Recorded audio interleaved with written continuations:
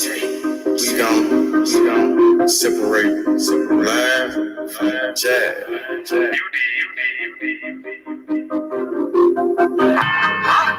might understand me. Am is better than am. Oh, you better than know me. Trap. I'm on my motherfucking trap shit. I'm on my motherfucking trap shit. I'm on my trap shit. I'm the number one in trap. D57, nigga on his ass out. Nigga came at me about a fucking bitch. D57, I laid his ass down quick. Blah, boom. Yeah, all that shit. Niggas talking shit. Oh, with all that shit. 20s, 50s, 100 shit, I want it all. First round draft pick, that's how I ball. Bitch think she bad, but I put that hoe on pause. Trap. I'm on my trap shit. I'm on my motherfucking trap shit. NBA baller, I'm that trap pick. D57 lay his ass down quick. Body found in the bag, laying in the ditch. I'm on my trap shit. For 48 a bitch.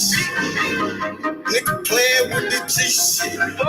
C-Mo, you know I'm with the shit. I'm ballin', girl, paid him back in 96. Don't give a fuck about what I do, cause they don't make you shit. 93 gang bad, they trap big. I don't know nothing about shit, I'm on some trap shit. Hold the fuck up.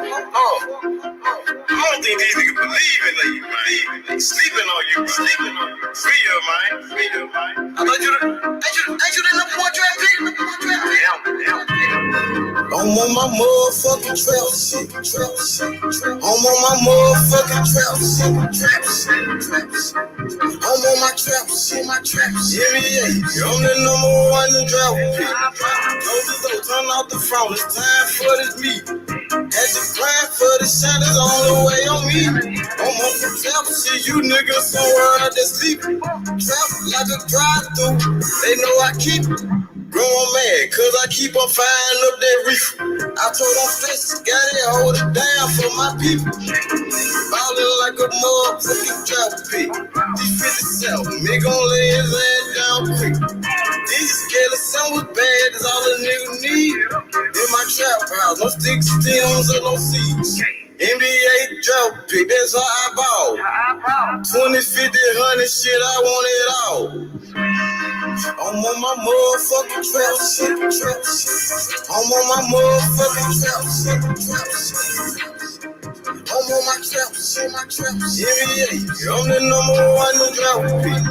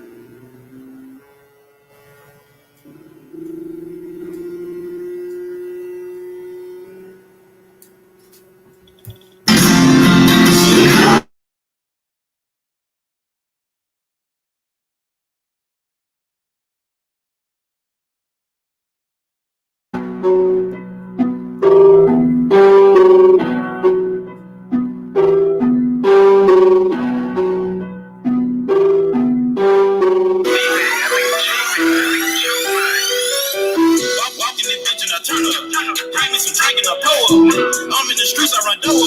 Spinning so fast I can't slow up. Spinning so fast I can't slow up.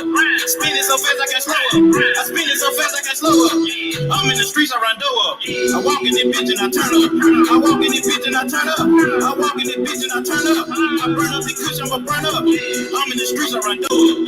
Spinning so fast I can't slow up. Grab me some drink and I pull up.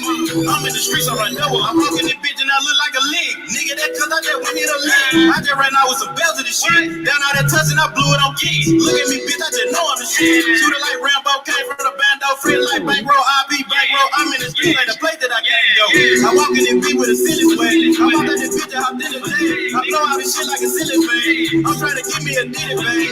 I'm trying to give me a ditty bag.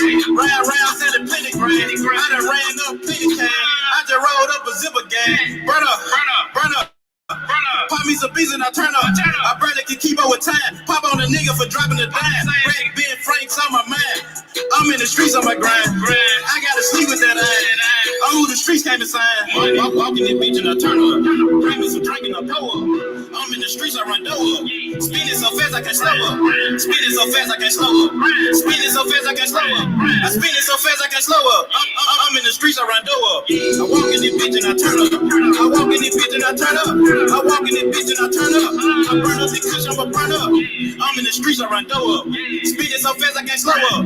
Grab me some drink and I pour up. I'm in the streets, I run door up. I'm a rich rap, I do what I want. I'm a rich street nigga, came out the corner. I live a life that be big nigga wrong. Pro medicine, I don't sip up a roll. Bail for bail, don't watch it for 12. I carry on scale, let them motel. Fuck on the L and make fuck on the jail. In the big cat mouth, check on my bail. Then turn to 20, turn to 50. Rocket designer looking like a chick. I'm from the hood and now my nigga get it. If it got money, six figures, I'm with it. Run through your hood and I'm serving yourself. Place up a order, I'm coming to serve. I'm in the street, I try jumping like her. Young mother, I'm in my hold up, free smurf, my nigga. Real street nigga from the brick. Fuck all these hoes, I can't beat out a bitch. Ride with a pound and a skeleton nigga. I'm in the jungle, I keep me a stick. I got a trap and I don't pay the rent. Double cup, I'm get it big. Rolling up backwood behind tent. Walking this bitch and I turn up. Bring me some drink and I pour up. I'm in the streets, I run door up.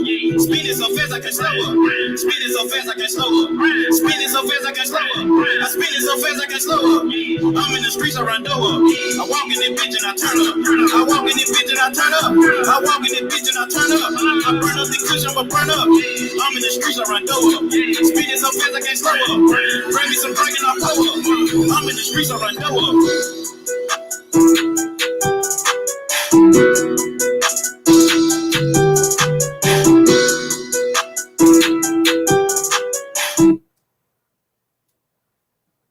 It's top.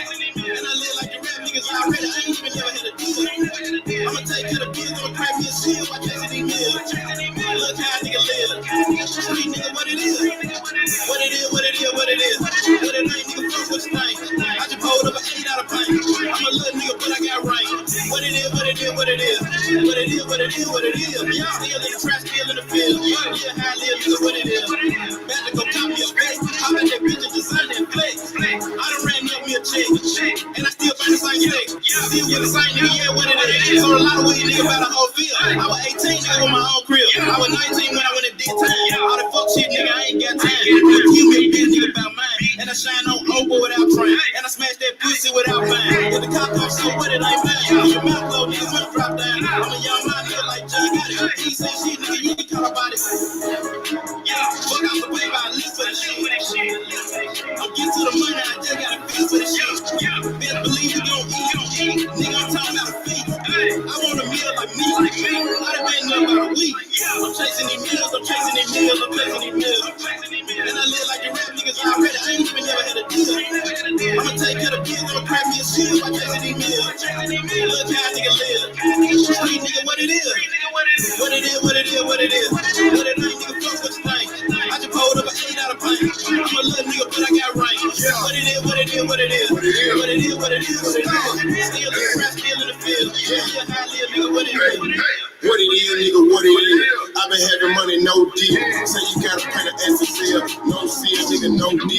Street nigga in the street for real. Stacking please gotta pay the bills. All these Jackson, all these Franklin, blue cheese in the green. I been giving real hitters deals. Bitch a kid before I happen me. We grown now, I'm your pappy's kid. That fuck shit to get your mammy drink. Hell stop, motherfucker. Tell your heart, motherfucker. Heard shit, dick silver. You a bitch in here, something. No deal, I ain't coming through. Street saying start dropping please. They want that real shit, all that fake shit. I can't deal with copping please. Money with me, I support the real. Shooting shots like the porter team. When he was on, I supported him. I took the streets back, now I don't see him. I'm chasing these meals, I'm chasing these meals, I'm chasing these meals. And I live like the rap niggas already, I ain't even never had a deal. I'ma take care of the bills, I'ma crack me a seal by chasing these meals. Look how a nigga live. Street nigga, what it is.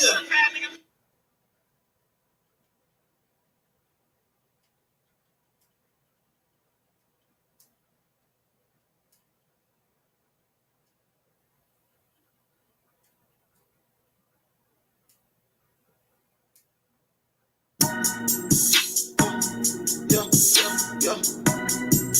Shut up.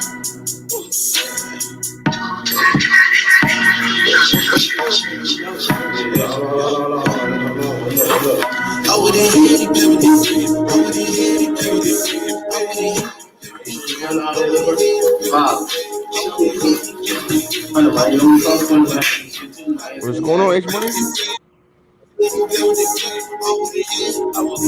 What's good, brother? Boxing. Salute my brother. How you feeling though? Feeling pretty good, man. Man, how you been doing, bro? Been just chilling and stuff like that.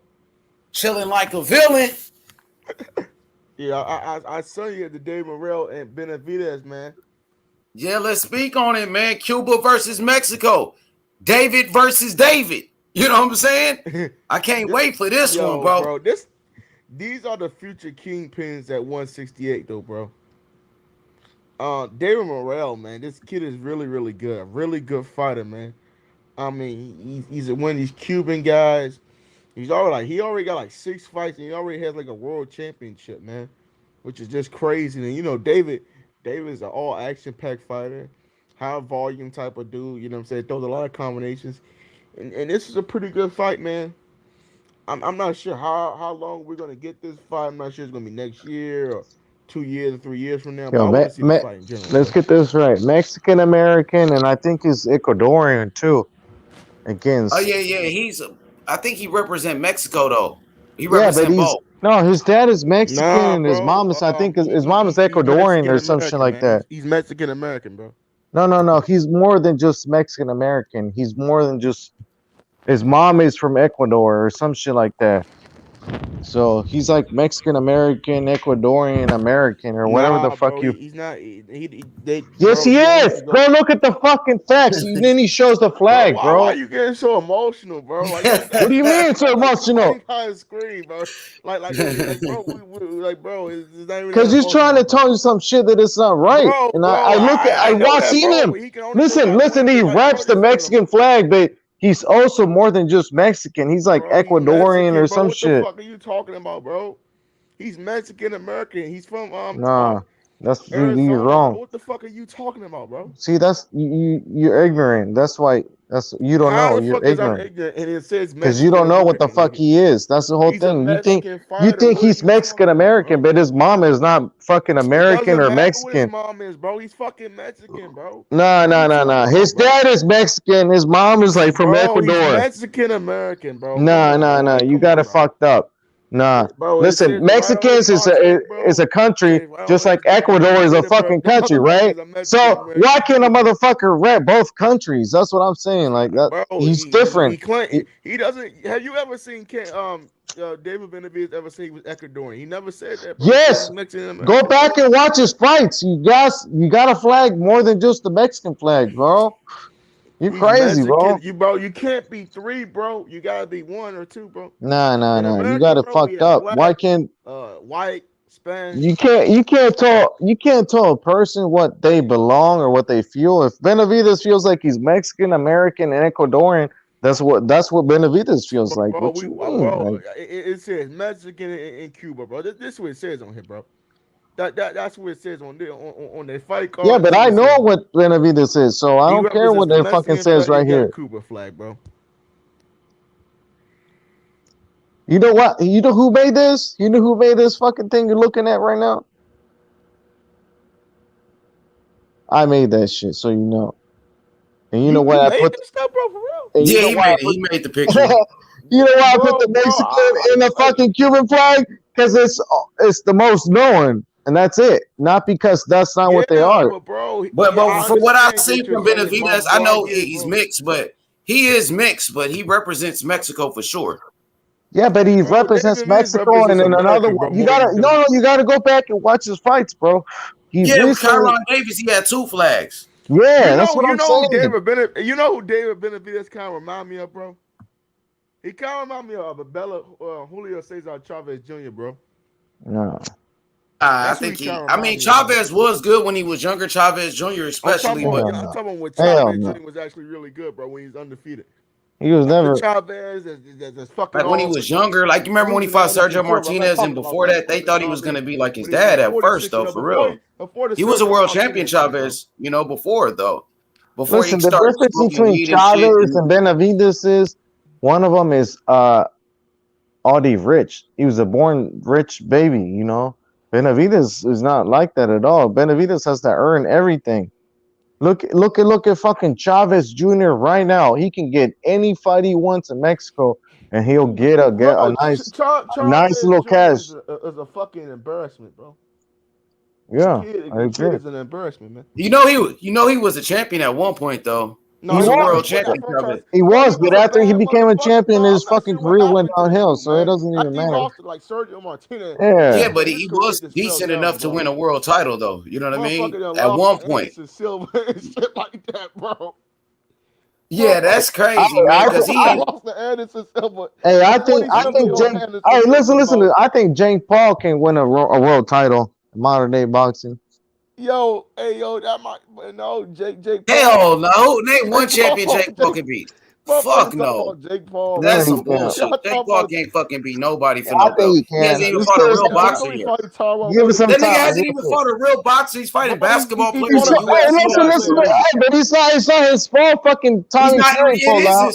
No, he's not trying to fight. It's not his fault. Jake Paul cannot win a world title. He cannot beat a real boxer. No. Jake Paul is such a fucking fake boxer.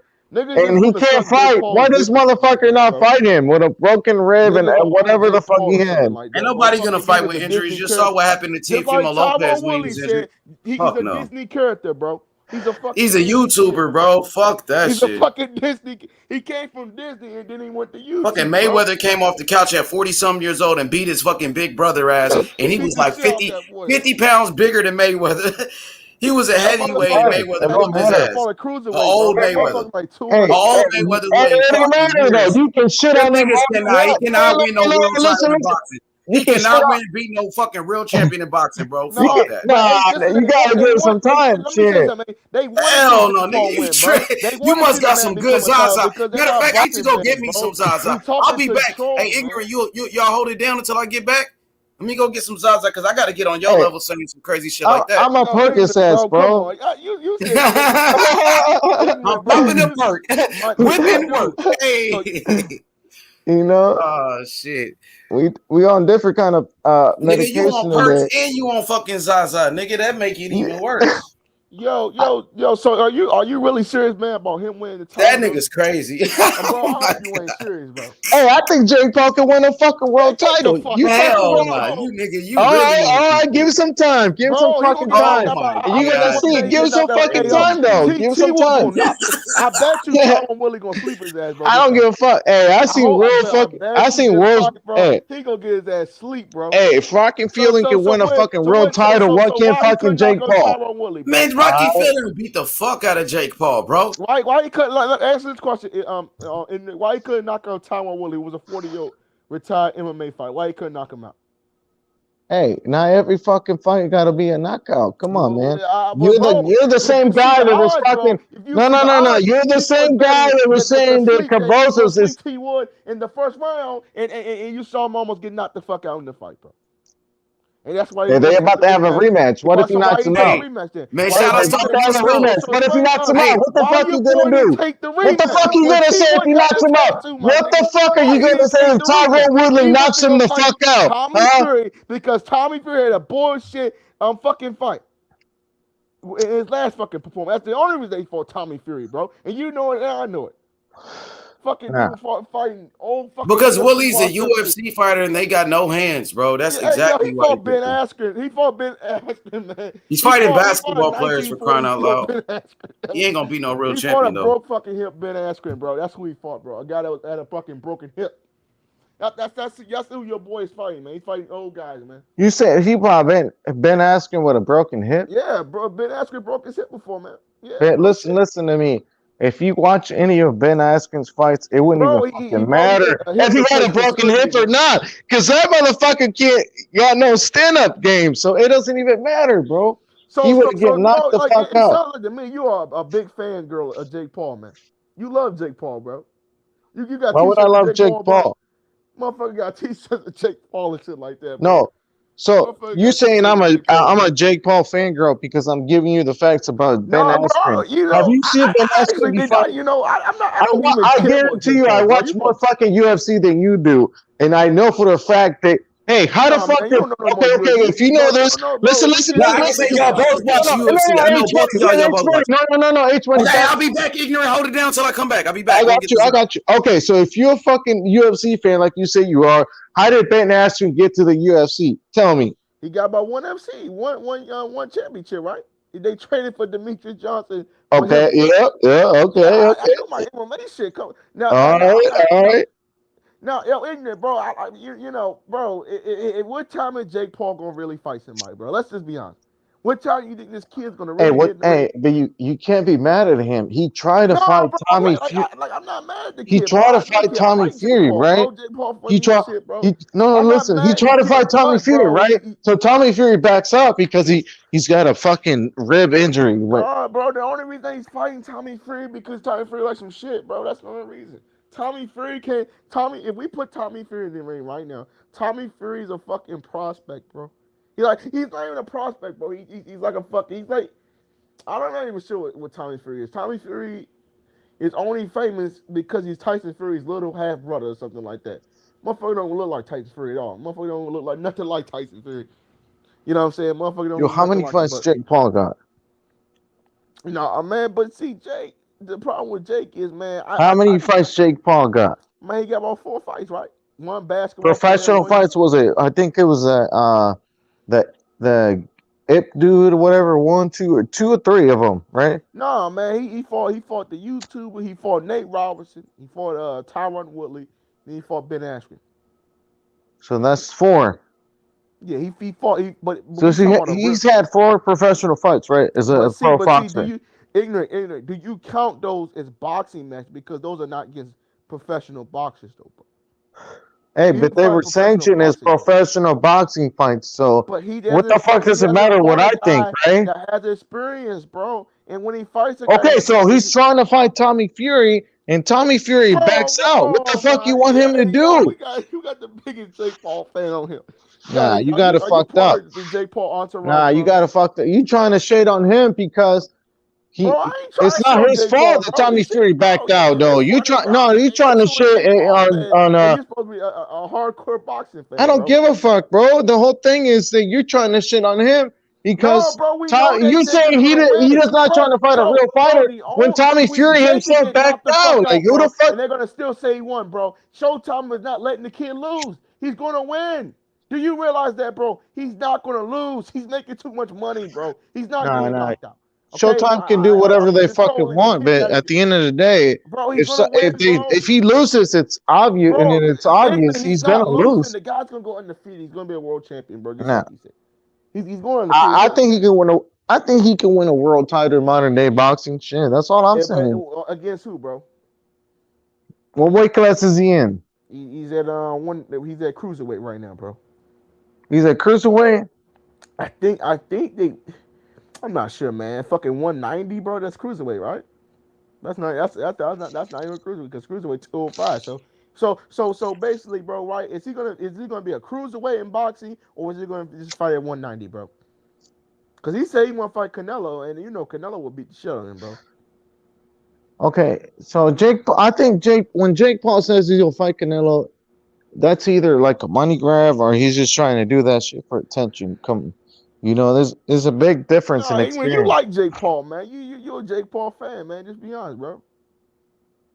I mean, I don't give a fuck about Jake Paul, bro. Man, You're mad. You're mad that I'm saying Jake Paul can win a world title in modern day boxing. I'm just That's what makes surprised you a guy mad. like you. And now you're calling me a fucking Jake Paul boxing fan bro. because that's what makes you mad.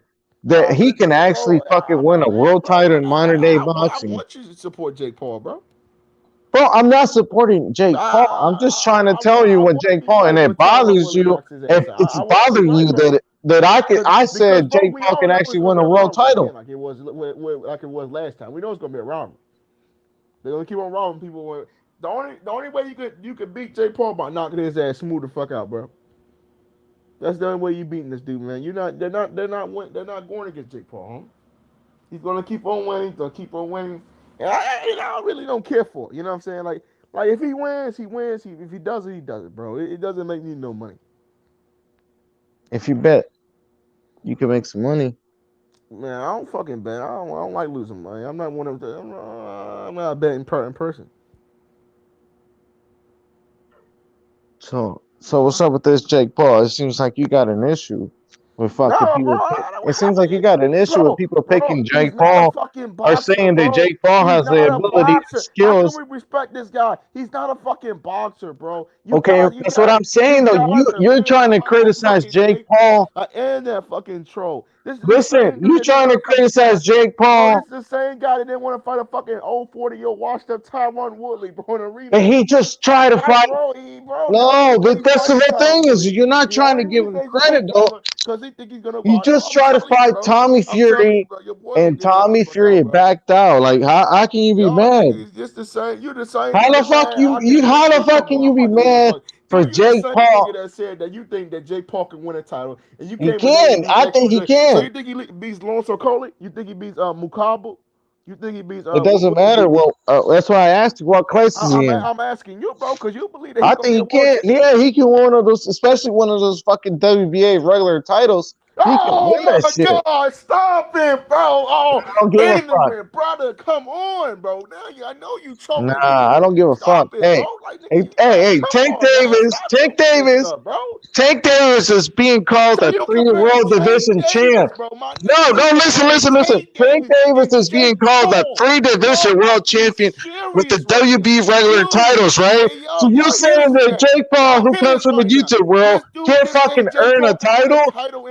Oh man, get the fuck out of here! Nah, you fuck. I don't give a fuck. Hey, those world titles are being considered as real titles. Oh my God! So I don't give a fuck. Who you think? So who you think he could beat? Just give me a name. Who you think he could beat? I don't know. I have to look. I would have to look closely, but I think Jake Paul can become a world champion in boxing. Let's get some names. Let's say he fights at 175, right? He's close to 1 now. He might can make the 175 weight, right? Let's say he fights at light heavyweight. You think he beats let's say we get him in there with Rocky Fielding, right? You think it'd be a competitive fight? Against Rocky Fielding? Yeah. Maybe, bro. Maybe. Bro, come on, bro. Y'all hear this shit, bro. But then again, you probably the same people. Hold on. You probably the same people that were shitting on Canelo for fighting Rocky Fielding, though.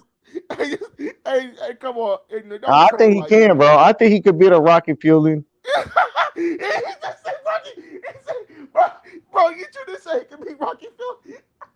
Bro, oh my God. But then again, you the same person that probably you the same type of person that was probably shooting on Canelo for fighting in Rocky Fielding. No, you just say he can beat Rocky Fielding. I did say that, and I'll say it again. Let's say could he beat let's say Callum Smith? Could he beat Callum Smith?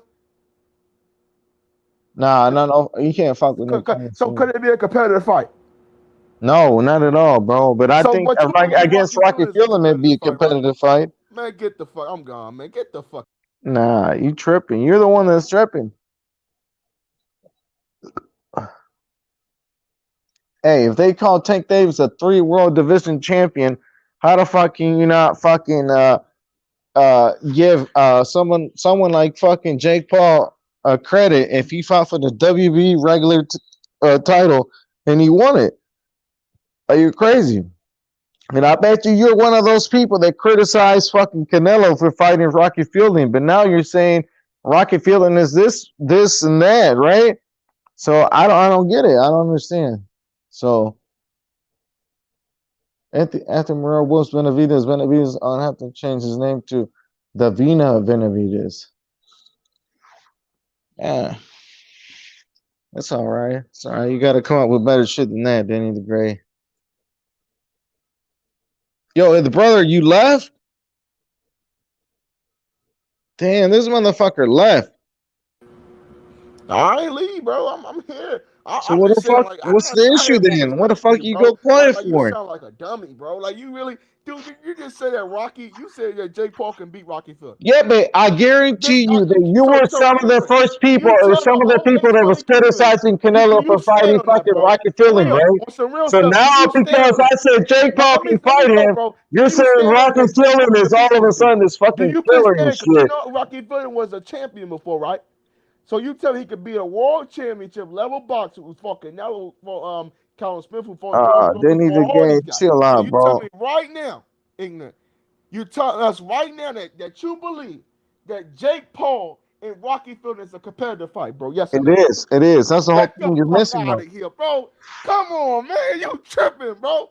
Hey, nah. Rocky Fielding had the WBA regular title. I think. So do you think, I got a question for you. Do you think Tank Davis and Jake Paul's a competitive fight?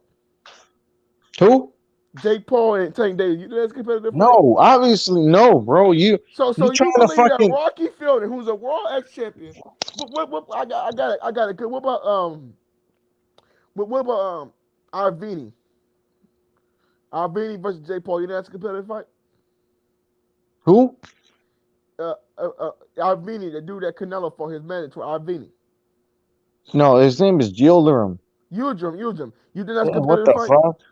Do you think Yildirim is a competitive fight? Yes or no? Against Jake Paul? Yeah. I don't know, bro. Maybe. bro, it's probably like a 60-40 fight. Come on. Yo, ignorant. Come on. Come on, bro. Come on, what, bro? Listen. You're trying to criticize Jake Paul. No. Let me talk. Stop. Let me talk. All right, let me talk first, though. You're trying to criticize Jake Paul for not fighting a real champion. Bro. Come on, bro. You believe? No. Listen, you're trying to criticize Jake Paul. Yo, let me talk. You're trying to criticize Jake Paul for not fighting a real fucking boxer, right? So do you believe Jake Paul can knock out Rocky Fielding? Listen. You're trying to criticize Jake Paul for not fighting a real boxer. Let me talk, bro. We'll take turns. Damn. We can take turns. Shut the fuck up. We can take turns. The same dude that believe that Rocky Fielding and Jake Paul's a competitor. Bro, let's take turns. You don't have to talk over me. Let me talk, though. Go ahead, man. I believe Jake Paul can fight like a Rocky type Fielding fight and actually win. That's what I'm saying. He can actually win a world title. Do you think that Mike Tyson and Jake Paul's a competitive fight? Who? Mike Tyson, 55 years I never said that, though. You're just trying to hit names now, bro. You're adding fucking names. No, don't. I'm asking you, could you think that's a competitive fight? No, obviously not. Like,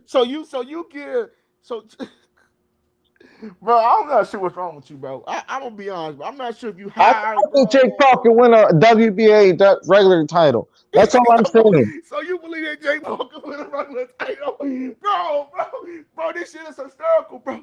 I'm almost about to have a heart attack, bro. Hey, don't post any of the gay shit, man. This motherfucker will never come on the panel. He just likes to stay. You believe that Rocky Fielding and Jake Paul's a competitive fight? He's a net banger. Danny the Great's a net banger, bro. Oh my god. He's a net banger. No, listen. I think Jake Paul can win it. Come on, you believe this shit, bro? Ignorant. Do you really believe this shit, man? I honestly believe Jake Paul can win a WBA regular title, bro. Get the fuck out. Nah, that's what I'm saying. Oh Lord, bro. So do you think? Look at all the people. Could he beat a George Groves, bro? Let's say Jake Paul versus George Groves. George Groves still fight. Yeah, but George Groves doesn't even fight anymore. And he's what the fuck you talking about? Like, what's the point of saying that he will fight George Groves when he's not even fucking active anymore. Like what? Like you believe that Rocky Fielding versus that Jake Paul's a competitive fight? You think that's a 50-50 fight?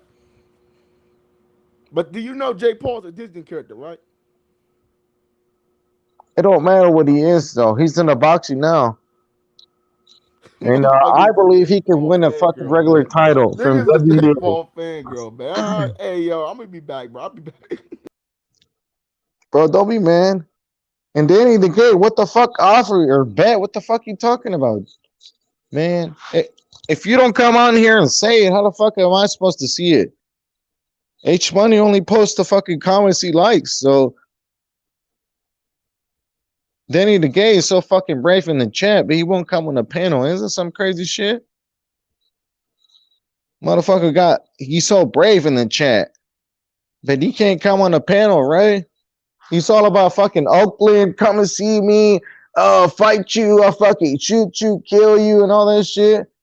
But fucking him motherfucker wouldn't even come on a panel, bro. That's how sad this motherfucker is. Like, if you really want to come and say it, don't type it.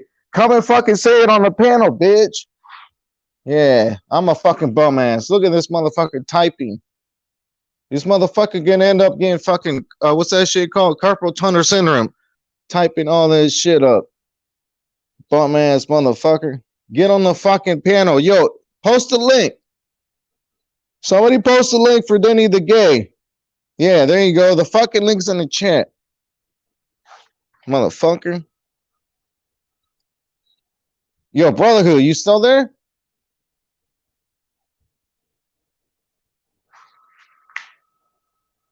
Integrating on that crack. Yeah. You recognize it, huh? You seen your mama on the crack. That's why.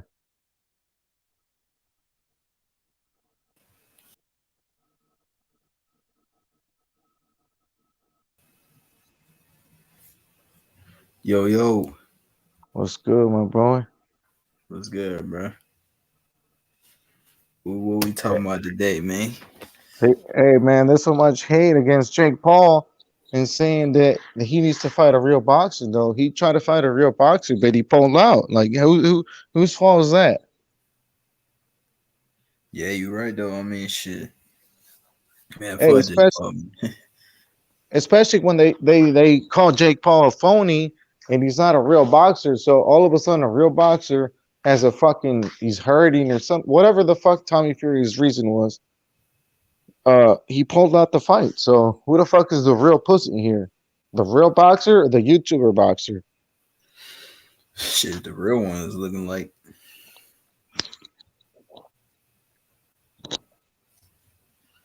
Yeah, man, that shit crazy, man.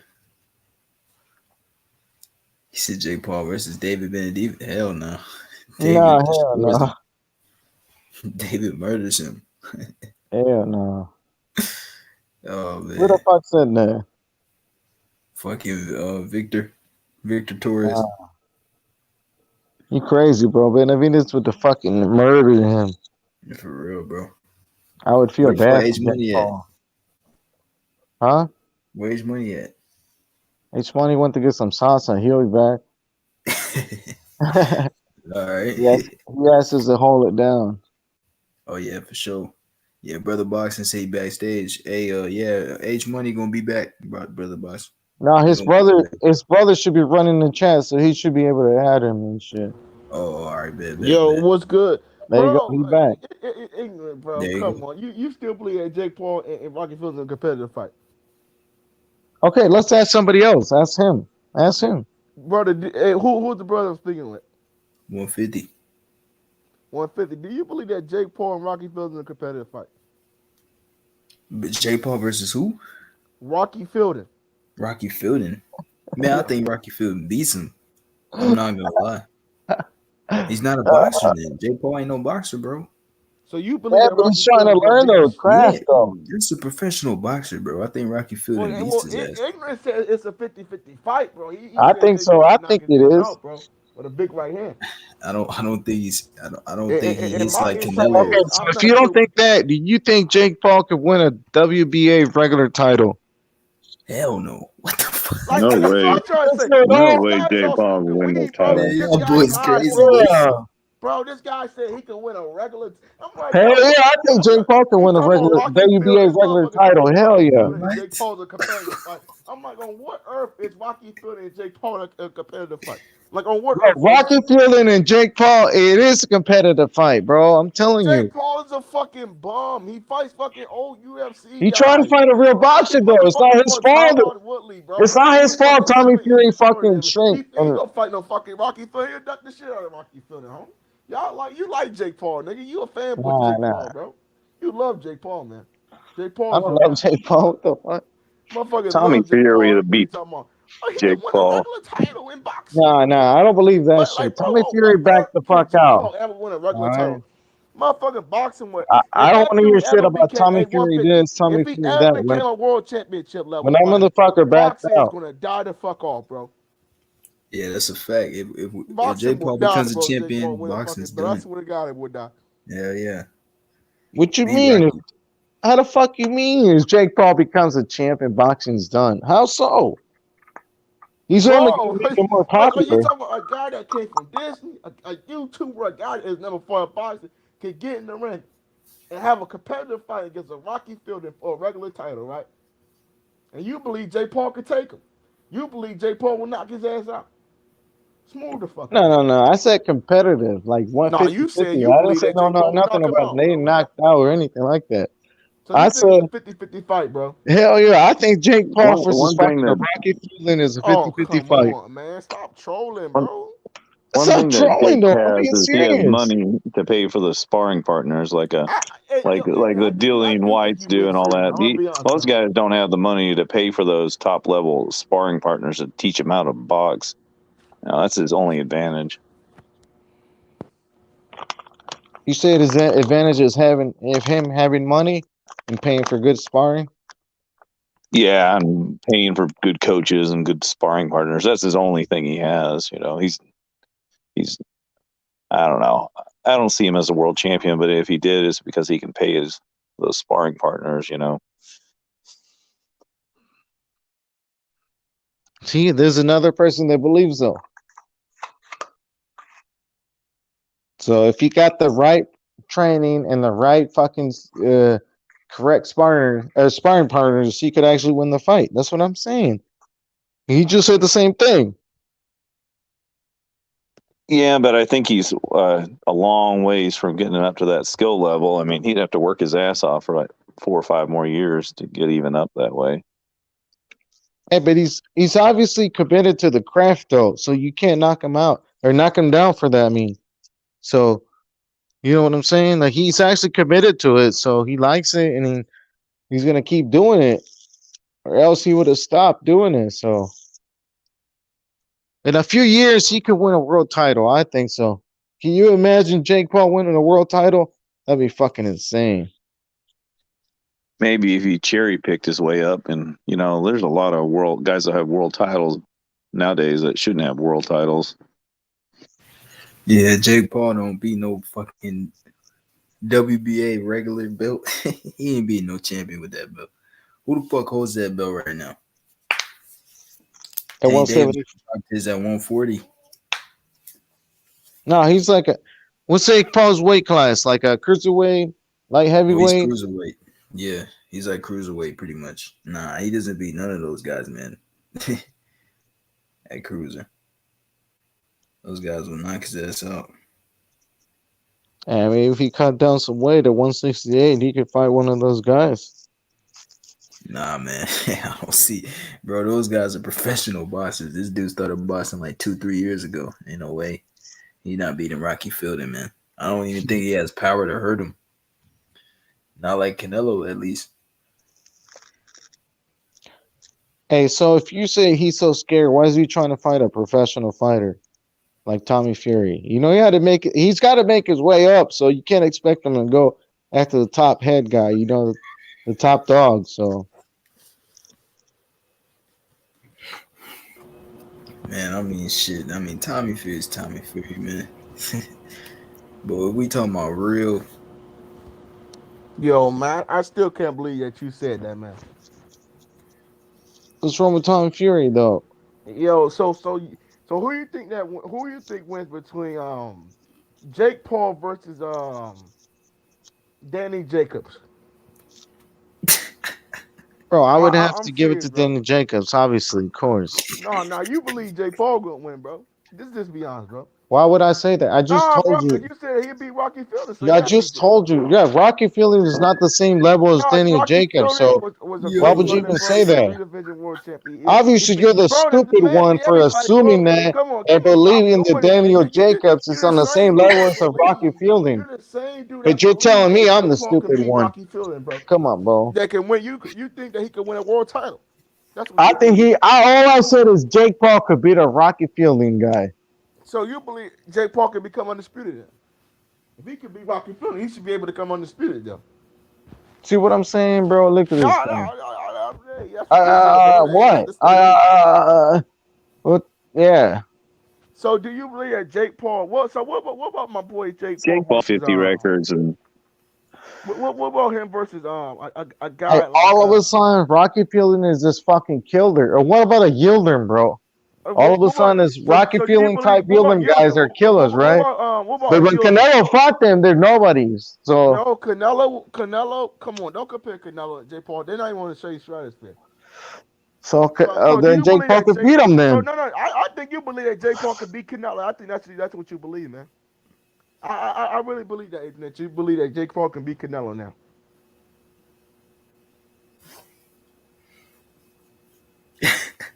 No, I really do, because this guy said he can become a world champion. Can become undisputed. Jake Paul can become the greatest boxer ever lived. That's what this guy said, man. No cap. yo. Motherfucker said Jake Paul can beat Rocky Fielding, man. Oh, And a you're competitive fighter. assuming and you're making a fool out of your fucking self. No, you making a fool out yourself So because you're you're supposed to saying be the that I'm boxing saying expert, bro. no. You're Listen, you're ignorant saying that boxers, I'm bro. You saying start that being ignorant Jake Paul motherfuckers could to beat the boxing Canelo, game. bro. Come on. Like I know you got ran out of here yesterday, so I know you're trying to find a way for me to I run out, but understand I'm how not yesterday going I ran nowhere, on my own, bitch. bro. I You ain't realize going I couldn't even nowhere. press a button. I So I couldn't know breathe, you're bro. trying to find a way, Bro, but I love that hooping, ain't bro. fitting. I love hooping. Yeah. You ran out of here yesterday, so I know you did. So I No, don't man, hear none of that shit. you just an idiot, man, for saying dumb shit like Yeah. that, I'm bro. an You idiot don't for even know saying that boxing. Jake This Paul could guy's a actually. fucking idiot, man.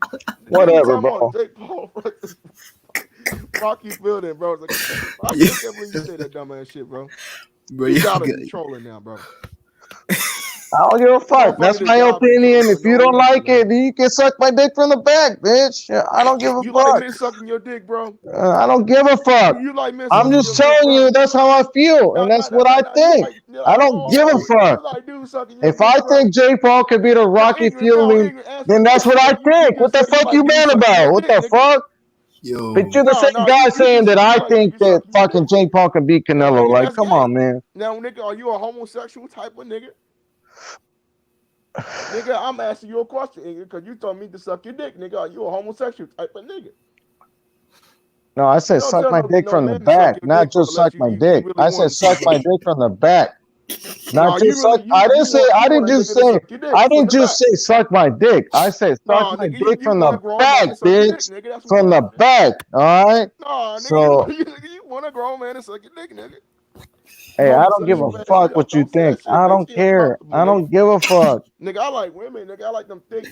Y'all You niggas like are that funny Jake as Paul hell, type of man. woman, Yeah, huh? that's why I like, nigga. I like me on the motherfucking bone, nigga. Now you might like man ass, nigga. That's what you might like, my nigga. Whatever, bro. You can take it literally. You trying to take No, this nigga, shit that's what you literally. like, cause Like you told a somebody grown told you man to to suck suck their your dick. dick, You're nigga. like, oh, you Nah, nigga, you literally told a telling me to grown suck man your to dick? suck your Like, motherfucking come dick, on, nigga. man. Nigga, you told a grown man to suck your dick, nigga. So you must like men, nigga.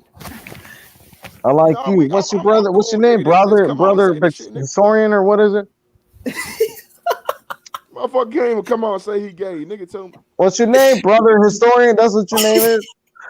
Nigga, Right? it's brother boxing talk, motherfucker. Brother boxing talk, whatever. Nigga, This because nigga I'm a said brother, Same brother nigga. shit. story. I don't same bitch shit. I don't give a Told fuck. me to suck your dick, nigga, From homosexual the ass nigga. back, Get the fuck bitch. out of From here, the nigga. back. Yeah, I know, nigga. You like men sucking your dick from the I don't back, give a nigga. Deep fuck. throwing the shit. Suck. Why you like niggas deep throwing your dick, right, nigga? get homosexual. Look at this motherfucker, descriptive as fuck, but I'm the gay one. He's trying to. Nigga, He's trying to describe. No. I didn't go into details, bro. You're the one trying to say dude's trying to suck my dick, like dick throw and all that shit. You're just trying to be descriptive. Yeah, but I'm the gay one, right? You trying to describe shit. A grown man to suck your dick, nigga. That's what you told me, nigga. So nigga, you're homosexual, nigga. Listen, let's go back to boxing. This shit's bro, we can go back to boxing, nigga. But I'm just concerned about you, it seems like it bothers you that I said Jake Paul could win a world title. It looks like that's all I said. You told me to. And you got issues with that shit, bro. you told a grown man on this motherfucking panel, nigga, to suck your motherfucking dick, nigga. You homosexual ass nigga. No. You want me to say it again? You want me to say it again? Yeah. Go ahead and say it again. Suck my dick from the back. Not just suck my dick, suck my dick from the back, bitch. I don't give a fuck what you think or whatever. I don't give a fuck. You watch them homosexual. Yep, homosexual. Homosexual. I don't give a fuck. I don't give a fuck. Homosexual. I don't give a fuck, bitch. At least I'm not gonna run out the fucking panel like a fucking bitch like you did yesterday. So I don't give a fuck. Whatever, you ran out the fucking panel yesterday, bitch. So what the fuck you talking about? Yeah, whatever. You ran out the fucking. You're the same motherfucker who saying Kabosas was stuck in this, Kabosas was doing this, and then you're the same motherfucker who said Lomachenko was the toughest opponent. So how the fuck you? You ran out the fucking panel yesterday, bitch. Go back. Hey, listen. If you did not watch yesterday's episode, go back and watch yesterday's episode, and you'll see this motherfucker got ran out the fucking panel. I don't give a fuck what you gotta say today. You like niggas, man. You like niggas. You like. So do you think you can? I'm starting to believe that this nigga. I don't give a fuck if you stutter and what the fuck you gotta say. No. We can move on, bro. But hey, just don't say that weird shit again. I don't give a fuck what the fuck I say. You like dudes, man. So do you? Okay, yeah. So do you think that Jake Paul could even be? He just said, yeah, he like dudes, man. So do you think that Jake Paul could beat Anderson Silva? Because I don't think he can beat Anderson Silva. No, man, he can't beat no damn Anderson Silva. He can't beat Anderson. Yeah, that would be probably as close as like a competitive fight. But I think Anderson Silva would whoop his ass because he beat Julio Cesar Chavez Jr. Yeah, and isn't he fighting? I thought Julio Cesar Chavez Jr. is fighting soon, isn't he? Bro, or did he fight like Chavez Jr. lost to Anderson Silva. Yeah, but I thought Julio Cesar Chavez Jr. is fighting like next weekend or the weekend after that, isn't he? Again, with somebody else. Chavez Jr., because of his dad's name, he can get any fight he wants in Mexico. So, it doesn't matter. I think he's on an undercard in a week or two. I got a good fight for you guys. What about Jake Paul versus Paulie Malignaggi, bro? How about that fight? Yeah, Paulie sucks. He probably could beat Paulie. Oh, man. Yeah, Paulie sucks, man. Right, bro, listen. I'm sorry. The more I watch that guy, the more I watch Paulie, the more I think he won his titles by exposing the back of his neck so people wouldn't punch him in the back of the head. The guy that Paulie Malignaggi fought at the bare knuckle fight hadn't won a fight in like 14 fucking fights or so. Right? Sucked. So the only reason he's staying in the UFC is because he was a friend of Conor McGregor. So he went and fought fucking Paulie Malignaggi in a bare knuckle fight and he won. So Lobos whooped his ass. First of all, I think Jake Paul actually knocked out Paulie Malignaggi. That might be the only boxer he can knock out, man. Man, Paulie was that guy saying? They beat Paulie Malignaggi in the bare knuckle fight. I'm not Paulie sure. Was a two-time champ. Artem Lobov. Oh yeah, Artem Lobov. Yeah, there you go. Artem Lobov. Yeah, the GOAT. Everybody calls him the GOAT. Yep, there you go. That's the same. Yep. Paulie he retired recently. He was probably on the pound for pound list at one point in time. Jake Paul's not beating him, bro. Young boy's tripping. So you saying Jake Paul can't beat any champion, even the WBA regular title guys? Who holds the title? That's what I don't even know what weight class Jake Paul is. I said be cruiserweight. No, you believe that he can win a world title? That's what you No, said, no, bro. no. That's not how he even started. I said he could beat a Rocky No, Fielding you guy. said he can win a world I Nah, said he title. he won't could beat beat a Rocky Rocky But that's what you Fielding. Fielding. said.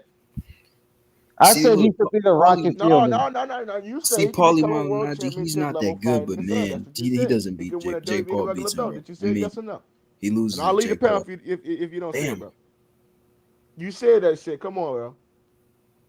You said, dude, that he can win a regular title and a WBA. Yes or no? Did you say that? Yes or Yep. no, And bro? I said he could beat a Rocky type Fielding fighter. That's what I said. A Rocky Fielding type fighter, but you said in the WBA regular. Then you said Yeah. yes or no? And Rocky Fielding had the WBA regular title. So that's the whole reason I'm trying to say he could beat a Bro. fighter like that. Bro, stop trolling, man. You know damn well Jake You Paul see, would look, never fight a guy like Rocky Fielding, bro.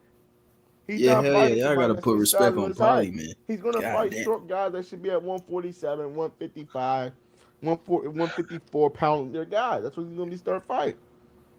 He's never gonna fight somebody that's his size. Sorry. I'll be surprised. Like he actually throw hands. Yeah, but Paulie has brittle hands and all that shit. He's still a world class boxer. He was a 2-time champ, bro. He Yeah, fucking man. Jake Rocky Paul beats Fielding, him. hey, maybe he's a bum, Jake but he's a Paul will fucking lose to world him, class bro. fighter, man. Yeah, We bro. couldn't beat no He was motherfucking on the Rocky pound per Fielding. pound list on one point in time, bro. Believe it or not, y'all niggas don't know that though, cause y'all think he's some shit. Man, Jake No, I Paul knew is some that. I shit. knew What the that. fuck? That boy's tripping. I don't care how bad Paulie is, what y'all think he is, man. I don't think he's the Yeah, best either, bro. Jake Paul is garbage, bro. Paulie's jab is what brought him all the way up to the way whoever the fuck he became. So, yeah. Jake Paul is Oh, I garbage, got a bro. good fight. What about Adrian Broner versus Jake Paul? Who wins? Broner beats his ass. Broner knocks him out. Oh, man, Broner might Jake throw his hands Paul? to that fight. Hey, Broner that might would throw be a his big hands to that. fight, though. Oh, shit. That's a good fight. I think that's gonna sell. You know, You Broner gonna think fall Jake hella short. Paul versus Adrian Broner is a 50-50 fight in there? Nah, it's No, I not said a 50-50. big Hell fight. no. A big fight. Because There's a big Adrian's so much difference. smaller. So Maybe who you think he's gonna win, bro? way smaller than Jake Broner Paul. would knock his ass out, bro. Like probably would, but Broner's a lot smaller than Jake Paul. He's probably let's see, 100 and probably even he's not cutting fight, probably though. 30 pounds lighter. Jake Paul can't. You think he can gain enough? Jake Paul need to You be in think 4-round fights, man. Hey, that dude, he gassed out against Tyrone Woodley. Those were too many rounds for him, bro. You could tell, bro. He doesn't have no experience. He's doing all this shit on the fly, bro. He's garbage. With Jake Paul? you know it'd be funny? Yeah, Put bro. him in with another guy that gasses out, that Ollie Walsh. Now that's a fight that would sell. Ollie Walsh knocks his ass out, man. I know, but he probably would. But that would be, you could sell the shit out of that. Ollie Walsh is just starting, though. What the fuck? I know, but so much he's Jake starting Paul, too, you but probably can sell that shit. They ain't gonna put fucking Ollie Walsh with Jake Paul, bro. Come on. Hell no, they won't do that. They both gas out, and they both can only go 4 rounds. But Ollie Walsh is like what, 2-0? He's 3-0 now. 3-0. Yeah, come on, bro. Yeah. You got to give him time. Like he's trying to build up. Like, yeah, he has to build up for sure. Yeah, you can't say he fucking gasses out when he's just starting off. Like, come on. He beats Jake Paul though, for sure. I think he'll knock him out, bro. That dude got a hard right hand. It seems like he can hit from what I've seen. See, that's what I'm saying. Adrian Broner versus Jake Paul is a big fight, but I don't think he'll win, but it's a big fight. Honestly. That would sell, for real. Hey, that's a bigger fight than Conor Benn, though. Yeah, but I don't know. I don't think Broner's interested in that. But if they called his name, he probably would do it for money. Bro, that'd be crazy. Adrian Broner versus Jake Paul. Holy shit. What about that guy that fought Angulo, that Hernandez guy? Do you think he could? How do you think he'd do? I think that Hernandez guys would beat Jake Paul. What do you think? That Rosselli or Hernandez or something like that. It's like has like a European first name and the last name. Do you know what I'm talking about? No. Wait, did they fight recently? Yeah, but he fought recently again. He fought I think he fought on the Tyson Fury card. It's like and won. his name's like I can't. It's not. Is it Vercelli or is it? I can't think of his first name. It's something Hernandez. He fought that Alfredo Angulu, and he on a short notice or something, and then pulled off a win. Did he fight Angulo? Yeah, he fought Angulo recently. I don't know. Do you think he remember? I think I forgot. Yeah, I don't know. Yeah. Anyway. About, bro. Yeah, I don't know what you're talking about. Yeah. Yeah. Anyway, you probably don't. But I think Jake Paul couldn't even. I think he would have trouble beating him. It's like I think Alfredo Angulo. I think he would have trouble beating Jake Paul. Would have trouble beating Angulo, even how old he is. What do you think? I think Angulo could hang with him. No. You don't think so? Alfredo Angulo, or who? Which Angulo? Alfredo Angulo. Yeah. Man, he's done, man. That dude has been done. He's slow as fuck. He beat Peter Quill. He beat Peter Quill, that chocolate guy. Man, Peter Quill is a bum, man. That's why he beat Peter. Oh shit. I mean, I'm just keeping it 100. He's a bum. Hey, ironically though, man. Hey, real quick. Ironically though, man, I accidentally passed by Benavidez gym up here on accident. There, I had to. I was trying to get up to the bus, and I got off on the wrong fucking stop.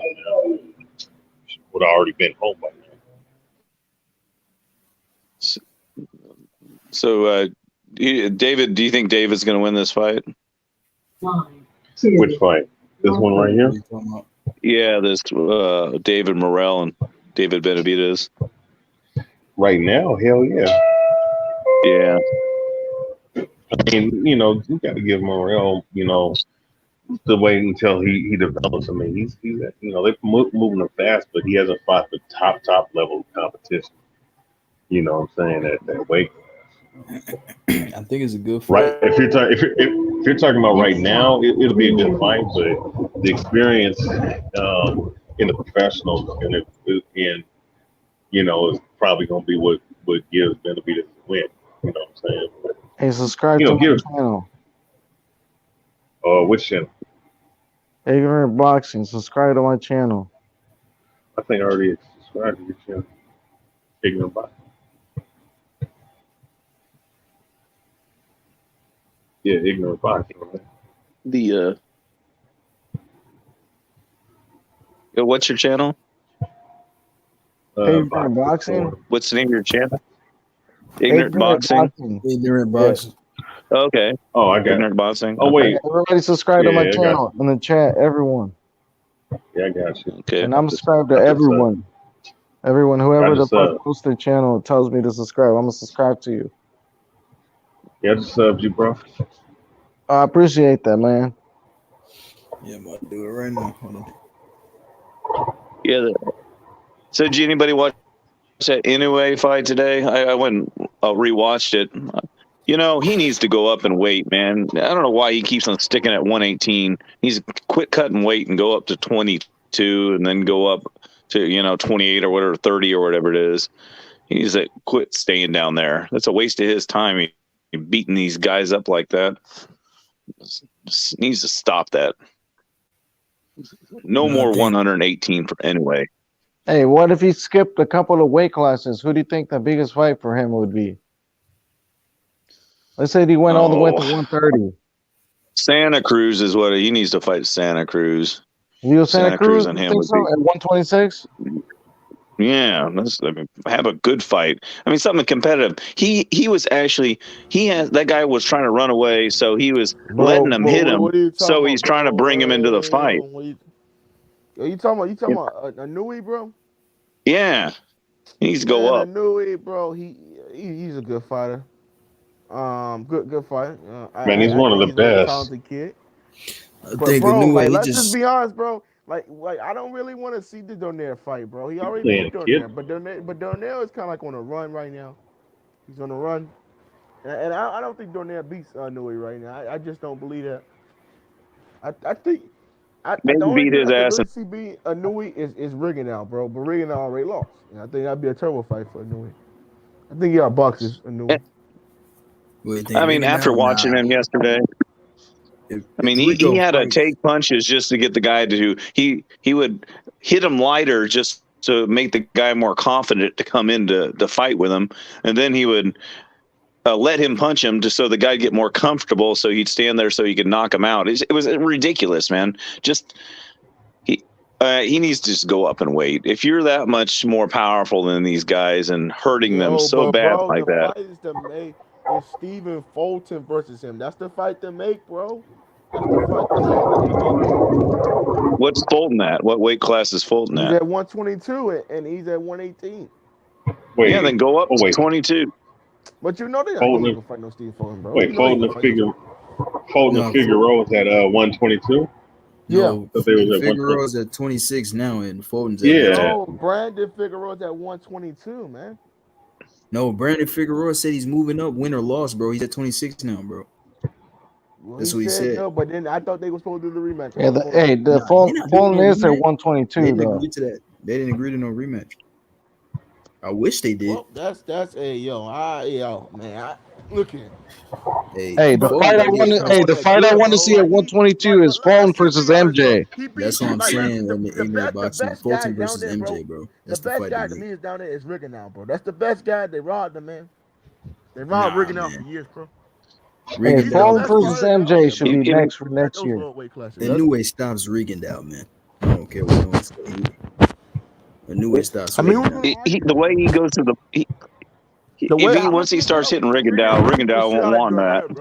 When they fought, Rigondeaux's just gonna run around the ring like he did against Casemiro. But the only thing is, Inoue is better than Casemiro. He can actually cut off the ring, so he's gonna. Yeah, he ain't going nowhere.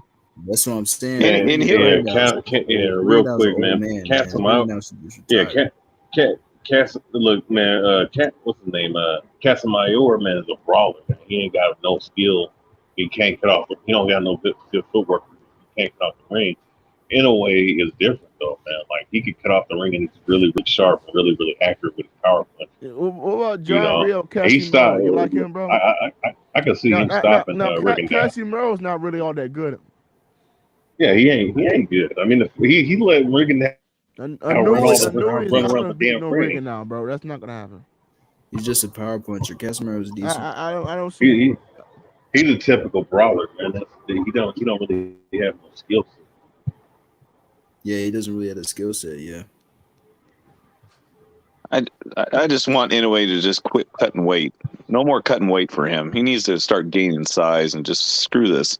I mean, he's never going to fight anybody. He's not going to do that, bro. You know they're not going to do that, bro. They're going to keep him at them lower weight classes, bro.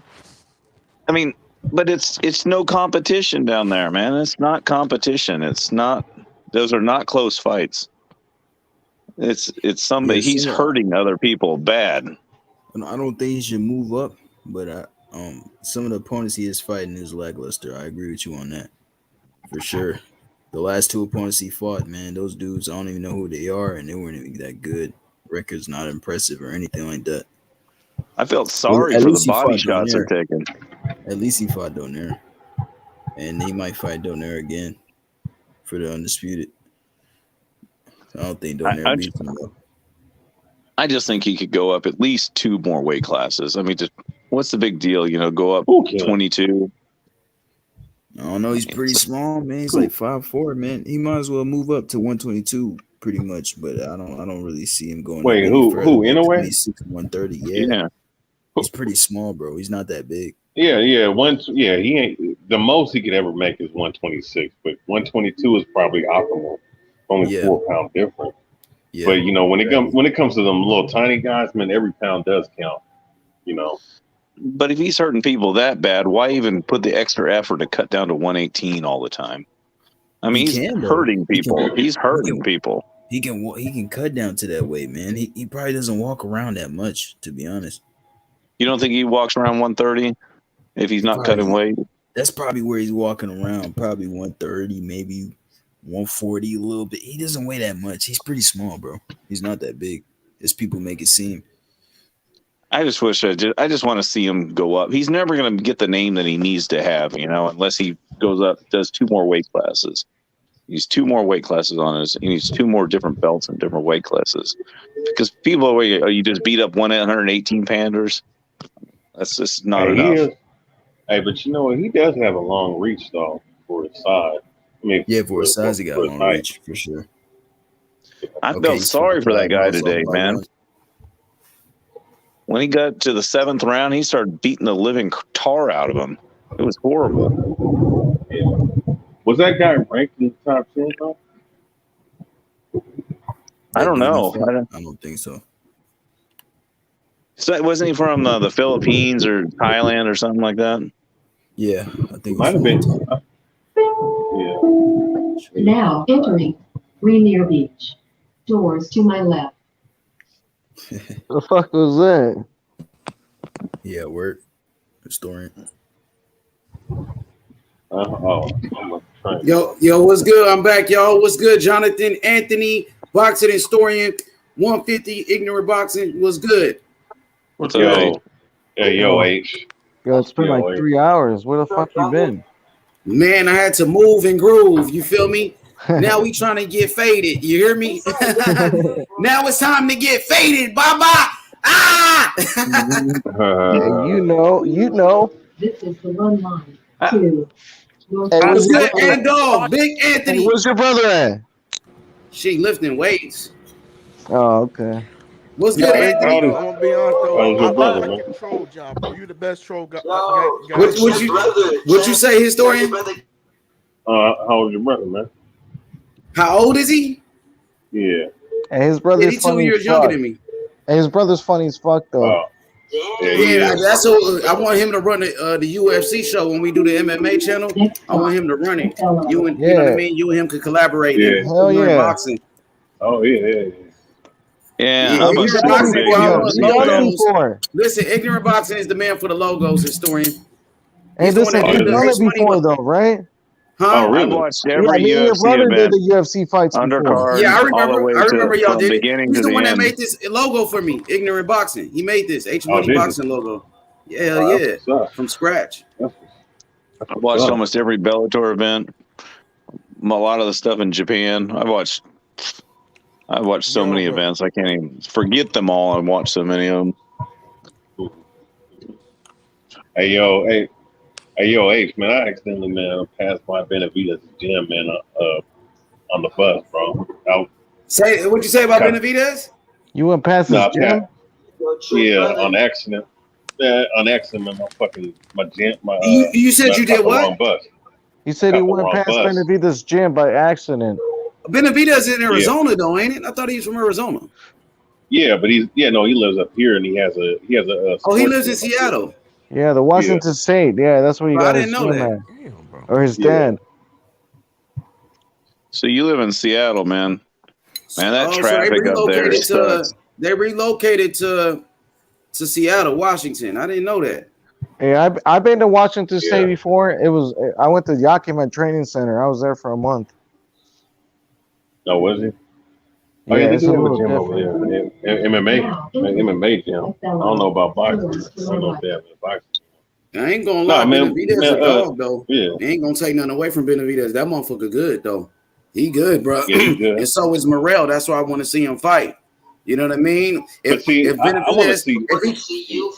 If Benavidez, if he can't get a fight with Canelo, what the fuck is he gonna do? Keep fighting bums like Kyron Davis? No. You know, the next best fight to make is a fight with Morrell. Morrell, who has the regular belt. The regular belt does mean something. People want to shit on it all the time, but we know Tank Davis is going around fighting for regular belts. We know that Canelo fought for the regular belt 2 times when he fought Rocky Fielding, and Canelo fought Austin Trout for the regular belt. So that shit does matter, bro. You know what I mean? Even fucking Ugas fought for the regular belt. Ugas. You know what I mean? Then he was elevated to world champion, to the super champion. So, you know what I mean? It is what it is. You know, Benavidez got to stay active. He got to stay active. He got to stay busy. That's probably but if you're saying he's got to stay active, he's got to stay active against like decent bums like opponents. Andrade's fighting those Uber drivers. Fight the same type of guys Andrade's fighting. Yeah, but that's not being active. That's like really pointless being active. You're not really getting anything for doing that kind of shit. But that's a fight that people do want to see. You remember Jose? Hey, but you know Jose what? who comes to the channel. Jose said that was a dream fight. You know what I mean? Benavidez versus Benavidez. Yeah, you remember he said that, Jose? Hell yeah, that'd be a fucking dream fight. I agree with that. Oh yeah. Jose from Mexico, right? Jose from Mexico, right? Yeah, Jose. Yeah. So you can't be sitting around waiting for Canelo forever. What are you gonna do? Just like Charlo and Andrade at 160, what y'all gonna wait forever while Canelo's at cruiserweight and y'all need to fight each other? Fucking Morrell, Benavidez. I want to see that fight. They should fight each other. Yo, shout out to Shadow Ghost in the chat. My brother Ghost, he said H Money was watching. He said was watching David Morrell fights yesterday. He got a great amateur record, 130-2. Yeah, he did. 130 wins, only 2 losses. That's hard to do, bro. You know what I mean? And turn professional at a young age. One of the only Cuban fighters to turn professional at such a young age against Benavidez. And everybody know Benavidez is a monster. Some people actually believe Canelo was ducking Benavidez. That's what Mayweather is saying. What do you think about that ignorant boxing? Mayweather coming out and saying Canelo was ducking Benavidez. Yeah, and when people were saying he was ducking people, what the fuck was he saying? Oh, just because you don't want me to. Oh, just because you want me to fight him now, I'm ducking him. Or you want me to fight him, I'm ducking him. It's the same shit, bro. I don't know. I don't give a fuck. Do you think that he's ducking Benavidez? Maybe giving Canelo? preferable matchups. I mean, fuck no, he's not ducking. Hey, listen, David Benavidez lost his belt twice. Optional shit. He did it to himself. It's not like somebody put a fucking gun to his head and shit. You know, he did it to himself. So if you can't get a Canelo fight now, that's on you. You fucked up. And I seen some of his interviews about his dad in the Spanish fucking channels, right? And his dad, he's been talking a lot of shit, bro. A lot of fucking shit. Who's dad? Who's dad? Benavidez's dad. He's been on the Spanish channels talking a lot of shit, saying all this crazy shit. Which Spanish channel?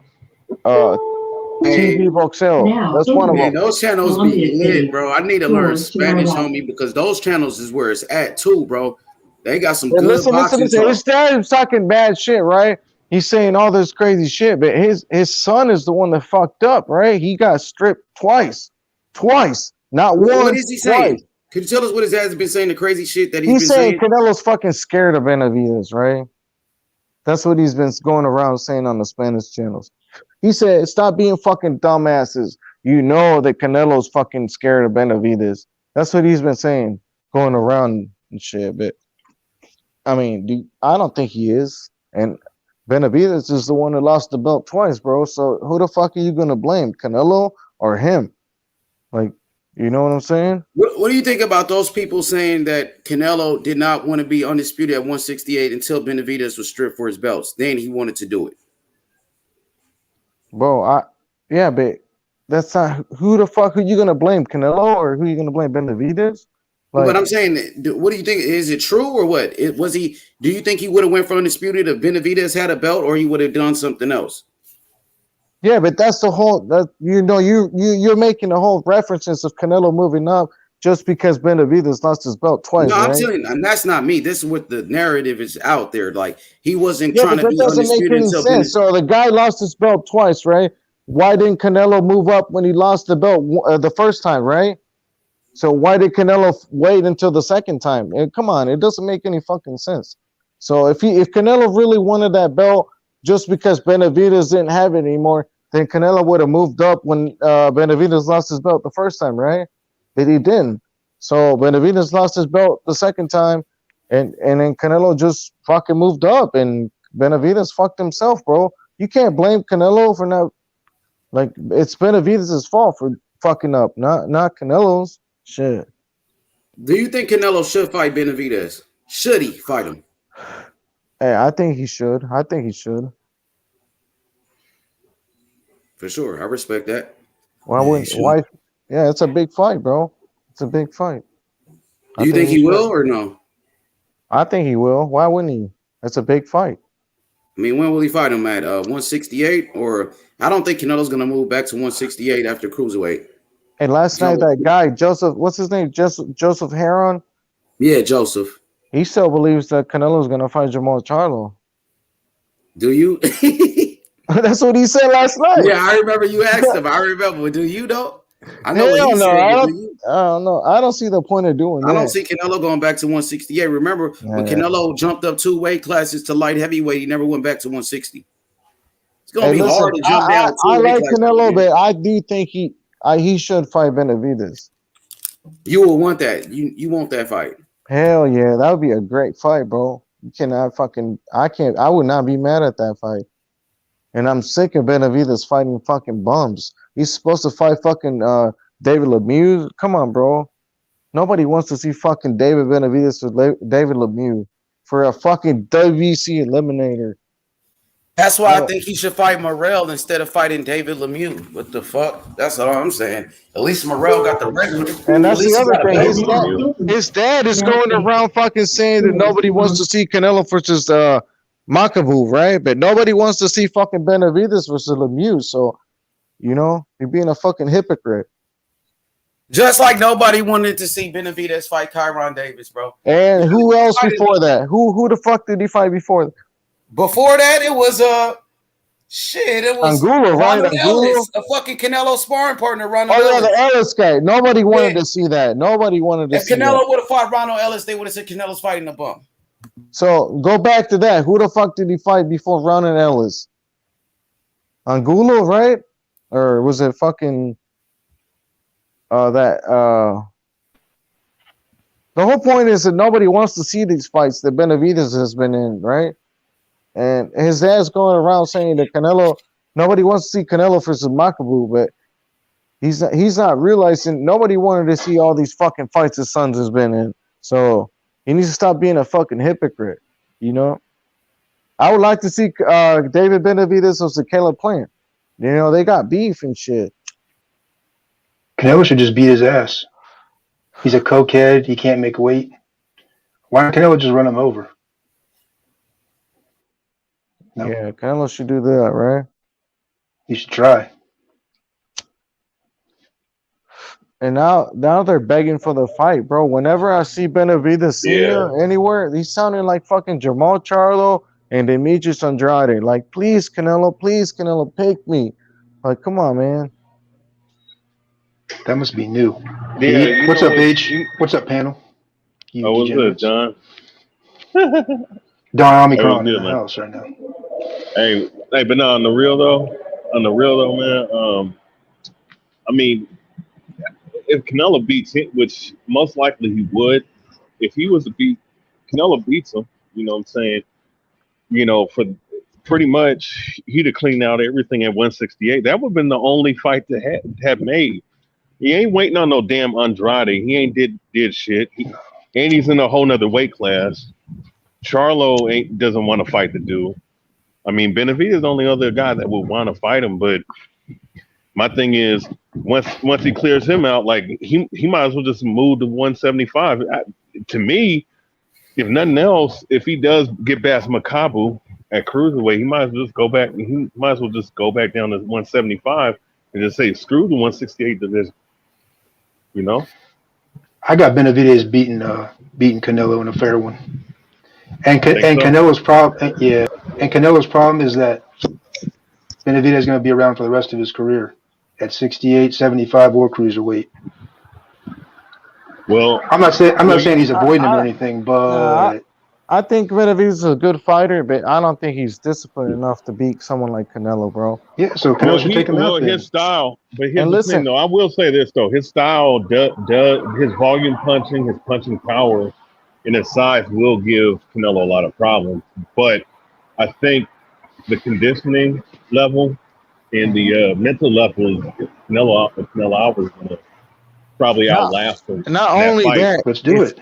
And it's all the reasons why Canelo should fight him. All these reasons are why Canelo should fight him, Not only that, when you go back and watch the Tyrone Davis fight, whatever that dude's name was, sometimes he would push him off and Benavidez would like back off. You know, he wouldn't even push him hard, Yeah, and Benavidez was off balance so bad, bro. It was insane.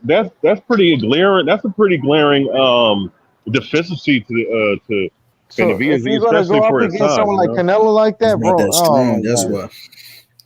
I mean, this is like a list of reasons why Canelo should fight him. I He's mean, that strong. he's undisciplined, can't make, has a problem making weight. He's cocaine, leaky defense, doesn't like it to the body. What else? No head movement. These are all reasons why Canelo should like ice him. Like, I wonder what the problem is. You ice who you talk about him icing? Benavidez. I'm being sarcastic. I think Benavidez. What you trying to say that Canelo's ducking Benavidez? Yeah, basically, that's what he's saying. Nah, man, I don't think so. I don't think so. I'm not saying he's ducking Benavidez. I'm saying explain why you're saying this. Explain why you're saying Canelo's ducking this guy. All right. I'm not saying those words either. I would say that if I really thought that, but like all I'm saying is this: the guy, all right, he's undisputed at 68, right? But let's just say Benavidez is the second best 168 pounder behind Canelo. He leaving the division with the number one contender still there, and he's jumping over 75 for some reason. I guess I don't know what the status is with 75 with Bivol and Beterbiev and these other guys, and he's going to go up and fight Makabu at 190. I think he thinks he can beat Makabu. Technically, that's the reason he's fighting. I bet you he will. So you're pretty much saying that he's cherry picking Makabu. Technical stuff. No, Jonathan. So you're pretty much saying that Canelo's cherry picking Makabu because he thinks he can beat him. Is that what you're saying? I think he's just building his name wherever he thinks he can build his name, like when Mayweather. You say that he's picking Makabu because he thinks he could beat him, that sounds like a cherry pick. Yeah, I mean, but it's not Makabu's a bad fighter or anything. It's not like he's going for somebody that's a horrible fighter. I mean, it's just that he thinks that he maybe had the advantage. Maybe that's cherry picking. I don't know. All right. Anybody want to respond? Ignorant? Want to respond to that? Hey, all I gotta say, how do you cherry pick a champion? Like, jumping up 2 weight classes too. And he's a legit champion, not some WBA regular bullshit. He's a legit. So he did fight Rocky. And another thing too. Yeah, Rocky Field's a bum, but look, but listen though, Makabu is a good cruiserweight with power. You know what I'm saying? And mind you, this is 2 weight classes. I mean, you're not dealing with the little boys no more. You're dealing with the big boys at that point. You know what I'm saying? So it's not going to just be some easy walk in the park fight for Canelo. Hey, has Makabu ever fought a fight at 190, or has he fought at 200? His whole cruiserweight. Yeah, that is going to be a problem. You know what I'm saying? If depending from on Makabu, not for Canelo. For Makabu. Yeah, that's what I'm saying. For Makabu. If that 10-pound does make a difference, because I'll say this, it's not look, I was training full time, and the most I could get down was 194. You know what I'm saying? So I can understand it, especially with at that level. If you let's say if you're 215 pounds and you're used to cutting 15 pounds, it's easy to do that. But when it comes to like 10 more pounds, and then you're cutting 25 pounds instead of 15 pounds, that could be a concern. How are they going to take a title, as you say, how are they going to take a champion with a belt around his waist and then change his fucking weight division on him while he's wearing the belt? Ask Mauricio Suleiman, man. He's the one that be doing all this silly shit. You said Mauricio Suleiman did what? But that's what they're trying to do. We don't know if it's going to actually happen, but how that's though? How being is he trying discussed. to do what? Canelo's not going to. I saw an interview with Eddie Reynoso, and he said there's no weight limitations on Kambu if the fight happens, or Makabu. Oh, so there's no weight limitation.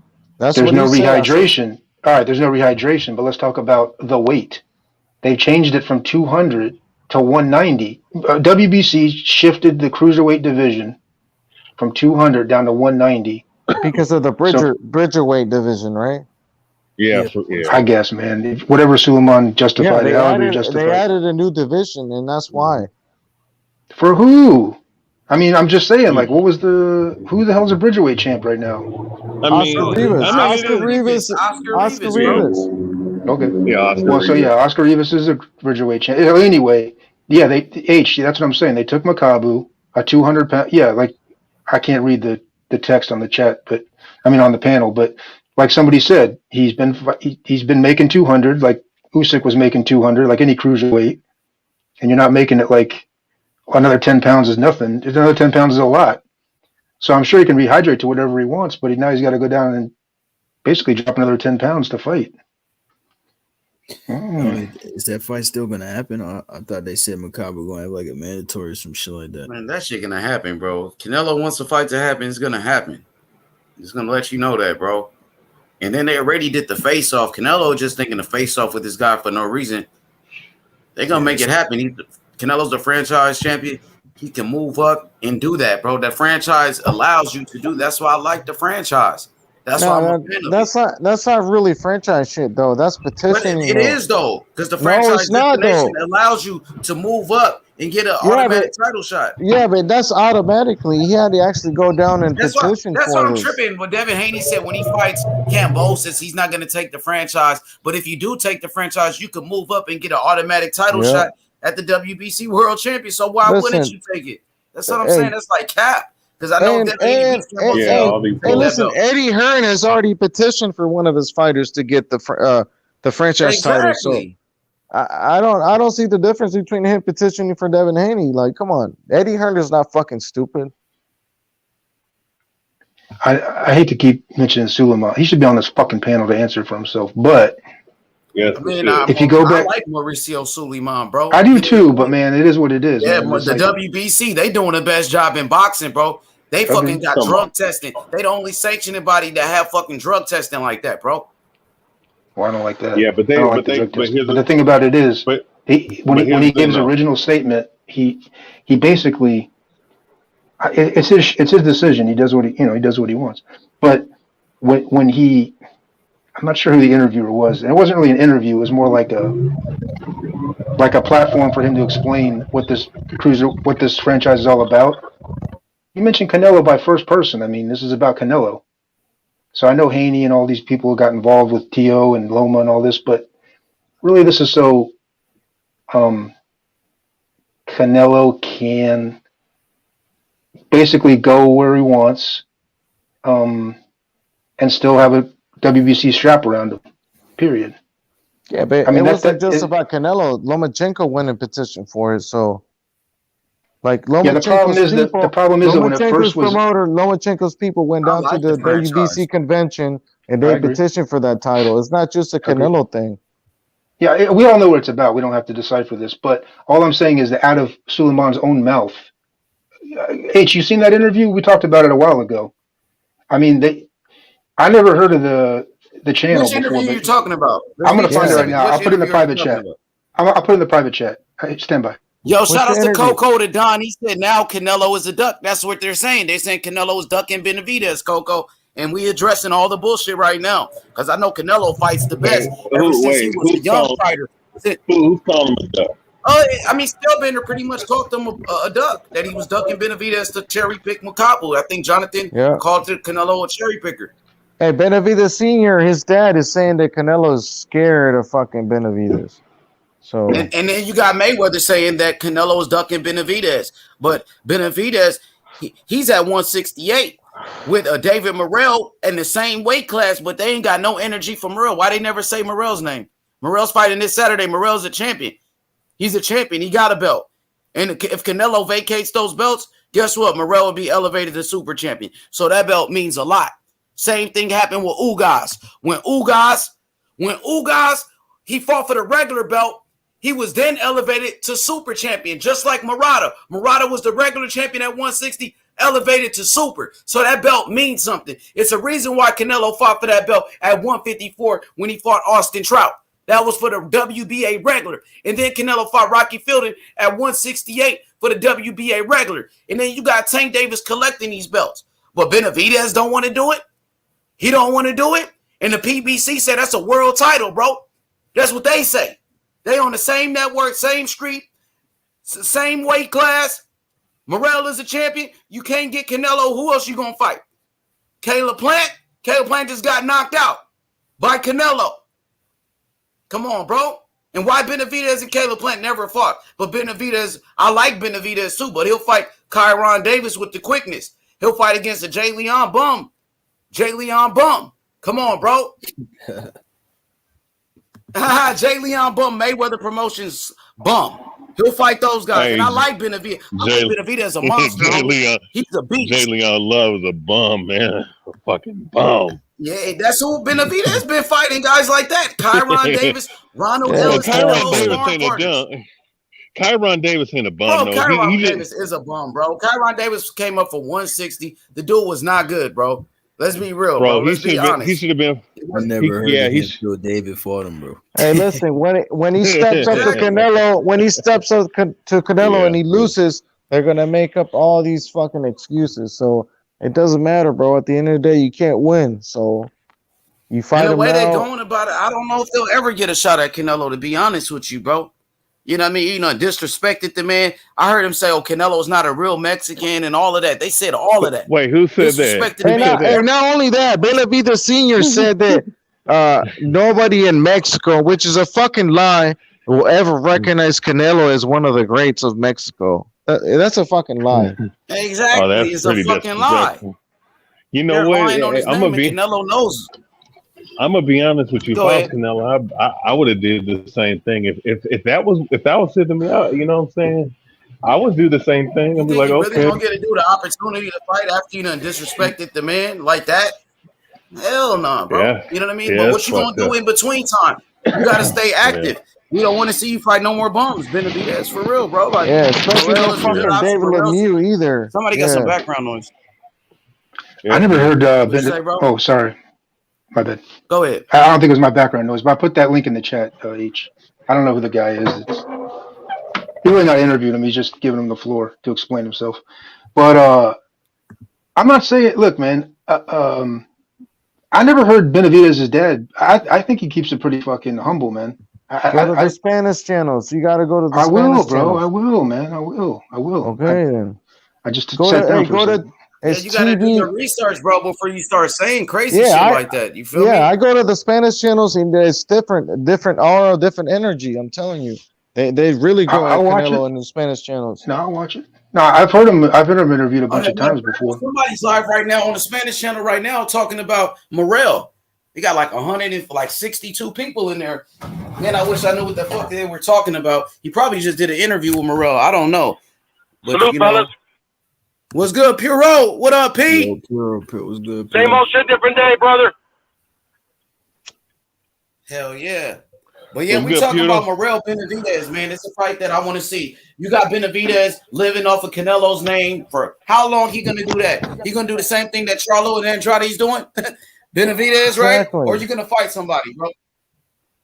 Hey, he'll fight somebody.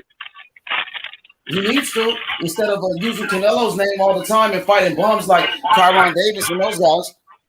He needs to, though, bro. He just fought too, so we'll see. Morrell, yeah, that's definitely a possibility. I would say. There go Lalo. Lalo, what's good? He said Benavidez the real deal. He is the real deal, Lalo. He is. Bro. I agree. He's saying he want to fight Canelo. He wants to fight Canelo, but Canelo is going to cruiserweight. So in between time, what is he going to do? He's going to fight David Lemieux in a WBC title eliminator. That's Lalo, I know you saw the fucking interviews of his dad talking all that shit. I know you saw. Yo, yeah, post man. the link. I think Did you, Lalo? Hey, post the link so Lalo come up in here. Boy, though. Lalo, come up in said here. He'll bring Benavidez to the show. He said he'll bring Benavidez to the show, bro. That's what he said, man. Benavidez is a beast. He's one of the best young fighters.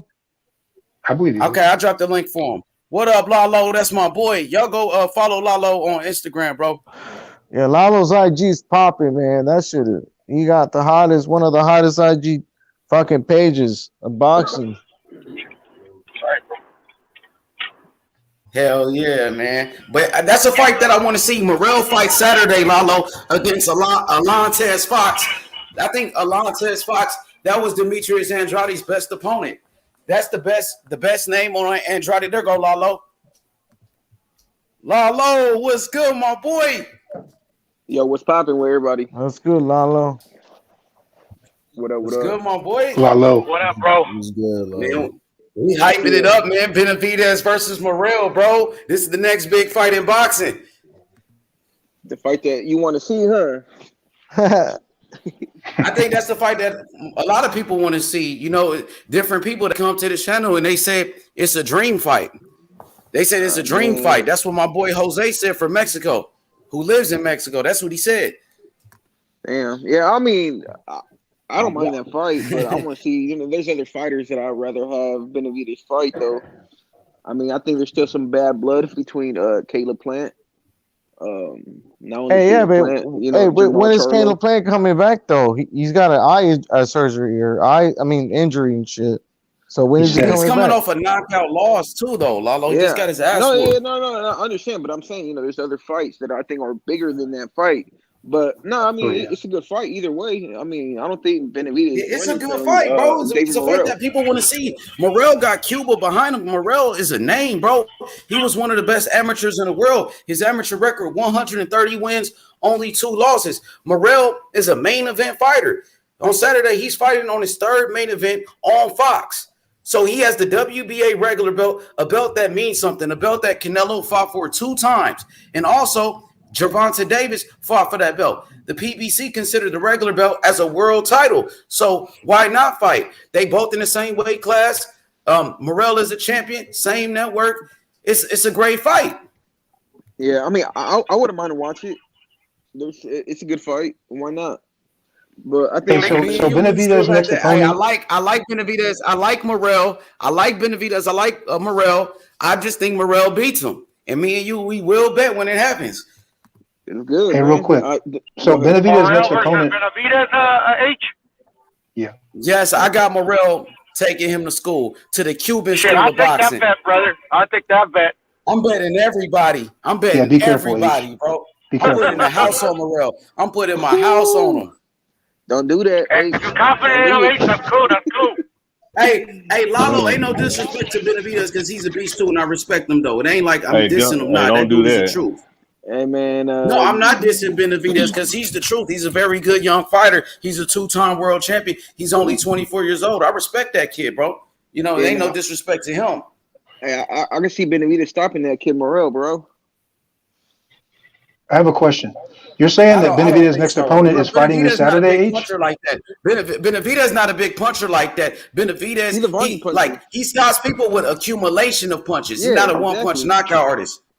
No, not one real punch, quick. but he does have good power though. He does have Benavidez is fighting David Lemieux next. Hey, H, no, real quick. He's not a big puncher. Big puncher. He's a good puncher. I'm just asking because I haven't been keeping up on the news today. Benavidez is going to fight David Morrell, and David Morrell is fighting this Saturday? No. He's fighting him. Morrell is fighting this Saturday. Benavidez is fighting David Lemieux. Is there a date for that fight yet? Yeah, I know David Lemieux. Yeah, from Canada. Is there a date for that Lemieux fight yet? No, not that's yet. That's his best opponent up to date, though. David Lemieux. You got to be careful with that fight, too, because Lemieux do got power, bro. So you got to be careful because Benavidez gets hit a lot. Yeah, David Lemieux can crack. Yeah. But I got Benavidez crushing his ass. Yeah, I got him beating him for sure. I don't think. Hell yeah. Oh, Canada getting knocked out. He should do him just like Golovkin did him. Just you stick him with that jab and break him down. Nah, Benavidez is gonna come at him and fucking destroy him. Benavidez got a lot of Golovkin little tricks and tips in there, man. I see a lot of Golovkin sometimes with Benavidez. Sometimes. I see a little bit of Kelly Pavlik in him. He kind of reminds me of Kelly Pavlik. I think he used to spar Kelly Pavlik too back in the day. Yeah, he used to spar Triple G too. Definitely. For real, I didn't know that. For the Canelo fight. But one thing about Benavidez, I would say he's one of the best young fighters. I think Morrell is just an overall better boxer. Morrell can bang. Morrell got power too. Morrell just got more dimensions to his game. With Benavidez, it's just the same thing over and over again. Come forward, walk you down, pressure. But Morrell, he could walk you down. He could put pressure on you. Also, he could box from the outside. And Morrell got great footwork and, you know what I mean, great speed. Benavidez got hand speed like a motherfucker, but his feet are pretty slow though, and he's flat-footed. Yeah. That's why I think Morrell will be able to outbox him. I gotta do some homework on Morrell. H is talking him up. I'm not familiar.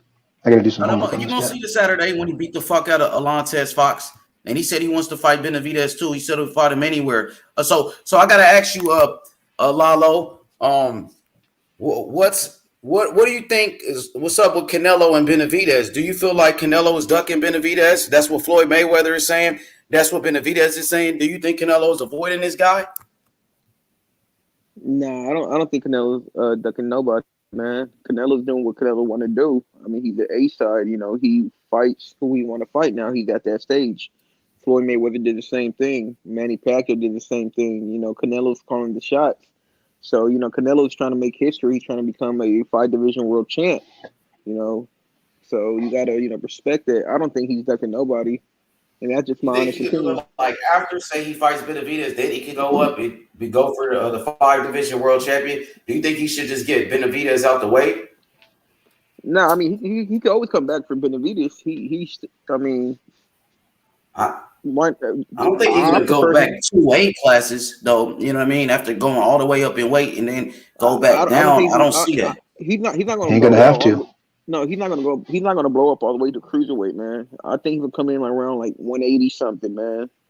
I don't. But you don't have to go back to 68. I mean, I'm sorry. And not only that, Benavidez mentioned, if the fight don't happen at 168, Benavidez is going to move up regardless in a year or two. So. I mean, even if Benavidez move up Morrell to chase him at 175, Morrell will follow him to 175. So he's on his ass. If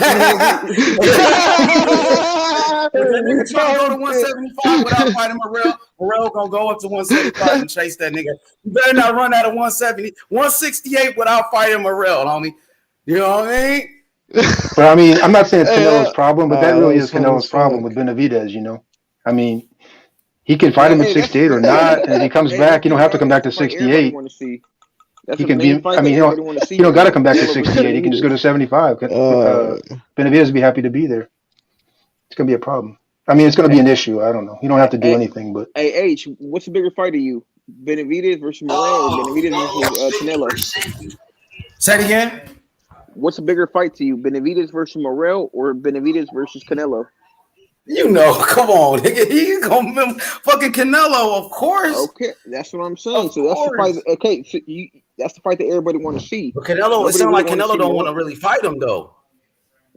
It sounds like Canelo gonna do his own thing, like you said. Canelo's not even paying this guy no mind. Canelo got. Say it again. Hey, you heard what? You heard what Canelo said when they asked him about Benavidez, right? What'd he say? He said he's gonna do what the fuck he want to do. Exactly. He just fucking became undisputed. I don't hear Benavidez begging for it either, man.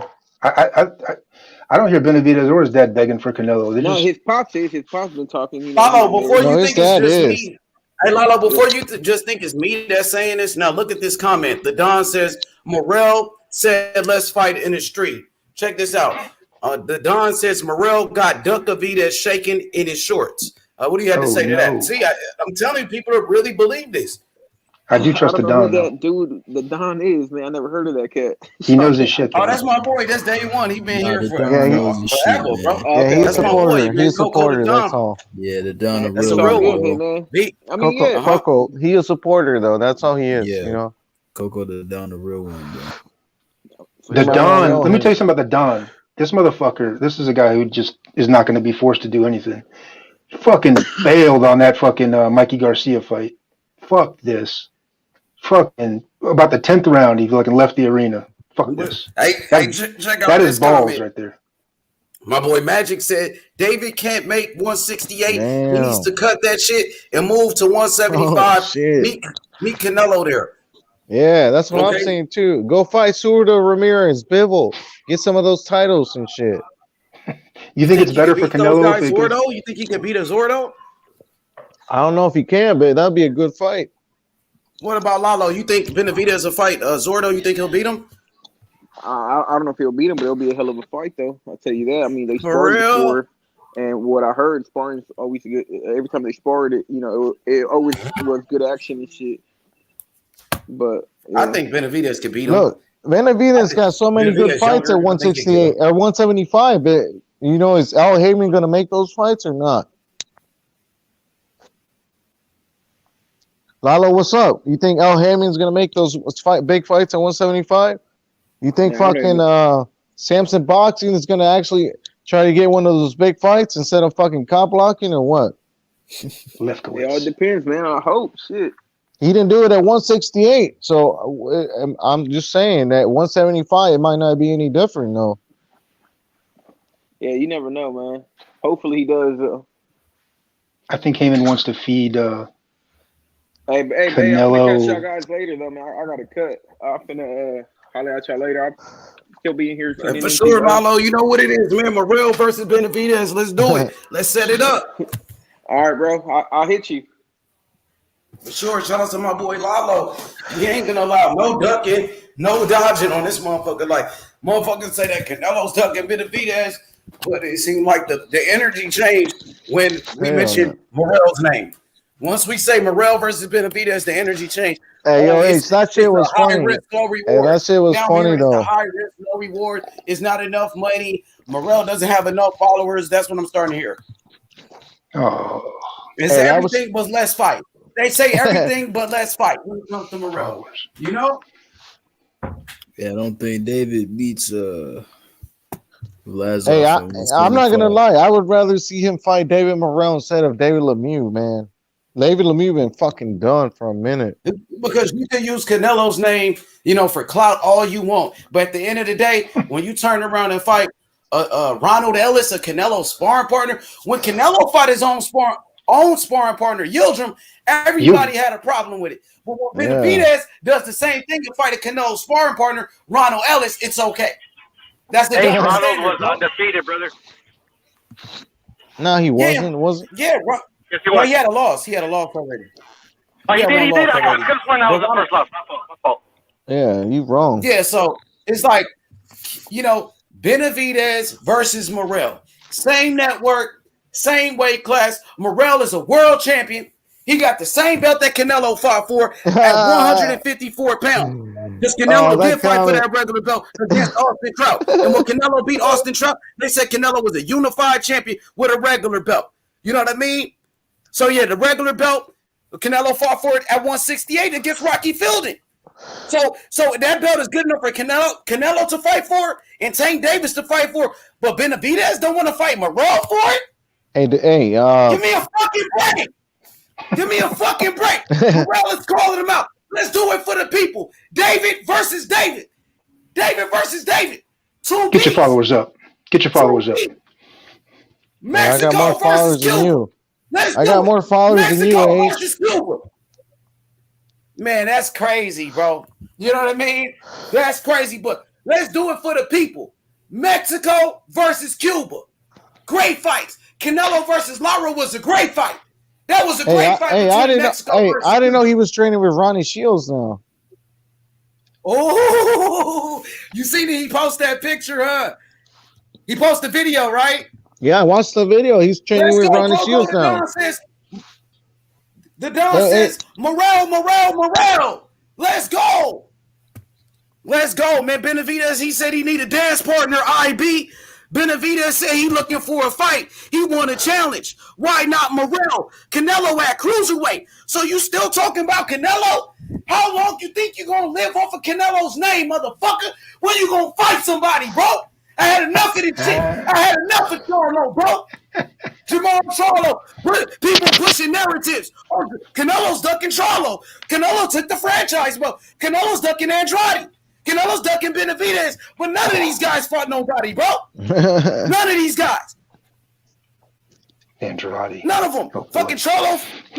What Charlo doing? And I like Charlo, but he ain't fighting nobody. Andrade just fought Quigley, who work at a fucking gas station, bro. Come on, bro.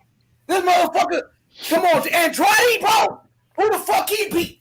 Oh, he beat Alontes Fox. Well, Morrell about to fight Alontes Fox on Saturday in his fucking 6th fight. In his number 6 fight. And he's already fighting the same guy. Andrade, his best win. It's 6 fights. in fucking 6 fights, motherfucker. Boo boo. Oh, Canelo's ducking Benavidez, but Benavidez gets to fight guys like Kyron Davis, Uber drivers. Benavidez gets to fight guys like J. Leon Love, Mayweather Promotions bum. It's okay. He fights Gavil 2 times. Had a split decision with Gavil, but it's okay. He fought some dude named Angulo and then Anthony Morrell. Give me a fucking break, bro. What the fuck? Morrell only got 5 fights. He already fighting better opposition, bro. The fuck? In fucking 5 fights, he's already fighting undefeated fighters, bro. Lennox Allen already fighting for the fucking WBA belt, bro. Already. And if Canelo decides to vacate his belt at 168 and not come back, guess who becomes world champion? Super fucking Morrell because of that belt. And they telling me that shit don't mean nothing? If that belt didn't mean shit, Canelo wouldn't fight for it, bro. True. He would have never fought for it, bro. You're right. Morrell's got 5 fights. You being for real or no? Yeah. 5 total career. Laughing and playing. Pull up the graphic. I'm for real, bro. Pull up the graphic, Age. I'm not a comedian, bro. That's fucking balls. Let me see. There you go. 5 fights, 4 KOs. Damn. Pretty stout. That's all I want. Johnny Bay versus Doodoo, man. Johnny Bay got 11. Look at that reach, man. Look at that reach right there. Oh, Andrade about to drop his fucking belt. You know that? He about to vacate his belt at 168. Because that guy is this fucking mandatory, Johnny Beck. They asked Eddie Hearn, well, how you feel about Johnny Beck being Andrade's mandatory? Eddie Hearn said, well, we're about to drop the belt now. You know what I mean? Soon as this guy become the mandatory, now they said it the same. They want to move up to 168, 150. Come on, bro. Call him out, bro. Andrade said nobody want to fight him, but his mandatory want to fight him, Johnny Beck. Now you want to drop your belt when a real challenge come your way, bro. That's weak, bro. You can't even deny that, bro. No smoke. Yo, look at that reach, bro. Look at that reach, bro. That fucking gets Yo, bro, tell Andrade is the most avoided fighter in boxing, bro. Everybody knows it. That's a cap, bro. That's a narrative. You don't want to fight Johnny Beck. What'd you say? You don't want to fight Johnny Beck, bro. Everybody ducked Hey, brother boxing, he going to the 168, man. He don't want to fight his mandatory. He ducking. You said everybody ducking Charlo? No, everybody's ducking Andrade, bro. He talking about Andrade. Andrade? He's going to 168. He don't want to fight his mandatory.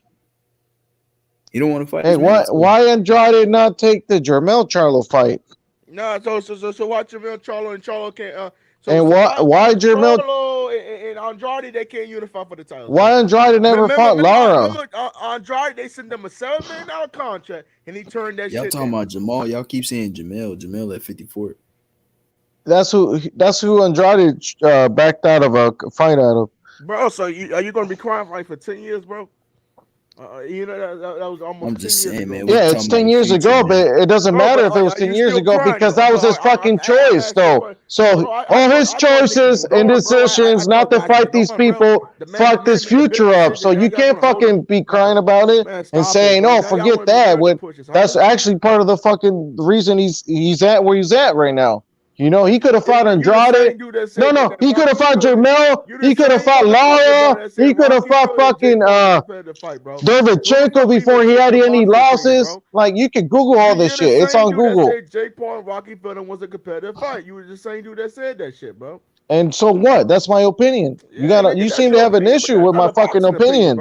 You hanging on a fucking opinion like you fucking. Not a boxing OG was. I don't give a fuck. That's my opinion, bitch.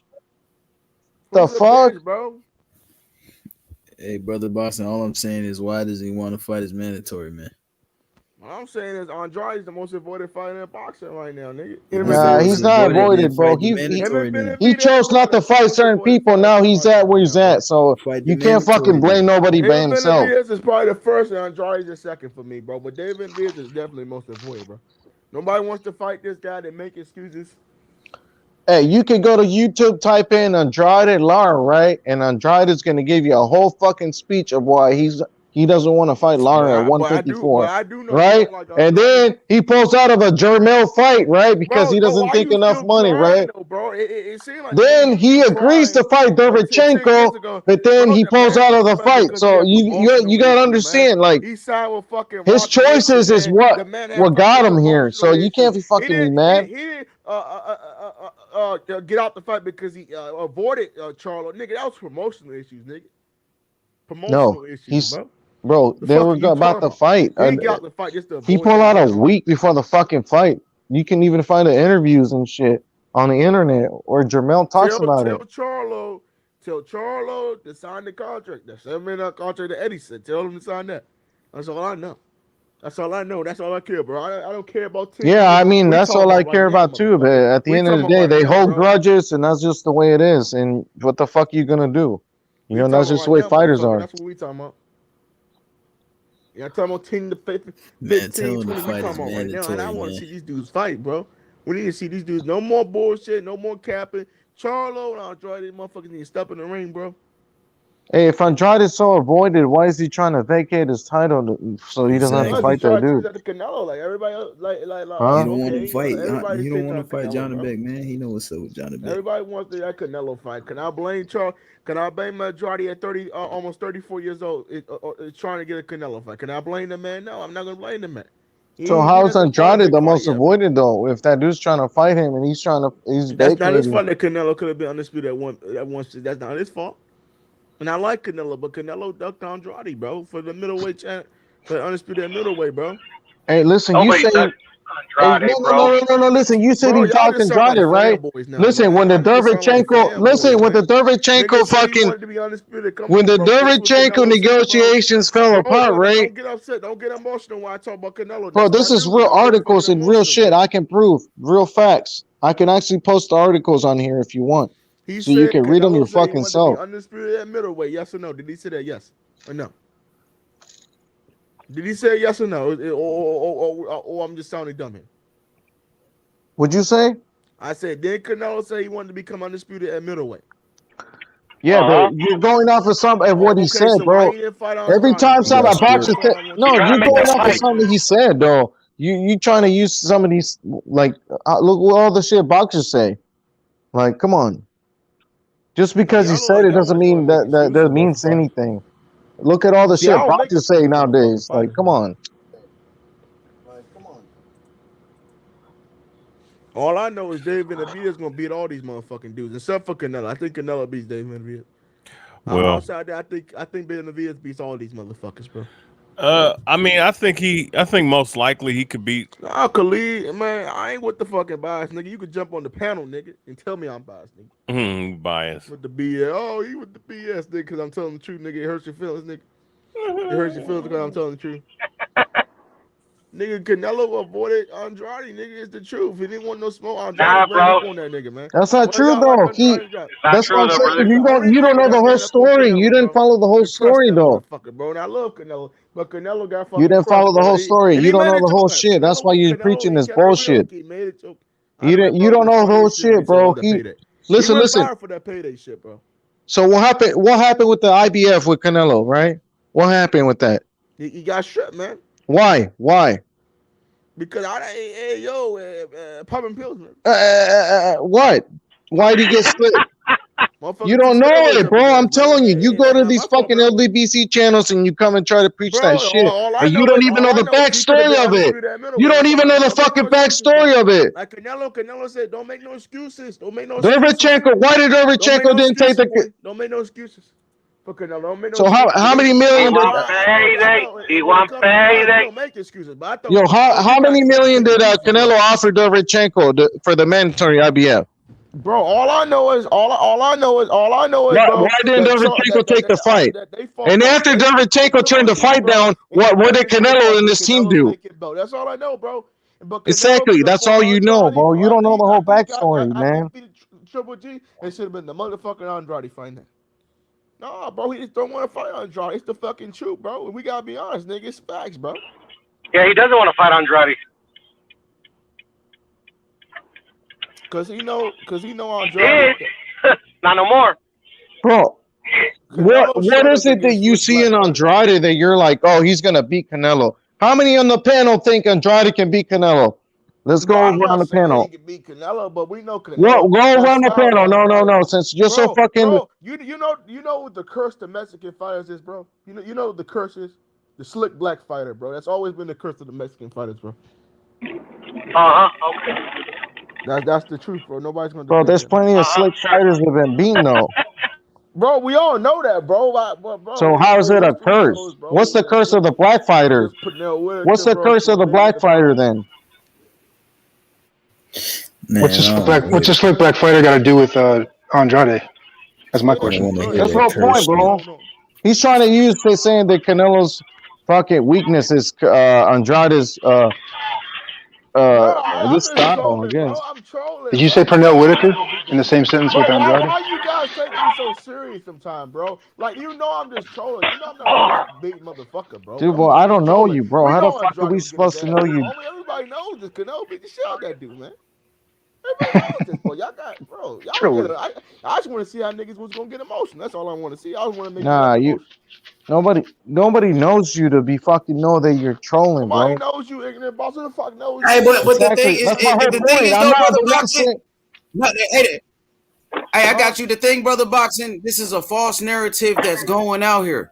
People are lying on Canelo's name. I was just making a joke, bro. It wasn't. Yeah, I feel you. I know you just was playing, but it's really a false narrative, and people are lying on these fighters. People are lying on Canelo, who's the number one pound for pound, who's doing the most. What'd you say? I was gonna go pick it up. I forgot my wallet. I was like, shit, because I used my. No, he got his mic on. Listen, you can't come on here. You can't come on here and say some bullshit and not stand on your fucking toes. You know, that's all I'm saying. How the fuck are we supposed to know you're fucking, bro? Nobody. All right. He was joking. So what? All right, cool. Jake Paul versus look, I'm not. Yeah, but I wasn't joking about that. I was trying to tell you that's how I feel, and I didn't say I was joking, did I? I said that's how I felt. That was my fucking opinion, bro. That's a big difference. I'm not coming on here trying to say when somebody fucking attacks my opinion, say, well, I was just joking. I'm not that kind of fucking person, bitch. I stick to what the fuck I say. Bro, come on, man. Yeah, whatever. Why you getting so emotional, bro? It's the fucking internet. I don't give a fuck. That's who I am. You don't like it, then I don't know what the fuck you want me to do. Yeah. But bro, hey, you gotta learn how to troll, bro. You gotta learn how to become a troll, man. That was a pretty good troll, I must admit. You see, you gotta learn how to. You see, bro, you gotta learn how to become a troll, man. See, I hate Andrade. I don't like the motherfucker. I like when you dropped a Whitaker in there. You're like, yeah, like Andrade, Whitaker, I was like, wait a minute. Yeah, but I just don't like the capping that's going on. But Andrade is a good boxer, though. I ain't going to take that away from him. He's undefeated. He's a three-time champion. He hasn't fought nobody. I know he hasn't fought nobody, but the dude can box, though. He's a talented boxer. He is, though. I give him his credit when credit is due. But Andrade, bro, he needs to fight somebody. What about the Marauder fight? I heard the Marauder and Triple G fight was postponed, man. Fight the man. It's postponed, but it's still gonna happen, bro. Too much money involved in that fight. They're gonna fight. It's gonna happen. So they rescheduled the date. You feel me? Over here in America, we get that fight around in Japan time, bro. Oops, sorry guys. I hope we don't it's gonna be on the zone, so they're gonna give us an official time, man. Because yesterday when we missed that Inouye fight, I didn't know what time it was, but on the zone it has the time on there. You see the Japanese time? That shit is so weird because I think Inouye they fought around. Damn, what time you went live on? Hey, the fight should have been around 7 or 6 a.m., right? Bro, that's what I'm trying to say, bro. Like, nobody wants to watch boxing. Yeah, it was before that, though. That was crazy. I didn't know. Hey, listen, I watched Rob Grant versus Murata when he lost the belt to him. It was like 7 a.m. in the morning. I watched that. I think Tokyo's like 9 hours ahead of us. 11 hours. Yeah, okay, so basically, they're basically like they're basically like in the morning time when they're at now, right? Correct. Okay, it'd be in morning time, so it'd be that. No. Wait a minute. I'm gonna look it up right now. So what was the day on? They're probably like 14 to 16 hours ahead of us, right? Yeah, that's right. Okay, so it'd probably be around the afternoon time over there, right? Nah, a fight over there, it's like 6 or 7 a.m. around this time we're here in the East Coast. So I don't know what around what other times. I just know the East Coast is around 6 or 7. All right. Right now, yo, check it out. In Tokyo right now. You really don't want Right to now watch it's 11 it's noon in Tokyo right now. Noon. So you think So the they're fight about come on around like 7:30 in the morning? I think it comes on. I mean, if it comes on at 9 o'clock, they're GMT plus 9. We're GMT plus 5. So let me check something. Yo, man. Yeah, basically, if it's on at like 10 o'clock at night over there, I don't know what time they fight over there. Like what time of the day? Bro, I mean, I hope it's not at no 6:30 in the morning because I'm gonna be dead asleep. I hope ain't no motherfucking 6:30 in the morning. I hope, man. we're 14 I'm hours just hoping behind, because guys. I will not stay Yo, up H, until you 2 in the watched that morning. Inoue fight or not? I sent him the link. Nah, you missed it. We all He missed didn't it. watch it live, but I sent him the link right after it happened. So did you watch? I watched the replay on New. He didn't look on that good, man. He just needs to fight high level opponents, man. Donaire's Bro. the best guy he got on his resume. You said he's at 118, right? Yeah, he's at 118. Yeah. Man, maybe you should move up to 122. Try and get a should do fake. that too. Yeah. For sure. That's small, bro. A Kentucky Derby jockey weighs 118 pounds with a saddle in his hand. It's crazy.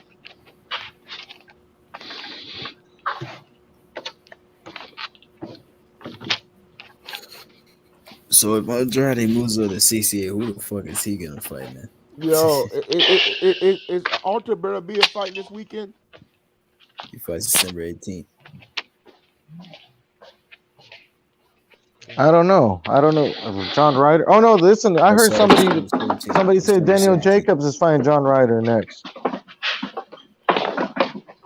What? Daniel Jacobs is fighting John Ryder next.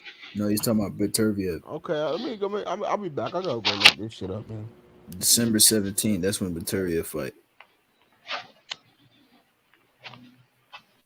Is that true though? Daniel Jacobs fighting John Ryder or not? Yeah, supposedly he was supposed to fight Joe Smith Jr.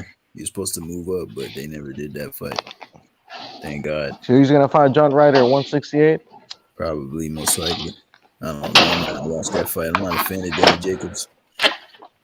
Yeah, Watch it, buddy. I think he lost to Rosado, man. Well, that it's was a miracle, close man. Fight. Watch it. I don't know. Some people on here, they can watch boxing all the time. Like me, man, if the fight doesn't interest me, I'm not watching it. Like Conor Benn versus Algeria, I didn't watch that shit. That shit does not interest me, bro.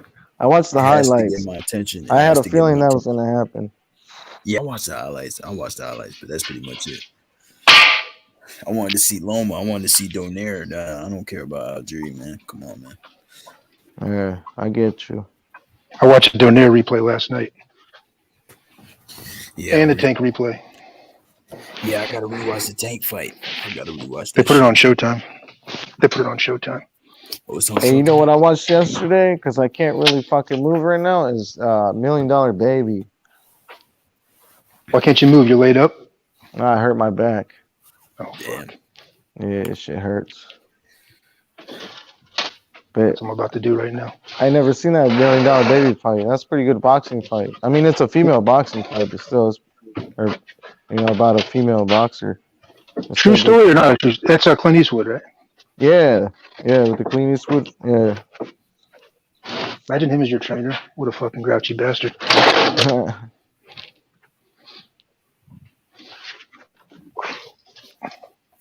Facts, Khaled. He said a new way versus Donaire too. Hell yeah, I like that fight. Nonito better be careful, bro. He's a little long in the tooth for that shit. Yeah, I don't think he's gonna win the fight, but I don't think a new way stops him. He didn't stop him the last time. He's got a big punch, man. Yeah. Hey, Donaire punch is legit. Too, hey, listen. When MJ was fighting, they said that they were negotiating with PBC to make the undisputed fight with the winner of Fulton versus Figueroa. So you think they're gonna do that or not? Yeah, I got MJ too, bro. MJ versus Fulton for the undisputed, right? Yeah, I got MJ. Yeah. I'm picking MJ. I think MJ has a style to beat him. Go boxer, but I think Fulton's better. Yeah, Mirjan Akhmadaliev. They're both boxers, though. Mm-hmm. He got more power, though. He got way more power than Fulton. Yeah, but yeah. I agree, but I mean, I just think he's better. I got Fulton. Mirjan's smaller too. I think it's gonna be hard for Fulton to hit him. Fulton gotta go to the body if he wants to beat him. He's smaller. That's the best way to beat Mirjan. Yeah, bro, you looking for something? Yeah, I'm about to hurt my back. I'm about to be laid up with you. What is this? Oh shit! Unknown package. I'm gonna go on mute for a minute, boys, so you don't hear the listen to this bullshit. Right. I'll be back. Yeah, as I was saying though, yeah, I think Fulton, brother? He gotta go to the body to beat Mirjan. That's the best way to beat him. He don't like it to the body. I feel you. Yeah, but I don't know if he can keep him off. I don't know if he got the power like that. And Mirjan, he fights with angles and he's southpaw as well. Very good fighter. The southpaw's gonna give him issues. Well, you know, southpaw gives like anybody issues. Mirjan's a watered down Lomachenko. Shit, I didn't see that, but I think that's what he is. Yeah. Well, I mean, I kind of get what you're saying. I get what you're saying. Yeah, like he's not better than Loma, but they have similarities. They fight similar. They for sure. That's what I thought about it. Yeah. I agree. If Figueroa won and he beat Fulton, and if Fulton and Mirjan fought, Figueroa would beat MJ for sure. I think Figueroa, if he was MJ. Yeah, he would stop him, honestly. You know, he'll go to the body, and that pressure style gives Mirjan problems. Danny Roman gave him some problems. The last dude he fought on the zone, that Chile guy. Yeah, the Chilean, gave him some problems. Yeah, but very little problems, but you know, he gave him some. Hey, that dude was tough as fuck. That dude was tough as fuck, bro. I swear, that was the best fight. He got his ass beat, but he did give him some little bit of problems. Nah, pure, yeah, for sure. He got his ass whooped, but I'm just saying he gave a good fight, and he got a chin. No, tough. That dude has a chin, bro. Facts. Because Mirjan was hitting him hard. Because Mirjan, he thought he was gonna get him out early. Because in the first round, he started pressuring him, and then he was like, "Hell no, dude, you're not about to get me out of here. Who do you think I am?" Then he started fucking giving him a tough fight.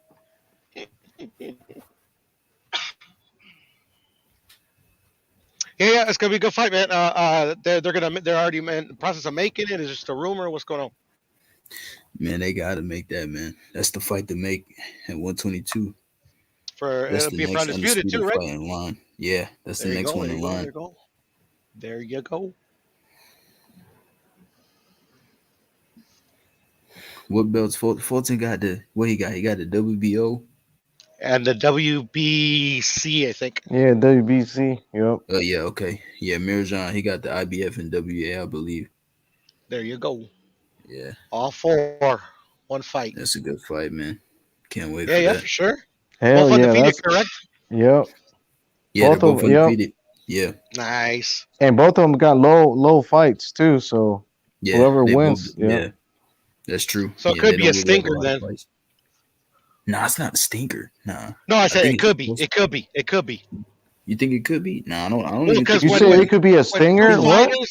When two fighters, in my opinion. Hell no. Hold on, bro.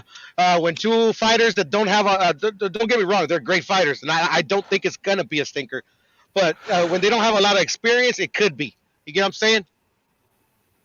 No. I think it'll be a good. One could you get what I'm saying? It's just the experience sometimes plays a factor in if especially two boxers, in my opinion. No, listen. From my point of view, Fulton has showed that he's a dog, right? And MJ, he's a dog. He showed that he's a dog before too. I mean, even in that Chilean fight, he was still pressing the action, even though the dude wasn't hurting him or anything, you know. So I think it's gonna be a clash, bro. So whoever wants it the most is gonna win that fight. They both show they got heart, and they're both skilled fighters. And then the only difference I think is that MJ might punch a little bit harder than Fulton, and that's about it. Yeah, he does. I agree. On the punching part. I think. Damn, what was I about to say? I heard that Foden was is gonna fight Danny Roman next. I don't know if that's true though. That's his mandatory. I don't know if Yeah, they that's his mandatory. mandated it. Mandatory? Yeah, but that is his mandatory. That's a good fight though. I think that's a close fight. Facts. Danny Roman gave MJ a tough fight. Yes, sir. Yes, sir. Danny Roman. Isn't that where MJ won the title? That's who he lost his belts to. Yep. Yeah, that's who MJ won the title. Yep. Yeah, MJ beat him for the title. Yep. I remember I watched that show on the Zone. That was a good ass fight. Yep. It was on the Zone. Those dudes are 126, right? No, 122. 122. 122. Okay, so all right, cool. Hey, who got the titles at 126 now? Besides Gary Russell. Gary Russell got the WBC, right? Navarrete got the No, Navarrete's at 130, right? No, he didn't move up he's yet. at 126. He hasn't He's moved still up at 26. Yeah, he got the WBO. Okay. Okay, so he's trying to move up and fight And then Gary Russell got the WBC. Gary Russell. What about the last two? Oh, the IBF, they just bought for it. Right? No, that's a 130. That's a 130. Oh, that's a 130 there. Damn, I'm tripping. Yeah. Kiko Martinez beat Galahad for the belt. I don't know which belt it was though. Was that the IBF? I think that's the IBF. I'm not sure. So who got the WBA then? then? They just fought for it. That's at 130. That was Ogawa versus that South African dude. That was at 130. Oh, okay. So, what's his name? The guy, Santa Cruz. Santa Cruz got the WBA Super, right? Who, Leo? No. At 126. At 26, I'm not even sure. Hold on, I'm about to check now. Now I'm confused. Yeah, I think so. Now I'm confused though. I'm about to look it up. I know there's so many weight classes. There's not even that much amount of weight being in between, really, to be honest. Yeah. Figueroa is coming up too. Brandon Figueroa said win or loss, he's going to 126. He might destroy that division. I don't know if he beats Navarrete though, but he might destroy that division. So it's Navarrete, fucking Gary Russell, Leo Santa Cruz, and you said Kilo. And who else? So we're talking about 122. You guys said? No, 26. Well, so it is 126. Got it. So it's Navarrete, Kiko, Gary Russell, and Leo Santa Cruz, right? Santa Cruz. Yeah, okay, I knew it. You was right. Yeah, you was right. Kiko, well, I know for sure Kiko's gonna lose that belt. He's an old man. He shouldn't have won that belt. I don't think Galahad had a chin. Like Navarrete, he didn't make weight though, right? He didn't make weight either. So Navarrete picks him apart, literally, bro. I swear he will. He will destroy him. Yeah, Kiko. Yeah. Oh yeah. Oh hell yeah! Come on now. Kiko's an old man. Kiko hold the belt. He's just a little older, but I mean, it would be a good fight though. I think. He was holding belts in like. Hey, you think they'll make that fight though? If they want Navarrete to get the belt, yeah, I think they would. I think he beats him, bro. I think he knocks his ass out. Maybe stop him. Like, that wasn't supposed to happen. Galahad was supposed to win that fight. And all those people said Galahad would beat Navarrete. No way. I didn't even see him beat Navarrete before the fight, before he got knocked out. Right? Yeah. I just don't think he was that guy. He's a good boxer, though. I don't think he just got a chin like that. But mind you, Kiko does hit pretty hard, though. He does pretty hit. Yeah. The way he knocked him out, he does hit hard. He put him to sleep, bro. That's knockout. That's probably knockout of the year contender, if not knockout of the year. That shit was crazy. Yeah, and I saw it coming too, bro. I saw him. Nah, it happened out of nowhere, man. I didn't expect for you it did, but I saw it coming. Yeah. I didn't see it coming, bro. I ain't gonna lie. Watch it again, bro. I think maybe the last round and a half. He's literally. Oh, go ahead. I actually knew people that were betting on Kiko. They put money down on Kiko. Yeah. They probably seen something. I didn't put money down. Shit, I wish I would have put money down on him. Shit. I didn't think Kiko was gonna win, but I did see that punch coming though in the fight. You know. Yeah, I didn't think he was going to win either, to be honest. Yeah, I didn't mean like before the fight. Before the fight, nah, fuck it. Whoever had Kiko's line, his line, yeah. Yeah.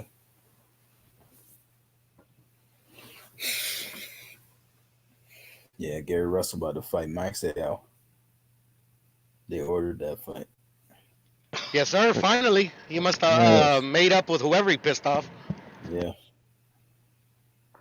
Yo, Gary Russell hasn't fought in 2 years, bro. I know, right? Not that long. It's been like a year and some change. Yeah, he's going to 2 years though, so.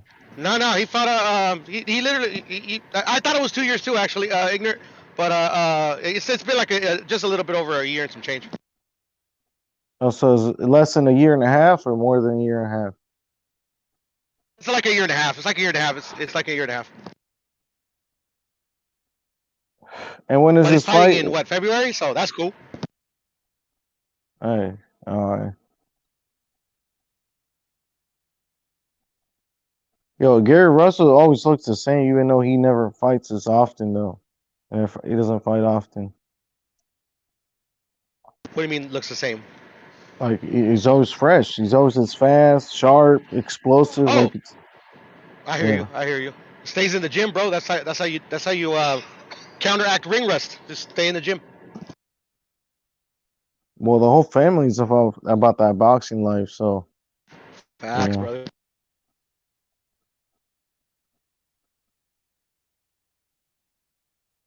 You know, I actually I like Gary Russell, but he doesn't really fight that often, so it's hard to like. He doesn't, bro.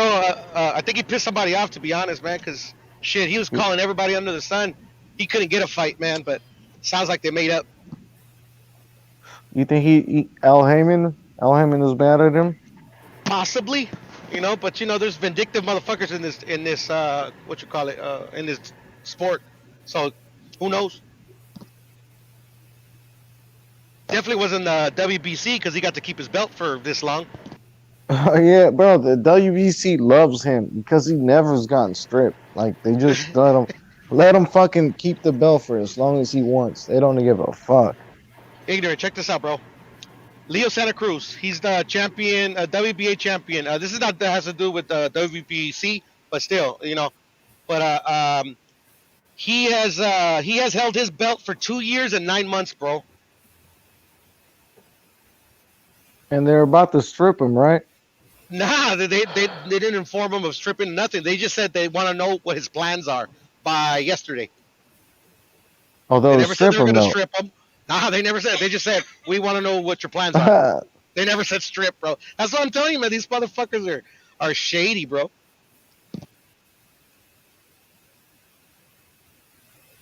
Wait, who you talking about, Russell? No, he's talking about Leo Santa Cruz. He said that. Yeah, he said the WBA gave him an option or to let him know what he was up to, and but they're not going to strip him. They just want to know when he's fighting next or what's up. Yeah, and I'm not saying that they won't strip him, but I just said that wasn't in their letter to him, Yeah. I'm about to say Gary Russell won that belt in 2015. He been had that shit. That shit. Yeah, crazy. but he defended it like a year and a half ago. Leo Santa Cruz has had his belt for 2 years and 9 months, bro. Damn. He won it off of Carl Frampton. Carl Frampton just retired. Yeah, Frampton did retire. Yeah. Hey, that's nuts, bro. Bro, I remember those Carl Frampton fights. He lost one of them, and he had a rematch. The last first one. Yeah. Yeah, they're both fucking awesome fights, man. Yeah, I remember that shit.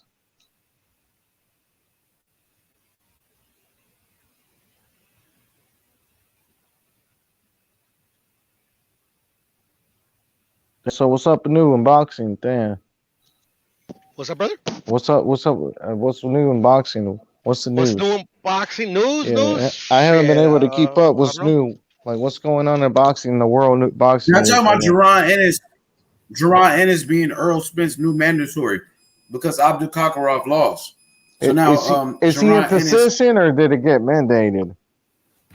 He's number one. He ain't got mandated yet, but they said he's been elevated to number one. And that's okay. Well, until it gets mandated, it doesn't really mean shit. Nah, kid. Facts. Nah, it means shit. That's no, it means, but Yeah, that's the gateway. Yeah, but they gotta mandate the fight. So yeah, I'm just saying. They don't mandate it, brother. Yeah, that's the gateway to mandate it, though. You know what I'm saying? That's true. Yeah. So the next step should be for them to mandate the fight. But are they going to? I feel like Spence got 3 options, man. He can fight Bud, he can fight Virgil, or Boots. Those 2, Boots is number 1 IBF, Virgil's number 1 WBC. And Bud Man, you might as well go for Crawford shit at this That's point. what I'm saying. He might as well go for Crawford, bro. Because you imagine you imagine losing to one of the younger guys. Hey, shit, it's not gonna look good, man. Yeah, he might as well fight Crawford. Might as well cash out. And that's a big fight too, yeah. Yeah, it's a big fight. Yeah.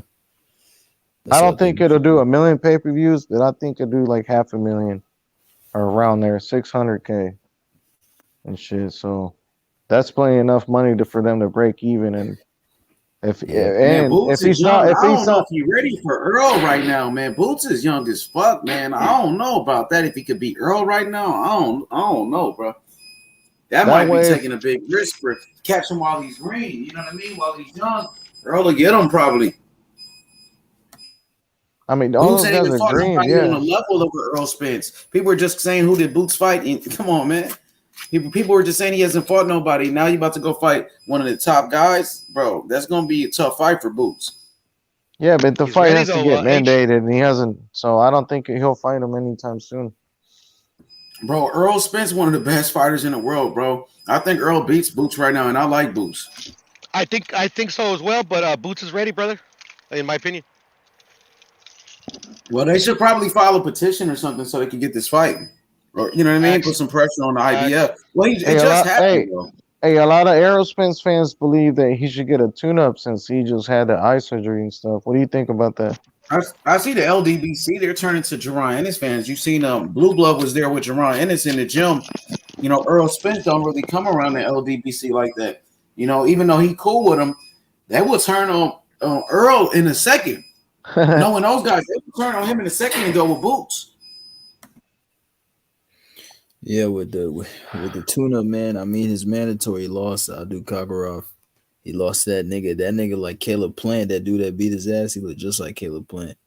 The Crowley, whatever his name is. I don't even know. Contrapulo or whatever. Yeah, I don't even know who that. Yeah, I saw an interview of him saying that he was ready. It's funny because the LDBC, they're using Jerron Ennis to shit on Terrence Crawford right now. But Jerron Ennis, he's calling out Earl Spence because he's his fucking number 1 contender now. You know what I mean? So they not putting no pressure on Earl, but they talking shit about Crawford. So Crawford is ducking Jerron Ennis, but Jerron Ennis is the number 1 contender for Earl. They won't even talk about that part, though. You know what I mean? That shit is kind of crazy, though. Hey, they follow what fits the narrative. They fucking with Jerron Ennis a lot. You know, they like him a lot. What's good, Khaled? What's good, brother? Hey, they were fucking with Caleb Plant for a minute, right? They thought because he was going to beat Canelo. But nah, they would Boots. Oh, man, the motherfuckers are all funny, those guys bro. talking about Boots. Like they on him like, oh, he's the best, he's this, he's that. And you know, but what about your boy Earl? What's gonna happen when they fight? You got Boots calling out Earl all the time. You ain't got no smoke for Boots. You know what I mean? But they'll talk shit about Crawford. But what about Boots, though? Boots said he want to fight Earl. Boots said, Earl Spence, he going to fight me or vacate the belt. That's what he said. He's putting pressure on him, bro. Boots is hot right now because of that, bro. For real, bro. And then you got Virgil putting pressure on Crawford. So what do you think they're going to do, though? That should be the show tomorrow then, huh? That should be the show. Terrence Crawford versus Virgil Ortiz. Earl Spence versus Jerron Ennis. What y'all think about that? Those fights next. Virgil number 1 for Crawford in the WBO. And he's been calling them out his last 2 fights too, H. Yeah. So Crawford versus Virgil. Now you got Jerron Ennis calling out Earl. I think that's what we should talk about tomorrow. Yo, what's good, everyone? That'll be fire.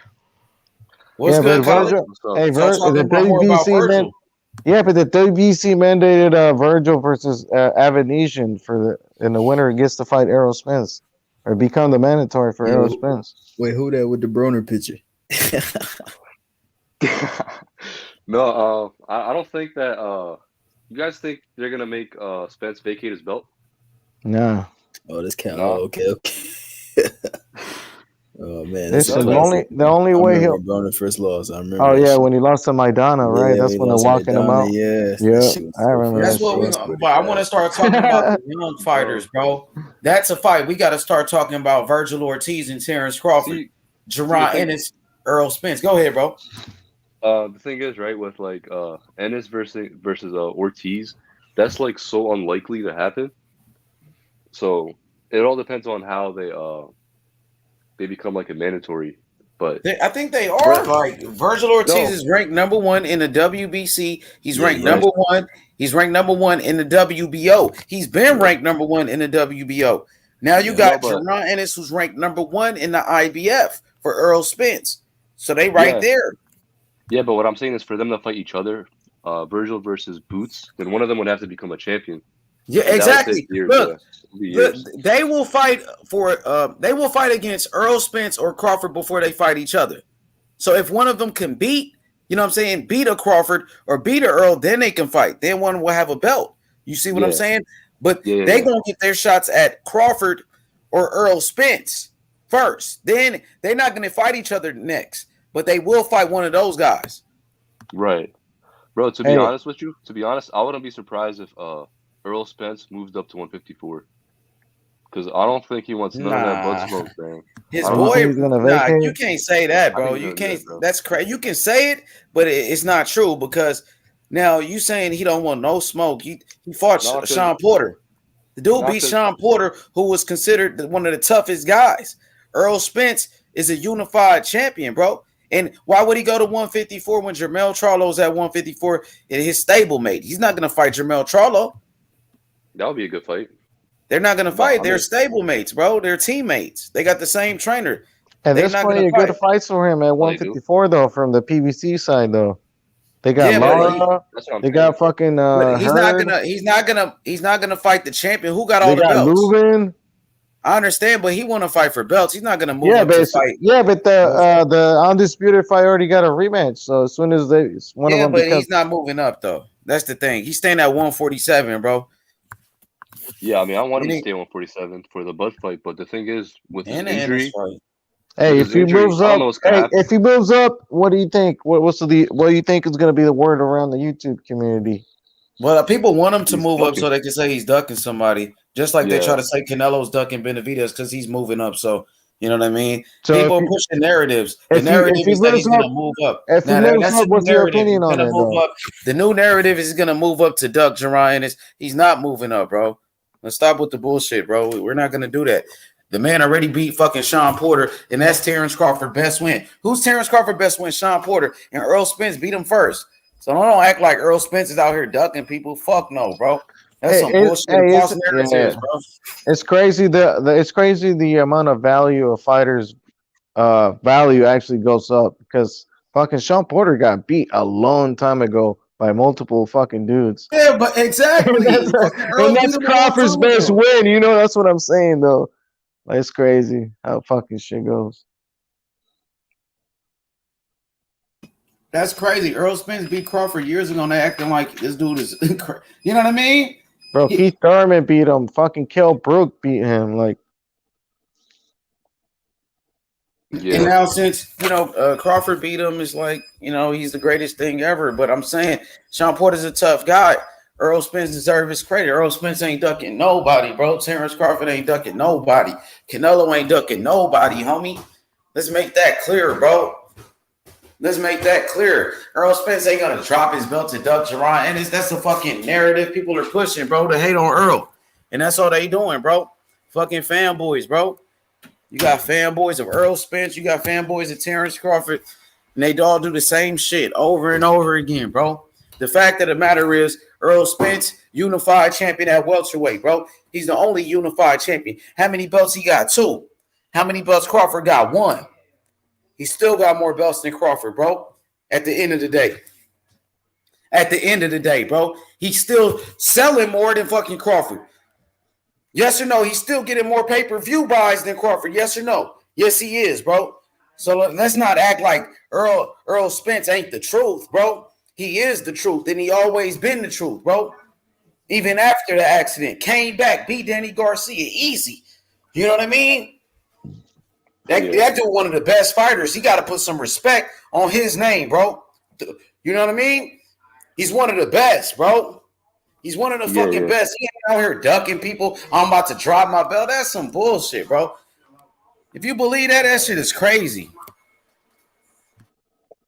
Nah, I mean, I'm just thinking of possibilities because with his current injury, that's something that's not gonna happen. I don't know, man. You know, that's not gonna happen. I know people been saying that, but that ain't gonna happen. Yeah. I mean, I don't want him to do that either. I want him to fight Spence. If anything, I want him to go undisputed at 147 because I think he can. And same goes with Bud. Mm-hmm. Yeah, that fight needs to happen. Terrence Crawford, Earl Spence, man. We need that fight for boxing, bro. Yeah, we need it next too. That's the thing. Like, Spence is getting old. We need that like next How's year. he getting old? Crawford is older. What the fuck? Crawford's older than you. Crawford. I meant to say Crawford. I said Spence. Yeah, you said Spence. I meant to say Crawford. Crawford's getting older. Yeah, you got stronger fucking pills than I do. Yeah, but you meant Crawford. Older. Yeah, Crawford. Yeah, Crawford is about 33. He's turning 34 soon. Yeah, exactly. Like, I don't want the fight to happen when it's too late, you know? Like the Khan versus Brook fight or some shit like that, like in 4 or 5 years. Like this fight has to happen in the next year or two. And what if it doesn't happen though? What do you think? Then it's not gonna be as big as it could have been, you know? So for this fight to happen, for this fight to happen, what do you think? What's the variables that have to line up for it to happen? So Crawford has to go to PBC, right? That's one of them, right? Yeah. And the second is Errol Spence got to fight one of his mandatories, right? His mandatory, Jerron Ennis or Virgil Ortiz. Yes, and then those are big fights in between for sure. And then they can fight each other after that, right? So Crawford 34 already. 34, yeah. Crawford, come on, man, before it's too late. You better hop in that ring with Earl. He getting older.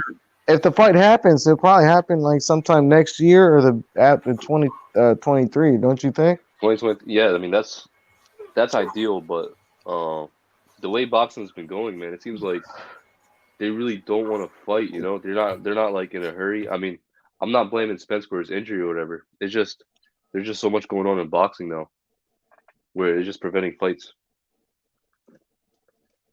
Yeah, but that fight should be. There's no nothing in between. That should prevent the fight anymore because Crawford's a free agent. So if Crawford really wants to fight, he needs to go over to PBC, man. Like there's no excuse or anything. Like for sure. But welterweight is stacked though. There's a lot of other good fights that I'm looking forward to. Hey, I know a few people that are actually thinking that Stenionis beats Ugas. What do you guys think about that? Man, Ugas gonna whoop that boy, but Ugas is older, man. He's 35, 36. Ugas gonna beat his ass, bro, but he's older. And Stenionis got a puncher's chance, though. I actually seen a few people that are saying that Stenionis got a chance to actually beat Ugas. He got a puncher's chance. He can't outbox Ugas. But Ugas defense too good. I got Ugas. And then that dude Butayev is pretty good too. I got Ugas beating him. See, the thing about Ugas is everyone leaves his name out when they're mentioning the top fights at welterweight. I think he'll make a good fight for Boots, for Virgil, even for Spence. Ugas he could definitely compete with the top guys, man. Everyone counts him out.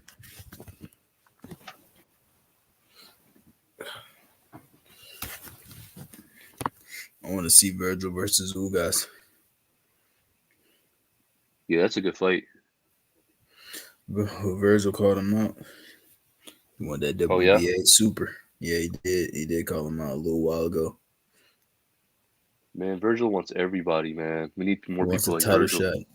He's trying to win a belt. You think he could beat Ugas? You think Virgil could beat Ugas? I think that's a tough fight for him. Though I think Ugas, I think at points in the fight he'll make Virgil look stupid because of that Cuban style. But I think Virgil can stop him though. Yeah. Definitely. He's gonna be fighting someone actually his size. Virgil? No, I'm talking about Ugas. See, the thing about Ugas is they list him as like 5'8" or something like that.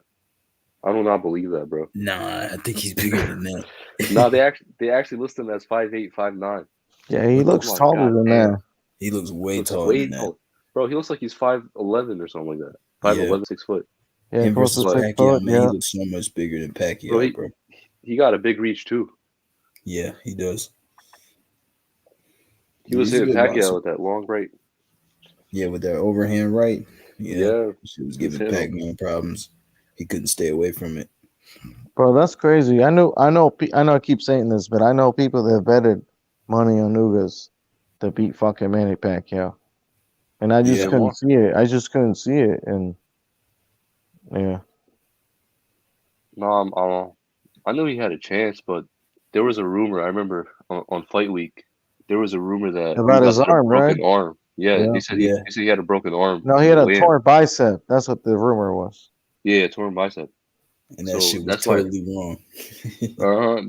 I don't know if he fought through it or if that shit was just false, but that man was crazy. No, it was real. It was a real thing, but he said it didn't bother him. If you watch the Spanish interviews, he said it in Spanish. It said that it looked the way it looked, but it didn't hurt or anything like that. So yeah.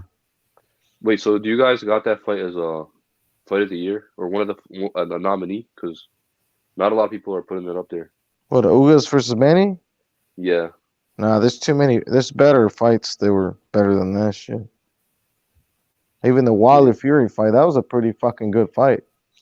Oh yeah, definitely. Wilder fight of the year contenders: Estrada, Chocolatito, the second fight; Wilder Fury 3, Teofimo versus Kambosos, fights like that; Jamel Charlo versus Castaño. Those fights. There's too many good fights. Yeah, there's too many good fights. As much as I love Manny Pacquiao, man, it's my favorite fighter of all time. But man, I don't think that was fight of the year. He just looked old to me too in that fight. You know, he did what he did, but he struggled for sure. It was a good time for him to retire. It was a good time. Definitely. I'm glad he did. No, but it's crazy because like in his last fight with Keith Thurman, he looked really good in that fight, and in this fight, it just like his age started kicking in. Yeah, the age started kicking in. I think more rounds kept piling on him. Going 12, I think that's what got him. And he's been out of the ring for so long too. Yeah, exactly. Yeah. So that's the thing, man. I'm gonna be honest, man. I'm not gonna sit here and say, "Oh, he got robbed. He got robbed." Now, to be honest, I think the fight was close. A lot of to people be say honest, it was 93 and shit. I disagree. Hey, to be honest, I think win or lose, Manny Pacquiao was gonna retire. So, you know. Yeah, I think so too. To be in honest. a good way, it's better that Ugas won so that they can keep fighting, you know, amongst each other. So, yeah, man. Shout out to Manny, man. I love Manny Pacquiao. He's a living legend, one of the greatest boxers of all time, man. He's one about of the to be greatest president, ever. bro. Yeah, man. But I ain't gonna lie, Manny Ugas, he took him to the Cuban school of boxing that day. You know what I mean?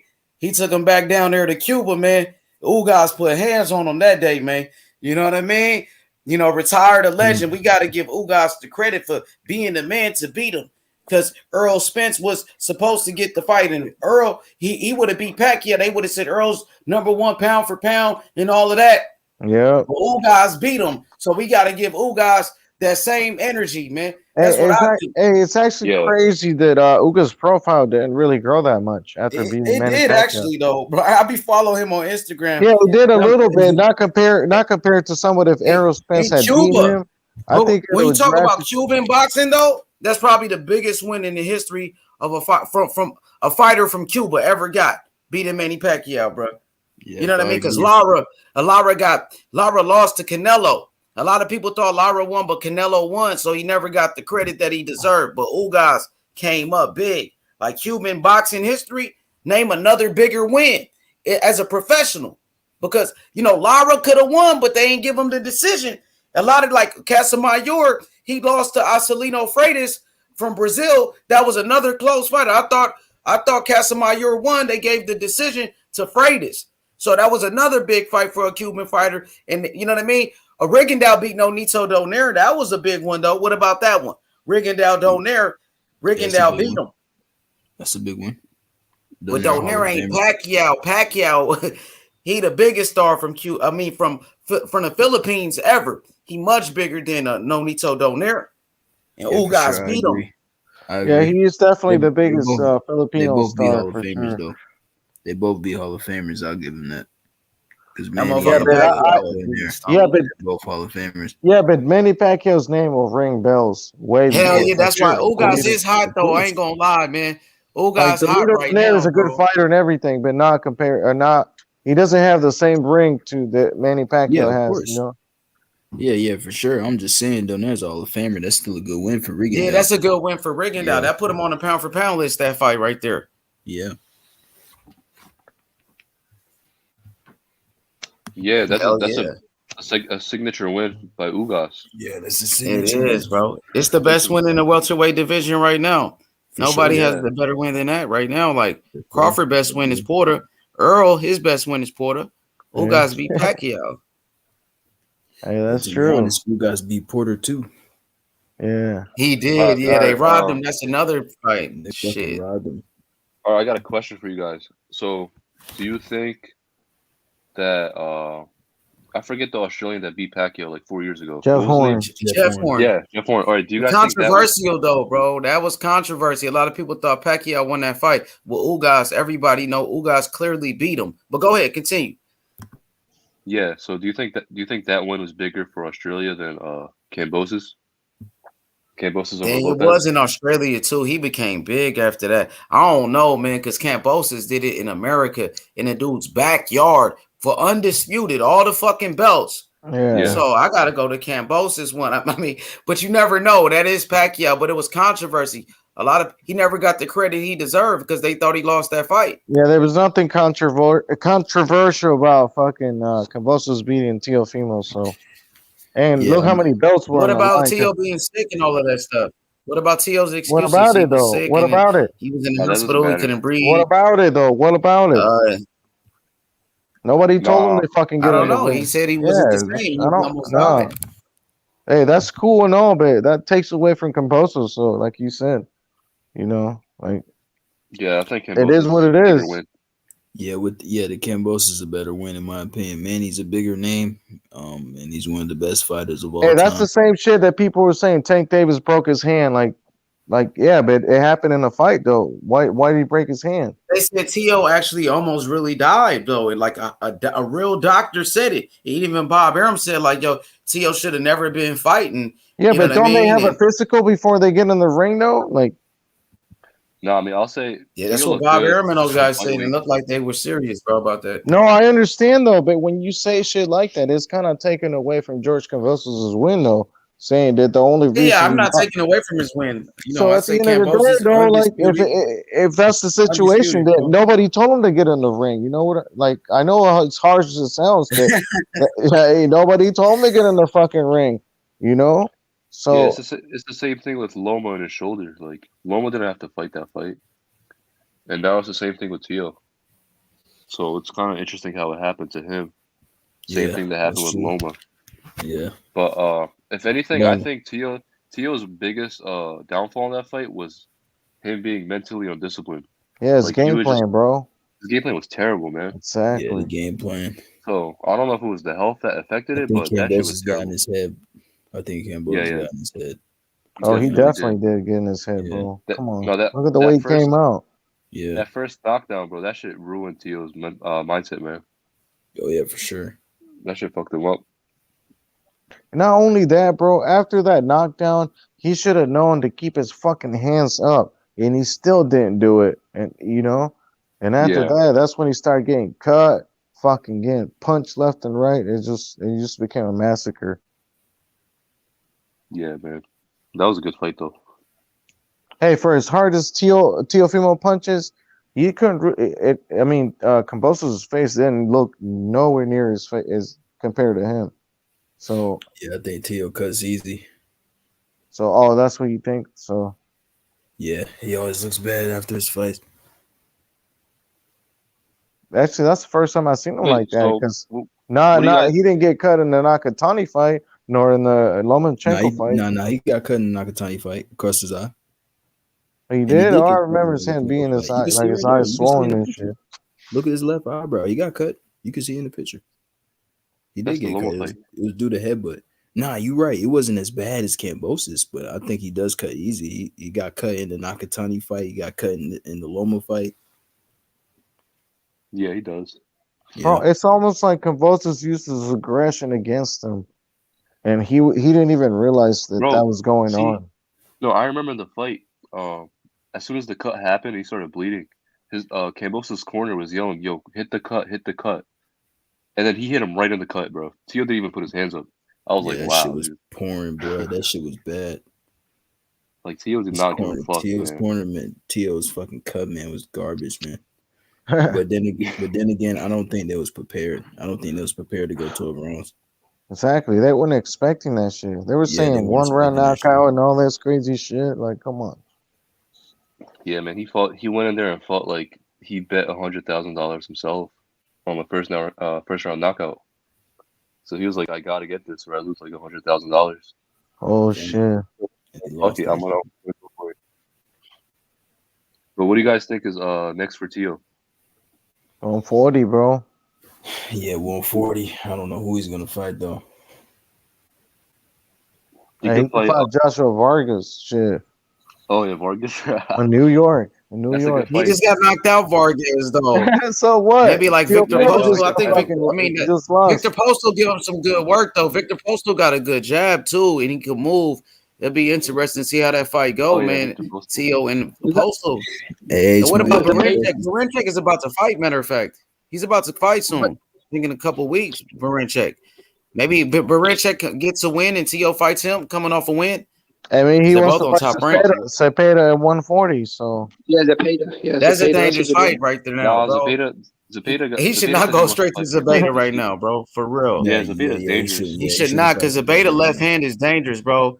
And Zepeda's dangerous fighter, bro. He got power. That left hand. Not only that, listen, Cepeda shows up to the big fights. If you go back to the last 3 fights, he's showing it. You know, I thought he beat fucking Jose Ramirez back when he fought him. Jose Ramirez. Listen, he gotta come back, get a tune-up fight before he fights Zepeda. I'll tell you that, because that's a dangerous fight. Yeah, that's probably a pay-per-view fight too. No, that might be pay-per-view. That would definitely be a pay-per-view fight. What's up, guys? How y'all doing? Tio what's good, EJ? Fight, bro. What's up? Yeah, Tio and Zepeda could be pay-per-view. You know what I mean? Like later. You know what I mean? Say Tio, he got what? But look, Tio got a free fight coming up next with ESPN. He could fight Berinchyk, or he could fight Barbosa, or he can fight what's his name? Victor Postal. He could fight Barbosa, Postal, or Berinchyk in a comeback fight, and then fight Zepeda on pay-per-view. That's what I think. Yeah. Yeah, that's a good. Somebody was going to ask me a question. What was that? No. One of your videos got recommended earlier, and I watched it. When I think you and your wife watched the Spider-Man movie. And that was yeah. One of my reviews. Yeah, not that. We're going tomorrow. Is tomorrow? No, we're going Thursday to go see the new Spider-Man movie. Somebody. Hey, what's the new one called? It's Far from home or something like that, right? Far from home. No Way Home. One of my subscribers paid for me and Katie to go. So they wanted us to review the movie, so I said, "All right, we'll go." Dude, he actually paid for the ticket himself because he knows where I live. Bam! So it was there ready for us to pick up. I said, "All right, cool. We'll go check it out." But I don't give spoilers, and that's the big thing about me. So I don't throw no spoilers in there. But hey, who won the fight? I did not get to find out who won the fight this morning. What fight's that? Wasn't Inoue fighting? I didn't watch it. Yeah, Inoue won. What was it? A full 12 or did it? I heard he got an 8th round knockout. Yeah, round knockout.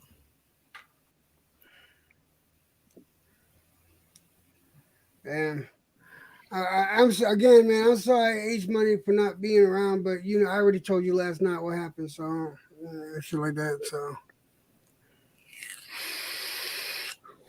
Inoue just gotta fight better opponents, man. Tired of these bums he's fighting, bro. I'm not gonna lie. Who, Inoue?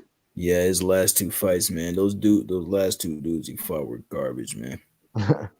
Well, what do we got in the division though? You know, hasn't he gone through everybody in the division? We got Casemiro, we got Donaire. He beat Donaire already. But Donaire wants to fight for undisputed, so he's gonna have to fight him again.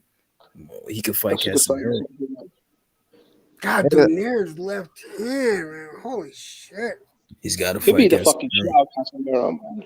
He'll beat the dog shit out of Casemiro. He beats Casemiro. He does. Hey, that Casemiro versus fucking what's the Cuban name? I forgot his fucking name. Rigondeaux, yeah, Rigo. Man, that shit was horrible. You remember? You know what? I actually thought Rigo won. Like, this doesn't sound controversial, but if you look at who landed the clean punches, it was Rigondeaux. Who had a better defense? It was Rigondeaux. So even though it was incredibly boring, and it's tough to be a Rigo fan after that, but I thought it could have gone either way, maybe a draw, but oh man, that fight was fucking horrible. That shit reminded me of fucking Robert Easter versus what's that dude? Bartholomew or whatever. Yeah. You know, based off the rules of boxing, you know, effective punching and all that stuff, would you guys not say that Rigondeaux landed the cleaner punches, even though it was, you know, maybe 2 or 3 around? Yes, you're right. He won the fight, bro. He outboxed Casemiro, bro. He made Casemiro look silly, and they were mad at Rigondeaux. That was Casemiro's fault for not cutting off the ring. Rigondeaux clearly outboxed him. Hey, who got the decision of the fight? I got a lot of heat for that, H Money. I got a lot of heat for saying I thought Rigondeaux won. I know, because boxing fans are delusional, bro. They push narratives, bro. Come on, man. Rigondeaux was a legend. He's a 2-time gold medalist, bro. He was on a pound for pound list. He was a world champion, bro. Come on, man. And they disrespected that man like that. That's just crazy. Casemiro won the fight. I guess Casemiro got the decision, but I don't know what the fuck. I don't know. He got the decision, but you know what I mean? Shit. Rigo's hitting and not hitting. A lot of people thought Rigondeaux won, though. I feel like go ahead, 50. I feel like Rigo gave away rounds, man. He just didn't throw no punches, bro. You know, but he was out boxing him, bro. That was, the sweet science, bro. Hit and not be hit. What was Casemiro doing? He wasn't doing. Rigondeaux outlanded him. Yeah. Casemiro was just following him. Casemiro was just following him. He wasn't throwing anything either. Yeah. They said Casemiro. They said Casemiro. He fought a Rigondeaux fight. That was clearly a Rigondeaux type of fight. You know what I mean? He controlled the pace, everything. Landing him by 3 punches, though. 3 punches? Yeah, that's what the comment. Who had a higher percentage, though? I think it's Rigondeaux. So who had a higher percentage? Casemiro. Who got a higher percentage? Up by like he was up by like 4% or some shit. He wasn't up by that high. It was pretty. Was that close. power we could pull up the copy box numbers. Let me pull it up then. Yeah, you gotta pull it up. We'll pull it up, man. You know what I mean? I thought Rigondeaux won, but Casemiro got the I agree, man. You know what I mean? That shit was so fucking sad. Hey, the whole fucking was it split decision? Casemiro and Donito Donaire thing was fucking weird. Remember that close fight? Yeah, that's good. That was a close fight. Hey, whatever happened to Donito Donaire versus Casemiro though?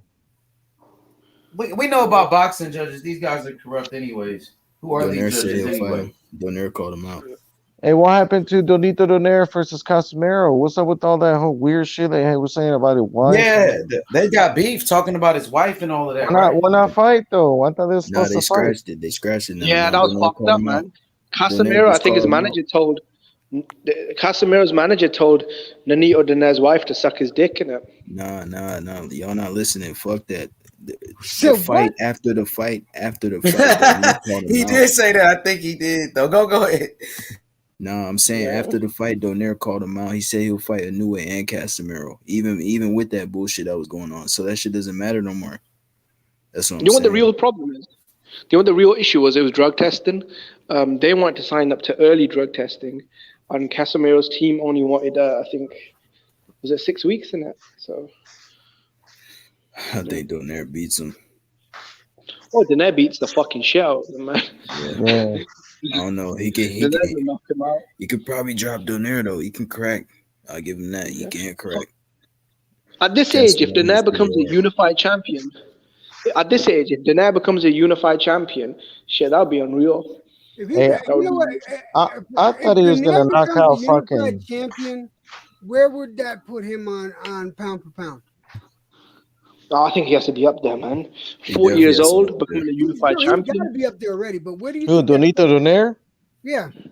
I mean, Bali and Casemiro. I don't think that it'll affect or matter that much. No, it won't matter. It won't matter because Casemiro, even though I don't like him because he's a bit of an idiot. I mean, he's a 3-time world champion. He knocked out what's that guy? That tall guy, Tete. Even though I thought it was a robbery, he got a win over Rigondeaux. So he's got a bit of momentum. So if Donaire ices him, this guy's younger than Donaire. He's bigger than Donaire. He's knockout artist as well. That's a big win. At 40 years old, 2 belts. That's some legendary stuff. Donaire would be the oldest man in history. Right now, he should be on a pound for pound list, and I think he is. No, I think he is.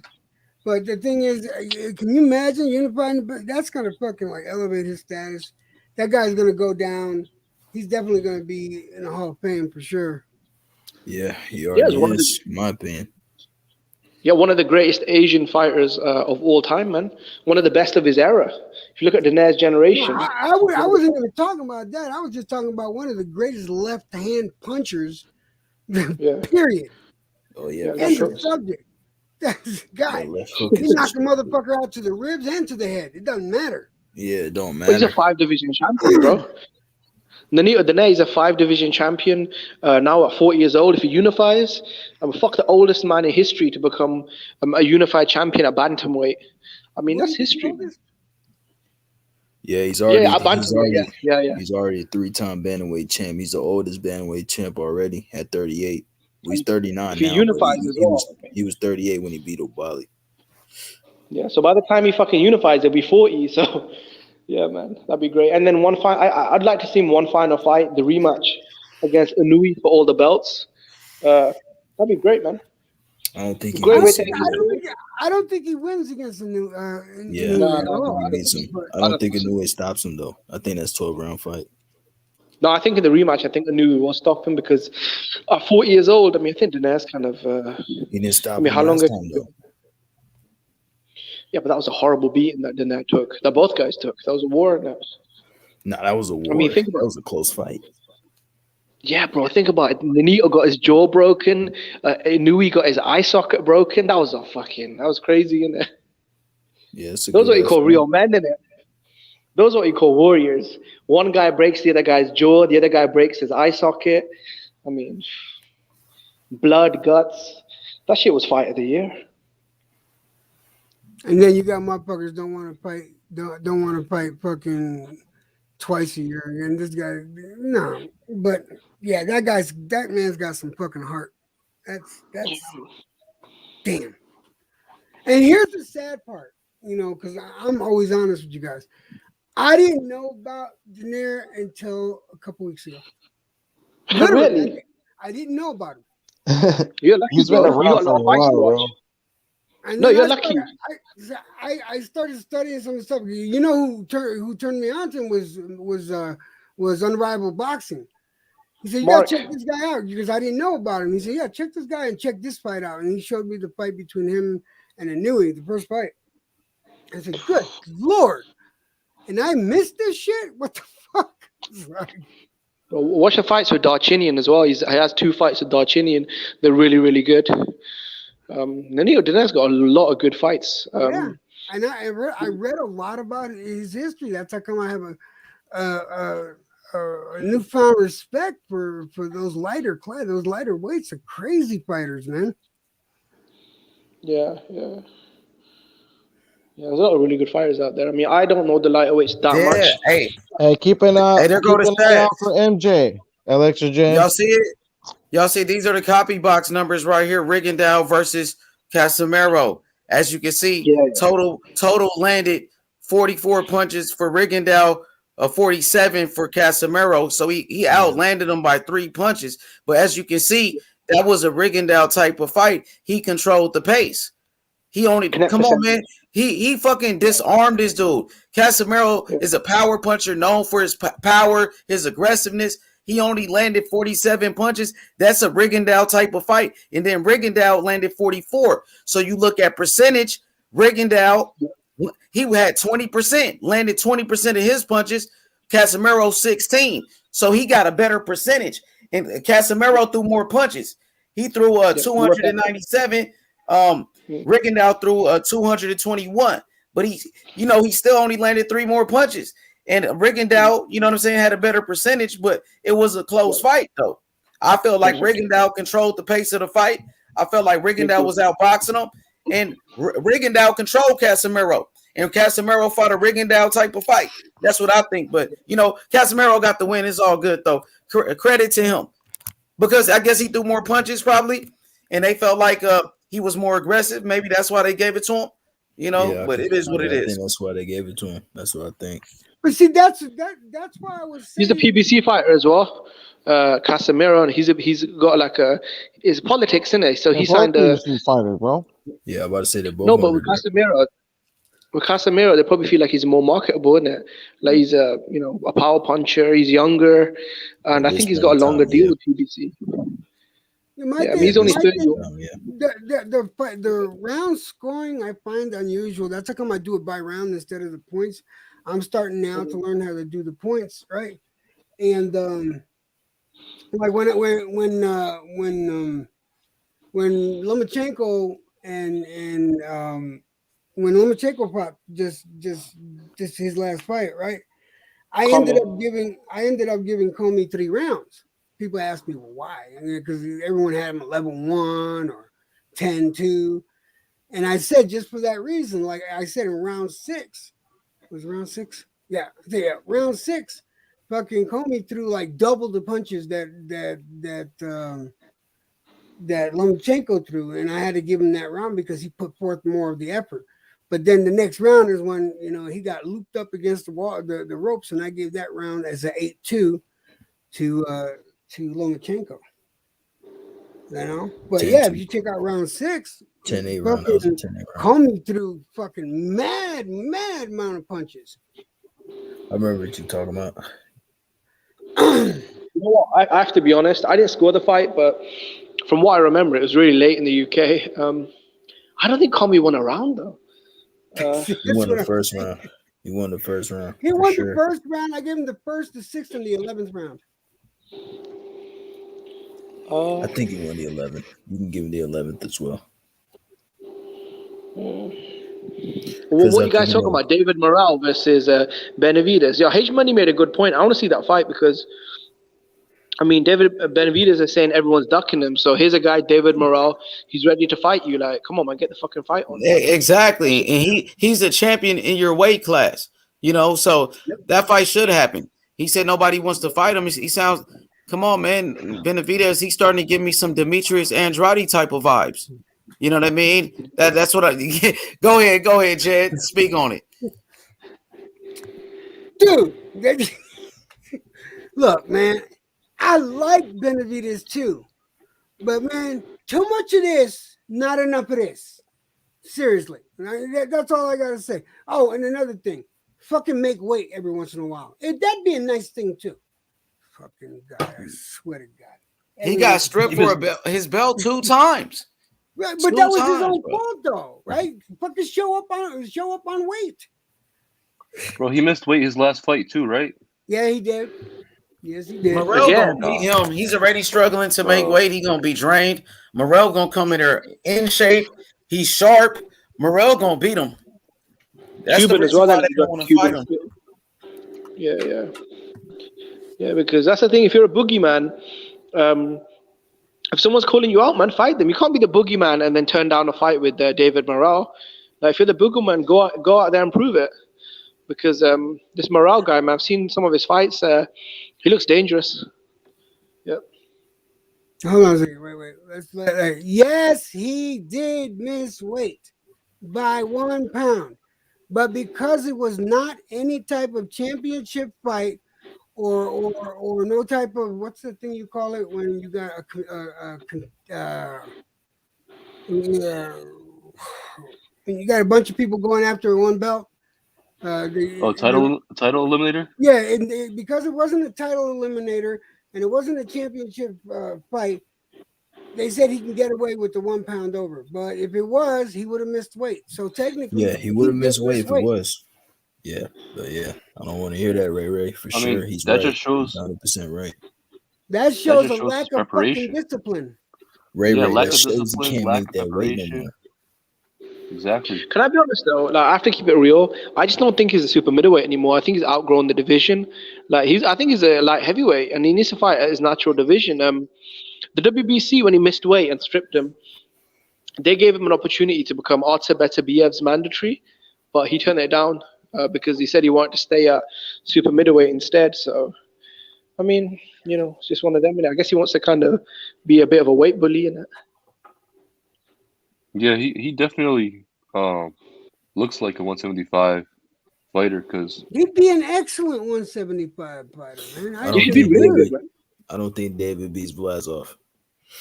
I'm gonna be honest. Who? Blazov. You don't think he could beat Blazov at all? Hell no, man. Blazov is a what do you problem. think his chances are? Put it that way. What's his percentage? I'll give him. I'll give Blazov 60-40. Yo, who the fuck is that? Chances? Yeah. He fought Joe Smith Jr. He fought Zerto. Oh, the guy that lost. Yeah, he lost Joe Smith, bro. Bro, he's hella. You talking about the dude? What's his name? Maxime. His last name would it be? Yeah, Blazov. He's pretty good though, but he's older though. But he is good though. 35. Yeah, that motherfucker's good. I don't think I've seen him fight before. He gave Zordo a lot of problems. Some people thought he beat Zordo. Some people were saying that he beat Zordo. Yeah, some people thought he beat Joe Smith too. He got robbed in that fight. That's what I'm saying. They robbed this dude. He fought Zordo at 175 or 168. It was a tough fight. Zordo's face was fucked up and everything. Hell yeah, man! That nigga Blazov is cold, bro. I'm telling y'all, he's hella. Yeah, people keep saying Canelo is ducking Benavidez, but if you look at Benavidez's resume, he's fought no one, man. Like these guys he's fighting are nobodies. Damn right. Hell yeah, say that again. Blazov gives him fighting. Jimmy, who he fight? Who was those opponents? Ronald Ellis, Kyron Davis. You know these guys? No, I don't know. They're saying because they keep saying, a lot of fans are saying Canelo's ducking, he's scared of Benavidez, and I'm like, yeah, but who's Benavidez? He's not fighting anyone. Like, bro, Mayweather said that, and that shit got me mad. He's about to fight fucking David Lemieux. Come on. Ooh, that's gonna be a good fight right there. Charlie, when was the last time fucking David Lemieux fought? Yeah, that's true. His last good fight was what? Triple G. Hey, and you know the funny part? They said Billy Joe Saunders was a bum. Canelo beat Billy Joe. He's a bum. But Billy Joe Saunders beat David Lemieux years ago. Years ago, Billy Joe Saunders beat him. You know what I mean? Oh, I forgot about that. They said that Billy Joe Saunders ain't never fought nobody, ain't never beat nobody, but he beat David He didn't Lemieux. just beat him, he schooled him, bro. So that means Benavidez ain't fighting to nobody either. Then those same guys that saying that Canelo's ducking him. So they got to keep the same energy then. Because when Billy Joe fought Lemieux and Triple G fought him, they said he was a bum. But now when Benavidez fight him, you got to call him a bum too then. You know, that's what I'm saying. Yeah, you have to be fair. Well, that's a name I haven't heard anyone talk about in a little bit. Jonathan just put up there. What about Durrell? What's going on with Durrell? Anthony Andre? Oh, yeah, I think he won his last fight, but he's older, man. You're going to get knocked out by one of these guys, man. Somebody going, man. Yeah, but hey, you were talking about putting him up against who? You wanted Andre Durrell. I thought you meant Andre because his brother. You talking about Anthony Durrell. Anthony, who just won. Dog. He said he got one more fight. He said if he gets a Canelo fight, that's He the can only fight fight Caleb Plant. He can fight Caleb Plant. He said he will retire if he can't get a Canelo fight. So He's not going to get the retire. Canelo fight, so he's going to retire then. Yep, that's what he said. But that Canelo, But he can fight Caleb Plant. Caleb Plant. That is a cool fight for Caleb Plant though. Coming back, that's if Durrell wants to keep fighting. But yeah, you're right. I did say that Durrell versus Caleb Plant in the comeback fight. That's okay. I wouldn't mind seeing that, but let me ask you this though. What's going on with the Canelo situation? He's not going to do that once that welterweight fight, right? I think he is. Go ahead. Ignorant Boxing can explain it. All right, Ignorant, go ahead. I thought I heard it canceled or something.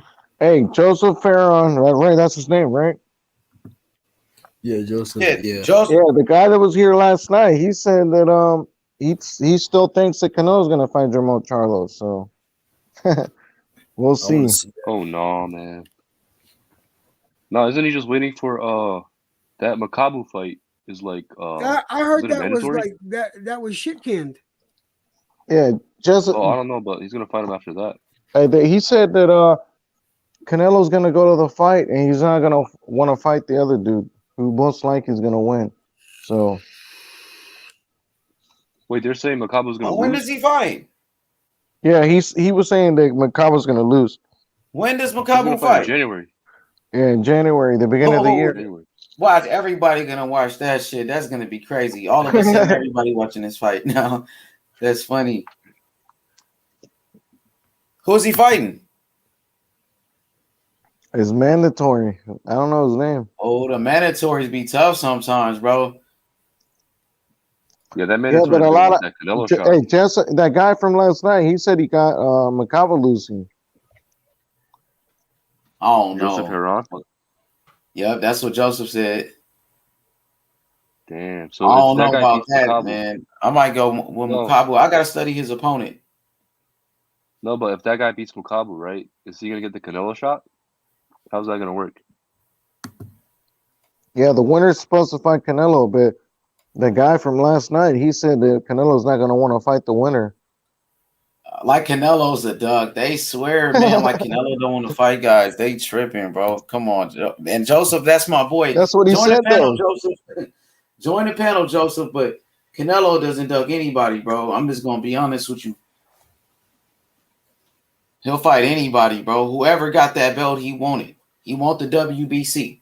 Whoever got that belt, Makabu, anybody, he going for that belt right there, man.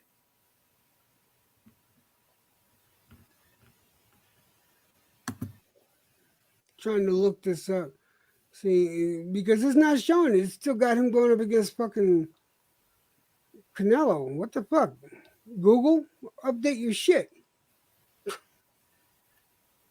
So it's a lot of pressure on Makabu to win that fight with, you know what I mean? So he can fight Canelo. So you know Makabu gonna come in ready. I got Makabu in that one. I'm gonna look at his opponent, but I got Makabu winning because he ain't gonna let this Canelo fight slip, bro. He ain't gonna miss out on this opportunity Yeah, to get but a it's Canelo not, fight. it's not even telling me who's he fighting. Who is he, bro? Somebody find it. I don't think the fight was announced. It was just like Makabu does have a fight. Yeah, that's why I asked earlier. I thought he had a No, the fight got announced. It got announced. Who like, is the guy he's fighting though? I don't know his name. Yeah, let's get a name on him. Google it. It was ordered by the WBC. I don't know his It just name. wasn't announced. That's why I said earlier. I was like, "Yo, does he have a mandatory?" That's why I asked earlier because they were saying he has a fight. Yeah, he's got a fight at the beginning of the year. So, and Canelo's gonna be at the fight. So, Yeah, I think he should win. He'll probably be motivated to fight Canelo. I think he should win, but I don't know who the opponent is. To see. Bro, I'm looking forward to that fight. Canelo moving up to cruiserweight to make history. I mean, that's a good fight, man. Hey, so Jimmy, what you think about these guys saying Canelo's ducking Benavidez? Canelo is cherry picking Makabu. What about when Mayweather says, "Who the fuck is Makabu?" Nobody even knows that guy. He's a nobody. What about when people say that, bro? Bro, man, everyone's hating on the king in it, the king of boxing right now. So But you know when you wear some valid points. Do you feel like they're making some valid points that who is Makabu? He doesn't deserve a fight with Canelo. Canelo's cherry picking again. First Yildirim, then he fights fucking Rocky Fielding, and now this guy. You know, okay, Rocky Fielding was for the regular belt. I give him that. I give him a pass for that because it was for that belt. But come on, bro. You know what I mean? hey, Yildirim was a mandatory though. You couldn't do anything. But I'm just saying that's what the people are saying. I'm just telling you. I get that, but then There's two sides to every story. That's why I want to, is it Makabu a champion? No, I'll say this to the guys that say that. Yes. Okay, I'll so say that this to that, guys. At cruiserweight, there are no stars at cruiserweight. So a lot of the people that there are no big stars at cruiserweight. Makabu is even at worst, he's the number 3 fighter or the number 2 fighter in the division. He's a legitimate world champion. Canelo's jumping up 30 pounds. Like who else at middleweight or super middleweight is doing They're that? saying who the fuck is that guy though? he's a Who was champion. So Makabu? I that never means that heard of him. the people that are saying that don't know their boxing. That's what's going. That's all you guys. That's the reply. You don't know your boxing. Wait. You know what they're gonna say? So they're gonna ask you, did you know who Makabu was before Canelo said he was gonna fight him? Me, they'll ask me that, and you're gonna. You know what I'll say? Honestly, I'll say no. But then you know what I'm gonna say? yeah. I looked it up right afterwards. He's a fucking champion. I'll say, sure. Okay, got you. I'll say only because Marco Rival showed me him a while back when we was doing a video on my channel. No, I have heard of him. I have heard of playing Makabu. highlights of fighters, and Mark said played Makabu. I was like, who the fuck is that? And then he showed me. So since then, I'm telling you, this is not going to be an easy fight for Canelo because this guy is so physically big and strong. This guy's like a tank. He's big and strong. He's got like a 90% knockout percentage. He's a WBC champion. Canelo's like, let's be honest, Canelo was a couple of years ago fighting at middleweight, man. When have you heard about a middleweight? 2 years later, jumping up to fucking cruiserweight to fight for the title. Guys like Golovkin, Charlo, even my boy Andre, none of them are doing these kind of risks. A super middleweight, none of these guys are doing that. Light heavyweight, they're not mixing it up. So, and I say to these people this year, if it was this easy, why is Canelo the first Mexican in history to become a 5-division world champion? Why is he the first Mexican in history to win the cruiserweight title? It must be hard if he's the first person ever to do it. What do you think, H Money? All right, so look what Ellie said. Shout out to my boy Ellie Feliciano. He says Canelo looking for a soft touch. That's what he's saying. Canelo's looking for a soft touch. What do you have to say to that? See, that's what I'm telling you. That's what the people are saying, bro. Yeah, who Ellie, who in 11 months? Ellie, who in 11 months has wiped out an entire division? You tell me who goes from undisputed cruiserweight, super middleweight champion, the first one in history, to in his next fight becoming a 5-division champion. Like, come on, man. Who else is doing this shit? So if the other cruiserweights fought Makabu, they would be looking for a light touch, right? Or a soft touch. But Is that just because Canelo's got involved? Is it because Canelo's in the picture? Or is it because what? It doesn't matter that it's Canelo. If anyone had done that, that is a great feat.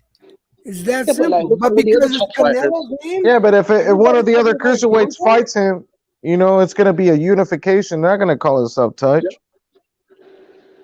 Look, I look at it this way. He's going at this. I'm saying right now, Benavidez moved up and fought Makabu. Makabu would probably beat the shit out of him. This is the same Benavidez, that got dropped by Ravin Graville, a journeyman. Got a split decision. A lot of people felt like he lost that fight. I mean, what do you think Makabu would do if he landed one of his big left hooks on him? This ain't no fucking Ronald Graville, bro. He'd knock the shit out of David Benavidez. Ellie comes back and says, Ellie says, stop trying to build this dude up. He's laughing. He said, we're trying to build up Makabu. Yeah, but Mukabu's already at where he's at. Like, you don't need to build him up. Shit. Yeah, he's already a champion at cruiserweight. What more do you need to build him up for?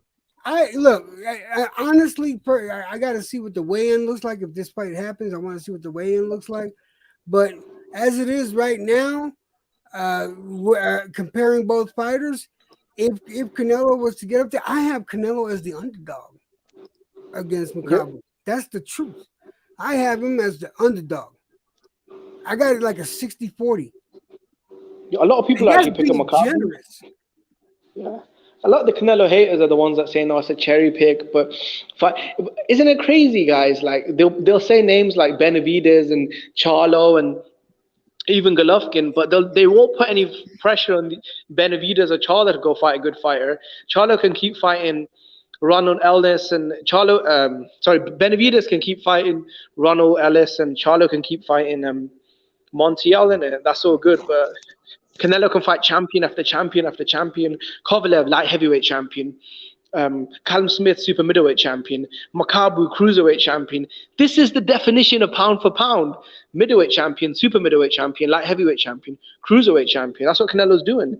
He's going through the divisions, fighting, top level fights, and doing his thing. And you got all these other boxers just fighting bums in it, and everyone's hyping him up. I don't want nobody sitting here trying to blow gas up my ass on this one. If you got your choice, all right, and you're gonna move up in weight, and you got your choice of 3 or 4 fighters, aren't you gonna pick the one that, since you're moving up, aren't you gonna pick the one that you think that you could most likely beat before you go after the biggest dog in that fucking in that level? So it's the only one he can challenge as franchise champion. Canelo's got the franchise title at 160, so that means he can move up and fight a cruiserweight Makabu. He's also talked about Benavidez. Bob Arum was saying in a recent interview that Canelo might fight Benavidez in May, so it's not even final though. So we'll see. He's got a lot of options. Man, I would be a whole lot more worried than I am now if it was that was the fight. Yeah, but when he beats Benavidez, what they're gonna say? They're gonna say Benavidez was old. Like they always with Canelo. I don't know what it is. A lot of fans hate Canelo. If he fights Benavidez, they'll say he was old. If he fights Charlo, they'll say he was overhyped. If he fights Benavidez, they'll say who has Benavidez for? If he fights Makabu, a fucking cruiserweight who's coming down from probably heavyweight, I mean, it's just excuses, isn't it? Yo, that's the way boxing is, though. You gotta love it. Yeah, bro. When someone's that good and like on top of the sport like that, they hold him to such a high standard where if he fights anyone, it's like, bro, you're cherry picking. And they only hold one boxer to that standard. They don't hold anybody else. I'm telling you right now, hold me to this. If Canelo moved up and knocked out Tyson Fury, do you know what they'd say? They'd say, oh no, that wasn't Tyson Fury, man. He was having mental health problems. That's what they're saying. Bro, it's crazy. It's going to be the same people that said Tyson Fury had egg weights. It's going to be the same they'll say Tyson Fury had egg weights. Yeah, they'll say Wilder ruined Fury. He was having mental health problems. That was in the Fury. Yeah, for whatever reason, man, Canelo has a lot of haters, and no matter what he does, whether he fights Benavidez, Makabu, even Golovkin, Charlo, Benavidez, a lot of people are going to discredit his fights. Yeah. And it is what it is. I just want to see good fights, and I want to see people fight a lot more than what they've been doing, and that's that. And Canelo's been doing that, and people don't give him credit for that. So, I take it with a grain of salt when I hear people talking shit on Canelo. Yet, all these other boxers, they get passes to. You know what? You can kiss the entire southern region of my Puerto Rican Dominican ass. That's that. The thing with Benavidez is, bro, like Benavidez is tailor-made for Canelo. A flat-footed, come-forward guy like Benavidez, pretty basic, like. And he's always off balance. Yeah, and the chin isn't the best, and he has a lot of discipline issues. I think Canelo would absolutely fucking destroy him, man. See, Benavidez, that's the more dangerous fight for Canelo because of his power, his technical soundness. At 160, probably Andrade. I'd say it's probably the most difficult fight, stylistically at this point. And light heavyweight, Benavidez. So Makabu, that's a big risk as well. So I mean, Canelo's got a lot of really good options. So even the Golovkin trilogy, I mean, you think he's going back to Eddie Hearn? I think Canelo will go to whoever puts up the most money in it. So PBC, if they offer him another 40, 50 million, he'll fight there.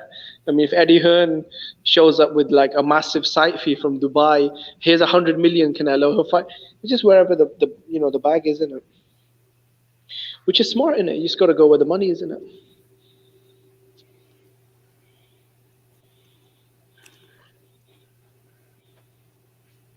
Man, Feliciano got an issue or something with God damn, man, you really don't like Canelo or something, man.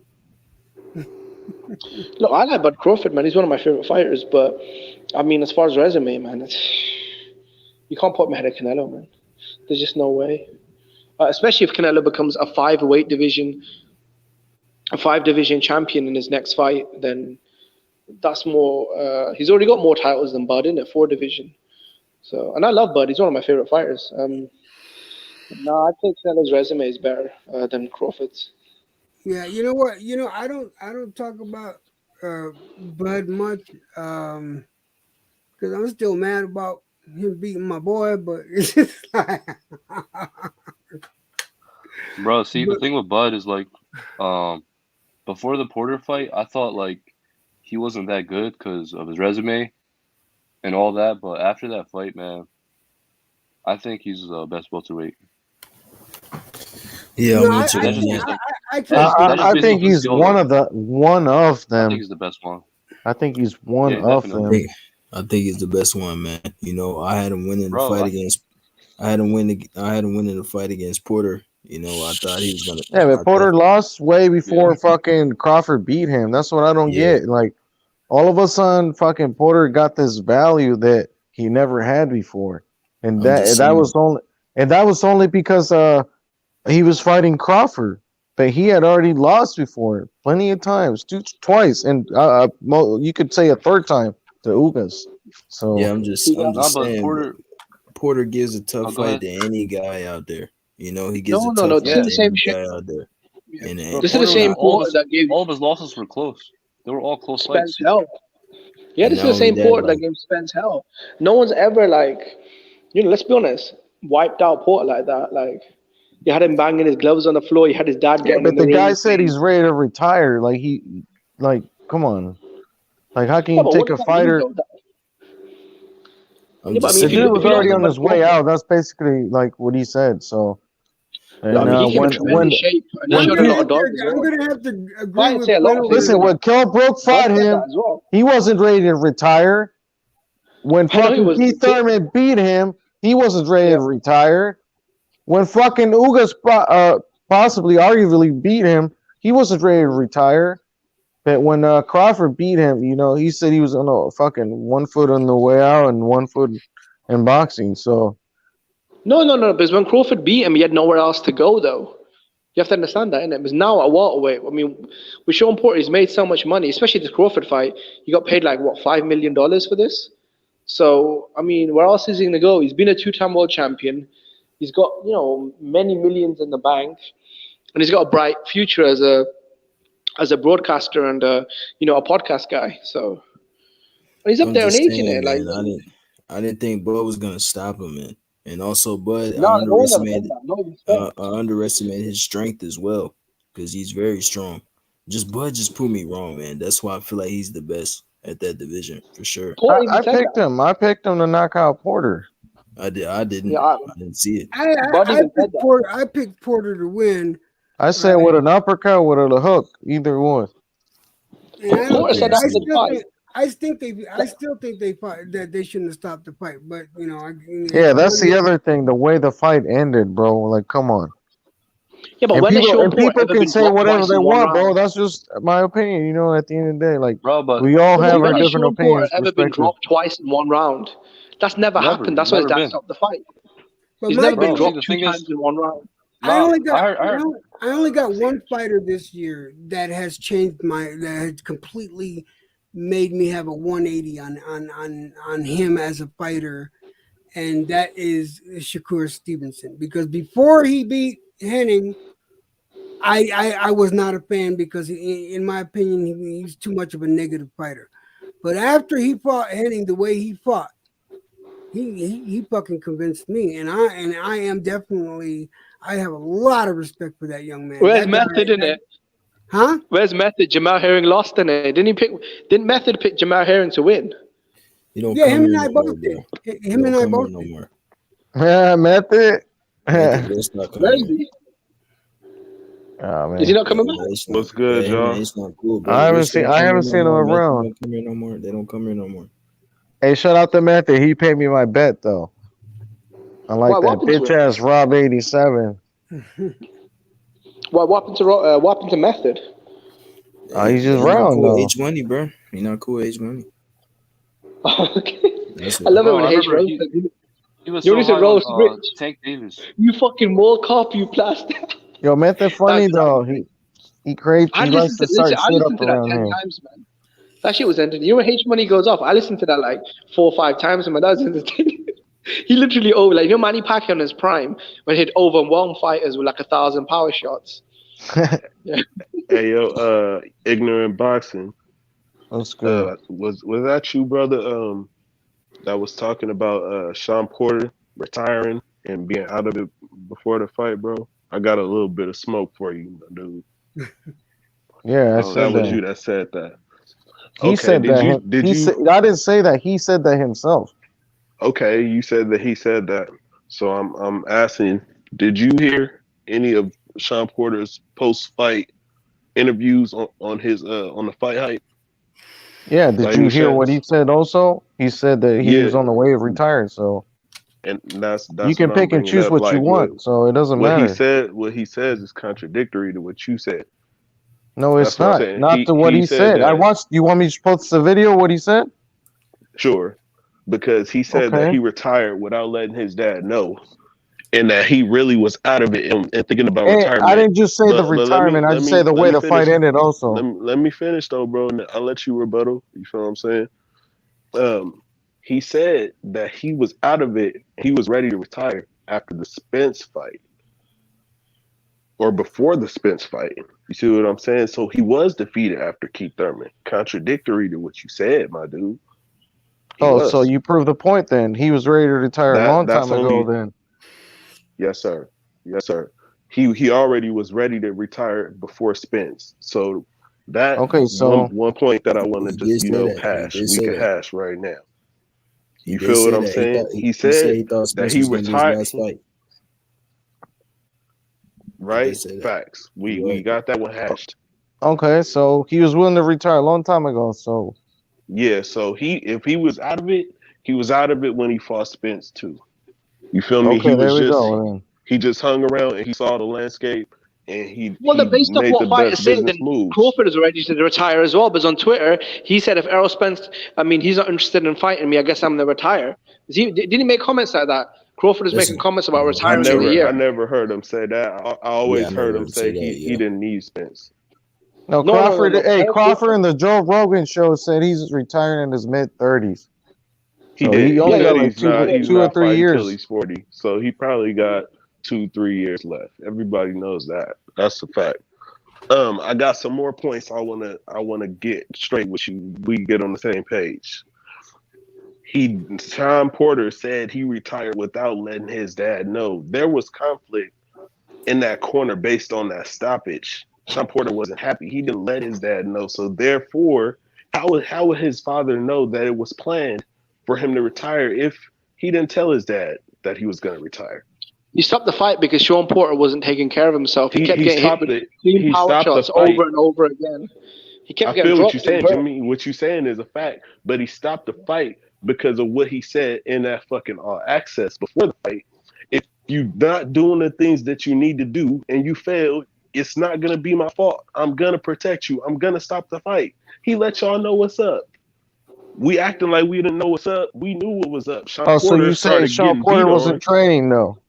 No, I'm not saying that. What I'm saying is if his dad seen certain things in the ring, he was going to stop the fight. And he knew that.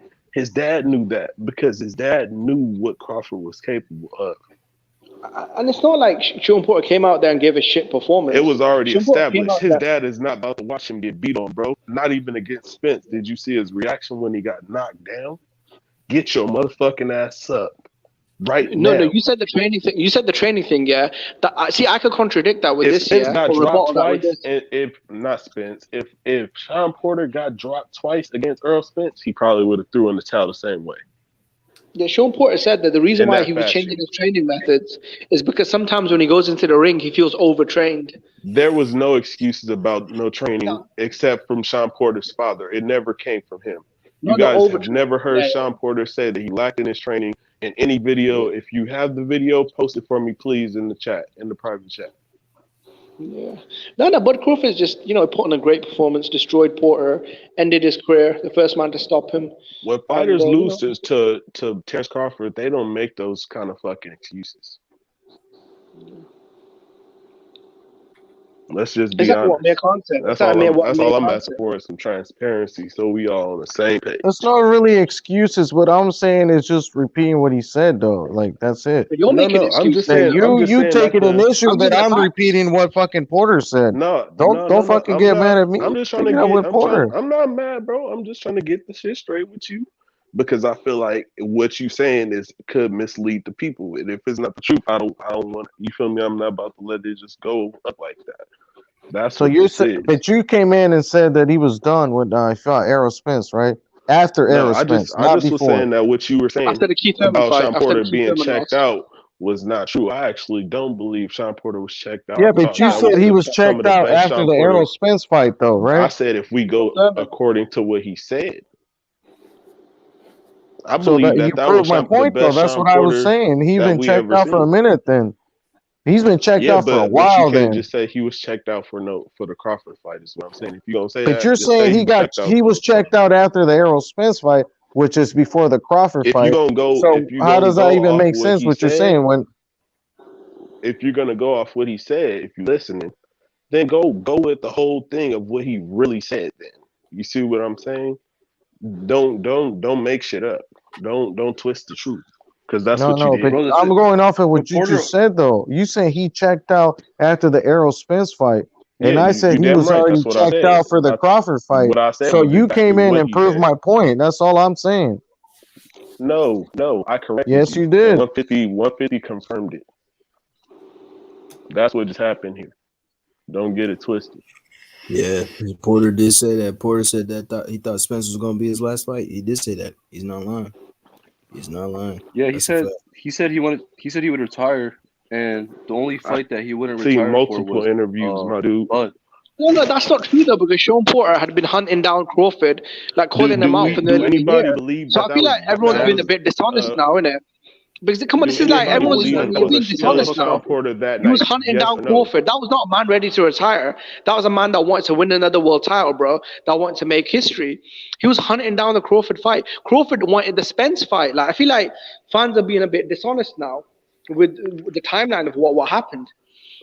Bud Crawford Did that look like wanted a the Errol shell of Spence Sean Porter unification. that night? Yes He or wasn't no? thinking That's the about only Sean question I'm Porter. asking the panel. Sean Porter is the one that forced himself into the picture by constantly calling Crawford out. And then Crawford thought, you know what, fuck it. It's the best option for me out here. Spence is doing whatever he does in it, whether it's car crashes, eye injuries, Man, across the street. he beat the Spence man. does. Don't try to take away from his win. No, I mean that's just fans talking That's all shit I'm in it, saying. because Sean Porter came in tremendous physical shape and he gave Crawford a good fight. It's just he was never good enough, because he like Sean Porter would never be good enough to beat Terence Crawford. Like, I mean, come on, man. Up until round 10, I had him fucking winning. I had fucking. I seen you pick I had him, Porter and I winning. told you what was gonna happen. There you go. EJ. There you go. Electric Jet just said that. So that means, if he was ready to retire, would Porter be trying to win the fight? Why did he get off the floor twice if he wants to retire? Like, this notion about Sean Porter being done is just garbage. I know think he's this. younger. No, I didn't say he was done. It's just the way that the fight got ended. The way the fight ended too, especially. Listen, when you're hurt and he's pounded on the floor, fighters that are hurt, they're not pounding on the floor out of frustration. And I'm asking you, when has Sean Porter been dropped twice in one round? When has that happened? He got dropped in the Ugas fight just once. What, twice in one round? That's what I'm asking you. You He didn't got listen to dropped my with question. Adrian Broner dropped him too. Yeah, but not You're not twice in listening, one though. round. You're not listening. When has No, he I ever know been what dropped you're two saying. times I'm in the just same saying round? once. I'm saying that he's been dropped before just once. That's what I'm asking you. I'm not asking you, has he ever been dropped? I'm asking you, has he ever been dropped multiple times in one round where he keeps walking onto power shots? Like, his dad was like, I don't want to see my son get knocked out cold here. And that was going to happen. Well, what do you think Sean Porter was going to get up and win the fight? When he kept walking onto power shots, kept getting dropped. Like, let's use a bit of common sense here now, isn't it? That's what I'm saying. We know Crawford's one of the best finishers in the sport, man. Sean Porter got up, he would have took hella punishment. Yeah, but how can you say Sean Porter's this guy that's so tough and rugged, but all of a sudden now it's like use your common sense. He's gonna get knocked out. Like, come on, that's contradicting yourself. But come on, And then you're trying to use his dad. You're trying to use his dad as an excuse. Let's be honest. And I feel like let's be maybe real. you don't like Crawford because you kind of sound a bit biased. But that's your thing. Is you thinking that I don't like somebody? That's automatically what you're going off of. Like you're saying that he's tough and durable, and he is tough and durable, but he keeps getting dropped and hurt. You're not listening. This guy got hurt. He keeps taking clean power shots. He's been dropped twice. And he himself said he wasn't as hurt as bad as when and now Errol what else Spence did he say? dropped I'm not him. going to argue with my dad's decision. So I'm not going to argue with my dad's decision. And what did he say? I'm not going to argue with my dad's decision. And what else did he say? That I made a lot of stupid mistakes. When he dropped me the first time, I shouldn't have tried to go up and rush him. I shouldn't. Like, he made a lot of mistakes in there. And obviously, you know, as his dad, you don't want to see his son. The thing here is, listen, please, let me get a chance to get a word in here edgewise. The big thing is this is a championship fight. You should at least put forth more of the effort and let your boxer go in there. I'm not saying let him go get killed in the ring, but I think his dad definitely stopped. Hey, so let me ask you this: Kenny got other fighters, right? So is he gonna do the same for the other fighters, or just his son? Look, I wanted to see the ending just like you because I know what was going to happen. Yeah, I mean, look, Sean Porter to get up and suddenly knock Crawford out with one punch, even though his balance was gone. The reason why Kenny Porter threw the towel in, he said when Sean got up and stumbled backwards, I knew his balance wasn't there. He kept taking clean power shots. His defense wasn't on point. And I'm not going to sit here and watch my son get knocked out cold for no reason. That's why he threw the towel in. Bro, also, I don't agree with it personally. No, we can't take away from Terrence Crawford because he did what he had to do. But when does Kenny Porter ever throw in the towel in? That's what I'm saying. When does Kenny Porter ever throw in the towel in? Like, this isn't a guy that throws the towel in. He's never thrown a towel in, but after this, you can assume he will again. Shit. Well, I mean, look, if it's the first time, Crawford is the first fighter to make his basically him feel scared for his son's life in it. That's why he threw the towel in. I'm just saying, man. Like, fucking Sean Porter. The way out, him being the way out or not, man, that was one of his best performances, bro. Hands down. He was a lot more patient than what he was than any other fight because he knows Bud is a threat. Bro, nobody's taking away from Crawford. I don't give a fuck. Unscribe. Who gives a fuck? No, but Sean Porter, he looked good in that fight. Stay in the chat too. I think he was as good as he was in the prime. Him getting dropped, that was one of his best performances for sure. That's why he was so patient because he knows what Bud can do. He knows Bud is official. He knows Bud is a threat. Against Spence, he had no respect for him. He kept coming at him. He kept coming against Bud. Why didn't Spence go up and left the arena in it? He didn't want that Crawford smoke in it. He got up in it. Thought, you know, let me get out. That's not true, bro. That's not true. No. He got up and got out. Saying after getting thrown out of the Ferrari. They call me out in there. He did not look at the fight and walk away like he was scared or anything like that. No, he got up and come on, he bottled it, man. Like, you're not gonna. He said because you love being a man of facts in it. The facts were this, yeah. He said, "I'm gonna call the winner out of the fight." He said that. That's why I went to the fight. He said he was gonna call the winner out because you love being about your facts in it. You love your wordplay in it. He said he was gonna call the winner out. And what happened when Crawford won? He got up and fucking bottled it. Because he knows he'll lose. He'll lose. Crawford will beat Spence now. 100%. I definitely favor Crawford to win based on the accident and the eye fucking shit he got going on right now. So. He looks concussed, man. He doesn't look like the same guy. He looks like a guy that's permanently concussed. He'd be him sober, nah, man. He just be drunk. Yeah, he just but wouldn't you rather see him fight a tune-up before he fights Crawford, or you still like automatically want to fight Crawford? I don't see. Bro, he got his tune-up in Danny Garcia, man. How many fucking tune-ups does this guy need? None. Well, shit, he's got fucking eye surgery. Exactly, man. Another tune-up and another fucking car crash. And then we're back here again. Another fucking tune-up. Thurman. Like, dude, get this fucking tune-ups out the way, man. He now against shit. I don't even see he can beat Bud. Fucking hell, man. I don't think he got a chance. Another car crash? Another yellow peasy drunk party? He got ejected and landed on his face on the concrete at 100 mile an hour. He should fight Thurman. He can't beat Bud. Bro, he got his tune-up, man. I do know what else Spence having another fucking tune-up. Ugas is tied up, okay, with the WBA. Crawford's free, Spence is free. Let's see who the top dog is. Okay? Hey, Jimmy, just calm down, man. Didn't we have a talk about this already, about that hallway incident? There ain't no need to flare up about this, man. You already know what it is, Jimmy. Yeah, did you see him walk out the arena when Crawford won? Man, come on, man. We already know what it is, man. Yo, I just want to see the motherfucking fight. Yeah, exactly. You can interpret that many ways, bro. Another car You crash. can We interpret already the way know the whole Interpret card been it pulled, anyways, man. How many ways do you want to interpret Man, it? that whole card been however pulled a you long want it to time be. ago, bro. That whole card been pulled a long time ago, bro. Let's Budby was driving a be serious Ferrari. about this, man. Let's be serious about it. Earl We Spence know better what's take going a on. tune up, bro. He better take a tune up. Yeah, it's the most common sense. Come on, like even what he says. I don't care what he says. It's whatever Oh, he El just fought Heyman. Danny Garcia though, bro. How many tune-ups do you want to see, man? He just I fought don't Danny care Garcia. how many tune-ups he fights, bro. It's what they want to Wait. do, and they're probably gonna do Wait, that Jimmy. shit. So We saw Crawford confront him, and you saw how bad Spence was trying to avoid it. I mean, he was like, "Oh, anything to like get some other fight, like it would be more profitable for him, or anything. Anything he can do to avoid it." Bro, And Crawford is completely about the fight. You just make the fight. Errol Spence's next fight has to be Boots Ennis or Terence Crawford or Virgil Ortiz. I don't want to see him fight anyone else. I want to see him fight another Danny Garcia. Like, dude, these guys aren't relevant. and who does Crawford got to fight? Who does Crawford got to fight Spence, next? Errol Spence. But if he can't get the Spence fight, you just saying that Errol Spence can fight Virgil Josh Taylor, or Boots or Crawford. Who should Crawford Can I answer fight? your question? Who do I'll you answer want it. to see Don't worry, I'll Crawford? answer it. I know you're getting upset. Don't worry, I'll answer your question. Don't worry, because I'm not like Spence in it. I don't duck the smoke. Anyway, he'll fight. He can fight Virgil Ortiz. He can fight Josh Taylor. He can fight Errol Spence. I mean, those are some good options for him. And it all boiled down. We want to see him fight some competition. You don't need no motherfucking tune-up fights. He been out the ring. I'd like to know why we can't just fucking have our goddamn championship fights already. That's it. what I'm talking about. You know what? If but Keith he's not Thurman gonna wins this fight fight him, in bro. January, Come on.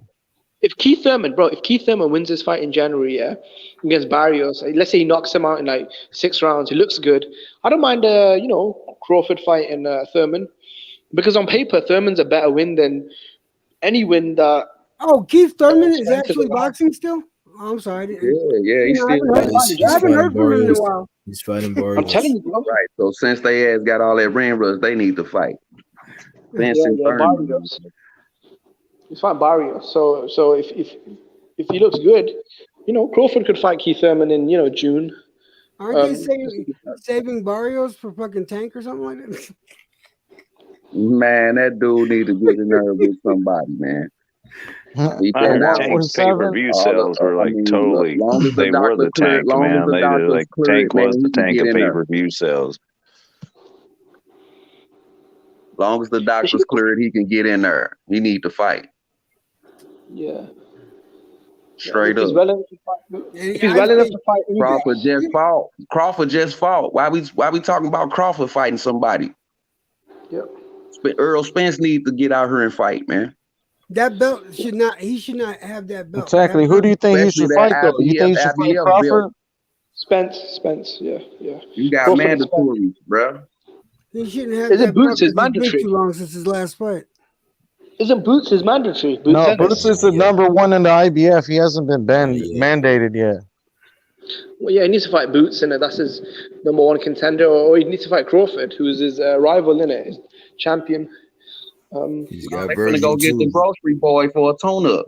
So Errol Spence got 3 options, though. So yeah, what is 3 options? Let him I fight. like both fighters, man. I ain't on that. I like both fighters, man. But Earl been out, man. We need to see some Earl Spence out here, bro. Yeah. You understand what I'm saying? And if Keith Thurman been out, he win this Barrios fight. Should be Earl next fight. Yeah. To see what Thurman doing. You know what I'm saying? If he gonna leave, if he gonna stay. But you just holding on to the straps, bro, and all this cap, bro. We need to see your hands being thrown for real. Yeah, exactly. Thank you. Facts. Straight up, bro. That's how I'm looking at it. Actually, I don't know why they haven't taken the belt from him and they just give him a stipulation that once he's 100% and he got doctors okay, then they should make a stipulation where he has a legit shot at the belt whenever and whoever has it at that particular time. yeah, but that's why they didn't strip him, though. Say again? That's why he's not getting stripped, because he provided documentation that he's injured. No. What I'm saying. No, but Keith Thurman got no. Keith Thurman got stripped, yeah, even though he was injured, yeah.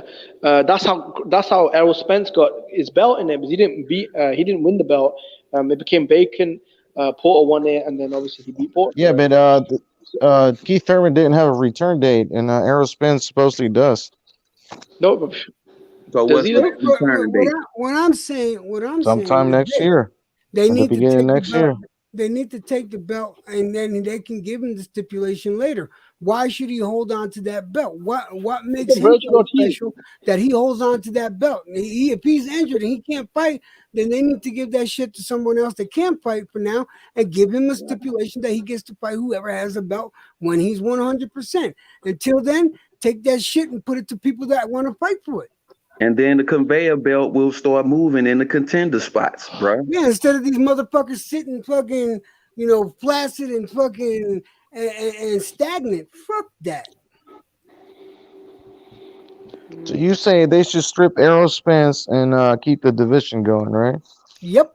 They should do that with every fucking division. Who is time waiting on? Who is time waiting on? Time ain't waiting on nobody. Yeah, stripped Thurman, gave it to No, time doesn't wait on nobody, but the sanctioned bodies will wait on whoever the fuck tells them to wait. Okay, and then he'll be 45 and they're trying to defend. He'll be 45, 200 pounds trying to defend a 147 title. Fuck out of here, man. Bullshit continues, Oh, you guys think Al Heyman pays the sanctioning bodies like a lot of money? Because like they all keep. I don't think so, because Al Heyman ain't paying nobody that ain't doing their chores. Yeah. No, like same thing with Pacquiao. Pacquiao had that belt for a while too, right? Bro, look, I mean, Leo Santa Cruz had the belt for a while, and he hasn't even fought at 126 in a minute. And he's got 3 belt, and that belt shouldn't be his. That's how I And look how Gary Russell has fought, how long he hasn't fought for, and he still has a belt for. Like, come on. These sanctioning bodies do what the fucking people tell them to do. Pacquiao was also stripped, so was Keith Thurman. And these guys didn't have fucking debilitating eye injuries, did they? They were talking about making comebacks as well. You're saying Errol Spence is talking about a comeback. So was Keith Thurman. Manny Pacquiao got stripped because he was talking about fighting fucking Conor McGregor and shit. No. These were all rumors, bro. That's why the Conor McGregor. Just off of that. He wasn't was going to talking come about Ryan back. Garcia. He's talking about Conor McGregor. He's talking about Mikey Garcia. And that's neither here nor there, though, because that's not even relevant, though. How's that relevant? Yeah, he was talking about everyone else except for the fucking other champions and the people 147. Yeah, That's what happened? Well, what happened? And who decided to fight? Errol Spence. He was out for 2 years, man. That's why he got stripped. Yeah, that's the other thing. He was out for 2 I years. think if you don't I fight in don't a think year, it's the that belt McGregor should thing. I go. don't think that shit matters. Honestly, if you don't fight in a year, that belt should fucking not. Yeah, but you just shouldn't have the fucking belt. Yeah, but when have the WBA ever been about honor, bro? Like, they're an embarrassment to the sport, though, with their belts, regular, super, interim, I'm not going to international argue gold. that point with you, Jimbo. I'm not going to argue that point with you. I'm not saying that. I mean, what's the sense of stripping Manny and then giving it to Ugas? Like, it doesn't make any sense at all, to be honest. Especially No, from ain't nobody give financial. nothing to Ugas. He fought on the ring for that belt. So did Manny. Oh no, but he beat Manny. So He defended his title against Manny. Yeah, but what's happening to Ugas now, though? He can't even unify against Spencer Crawford. They're making him fight 2 mandatory straight away now. Exactly. He has to fight 2 guys. So he has to fight his mandatory now, and then he has to fight someone else after that in the WBA tournament. So Ugas has been frozen out. So this is why Errol Spencer I knew that was Crawford gonna happen. I knew that was gonna happen, man. Now, is that fair? Exactly. So the sanctioning How is bodies that are all fair? fucked up. I think. Yo, Hebrew, what's good, Hebrew? What's good, H? What's going on? Salute, my Salute brother. to you, brother. Salute 150. Salute to the panel in the chat, man. Watch Worlds, man. How's Hebrew? How have you been, brother? Electro, what's going on, man? Man, we need to see these fights. Yeah. I'm trying to go with the body sanctioning, man. Bruh, it's mandatories. It's all type of stuff going on, man. We want to see the man hands being thrown. We don't want to see him still prolonging this injury thing, man. I got one person to blame for all this shit going on. I have to blame H Money. H Money, how come you ain't making these fights happen? Oh man.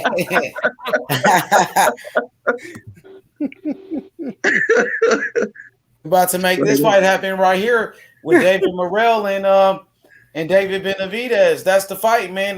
The Teofimo Devin Haney fight was supposed to happen, but Teofimo lost his fight. So, so what's the next fight to make? We got to make the best fights happen. Terrence Crawford, Earl Spence. That's a possibility. That's a big possibility right there. But what about Virgil Ortiz? He's ranked number 1 in the WBO.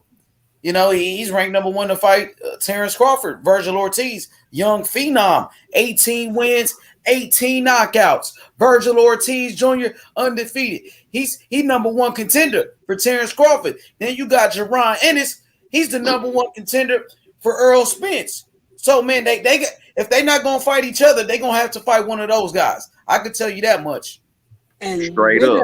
And I'm gonna tell you right now, Errol Spence has a really good chance of losing that belt that way too, because I don't think that's not gonna be a pushover fight for him. Well, Ennis is a young fighter. He hasn't been in there with hungry, man. Yeah, but he's hungry for sure. But he's never been in the ring with somebody like a Earl Spence. You know what I mean? Never. So I will favor Earl in that fight. Earl is a veteran. Earl's undefeated, unified champion for a reason. He's on a pound for pound list for a reason. Man, you know what I mean? He's a lion. Me, man. Earl Spence a dog. Yeah, man. That's why I want to see him fight. Yeah, Boots young. I don't know if he's ready for that, man. I don't think he's ready for that Earl smoke. But if they put him in there, you know what I'm saying, we're going to see what happened. Julius with the super chat, he said, thank you, H Money, for covering the Tank fight. It was entertaining. But I give credit to Isaac Cruz. Salute to the panel. Good looking out, my boy Julius. That boy Tank Davis got the victory. Tank Davis with the win. You was right. Tank Davis got skills, bro. He showed me he can box. Isaac Cruz, he came with that smoke. He came in there with that pressure, and Tank Davis outboxed him. So congratulations, Tank Davis, man. What happened to the Rolly Romero fight, though? Because I've been on holiday for a while, so I haven't been keeping up with boxing. But when I came out, oh damn, yeah. Because the last time you guys were talking, because the last time I was on this podcast, we were talking about Rolly Romero in it versus Tank. So that's the fight. Some crazy shit going on, man. He got, you know what I mean? They was accusing him of doing all type of shit, so he had to pull out the fight. What's good, YB? What's good, my boy? Hey, Showtime pulled Rolly off of the fight based on accusations, while Tank has fucking court dates and shit that he has to go to. He still gets to fight. The homies, what's up, H Money? How you doing, bro? What's up? What's up, Young Bills? What's up, what's going on, nephew? What's going on? EJ! Jimbo, 150. Yes, bro. What's good, YB? What's going on, man? Man, bro, we need to get these fucking fights, man. I agree with you, OG. Yeah, man. Hey, go ahead, Young Bills. You got it. No, I was just saying, man. I like what Bud said to EJ. Don't act like you that you tried to call me and I ain't answer. Don't lie to the fans. Shout out to my boy Kush for putting that in the chat. Yeah, he finally called his number, huh? After he told him to save it, lock it in, man. Quit playing, man. And he told EJ don't lie and say told EJ don't lie and say you called me, bro. Damn. Hey, Jimmy, man, don't start, man. No, that was crazy. That shit was funny when you were saying when you stood there, made him save his number. Come on, man. You already know what it is, man. I want to see the fight, man. If you gonna get your little paper wrapper tune-up fight, man, do that shit and come on back out here, man. Straight up. If that's the case. I don't think they should have no fucking tune-up. Hell no, man. Okay, well let the eliminator go down for the number 1 contender spot. And realistically, after a surgery and injury, people usually have their fight since you want to have a tune-up. Though. Did you hear me? Did you hear me?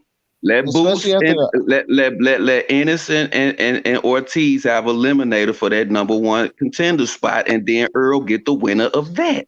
No motherfucking tune-up fight. Virgil Ortiz is already fighting for an eliminator, so. Oh well, shit. Well, that's out the door then. Because Virgil Ortiz is doing the WBC, Hebrew. So Boots is in the IBF. Boots is probably going to fight Crowley. the guy that just Crowley, the guy that just beat They're both his mandatories. Yeah, Abdul So Spence has to fight Boots and Virgil. The one that beat That's what I'm saying. Hey, Virgil Ortiz got to fight Avanesian, and the winner of that gets to fight Errol Spence. Man, That's a tough fight. Virgil gonna stop his ass. That's a hell of a fight, but Virgil gonna beat his ass. And in the Virgil. meantime, As long as it's a competitive fight, Errol gets to still stay on fucking vacation. He's sipping his fucking daiquiris. You know what? I am not gonna get emotional. I'm gonna stay. Wusa. I heard Vincent. I heard. Who the fuck drinking daiquiris or whatever the fuck you said? I heard Spence back in the gym though, man. I heard he's actually looking pretty good in there. Like he don't look out of shape, and he said he's gonna be. Yeah, I mean, look, he doesn't need a tune-up, to be honest. He fought in January, right? So if he gets in the gym, has a good training camp, he should be all right. I mean, look at Crawford. He fought Kell Brook nearly a year ago, comes back and fights Porter after a year. Crawford didn't have a detached retina. Yeah, but how's that relevant to sharpness, though? Because muscle memory is still going to be what it be. Detach that belt from his waist. If you got a detached retina, look, if he clears the medicals, check this out. If he clears his medicals and he has a good training camp, I don't get what you're saying about why he needs a tune-up. Like, I mean, I don't think I want a tune-up. Yeah, he doesn't want a tune-up. It's really, you said he got 3 options, so he's gonna have to pick. So well, you're the one who keeps. You want him to have a tune-up though, because you keep bringing it up. No, you said he got 3 options earlier, and I said, yeah, he's gonna have to pick one of them, and whoever the easiest is whoever he's gonna pick. We know that. Out of the 3 opponents, he's gonna pick the easiest. That or have a mimosa or some shit like that. I don't know. It's been like that for a while. Motherfuckers trying to take the easy route out instead of testing themselves and getting in there with some competition. We want to see he just might move up. You know what? If he comes back next year, he might just. I've got a feeling he might just move up in weight because he's been saying that he wants to move up to 54 for a long time now. So he might just drop the belts and move up in weight. Because I think the winner of Charlo Castano wants to become undisputed. They'll probably let go of those belts. So maybe he could go up and fight for a vacant belt up there. Oh man, you know what? I would call him all kinds of bullshit if he does some shit like that. Because he fucking held them belts hostage that long and then moves up and went, oh, fuck him. And the fucking horse he rode in on. Yeah, I'm cool with that. Fuck with Errol Spence, but he better not make no move like that, motherfucker. If you gonna do it, if you gonna do that shit, man, you gonna your character gonna show, bro. You better get that Bud Crawford motherfucker fighting before your ass run, motherfucker. So you want to see the Crawford fight regardless of belts or no belts, right? Because they 2 great fight. I want to see a good fight. And whoever chasing glory, that's who I'm riding with. I ain't no fanboy. Let's get that clear right now. I would pay for that fight. I would pay for that fight. Whether they had belts or not. That fight I would pay for. Exactly, Electro. Oh, hell yeah. I don't care about the belts, but I care about momentum and positioning. Because right now they're undefeated, they're in their prime. The world is split. They should fight now when there's a lot of hype. They're not in their prime yet. They're not in their prime. You know why? Because detached retina. Yeah. So look, right now it's about perception. Because that's where the glory is. Hey, an injury has nothing to do with being in your prime, though. No, I was trolling. Come on, ignorant. If he passes the medicals and he wants to fight on, yeah, Sugar Ray Leonard in the 80s, bro. Sugar Ray Leonard in the 80s came back from a detached eye retina and fought the monster Marvin Hagler, bro. I'm sure Errol Spence, in 2022, he'll be all right. I told you it's a 6 month to a year injury, bro. Ain't no 4 weeks and then come back talking about some punch in the eye and you're out on the damn canvas, man. You motherfuckers crazy want to see that type of shit, man. But you've been gone for a minute now, bro. Well, it's time, bro. Because it's great fighters that we ain't even seen yet, man. And you know what I'm saying? It's always somebody bigger and better than you, man. That's what I'm thinking it is. Motherfuckers know they bigger and better and want to take the easy route out instead of testing their motherfucking skills and shit, man. Real talk, bro. That's what glory is. That's what the boxing world is about, man. It's about glory, man. Motherfucker forgot about that. It's about purses and money now. That's why motherfucker name fade quick. You fight enough, and see, everybody's going at this Mayweather fucking formula, but the original formula was the best. You put in the work, you do the fights, the money comes in. Fact. That's what glory. That's in one word, glory. Yep, glory and legacy.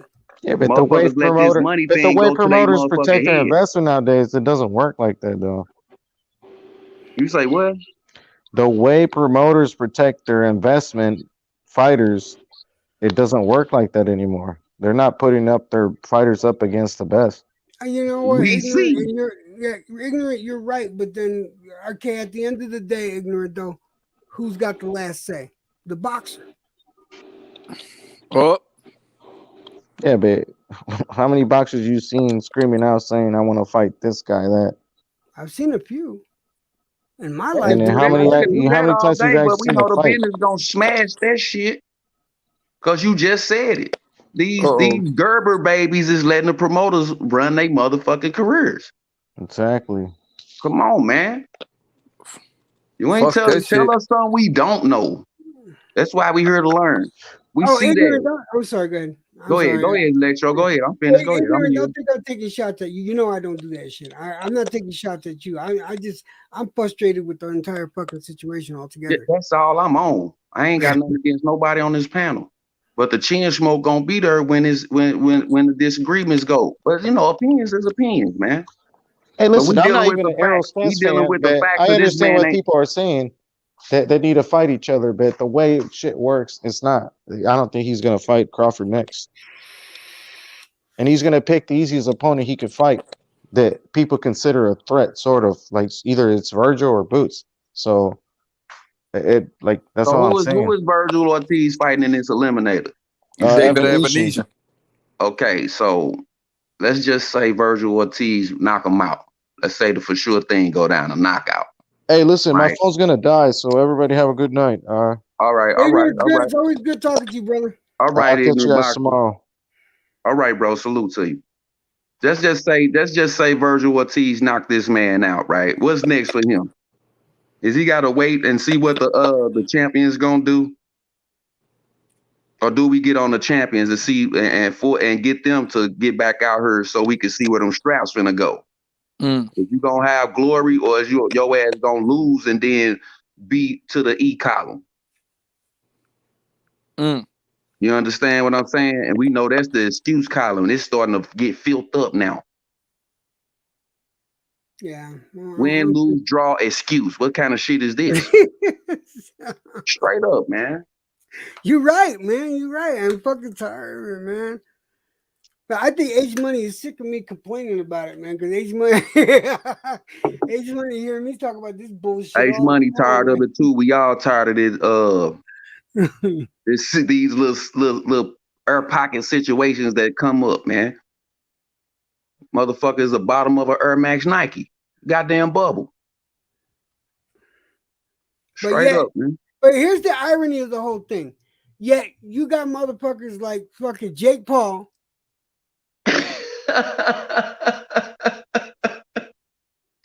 And I know why you laughing. That's what's so fucking funny, though. You know, man. KSI on the motherfucking undercards and shit.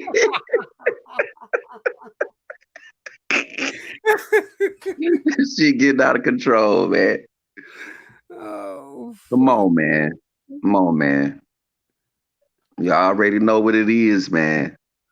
I don't got no problem with anybody that find a niche and fucking find a hustle. I got no problem with it. I really don't got a problem with someone get their hustle on. But god damn, man. Bad boy, they all these Nino Browns in the boxing game. It's always business, never personal. Then you get stabbed in the back from Benny Blanco in the Bronx later on. Oh my god, man! Benny Blanco from the Bronx. Hey, Electro, you gotta go back and watch the end of that, man. He ran alongside him the whole time, man, till he got to the train, man. That was funny as hell. Man, you gotta look at the right and left side of the screen. Billy Blanco's running next to him the whole time, man. That was funny.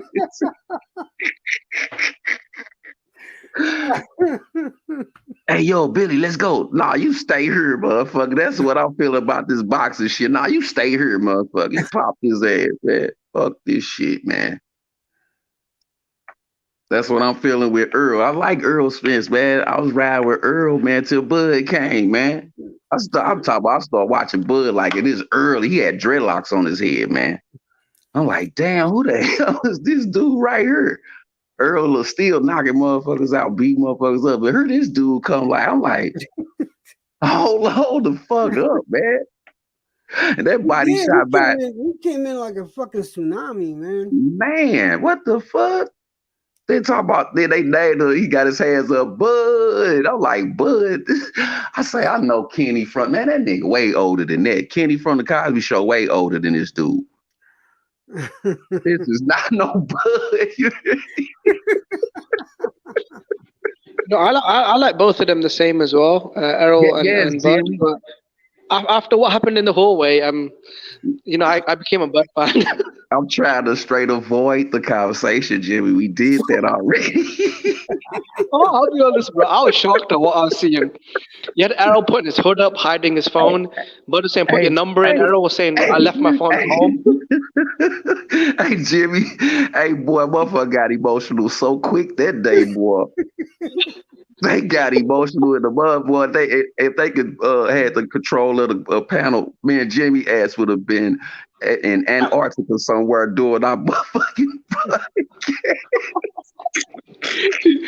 They were out here swearing on God. They put us out there with some motherfucking Beach Boy clothes on in the motherfucking Antarctica, man. We've been froze like a motherfucker. Fucking with them. They said they feeling like a motherfucker that day. He come back, Marcus come back, man. Y'all still cooking on my boy Earl? Yes, my dude.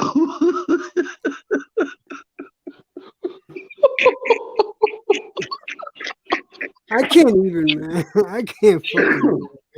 Come on, man. These y'all talking about, bruh. You had one of your motherfuckers. This motherfucker had a pirate. He had a pirate patch on his motherfucker eye watching that, man. He had a pirate patch on, trying to put a contact in his eye while he was watching this shit, man. Bro, you had Rich watch the video twice and tell me that Spence came off looking good. I'm not what? Talking about some, man, I watched it 20 times. Man, your ass rolled 20 backwoods. You ain't look up at the screen, whatever the fuck you was looking at it on. He talking about some. I swear to God, I saw it 25 times. I'm like, what are you talking about? Like, what? 20? Man, you saw it 25 times? How many times you go to the icebox while you was watching that shit, bro? Did you see Crawford? As soon as he came in the hallway, Spence put his hood up and tried to leave the back. Yeah, there go little man. Remember that poor Jimmy? Oh, there go little man. Crawford was going out the door. He like, oh shit, that motherfucker saw it. Oh, there go little man. He looked like he was turning around to walk away then. I want to see this fight so bad, man. I want to see this fight so bad because that $1 million bet was shook on. That's why I want to see it so bad. I want to see where that $1 million go.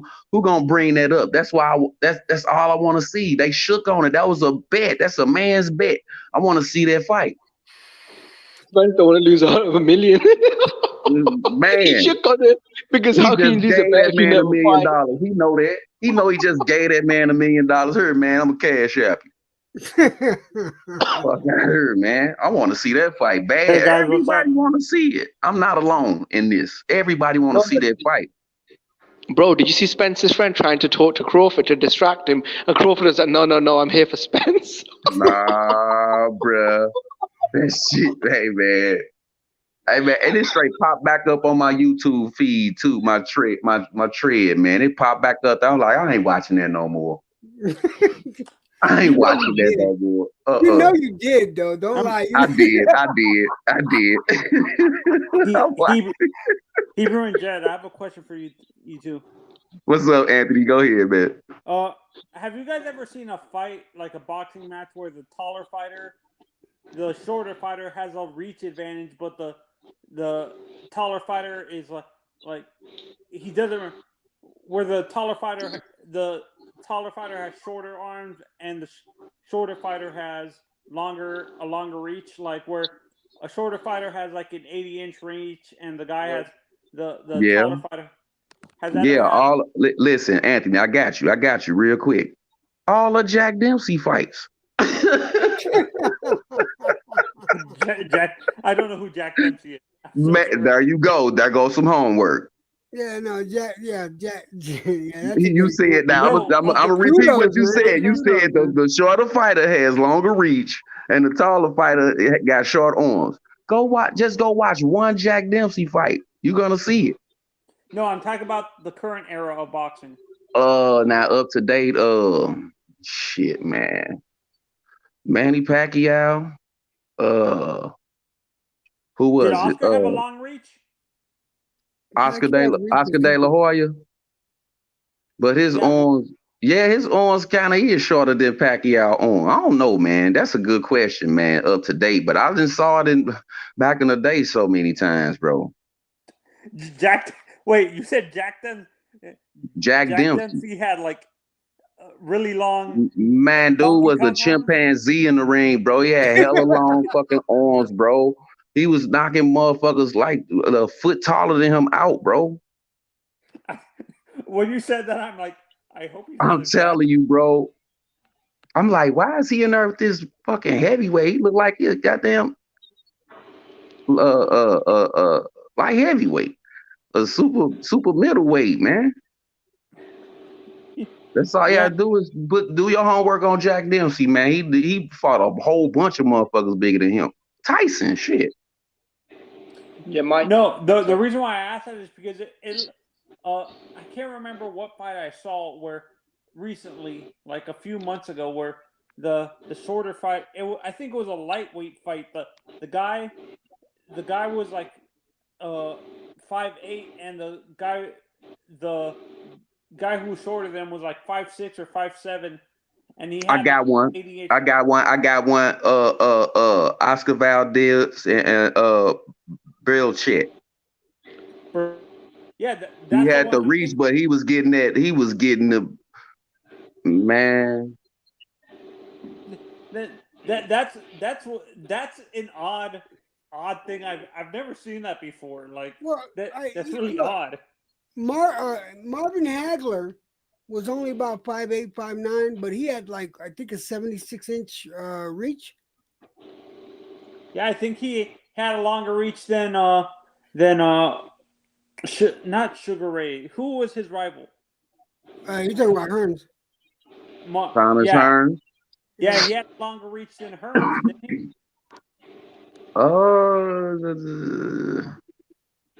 I don't know, man. Tommy had them big, long boat oar arms, man. Is this Muhammad? Who is this? No, that's the Puerto Rican. Cuban. Fuck. He had long reach too. Damn, what's the fuck his name? Boxing Story just talked about this man. So they said Sonny Liston had a long reach, but he was really short. Yeah, he had long arms too. Sonny Liston, yeah, he did. That was the gorilla. He have like a 74, 75. Teofilo Stevenson. Navarrete. He's 5'7", he's 74-inch reach. Yeah, that's long. Right there, them long arms. That's long as hell to be 5'7" for a 5'7". Yeah, very long for his size. Yeah. And then he punches awkward on top of that. So it's like fucking dude. Lead left, uppercut, jumping straight right, all type of weird shit. Navarrete for me is a perfect example of a fighter in today's era where he produces a ton of power, when you don't expect it because of all the weird angles he has, like the weird fighting stance he has and stuff like that. Do you guys agree? Well, Navarrete, the thing about Navarrete is that he's not unorthodox, but he's just got such an unusual fighting style. It's hard to reach him, and he can get you from different angles. No, that's what I'm saying. The weird angles to me is what throws me off with the amount of power the guy can produce. Yeah, true. Yeah. I agree. Yeah, Mayorga had long arms too. He was short. Oh yeah, Mayorga. Yeah. Yeah. Oh, Ricardo, Mayorga. Yeah, he fought Vernon Forrest, and man, he was connecting, man. Then you got the really tall, fucking lanky boxers that got T-Rex arms. Yeah, they got those raptor arms, man. Oh my god. When you said that's that Dante Culpepper. That boy arms was short, like the football player Dante Culpepper. He had short arms and little hands, man, but he could throw that football, man. I'm like, man, you little tennis ball hand, motherfucker. Hey, you throwing that football down the field like that? That he got that old use my strong hand, that little burnt fried hand. Remember that shit? He talking about use my strong hand. That's a boy hand, little as hell, man. Jed, when you said that, I thought the guy I thought of, I completely my mind went blank.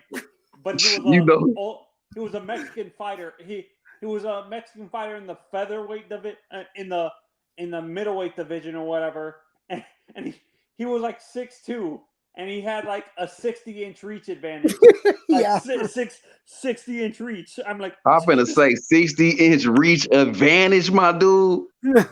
That's some Street Fighter Yoda Flame. No, 60-inch, like the.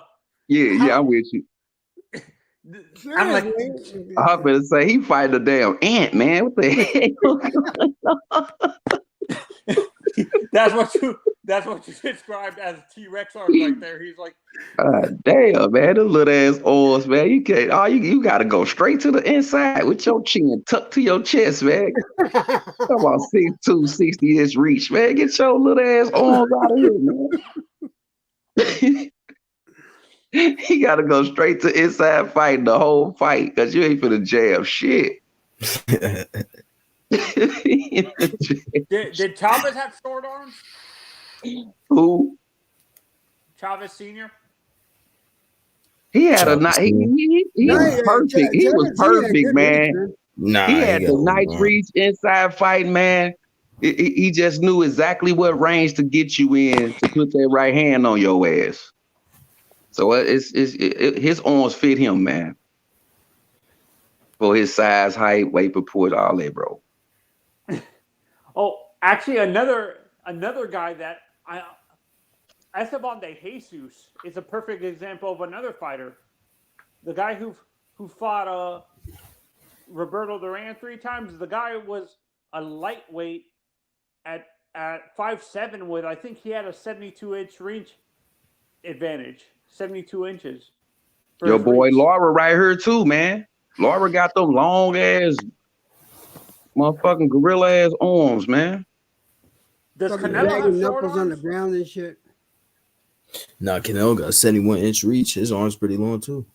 Yeah, and for his sizes, that's why I say with Chavez, he perfect. It fit him because he know right where to get you in range to knock your ass out. As Amir Khan. Yeah, that's what I feel bad about with this kid Fundora. He has such a long reach that it's a detriment to him at the weight class he's in. Like having a 82-inch reach advantage at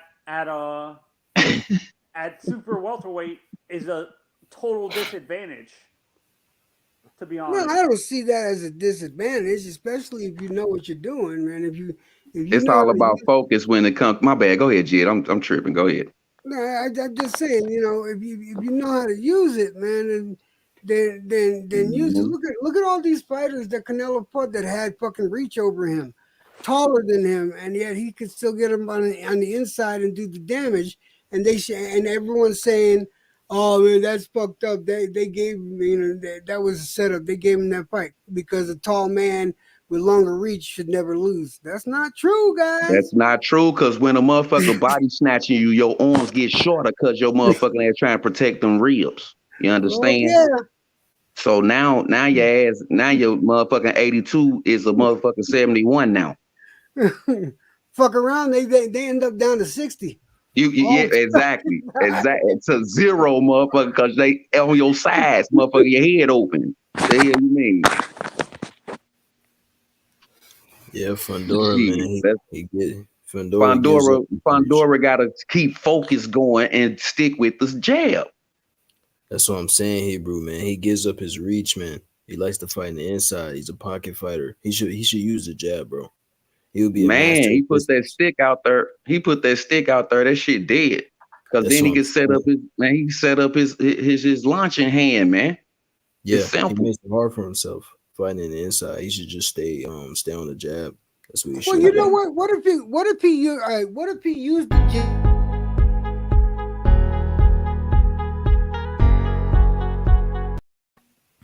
Damn, what the hell? What? What if he just used the jab, kept him on the outside for like, let's say 30, 40 seconds in the round, right?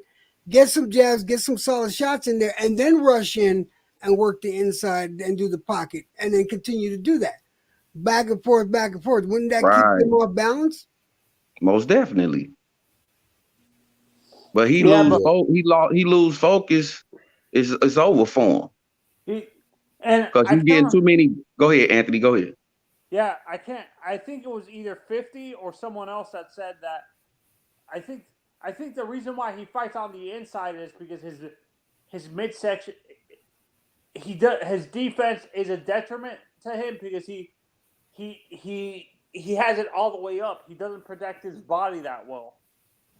I said that. Yeah, right. Smother punches. Right, smother the his opponent's punches and work the inside. Instead, he needs to be outside punishing that face, and then whenever you get close, then you work the inside and then jump back out like Electro said. Yeah, I think that would be a back and forth. Then he win a whole bunch of fights. Yeah, he will, bro. He really will. Straight up. Honestly, I think he needs to go with Ronnie Shields to help his defense. Yeah, his body as well. Yeah, his body's exposed, man, because he's so damn big. I think me and you were talking about this on someone else on who yeah, was it was on Mad Chad. I remember. Yeah, Chad. Yeah, we were saying he would benefit going to Crunk, the Crunk style. Yeah. Oh, it's a good idea. Man, I didn't even think about that. Matt, you heard me? I'm like, oh, well, yeah, man. Because you know, Crunk style got that in and out, side to side. That's why everybody should have that. But they mainly work on that inside and then back to the stick, like the Cuban style. Man, I wanna see Tyson train somebody. I want to see Tyson train somebody so badly, man. Tyson? Yeah, Mike Tyson. I want to see Mike Tyson. Yeah, I want to see him train somebody. He should. He really should. Does Evander, come back with that? Evander train anybody? Who? Evander. I think he trains his son. Well, he got a son. Yeah, he's got a son who fucking got nasty knockout punch. Yeah, but he's sloppy though to me, man. He ain't getting in there with nobody with no competition, bro. They pick his ass off. Not yet, though. He's not ready, but he does, dude. I seen him. I saw that though. That right hook in that left hand, man. Yeah, Hebrew, I'm gonna tell you, man. He's got a jaw because he took punishment and he just got fed up with it in the second round. He said, "Fuck this, it's over." And bam, man. Just no lie, man. I'm saying, damn. Yeah. What are your guys' opinions so far on Ali? Ali Walsh. The nephew, the grandson. You mean? Yeah. Yeah, he needs a lot of work, man. He needs a lot of work. He's got potential. He needs a lot of work, though. Man, he keep fighting like that, motherfucker. He gonna have real problems. He need a lot of work. Yeah, in the he fight, needs to protect himself. He need to work on defense. Yeah, in the fight, I think he needs to train under his mother. Is a good boxer. I think Layla, is that his mother? I don't that's not know. his. No, it's not his I mother. don't know, but I know That's one not. thing. He need to be over there with Ann Wolf some motherfucking body, man. Isn't he with Sugar Hill right now? Is he? Yeah, I believe No, he he's. is, yeah. I think he's with Ali's. Who was Ali's trainer? No, I think he's with Sugar Hill right now. Nah, he is with Sugar Hill. He is. Oh, right. Oh, he's with Sugar. See, Yeah, but still. Ali Walsh, he doesn't have no amateur background. Like when I seen him That's fight, what I'm talking about. You can tell he's doing all this shit on the fly. Like he's learning as long as he goes. As he go, yeah, man. That's what's showing. Why didn't he go amateur first? He should have gone to the amateurs first, man. Get that under his belt. Did Ali have any amateur experience? His grandfather? Fuck yeah. What? Okay. Yeah, he got a gold medal. Yeah, man. Yeah, he should have took Ali's footsteps, man. You know what it is? It's just like like Kobe Bryant, man. He came straight out of high school. Yeah, to the pro. Yeah. See what I'm saying? So this is what's going on with Ali. No, he's following the Canelo pattern because Canelo didn't have a lot of amateur experience either. You said not a lot of, but dude, he had some. He had some of it though, and learned from that. Train good. This man looked like he just pros. He going by the base. Go ahead, 50. Go ahead, 150. No, I was just gonna say Canelo was fighting pros at 15. You know what I'm saying? Yeah.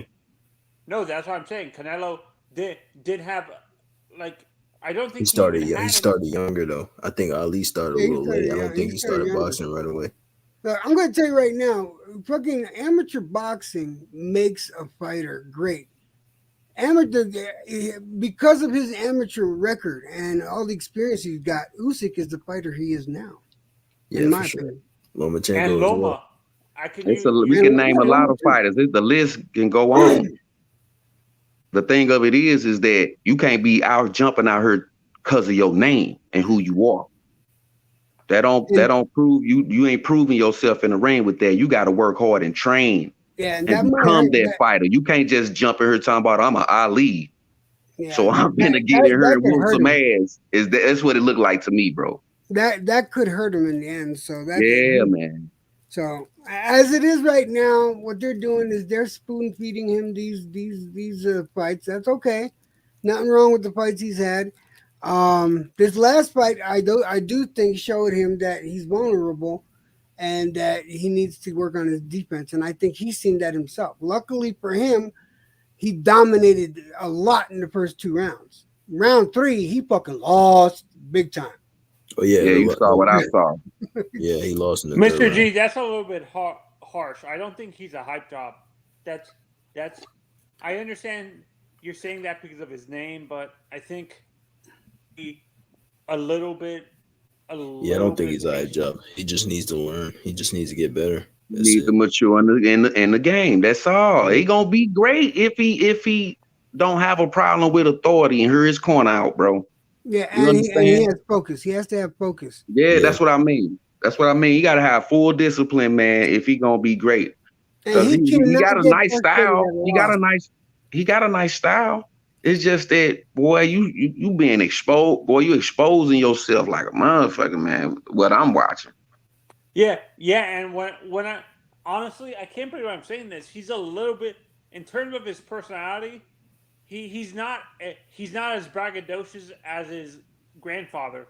He seems more humble. I'm not saying Ali wasn't humble, but he was a little bit too flamboyant sometimes. It's a different generation, man. Come on, man. You got to know what's up with that, man. It's a whole totally different generation, bro. Go ahead, 150. Go ahead. Yeah, Ali Walsh, man. Like, man, I'll say this though. I don't think he's boring though. That last fight he had, that shit was exciting. It was a good 4-round fight. And I liked it. I liked the fight, and I like the dude they matched him up with. That's a great example of good matchmaking, because that dude actually gave him a good fight. And I think Bob Arum is Is he with Bob Arum? Yeah, he's with Top Rank. Yeah. Mm-hmm. Yeah, I think Bob is doing the right thing with Nico. Yeah, he matched him right. He matched him right in that fight for sure. That dude, I thought he was gonna knock him out though, but the dude really he was a slick, tricky veteran. You know what I'm saying? And he lasted. Yeah, then, yeah. He lasted all the way to Is the it final me four. or did that guy have crazy eyes? I think he did. Dude, he Got had some crazy eyes. former eyes, boy. He was throwing me off at looking at that damn fight. I'm like, damn, man. Motherfucker looking up, down, left, right. That boy got Contra. Remember that Contra code you had to put in up, down, left, right, looking at it, man. You don't get your motherfucking eyes focused, man. That shit dangerous in the ring, though, man. You try to look this man in his eyes to see what he finna do next, and the motherfucker's tangled. He done fucking knocked your ass out. The guy looked like he was cross-eyed. He looked cross-eyed. Nah, dude. Yeah, nah, former, man. He had those crazy eyes, man. I was looking at him and it's like, boo, how do you read a motherfucker like that? That's scary, what I'm man. That's fucking scary in a motherfucker. You don't know where he looking at. This shit crazy. Go ahead, Ant. Does Evanderson have more power than Evander, or does Evander have more power? Nah. We can't call it yet. We can't call it yet. He ain't developed all the way yet. No, Evander but has I'm more gonna say at the this. same age. At the same age. He doesn't have the power. They're not even the same weight class. But here's the thing. Here's the thing. Evander's son is going to be a puncher. He's going to be known for knockouts. I already know it. He's gonna be one of those fighters that you get fucking highlight reels off of. Seriously. Hey man, like but he gotta he gotta beef up his whole game, man. Cause that fight I saw, he just was in there just throwing, and somebody that know what they doing is gonna olay this bull and pick his ass off, man. And he ain't gonna like his first loss. But that's why I said that he got a chin, man. I think he's the same fight because in the first round he was dominating. I mean, seriously, he was just he was pounding dude up, like just teeing up on him, and he got hit a couple times here and there. But then the beginning of the second round, dude was teeing off on him and got solid hits in, even a solid uppercut. After the uppercut, you could see the eye shift in his eyes, like, okay, I'm fed up with this. And it was a fucking combination, 2-punch combination, and finished off with an uppercut. Laid him out flat, man. It's like that fed up. He didn't like getting hit. That pissed him off. That right there could cost you in a fight. Yeah, it could. No, you're right there. Straight up, man. I didn't see that shit happen. Motherfucker trying to retaliate from getting hit hard and got knocked out. Well, wait. I saw it so many times, bro. Evander by chance. Say it again. Wasn't that light heavyweight? Wasn't that I think it was middleweight. I think it was like 175 or some shit like that. I think it was. Vanderson? Nah, it was middleweight. That wasn't heavyweight. It was middleweight. It was middleweight. Yeah, it was middleweight. Yeah. Okay, yeah, middleweight. Yeah, I was right. I was gonna say that wasn't fucking heavy. There were no heavyweights there. Yeah, man. Hey, he's man. What about Anderson? I heard somebody saying this panel the other day. They got to find a better opponent for him, or he's gonna kill somebody. I saw his last fight, man. Jesus, that looked horrible. That looked horrible. They can't be putting cab drivers in there with him, man. That's not cool, man. Man, that dude finishing shit also, man. That Morrell knockout, that straight left, man. 2 of them. Yeah, Cuba's finest, man. Cuba's finest. When you got fighters like Ugas, you got fighters like Ugas, you got fighters like Frank Sanchez. You know what I'm saying? Laura, man, we got the whole thing. Come on. Man. Rigon Diao. Yeah, man. That dude put that left hand on that man's chin. You see his legs? That's what be making me laugh, man. The leg. That's why I say, man, the head, man.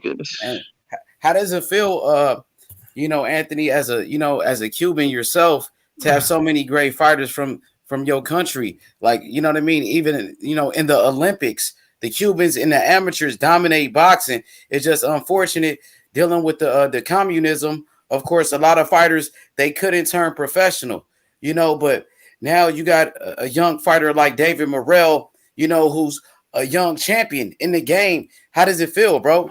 Yeah, no, this is why for me, I'm so excited about Morrell and to a certain extent, who's the other guy? Shoot, there's another young Cuban fighter who's the same age as him. Sanchez. No, Frank Sanchez. Are you talking about Robisi Ramirez, who beat Shakur Stevenson in the Olympics? Robisi. Yes. Oh, okay. Yeah, it's because, like you said, it's rare for young guys to come out of Cuba. You have to wait till they're in their late 20s, early 30s. That's why I never saw Rigondeaux in his prime, because I didn't start watching boxing till maybe the mid 2010s and stuff like that. So I really didn't see Rigondeaux box when he was younger and stuff like that. So, and Frank Sanchez, I honestly, like I said this, the guy looks like he's in his 40s. He doesn't look like he's 28, man. But you see the way he was boxing against F.A. Ajagba, man. Frank Sanchez was boxing circles around him. He looked like Mayweather in the ring, bro. You know what I mean? And if he's that age and he's moving like that, that's crazy, bro. We gonna see I him think some he's a more. little bit older. Go ahead, Hebrew. I was saying we gonna see him some more. That's all I want to say. We gonna see. Yeah, we're going. And I read somewhere that David Benavidez is half Cuban too. Hey man, 2022 is gonna be this damn year, man. I'm telling you, bro. It's gonna be the year for it, man. No, he's fighting. He's fighting on New Year's. Frank Sanchez is fighting on New Year's. And you got a fighter like Ugas, man. Martin card. Yeah, man. I want to see Ugas something special, bro. The way he beat Manny Pacquiao, I was amazed. The way Ugas outboxed Pacquiao like that. Nobody ever beat Pacquiao like that. Not even Mayweather was able to outbox him like that, bro. Not even Marquez. He got a knockout, but he wasn't even able to outbox him like that. And Pacquiao was coming off probably his biggest win against Keith Thurman, though. That might have been Pacquiao's biggest win of his career, some people thought. That was a big win with Keith. For sure, bro. It was a big win. I don't think it was as big as he got so many big wins. I think Ricky Hatton was bigger than that. Yeah, Cotto, Oscar De La Hoya, I think those are bigger wins. But remember, the way he did Thurman, though, was nasty. Yeah, and for Ugas to do that to Pacquiao, you see that jab, Ugas? That motherfucker was a laser H. And he was injured. Remember, he was injured going into that fight and still was able to do that. Look at that. Look at that jab, bro. Ugas is a monster. In the welterweight division, I thought he beat Sean Porter, too. Ugas, he gonna beat Stanionis. Ugas, bro, is a monster, bro. That boy the truth, and everybody know it. People been avoiding Ugas, man. So, hey, after Ugas beat Stanionis and he beat that Russian Butayev, after he beat them up, you know what I'm saying? Then we gonna unify, bro. Because Ugas want all the smoke. I've been telling people. Hey, man, the welterweight division need a undisputed, bro. Like now. to motherfucking tomorrow, motherfucker. No, that's why I'm saying I rather, honestly, for me, I want the next for Virgil. I know it's never gonna happen because of his promoter, but I want the first championship fight for him to be Ugas. But I don't think that's ever gonna happen because of the promoter. That's a dangerous fight right there, man. That's a really dangerous fight for Virgil Ortiz. Fight with Ugas, bro, a veteran like that. Come on, man. You gotta think about the balances on that, bro. They ain't finna do that, man. He already called him out. If it do go down, that's gonna be a damn competitive fight. I must say, man. Like you said, the business part. And you know he 18, man. So They trying to keep that going, man. You already know. Do you think they're ever going to put Duran versus Boots versus Virgil? Yeah, that's what I'm saying. I think that fight should go down for real. I want, you know what? I really do. If Boots becomes the mandatory for EJ, Man, fight after fight. See what the fans want to see. That mandatory gonna be nice. That's gonna be a good fight. See, look, I just looked up upcoming boxing schedule. All right. Now you can laugh at this. What we got? Why is fucking Jake Paul up there? What? I'm looking up boxing matches, upcoming boxing matches, right? And then I got to see a fucking Jake Paul fighting who? Tyrone Woodley. Oh, that ain't boxing, man. But that's it. Why is he up there with? That's WWE with gloves on, my dude. Right up. That nigga said that ain't boxing, man. That ain't boxing, man.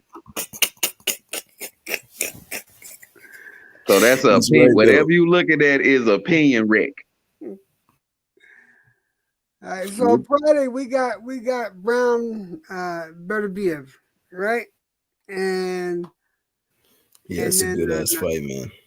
I can't wait for that one. Fight. I hope people don't fall asleep on Brown. Hey, before you get into that, I just want you to I got your boy Frank Sanchez right here. Mm-hmm. I mean, some people think he's gonna be the next heavyweight champion, Frank Sanchez. You know, can't you just tell the people a little bit about Frank Sanchez, EJ, before you break down those fights, please? Oh, Frank, let me tell you something. Frank Sanchez, I'm going to tell you what's going to happen in about 2 or 3 years. Frank Sanchez is going to be the champion, whether it be a unified champion or whatever, but he's going to be champion.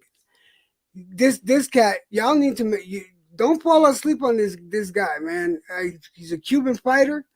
This guy works the entire ring. All right, he'll come in from every angle, and the thing is, he got all kinds of tools in his belt.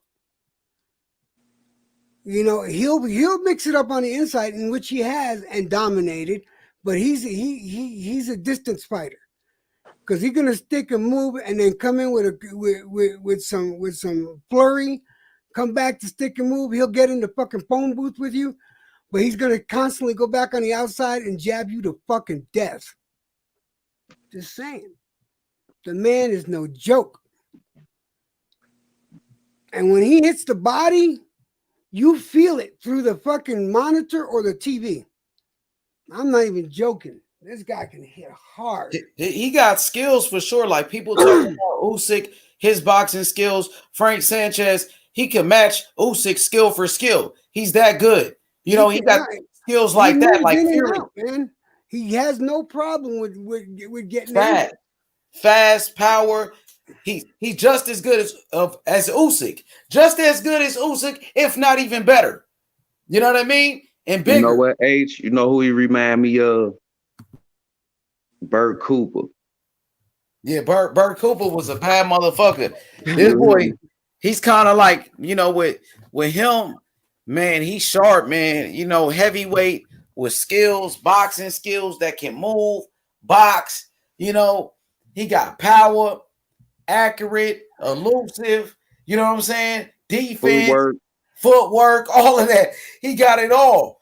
You know what I'm saying? He got the skills to pay the bills, man. He looked like Mayweather. To me, at heavyweight, the way he was boxing, the way he was moving, the way he did F.A. Ajagba with the uppercut, dropped his ass.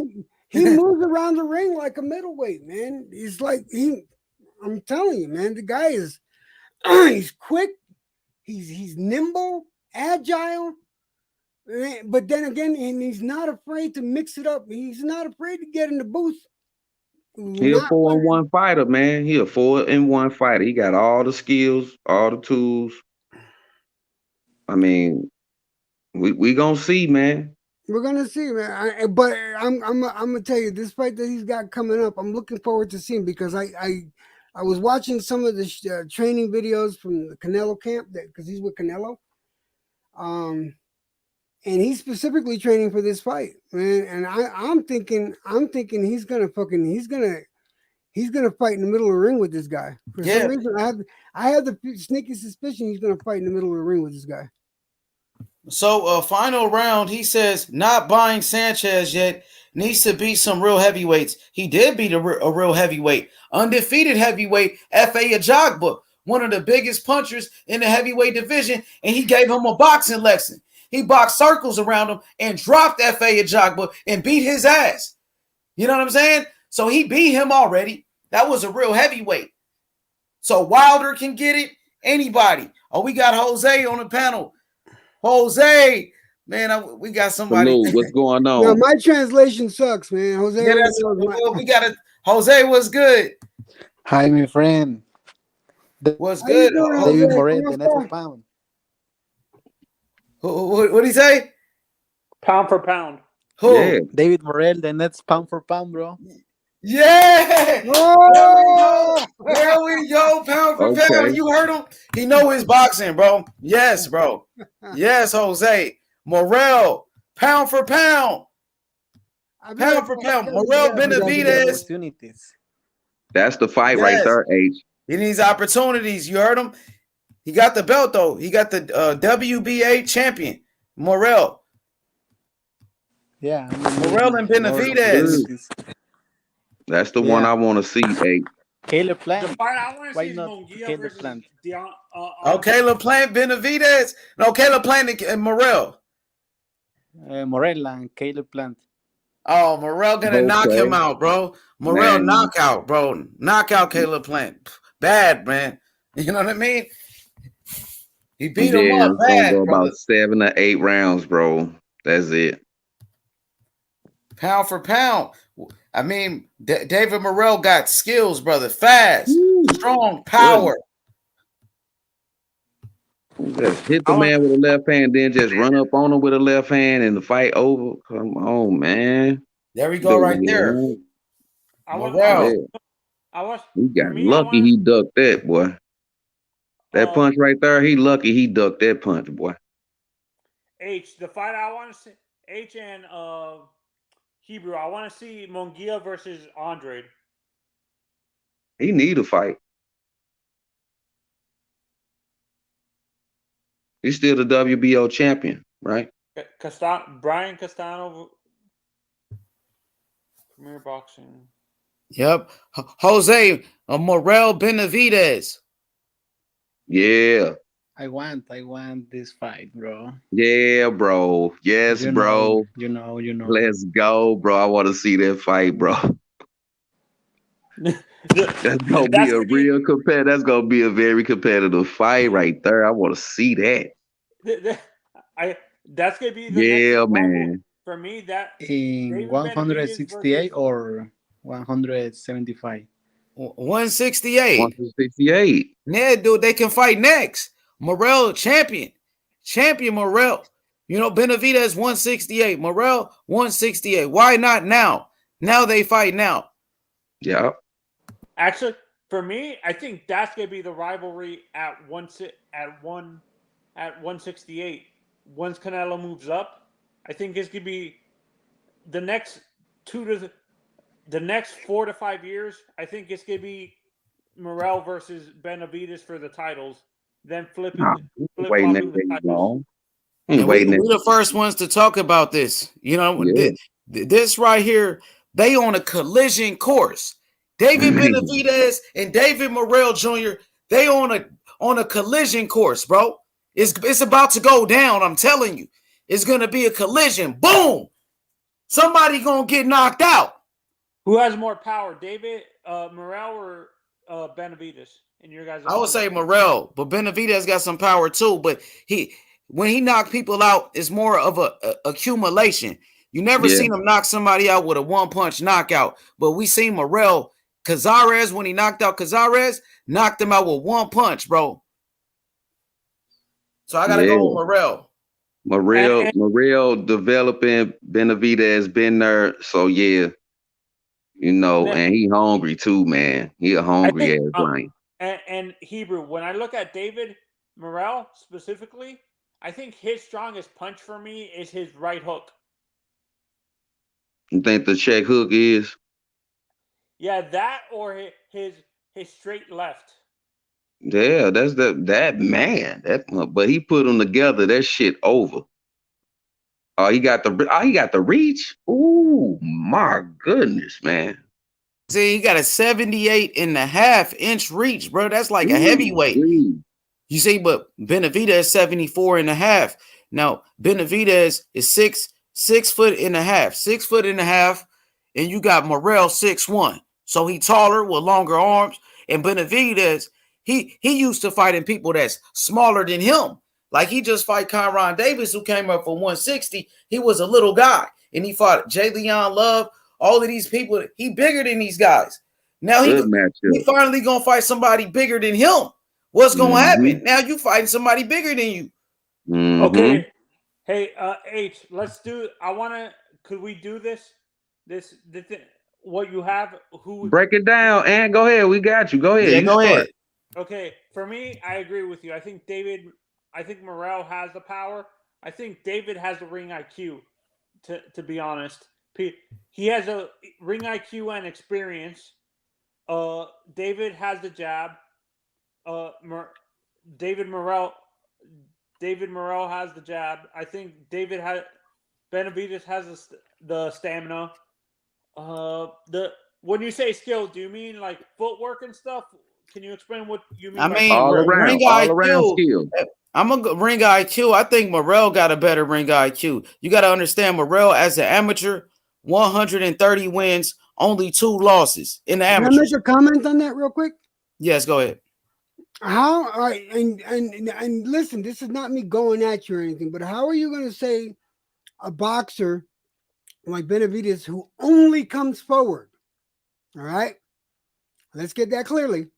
Who only comes forward just to swing and have better ring IQ with somebody like Morrell, who utilizes the ring. Can you use ring IQ in different ways though? Sure.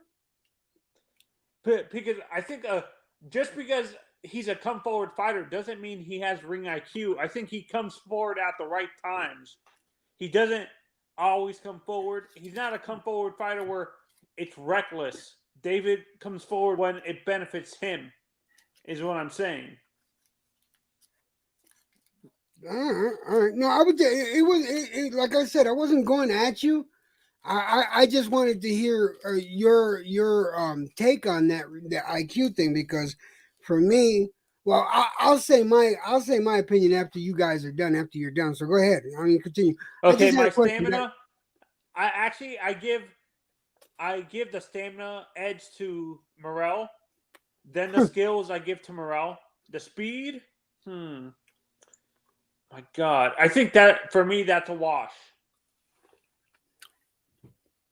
That's a wash for me. The experience I give to David, and the chin, I give to David, because David, I've seen David get hit. David Benavidez. I give the experience and the chin to David Benavidez. Hey, they're both of their names are David, bro. You can't say David. They're both of their names are David, though.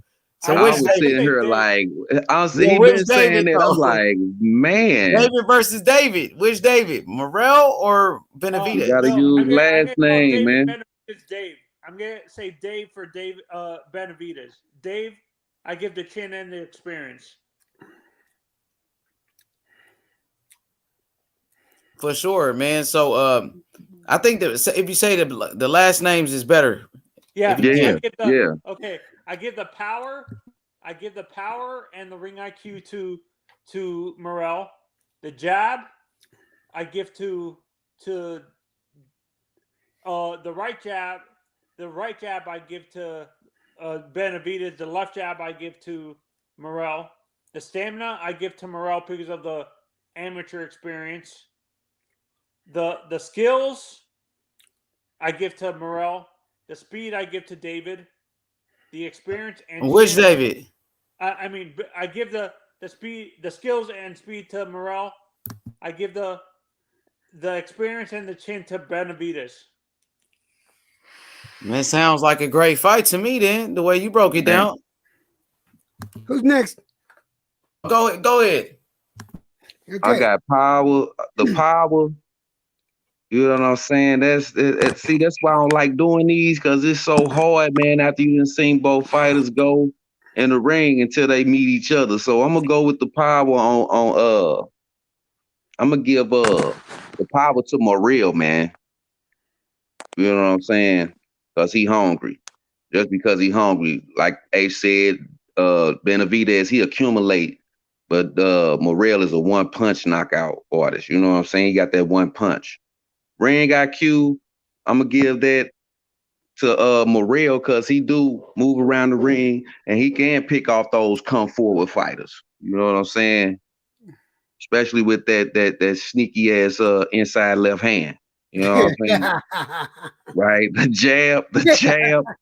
You know what I'm saying? They both are good jabbers, but that jab is on the same side. And you know, that jab, I give that to Benavidez. He do got a stick, man. And he can throw it from wherever he want to throw it from. Morrell, he more base with his fighting and when he square up, you know what I'm saying? But he do know how to move in and out. The stamina, I'm gonna go with Morrell on that, man. You know what I'm saying? Benavidez, he don't like that body punching, but he sure like to give it. So yeah, he does. So yeah. So I'm gonna go with that. I think he'll gas before he Morrell will. You know, the skills. Since he, you know what I'm saying, he been doing it for a long time, man. Benavidez. And I say Morrell, he's still developing, man. So I'm gonna give the skills to Benavidez on that. Speed, that I'm gonna put a question mark on the speed, because I don't see both of them. Neither one of them is fast. I give that I can't even lean toward that. You know what I'm saying? But experience with the amateur backgrounds and all that, man. You know what I'm saying? They both got it. Even though Morrell's still developing, coming up, they both are for real. They ain't even reached their prime yet. But I think Benavidez has been doing it longer. Well, I'm gonna give that to Benavidez, the experience, the chin, man. You know what I'm saying? Look, man, you gotta get to the chin to even call it down. You know what I'm saying? So on that one, man, I can't lean, because in this fight right here, it depends on whoever got the good defense, who's got the better defense on the chin. But as far as those fights before this, man, I just seen them both take. I'm gonna go with Morrell on the chin, because you gotta touch it to hit. You know what I'm saying? To know.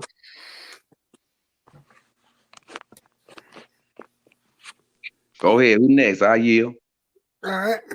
Can I go next? Go ahead, Jay. Go ahead. All right. Power, I'm going to give it to Benavidez. Only because not only he does have a one-punch knockout power, as well as accumulative power.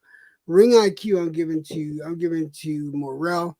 The jab is going to Morrell, because I think Morrell's jab is far more accurate than Benavidez. Benavidez's jab is it's painful, but I think Morrell's jab is just more accurate. Stamina, I'm gonna give to Morrell. Skill, I'm giving to Morrell. Speed, I'm giving to Morrell. Experience, I'm gonna give to Benavidez, because Benavidez has been sparring since he was a kid. All right, I mean, just in the ring, sparring with grown adults. So I'm gonna give the experience. He forced Kelly Pavlik to retire, didn't he? Yeah, he did. So I'm giving the experience to Benavidez. The chin, I'm giving to Morrell. So that's where we stand with me. Hey, that's a good one. I can see all of that. All right, so let me do it. Go ahead, Abe. So power, I gotta go with David Morrell. Benavidez, he got power, but he ain't got, from what I've seen, he doesn't have one punch knockout power. Like I watched all of his fights. He wasn't able to knock out Jalen Love with one punch. You know, it was a combination. And he put him out, though. You know what I'm saying? He was out on his feet and shit, but it was like a combination. And then his fight with Ronald Ellis, he had to break him down in the 11th round. He went 11 rounds with him. I'm not seeing like first round knockouts from Benavidez. Where with Morrell, he just knocked out an undefeated fighter with one punch in the first round. You know what I mean? So, I mean, right now, I'm going to lean towards Morrell, but Benavidez does have power too. They both got power, but Morrell, I think, has more power. Okay, so as far as ring IQ, I got to go with Morrell. Morrell, Cuban fighter, bro. You got to understand. Morrell, his fucking his amateur record, 130 wins, only 2 losses. Bro, that's amazing. To do that as an amateur, he only lost 2 fights, bro. 130 wins, 130. You know what I mean? So this is like Lomachenko type of shit as an amateur. So wait. You brought up his amateur record. Can you guys admit sometimes they pad some of these stats? No, hell no, especially not in Cuba. He's going against the top guys worldwide, bro. He going across the world fighting the best people and beating them. In Cuba, they got the best amateur back. They got the best amateurs, bro. And he's beating the top guys in Cuba. He was number 1. You know, so it's a reason why he's already a champion in 3 fights, like Lomachenko did. He tied Lomachenko's record, but he was younger than Lomachenko when he did it. He turned professional younger than Lomachenko. He turned professional at 22. Lomachenko was like 26 when he turned pro. And he became a world champion in only 3 fights, Morrell. So, you know what I mean? It's a reason why they moving him so fast. It's a reason why he's a main event fighter in only his 3rd fight. He's already doing main events on Fox. Millions of views. He's selling out arenas, bro. So the dude, his amateur background is on a different level. You know, his IQ is bro, it's like fucking Roy Jones type shit. It's like Muhammad Ali type shit. His ring IQ, bro. I'm telling you, that's how good he is. So you can use that padding stats excuse for like young American fighters right now, like where you that's possible. You could probably say that, but we got a good amateur system too in America. It's a good one too. But I'm not gonna say a padding stats. Maybe some people do it. I understand what you're saying though. You know, but for ring IQ, I'm gonna go with Morrell. Jab, I'm gonna go probably with Morrell. You know what I mean? The jab for sure. That's one of his best punches. Benavidez got a good jab too. He got a good jab too, though. You know, but I gotta go with Morrell with the jab right now. But Benavidez, he got a good jab. He's been getting better. You know, but I'm gonna go jab. The jab I go for man. Shit, Benavidez got a good jab too, bro. Do you know? I had to break, dude. I know the trouble you're having because I had to record. Who you gave it to the jab? Who you gave it to? I gave it to Morrell, but I explained because Morrell I think is more accurate with the jab than Benavidez. I'm gonna go with Benavidez right now with the jab. Benavidez, I gotta jab, bro. Yeah, I'm gonna give it that. They both got good jabs, but right now I'm gonna go with Benavidez. I'm gonna say Benavidez for right now. He's throwing that jab with it sticking out and from the hip, man, and right into your face, middle of your face, man. He accurate with that jab. Both though, he got a good jab too, Morrell though. Hell I don't know because I don't want to say like it's a from whitewash because I got to give some to Benavidez too. You know, right? Because Morrell will throw that motherfucking jab and turn it to a hook real quick on your ass. That's why I like his jab. Benavidez, see, they both awkward with that jab, man. He could throw it from the hip, have it out there, and then hit you hard with it. And Morrell, he could come throw a jab and have it out there and turn it to a hook as soon as you rush in. You know what I'm saying? That check right hook, man. So man. There's nuances to these things. I take them these kind of things that we do here. I love this because it makes you think about the fights you've seen these fighters do, and yeah, I love this shit. I'm glad that H Money does them. Who do you have for stamina, H? For stamina, I'm gonna go with Morrell. I'm gonna go with Morrell, man. One thing about Benavidez, I think he's out of shape sometimes. You could just look at him, man. You know how his body is, but I want to see Benavidez get in better shape. He's been struggling to make weight as well. I think he needs. I think right now stamina. I got to go with Morrell. You know what I mean? Morrell. He showed in his last fight that he can knock you out with one punch as well. In the fight before that against Lennox Allen, where I think he won 12 rounds in that fight. You know what I mean? And he didn't get tired at all. And that was a 12-rounder against an undefeated fighter like Lennox Allen. So I'm going to go with Morrell when it comes to stamina. Skills, Morrell. Morrell, his skills are on a different level. He's like Roy Jones Jr. He's like a Muhammad Ali type of boxer. He got that type of skills, bro. Morrell. You know what I mean? As far as Benavidez, he got skills too. He got a lot of skills too. He got speed. He got power. Man, he got combinations. I like Benavidez too, but I got to go with Morrell when it comes to the skills, man. His amateur record show it, bro. This kid got great skills, bro. You know what I mean? And as far as speed, I got to go with Morrell. Fast as hell. Some of the fastest hands in boxing is like Jaron Ennis. If you like Jaron Ennis, if you like Boots Ennis, you gotta like David Morrell because he got the same speed, same type of talent. You know what I mean? He got the same type of skills, bro. Real talk is like Sugar Ray Leonard type of shit Morrell does, bro. He's just like Jaron Ennis. Speed and the power with the skills. But his defense is better. He's sharper. You know what I'm saying? Experience, I got to go with Benavidez with experience. Benavidez, because Benavidez, of course, he got more fights as a professional. Got to go with Benavidez right there. The chin, I'm going to go with Morrell because I seen Benavidez get dropped. I seen him get dropped.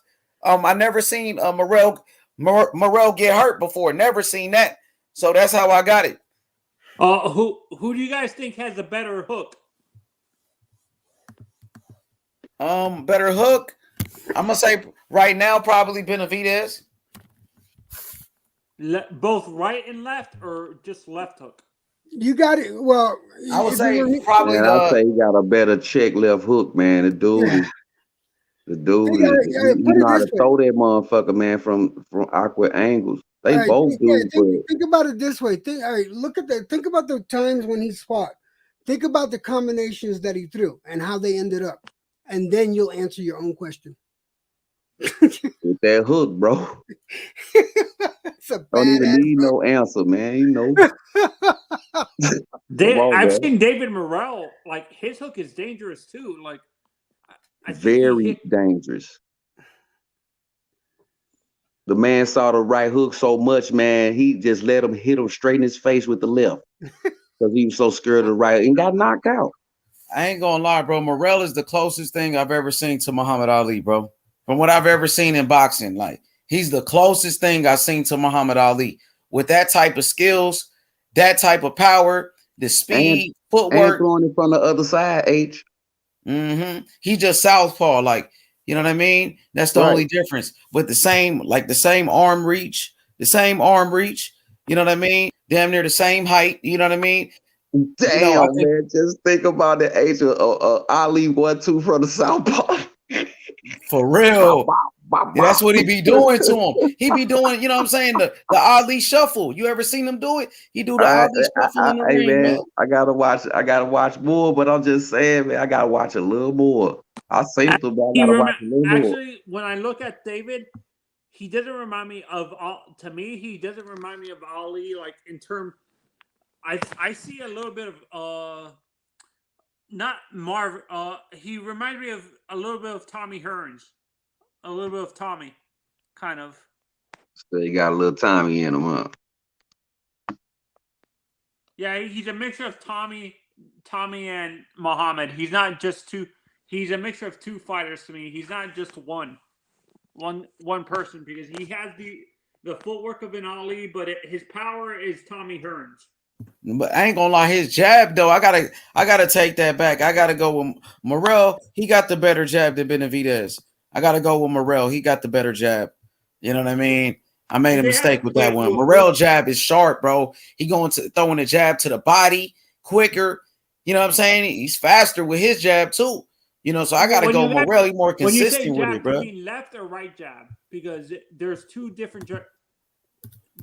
I just got to go to the so far fights with this guy, man. David Morrell. Just got to go look at everything, man. Since he just is far in his career, you know what I'm saying? I might as well just go look at all of it. You know what I'm saying? Because he looked damn good in his last fight. That nigga boxed like Muhammad Ali, bro. For real, bro. That nigga, that's how we box, my nigga, with the speed, power. You know what I'm saying? The footwork. Muhammad Ali type shit, bro. I'm telling you, that's the probably the only fighter I could compare him to that I seen. That right hook gotta be something, man. If you just let a motherfucker punch you in the face just like that, man.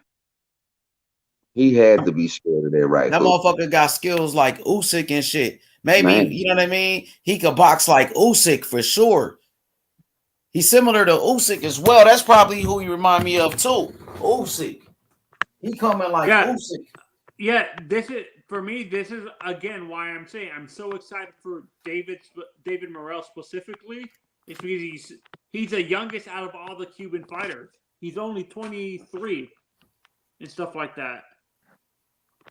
So Usyk kind of reminds me of a Muhammad Ali type of style too, though. Usyk, the way he boxed.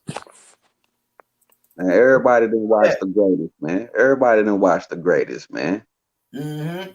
Usyk got a little bit of Muhammad Ali in his. You know what I mean? When you say Tommy Hearns, my bad, Ace. When you say Tommy Hearns, man, it's you see Ali. When you see some of the Larry Holmes and all, you see Ali, man. Usyk does kind of remind me of a Muhammad Ali type, though. You know what I mean? With his type of boxing skills, too. Could you say Tyson Fury has Ali in him? Yeah, he do too, for sure. Usyk does too. But Usyk is more like Ali's height. Look, Usyk the same height as Muhammad. Look, I'm going to put it on the screen. Usyk is the same height as Muhammad Ali and the same reach exactly as Muhammad Ali. Fury's like you said, a super heavyweight, right? Mm-hmm. Usyk is like a natural cruiserweight that moved up to heavyweight. So maybe, you know what I mean? Usyk, how you like that comparison? Usyk, here go Usyk right here. You know, I'll show you. But I think show you his height. Look at his height though. What does height say? Look at that. Just look at the screen. What does height say right here? 6'3". What about his reach? 78. All right, 6'3", 78. Remember that. Usyk. I'm gonna pull up Ali. 6'3", 78. Now we're gonna size him up with Ali. You know what I'm saying? Let's do that. Y'all keep cooking. Let me pull it up. Yeah, I got you. Let's see, bro. The great Muhammad Ali, the greatest of all time. You know? The legend. The GOAT. The greatest of all time, Muhammad Ali, bro. So let's take a look at Ali. How tall was Ali? What was his reach? What'd that say? 6'3", 78. The same exact thing, huh? Same thing. So Usyk, you might identically be the closest to Ali. And then what is his speed, power, boxing skills? Is that how y'all like that comparison? Usyk compared to Ali. Does that make any sense? Yeah, no, for me, I think Usyk is the closest to Ali for me. That's why I'm saying Morrell is more of Hearns. Like Hearns. Tommy Hearns, to be honest. Usyk the next Muhammad Ali. What y'all think about that? You know what I mean? Havoc, I know you like Usyk.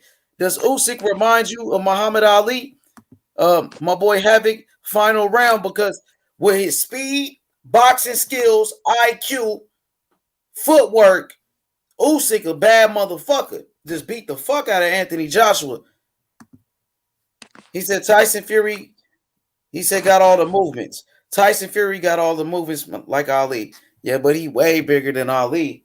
That motherfucker big, Fury, bro. Dude is a giant, bro. They like, yeah, he like 300 pounds. Ali was a little guy. Ali was like Usyk size. You know what I mean? Mm-hmm. Usyk might be more like Ali than Fury is when you think about it. But Fury do box though. Fury nice though for sure. Fury can box his ass off. The feint moves, Ali. You throw a little Ali footwork in there, man. Come on, man. We see some tickets, man. I'm gonna pull up Morrell though. Can we do? I'm about to pull up Morrell. Let's see. What about Morrell? What he is? 6'1". 6'1", but he got the same arm reach as Usyk and Ali though. Matter of fact, he got longer arms. He got 78 and a half. Can you compare him to? He got the same arm reach though. I think he is the same height as Hearns and the same reach with Hearns. I think he might be. But look, yeah, can well, you Morrell, look at Hearns box right? I got you. But you see, look, Morrell right here, 78 and a half inch reach. Ali got a 78 one. Usyk got a 78. He's 6'1", Ali 6'3", Usyk 6'3". So pretty much he only 2 inches shorter than them. Man, that man's still growing, man. That don't end till you 35. Yup. But he's smaller than them for sure. A little bit with the same arms though. But you said Thomas Hearns? Yeah, Tommy. The hitman. The hitman, Thomas Hearns. Oh, he the same height as Morrell and the same Just arm. half off. Just a half off, but they ain't same height. Oh, he was born in Memphis, this nigga. Yeah, man. That nigga was born in Memphis. You might have a little bit of Hearns. I'm gonna take a look at that. A little bit of, because Hearns could box too. That motherfucker could box with Emmanuel Stewart and shit. They was coming out that crunk gym in Detroit. Gym, bro. Especially in man. It was some heavy hitters, man. He was born in Memphis. I didn't know that. So his people came from Memphis and went to Detroit. Yep. 378 rounds. Hell yeah. 67 bouts doesn't seem like a lot, but the rounds seem like when I look at the bouts of some of these guys, 67 doesn't seem like a lot. Until you look at the rounds. Yo, Anthony, you speak Spanish or no? Not really. I'm a simulator. Yo, Jose, what you thought about Isaac Cruz? Isaac Cruz and Tank Davis. Good fight. Can I introduce me? Yes, I hear you. Yeah. You liked Isaac Cruz? He's good? Yeah, good fight. It was a good fight. Who you thought won? Who you thought would win the fight? Who you thought won the fight? Isaac Cruz or Tank Gervonta Davis? Tank Davis. Tank Davis, okay, for sure. Yeah, Tank So you said the right man won the fight. Yeah. Yeah, he pretty much slowed the fight down. That ain't Isaac Cruz' fight. He started boxing. He won the fight. What about Isaac Cruz, Ryan Garcia? Who gonna win, Jose? Isaac Cruz, Ryan Garcia.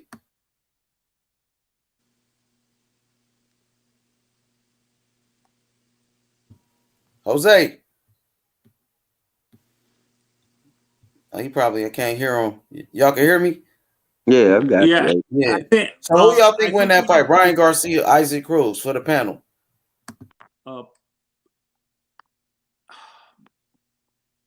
Isaac.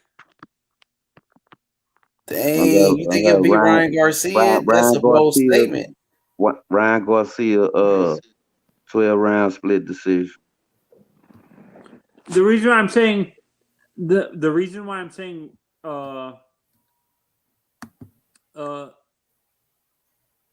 Isaac is because I don't trust I don't trust Ryan to be focused.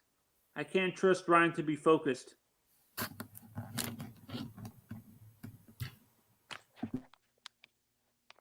Man, what is he focused on? What's going on with Ryan? You don't trust him? What is he doing?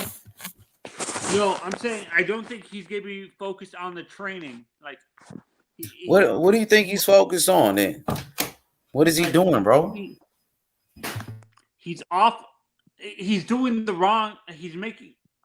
It's hard to explain. I don't know. What's wrong with Ryan Garcia, bro? He said he had mental illness. What's going on with Ryan Garcia? Please explain to the people. Yeah, he says he has mental issues and stuff. Honestly, I think the kid needs to go into a rehab program or something to help his mental. I don't think he should go back into the ring just yet, to be honest. I'm more worried about his mental health than his actual ring boxing career.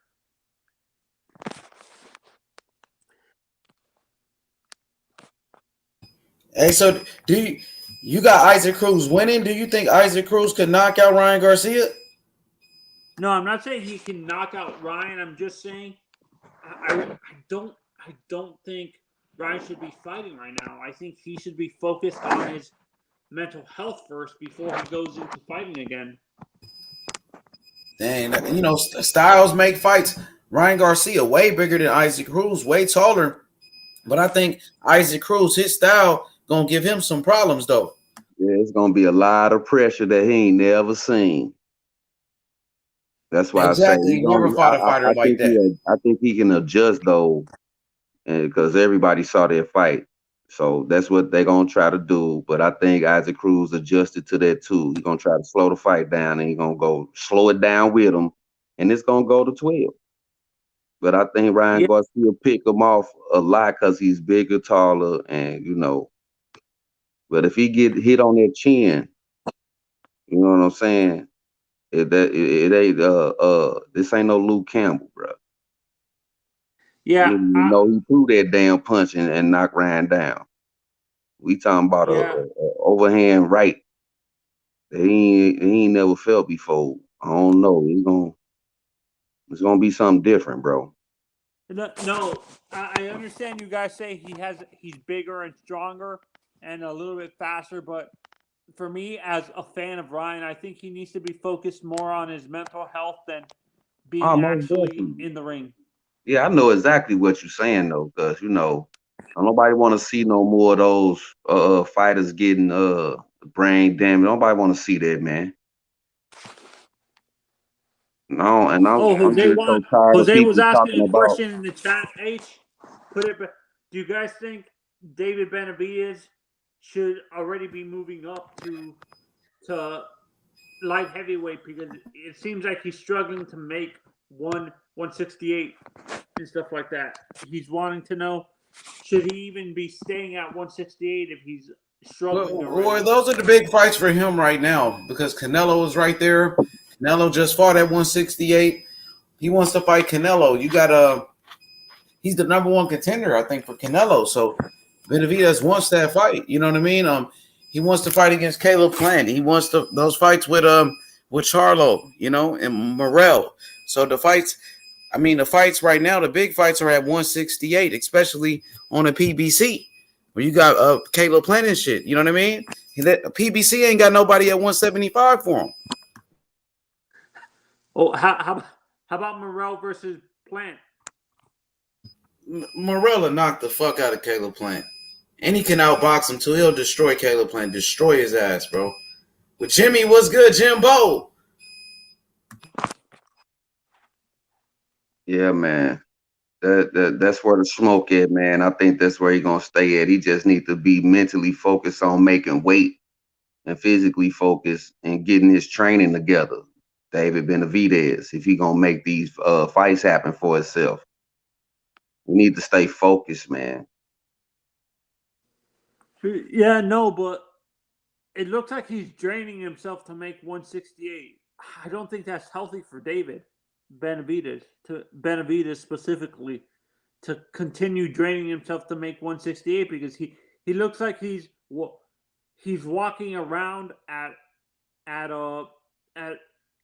either 172, which is light heavyweight, or cruiserweight and stuff like that. At the cruiserweight limit or the light heavyweight limit, to be honest. It doesn't seem like it's safe for him to constantly be draining himself.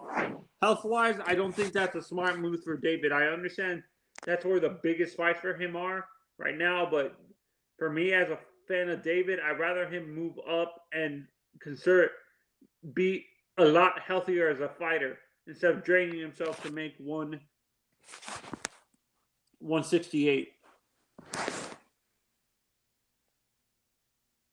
That's the question. Is his power going to carry up to 175? Is he going to be able to take those heavier punches? I don't believe he's going to risk. I don't believe he's going to risk going up to 175. And he knows where the glory and the bag going to come at 168. He is chasing glory, man. That's why he's still there. I think but you understand yeah, I know exactly what you're saying. Yeah, hell yeah, I know what you're saying. Yeah, I know what you're saying. That's why that's scares me where the about struggle for is. his health. Yeah, that's scary for his health. Don't you agree? Yeah, that's where his struggle is, because the focus ain't there. He stay focused, he could come out a champion. You know what I'm saying? If he unified, whatever, he could do it. But if he move up, it ain't gonna be like the 168 division. Yeah, I think the one fighter. Who there for him? Yo, Jimmy, you there, Jimmy? Jose, what's good, Jose? Y'all keep going. Hebrew and my brother Anthony, keep cooking. Yeah. And honestly, I think for me, the one fighter that's probably the one to defeat Canelo is probably Morrell when he gets more fights. To be honest, because he has the boxing, the boxing and the power to actually deter Canelo from coming forward and stuff like that. Yeah, can you guys hear me? Where's Andre there with this WBO? Yeah, we hear you now. We hear you, Jimmy. Okay, so but I was driving, so yeah, I think that's a good fight in the future for Canelo. Morrell, if he works his way up, but I don't know if Canelo will be at super middleweight at that time, because he's talking about fighting at cruiserweight and light heavyweight. So it's definitely a good fight in the future, Morrell. But I really want to see the Benavidez and Morrell fight. Yeah, that's the fight to make, bro.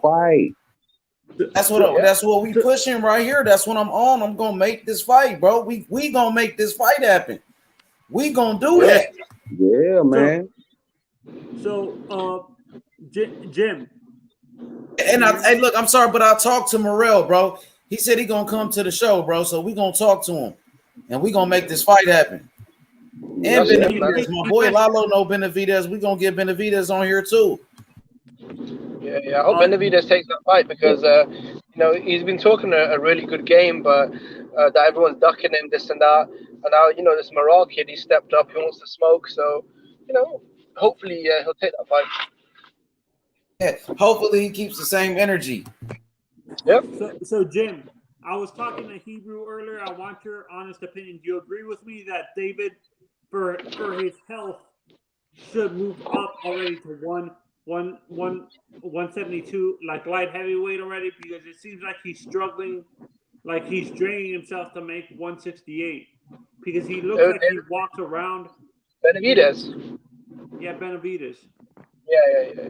No, I agree with you 100%. He should go up to 175. But this is a guy that has a history of having issues making weight. He's missed weight multiple times, and he's just outgrown the division, isn't it? He'll be a lot stronger at 175 at light heavyweight. He'll be fitter, stronger, sharper, and he'll have a longer career as well. Because when you constantly cut weight, it's not good for your body and your longevity. So I think it's good for him. When they made it mandatory to Benavidez, he should have taken that chance. Because when he moved up, the WBC actually installed him as the #1 contender. This is before Marcus Brown. But he just wanted to stay at 68, I guess, for the Canelo fight. But yeah, I think it'd be a lot better at 75. Yeah, I don't even think it's about discipline. I think it's too big. He's a young kid. He's a big kid. So he's just, it's the same way Canelo outgrew. It's the same way Canelo outgrew middleweight. Yeah, Jim. When I was saying this to Hebrew, when I look at David, he looked like he walked around at cruiser, like as a natural cruiserweight, actually. Oh, easily. Heavyweight. Oh, bro, definitely, man. I mean, this guy's probably bigger than Benavidez. Like, he's huge. He's one of the biggest super middleweights I've ever seen. So I think, like, look at Callum Smith. He moved up to 175 in his last fight. Got a new trainer, Buddy McGirt. He looks explosive, sharp, strong. He looks like a new fighter at the higher weight. Same with Benavidez. I think he'll be a lot stronger, sharper, better stamina. Probably have a better chin as well because he'll be more solid. So I think it's good for him, in man. the long run, for his health, for me, I've said this multiple times for David as a fan. I don't want him to constantly drain himself to make 168 and stuff like that, and that could be detrimental to the rest of his career because I can't. There was a fighter in the 90s that did that constantly, and he didn't last long. His career was only like 9 years. He didn't last that long and stuff like that because of Yeah, it messes up your whole body, your immune system, your lungs, your brain, your heart. It's really bad. Like when a lot of these fighters cut 20 plus pounds, it's really, really bad for your body. You know, it ages fighters because when they're dehydrated and they spar, they get concussed in it a lot easier because obviously the brain doesn't have a lot of liquid in it because of the dehydration factors. So, I mean, history shows us that you should always fight in natural weight. You'll be stronger, sharper, and have a much longer career. And I think this is why boxing has this issue with like weight. This is why MMA has a better track record of these guys being a lot healthier. Like it seems like boxing has that issue with boxing With the in junior terms division. of weight. There's more chances of these guys draining themselves to make weight compared to a sport like mixed martial arts and stuff like that. Like UFC, you don't see a lot of these fighters doing that. Like, I understand we say that with John Jones, but he's a rare case that he purposely does that. But in general, it seems like some of these fighters are fighting at their natural weight instead of. I think the problem with the UFC, MMA, is there's more of a weight cap because, like, with boxing, it has a lot of junior and mini divisions. So, say if you want to fight a middleweight in the UFC, you probably have a 10 to 15 pound wiggle room. But in boxing, if you want to fight a middleweight, you've only got about 6 pounds. So, from 155 or 154 to the limit. But in UFC, I mean, I'm not a hardcore fan, but from what I've seen, a lot of fighters there do cut a lot of weight as well. Like Conor McGregor when he was fighting at featherweight.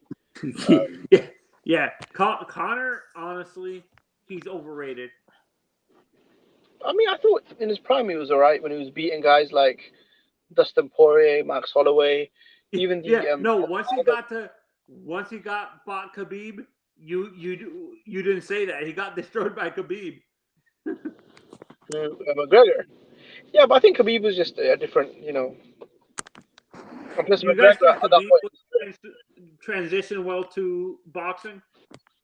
Khabib, the Eagle. I can't say his second name. Machameno. I mean, I think he's pretty much done with the combat sports. Because once his dad died.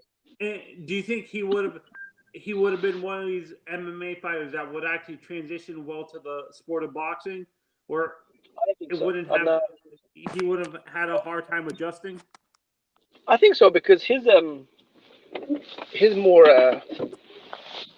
main attribute in MMA was his combat wrestling skills. So with Conor it was different because his main attribute was his striking. But with Khabib, it was more of the sort of Olympic Russian. And he had better footwork.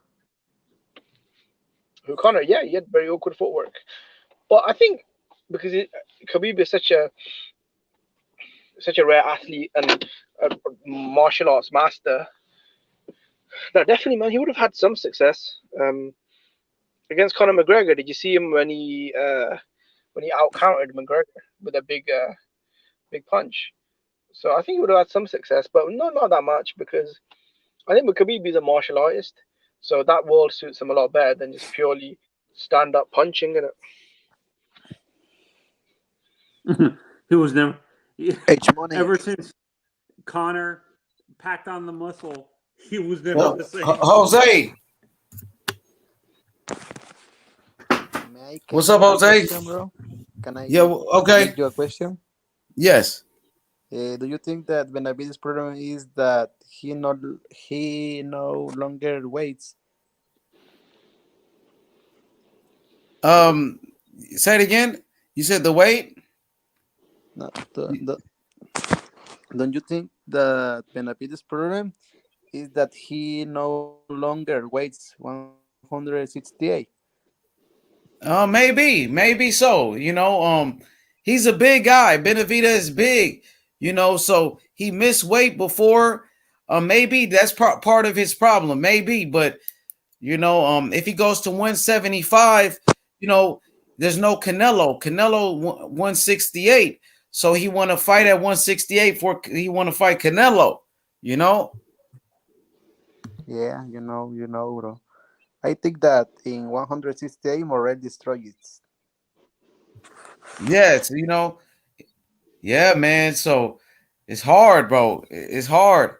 He got to train harder. He got to try to make weight. He needs to work hard, bro. You know what I mean? He needs to be focused on boxing. He gotta train. He gotta do more training. He gotta keep boxing.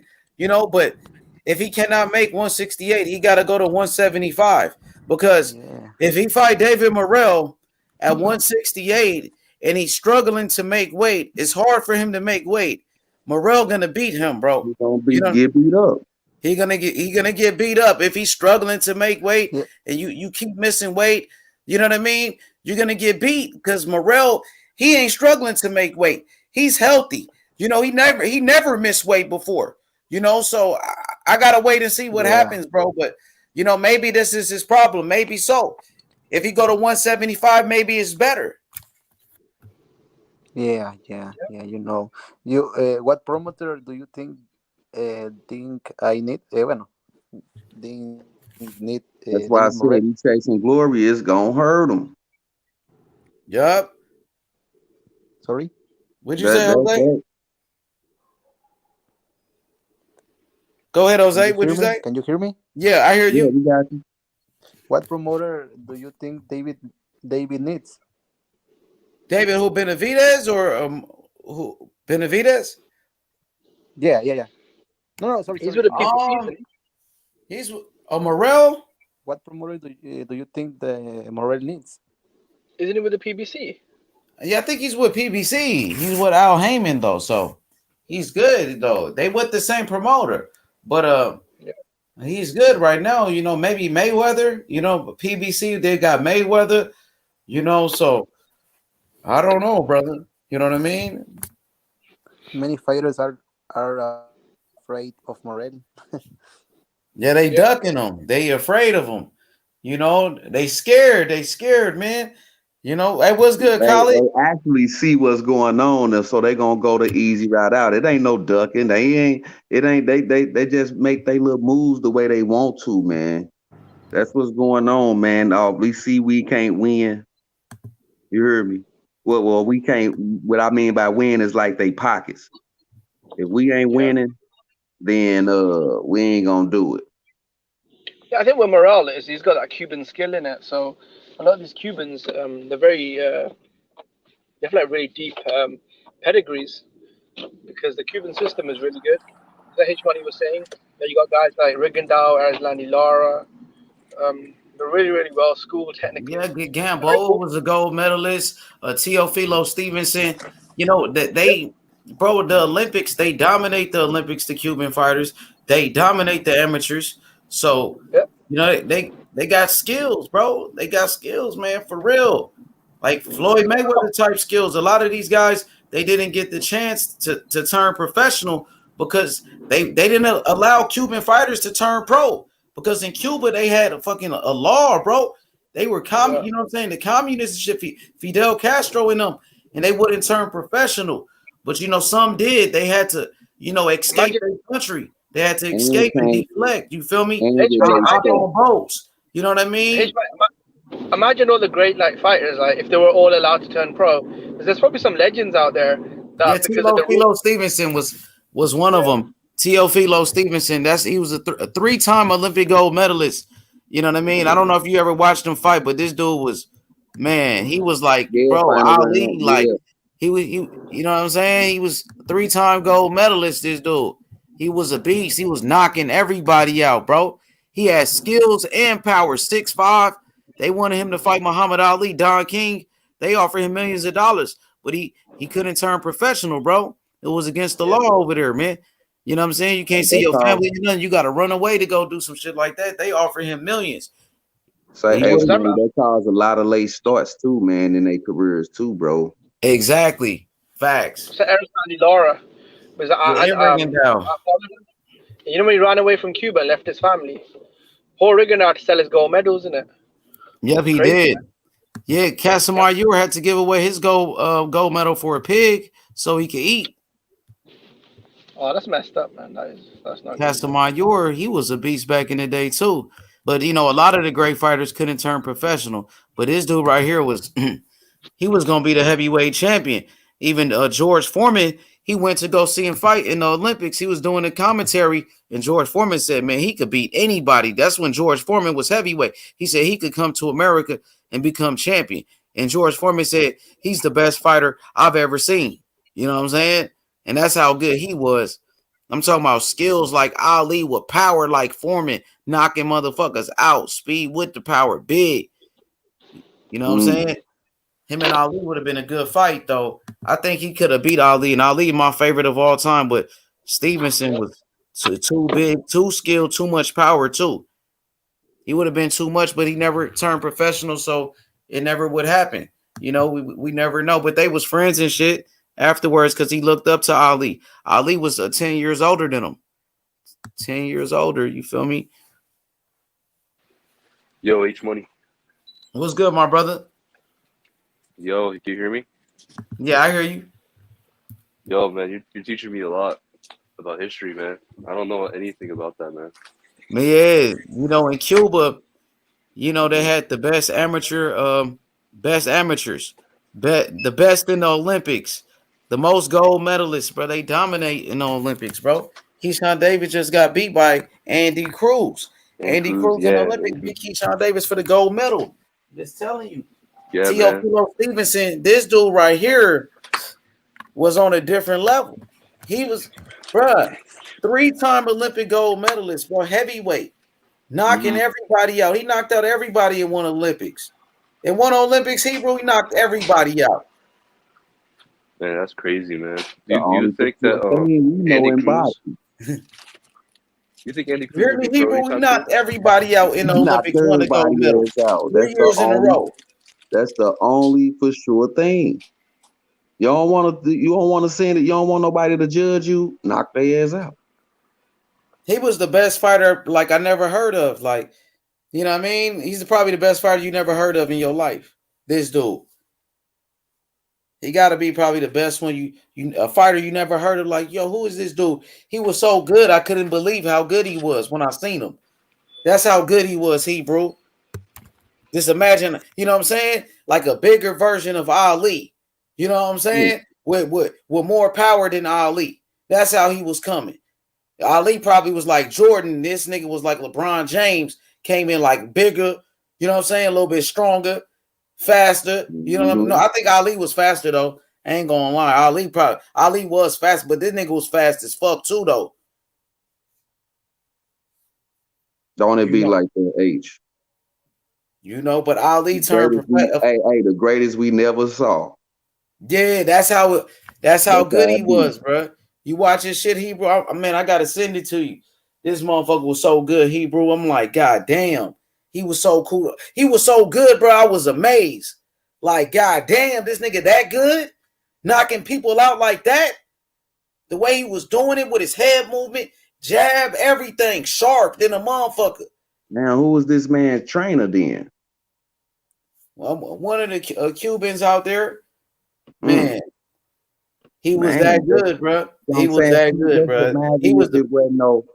Just imagine if it wasn't all that control status over there, man. They just came and then we just saw all of that stuff, man. That's why I said it. Go ahead. If he would have turned professional, he would have beat everybody. He would have beat George Foreman. He would have beat my favorite fighter, Ali. That's what I really think, bro. That's how he was too big and good and strong with skills. Man. Hey, Ali got everything me happened fighting for a reason. Frazier. Now, that was a close fight, but Frazier beat him. This nigga was bigger, bro, than all of these niggas, man. You know what I'm saying? Like, he was better than Foreman. George Foreman went to see him fight, and Foreman said he could beat me. He could beat Ali. He could beat anybody. That's what he said. George Foreman was amazed like how I was, bro, when I seen him. George Foreman, you could see him when he seen this nigga fight, bro. George Foreman, like, what the fuck? Man, when you see one of the greatest fighters to get in the ring say what the you know what I'm saying? Yeah, you know something was special about that fighter. He was that good. He bro, that sharp with it. That sharp at heavyweight. I sure want to see about or something, man. Send something. And he would knock you out, though. He had the skills just to outbox a nigga, you know what I'm saying? Work the jab, hit you with the, when he hit you with the 1-2, it was over with. When he hit you with the right hand and a jab, he was knocking niggas out with the jab, too. He was like that. He'd knock you out with a jab, my nigga. For real. Yeah, man. It's still fighters out here like that, though. Man, knock your ass out with the jab. That's crazy, the jab. He that sharp with it, man. You know, three-time Olympic gold medalist. Man, that's a powerful. Jimmy, you know about him, Jimmy? I wonder if Jimmy know about Teofilo Stevenson, man. Now, he the greatest Cuban fighter of all time. He's the greatest Cuban fighter of all time. He would have been one of the greatest. I think he would have been I think he would have been the greatest fighter of all time, bro, if he would have turned pro. That's how, you know what I mean? But he never would turn professional. But I think he would have been the greatest. So all his little fights was in Cuba then? Yep, all in Cuba, in the amateurs, Olympics. I think he would have been the greatest. He's already the greatest Olympic fighter of all time. He's the greatest Olympian of all time in boxing history. Greatest amateur boxer, for sure. But he never turned pro because he couldn't do it. He couldn't do it, man. You know, in Cuba, of course, Fidel Castro and them, you know how that shit was going. Mm-hmm. Yeah. You never could see your family again. You had to hop on a boat, you know what I'm saying? Escape. Get up out of there. You know what I'm saying? That's what Laura and them did. Rigondeaux, you know what I'm saying? Morrell, that's what he had to do, you know. Hey, man, everything happened for a reason, H. For real. For sure. You already know Hebrew, man, but man. Go ahead. Motherfucker better wake up with these fighters, man. Y'all don't know. Everybody come from a piece of the cloth, man. It depends on, it goes back to who it is, bro. You know what I'm saying? All walks of life here, man. Y'all need to stop it, man. For real, man. And see and open your eyes and see what's going on here. It's boxing, man. We got good fights coming up. Hey, man, 2022 gonna be the year. H, this is where it's finna blow up.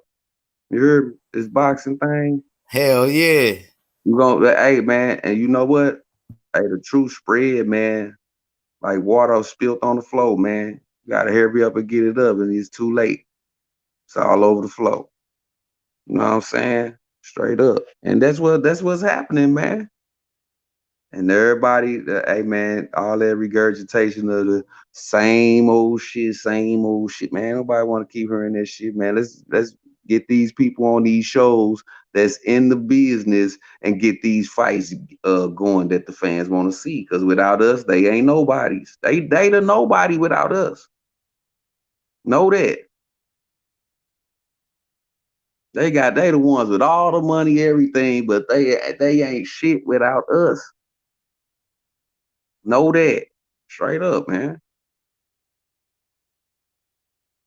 And if you can't figure that out, what you here for? Facts, hey, bro. Fact.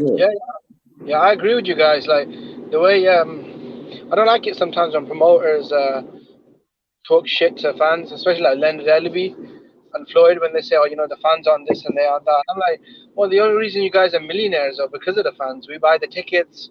A lot of us aren't even that rich, but we still buy the pay-per-views to support the fighters and the support. So I definitely agree with you guys. They should respect us more.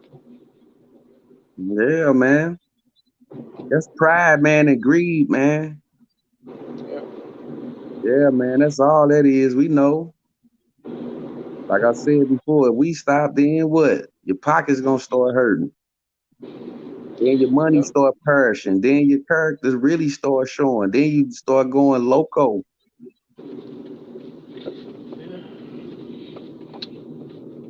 We know the outcome of that. So y'all should be the mainly putting fights out here that we want to see. We the boss. But they pride and greed, and these casuals, they just sit up there and just fantasize about what a motherfucker got in their pockets and all that shit, how big they is. Forget it, that they the damn boss. Yeah, it's crazy, man. Yeah, So man. I mean, look at the UFC fans. They put a lot of pressure on them, on the promoters to give them the fights that they want. I feel like with boxing fans, we need to unite more and do that. Instead of arguing over whose fighter is better, let these guys get in the ring and prove it. That's why they talk heavy about the UFC like that, man. Yeah. Boxing been out longer, but I mean, come on, man. We can't even unite in this thing to get what we want. That's why it's all out of order. That's good. So stop crying about what you ain't seeing. Or what fighter doing this and ducking and all that old bullshit. You can't even come together and say, man, we need to agree to get this fight together. Get them on the show. Let's get in their heads, man. They the fighters and the managers is the closest to the ring. You understand? That's what we need to be doing. Get it in their head, not to send him no damn lies and soup him up and gas him up to be stupid. Come on, man.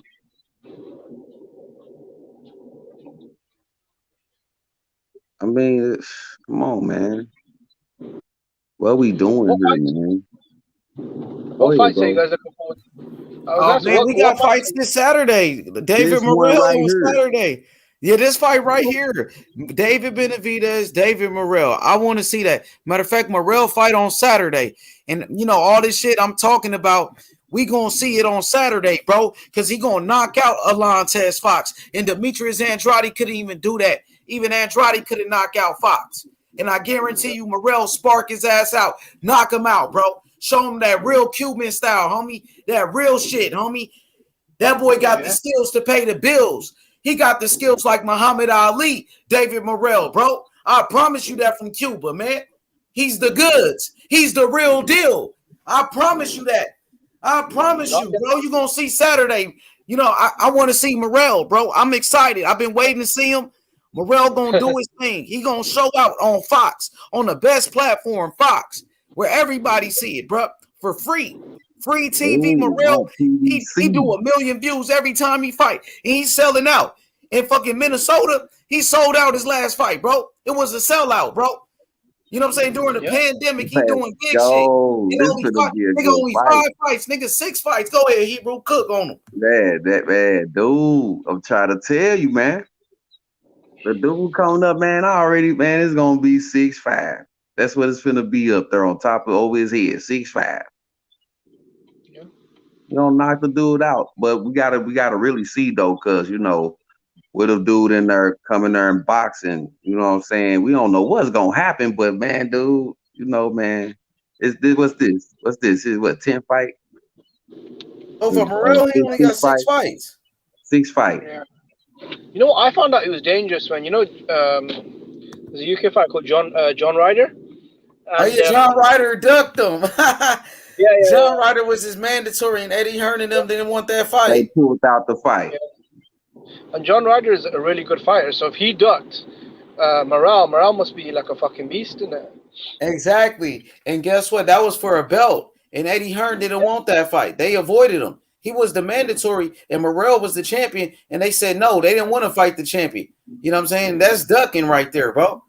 That's ducking. That's what you call ducking, bro. That's a duck. See, like I said, some fighters are scared to fight. So who had the main part in that? Yeah, and John Ryder, nigga, was a good fighter. They thought he beat Callum Smith in there. You know, I think he only had one loss to Callum Smith, and he ducked this dude. He only had, 5 fights, and they don't want no smoke. He only got 5 fights, and they ducking him, and he's a champion. Yeah.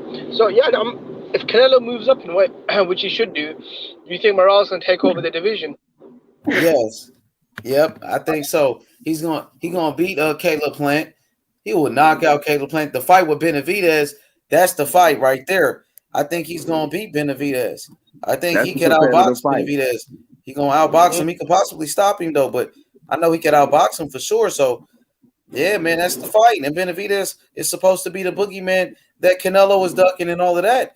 But you know, Benavidez don't have no energy for David Morrell. He don't want no smoke with him though. That's the test right there. That's why they need to make this fight. Yeah, but he was saying that he'd fight Edward Berlanga, who's on Top Rank. Forget about that fight, David Morrell. He's on the same network as you, same promoter as you. Yeah, they both on the PBC. They both on PBC. So why they can't make this fight?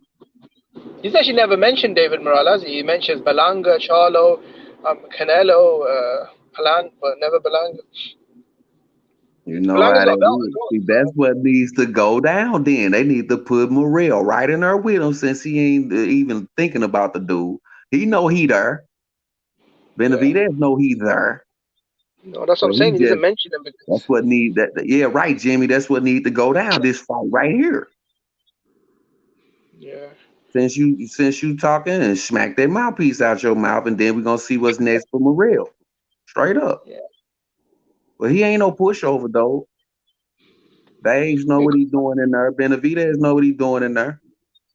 Yeah, he better not have no clown. He better not come in there with no type of clown status because he gonna get stopped. Yeah. Because the dude ain't really accurate with his punches, and he learned quick from his mistakes inside the fight in the ring.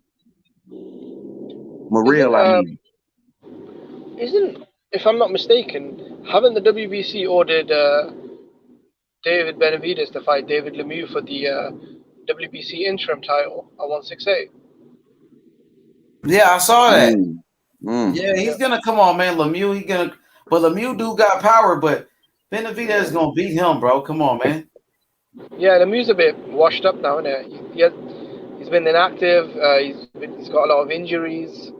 I mean, you better not get caught with nothing. Yeah, that's the one thing. Lemieux hard, boy. I'm telling you. If Ronald Graville can drop you, then fucking up. David Lemieux lands, you're in trouble there. Yeah, you in man, dude. I'm just gonna tell you, motherfucker better think about a fighter's fed up win. You heard me? Jefferson Harris fight. You better think about it. Derek Jefferson, Maurice Harris. You know about that. What you know about that? Hebrew Boxing After Dark on HBO. Jefferson, that nigga Jefferson and Maurice Harris. I think Jefferson came back and knocked him out, didn't it? He knocked him out the left hook. That's that fed was up. Nasty though. And nigga, I've been on it since then. Nigga, I was a kid then. Was on that shit. Boxing After Dark with HBO. Come on now. Goodness, man. That was a nasty knockout, man. That man mouthpiece was in the second row in the audience. Hell yeah. But Harris was getting down though. Maurice came with it though. But Maurice, he was good a little bit though. I remember I used to like his fight. He was a good boxer. He was in there beating Derek Ace at first. Yeah, he came back on him. I'm like, dang, yeah, with that left hook though. It was a Hail Mary out of hell, man. Wilder kind of was like, hey, you remember, you don't remember, what's his name? Whitaker? What's his name? Lance Whitaker, that heavyweight? Yeah. That nigga was big as fuck though, Lance Whitaker. He was like 6'8" back then. He damn near was Fury size almost. But he didn't have the skills like Fury though. But he was alright though. Whitaker though, he knocked out a couple of motherfuckers. Man, I still remember HBO, man. You remember back in the day when there was the biggest boxing platform in the world? Yeah, hell yeah. They had everybody over there. That's where all the big fights was at. I was just gonna say that's where all the fights was at. HBO, I mean Showtime back then. They used to have Mike Tyson though, because Mike Tyson he got out of jail. He went with Showtime. So back then, when Mike Tyson was the biggest thing in boxing, he was on Showtime at that time. But HBO, they still was put on great fights and shit with Oscar De La Hoya and shit. You know what I'm saying? But when Tyson came out, Tyson was the man though. Tyson was the number one. You know, Tyson was superstar, but De La Hoya was a star too. You know what I mean? Yeah. See, that's how it was. Mike Tyson was. This how it was. The biggest star in boxing was Ali at the time. We start with Ali. Then from Ali came Sugar Ray Leonard. So after Sugar Ray Leonard, who was it? Mike Tyson. Then Mike Tyson was the cash cow. He was the biggest name in boxing. Mike Tyson. And then from Mike Tyson, who came after Mike Tyson? De La Hoya. De La Hoya, yeah. Then it was De La Hoya, facts. And then Mayweather beat De La Hoya. Then from Mayweather, I think it's Canelo. And Anthony Joshua was big too, though. You know what I mean? But I think it's Canelo now, though. But Joshua too, though. You know what I mean? Yeah, Joshua that undisputed in the junior welterweight came too. And we had stars like Pacquiao in between, though. You have other stars, though. I think Canelo is the guy right now, and you got Joshua. Mayweather was the guy, but then you had Pacquiao, who's still big at the time. You know, you still got other fighters, though. Yeah. All over. I remember Pacquiao was huge back in the day. And Chavez was big too at one point too. You gotta understand, Chavez was huge. When Tyson was big, so was Chavez. I think Chavez, he used to be on his undercards and shit too.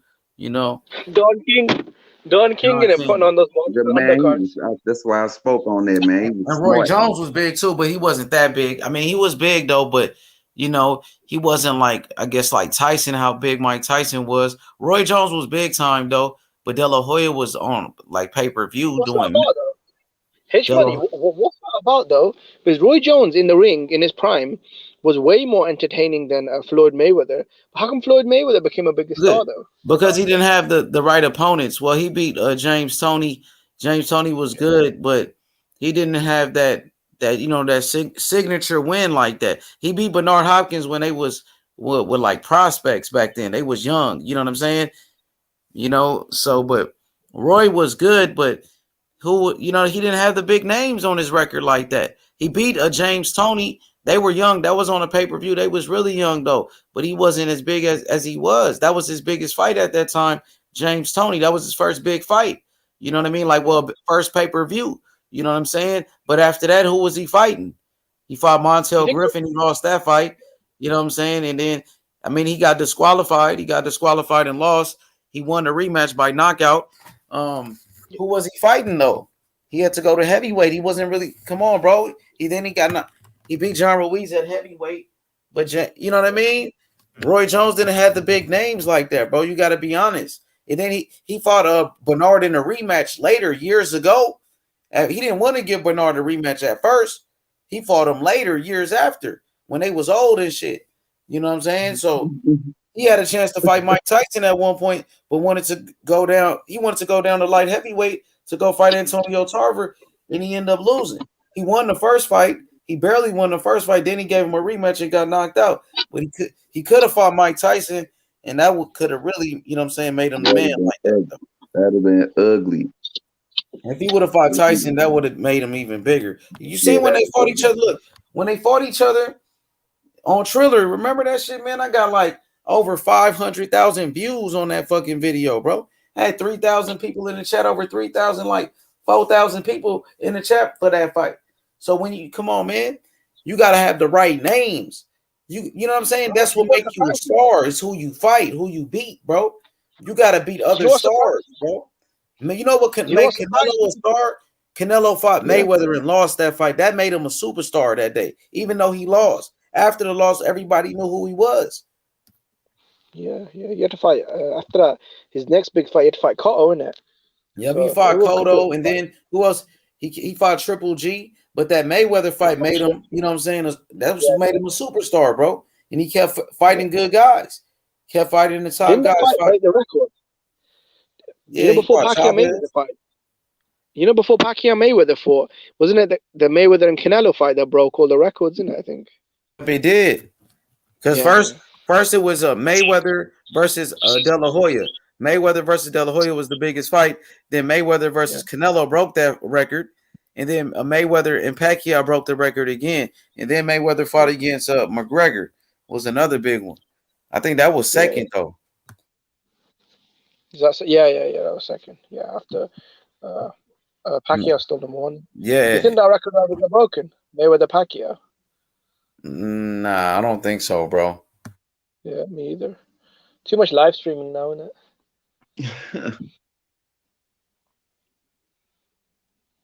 It's crazy though. Mike Tyson came back as an old man when he fought Roy Jones, and they did bigger pay-per-view numbers than when Mayweather fought Logan Paul. So I think Mike Tyson in his prime might have been, do you think, the biggest superstar of all time? Yeah, he might be, but he wasn't going to jail though. Yeah, he was, man. Mike Tyson, what he probably is though. Yeah, man, that phrase Mike Tyson fighting, man, that's gonna bring some money. The baddest man on the planet. You heard me, man. Just because, man. Yeah, sometimes I go back and watch the old WWF videos of Mike Tyson and Stone Cold. Oh my goodness, man. That's Man. entertaining, bro. That's entertaining. Oh man, he went back, bro. Oh man. Do you remember him? Yeah, man. I really didn't do too much of. I started watching wrestling when it wasn't real no more, man. Yeah, I stopped watching it a while ago as well. Yeah, man. I'm like, bro, look, man, I ain't with it. I think what does he do? Mike Tyson pushes Stone Cold in there. Yeah, Start man. watching the drama. And It's been so long, I forgot. I forgot all about that, man. But Mike Tyson was a star. They wanted to involve him in everything, man. That's how big he was. Commercials, wrestling, even food commercials. I'm like, man, come on. Pepsi, everything, man. They had that man involved in everything, man. What was it, Kid Dynamite in it? Mike Tyson just was an idiot, though, bro. That was his problem, bro. He was a fucking idiot, bro. He couldn't control himself. Mayweather did. That's it. He went to jail, fucked him up in his prime. Mayweather did not. Mayweather went to jail for like 30 days or some shit. Yeah. Yeah, drugs, alcohol, women. That's that 100 is more than 30. That's why you got to give Mayweather credit. He never did nothing like that, bro. Drugs or anything, bro. You told him, man, 100,000 and 30 million.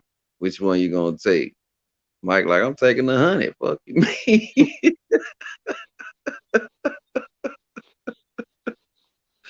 100 sound more than 30, bro. I'm going with the 100, bro. Like, and Mayweather did WWE too, though. He was in the WWF, my nigga.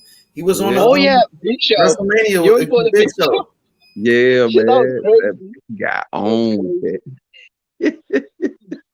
When Big Show gets on his knees and Mayweather punches him in the face. Mayweather came up in the social media era too, though, with Instagram and all of that shit. Man, the man's a damn good businessman outside that ring, man. I'm just gonna tell you. That's what happened there too. Social media. Yeah. You know, in America, the welterweights would always be the biggest stars. Like you'd have De La Hoya, you had Leonard, you had Mayweather. But now, if you look at these welterweights, like Errol Spence and Crawford, and none of these guys are like superstars, though. But back in the day, the American welterweight was a superstar. De La Hoya, Leonard, Mayweather. Now it's just like they're not superstars anymore. Okay, just the welterweight division is just Welterweight, okay. Yeah.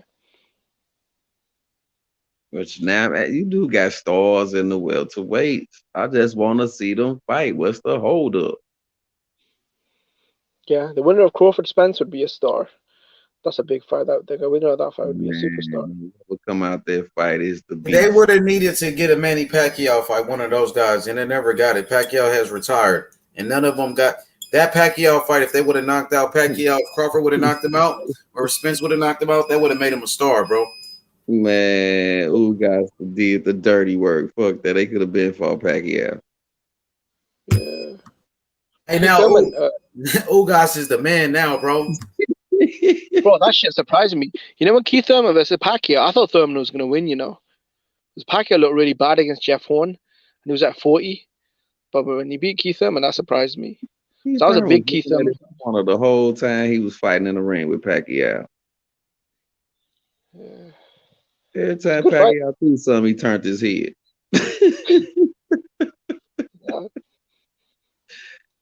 Yeah, man. Oh, man. Hey, man. Pacquiao dropped him. No, but I think Keith Thurman, if he comes back and looks good against Barrios, he can still mix it up with some of the, top guys if he's healthy and motivated.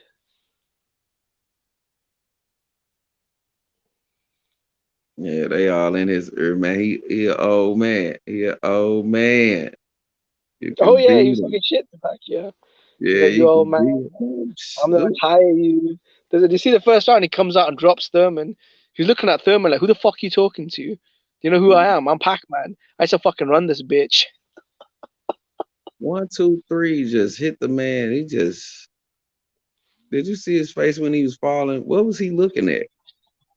He was looking right outside the ring. Like, y'all see this shit? Dude wasn't even fucking hurt, man.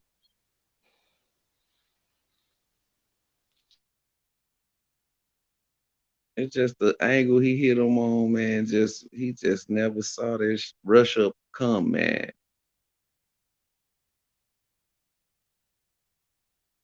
This is my thing. What was going on with Comey leg, man, when Loma hit his motherfucking leg? What was going on with Comey leg when Lomachenko hit his ass, man? He couldn't get that shit together, man. Hey, Loma was beating his ass, wasn't he? Beating his ass, straight up. Hey, man, he couldn't get that leg together, man. He could stand up on it or something, man. That shit is fucked up, man. Hey, Loma was beating the fuck out that boy, man. You know what I'm saying? Shit remind me of Zab and Corey, man. Like, man, should I continue to whoop this dude ass up? Man, y'all better get this shit together, man. I think y'all should stop this fight. That shit crazy, man. I want to see this fight right here. I think Loma was getting in the fucking trainer's head to like, stop the fight. This is what you need to do. Listen to me. Stop the fight. And the trainer over there thinking, maybe I should stop this motherfucker. You know what I'm saying? He gonna fuck around and make him stop it. Good thing he didn't stop it. Loma was trying to trick his ass. Like, you know what I mean? 12 rounds down, man. Loma hit Comey on the system reboot button, and his leg he come back. Hell yeah. Hey, man, I don't know what the hell was going on, man. That boy, the rest of his body was good, but that leg was in the matrix, man. That was a glitch. That motherfucker was fucked up. Hey, that was a cool little show we had in the morning, too, though, huh? On that in-a-way fight, but we fucking around and missed it, though. But that shit was still cool, though. That little show, though. That shit was fire, though. Hey, facts. Hey, man, you know how we do, man. Yeah, we had that new brother on here with us. Remember that new brother? Yeah. He was from the UK, though. He was cooking, though. Yeah, he was from London. Yeah, he was cooking, though, for sure. What's that? Before the Bell boxing, bro. Yeah, I'm going to check him out. We're going to check him out. Yeah. A young star in the making. Let's see what he got. Yeah, he sure came right on. And that's how I like it, man. He came in asking questions. and still giving out knowledge as well. So yeah, he know what he talking about. But you in the jungle though, for real. So you got to Straight keep your up. guards up. You know, you Yeah. got a lot of dogs out here. Somebody Mm. gonna bite. You never know. You know what I'm saying? In the jungle, motherfucker gonna fight over some food or whatever.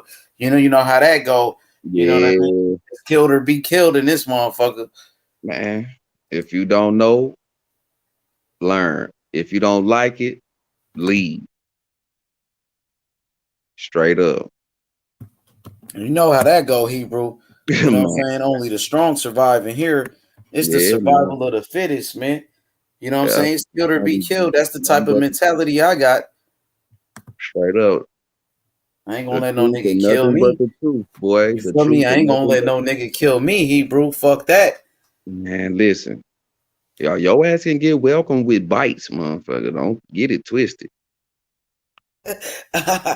Yeah. Bro.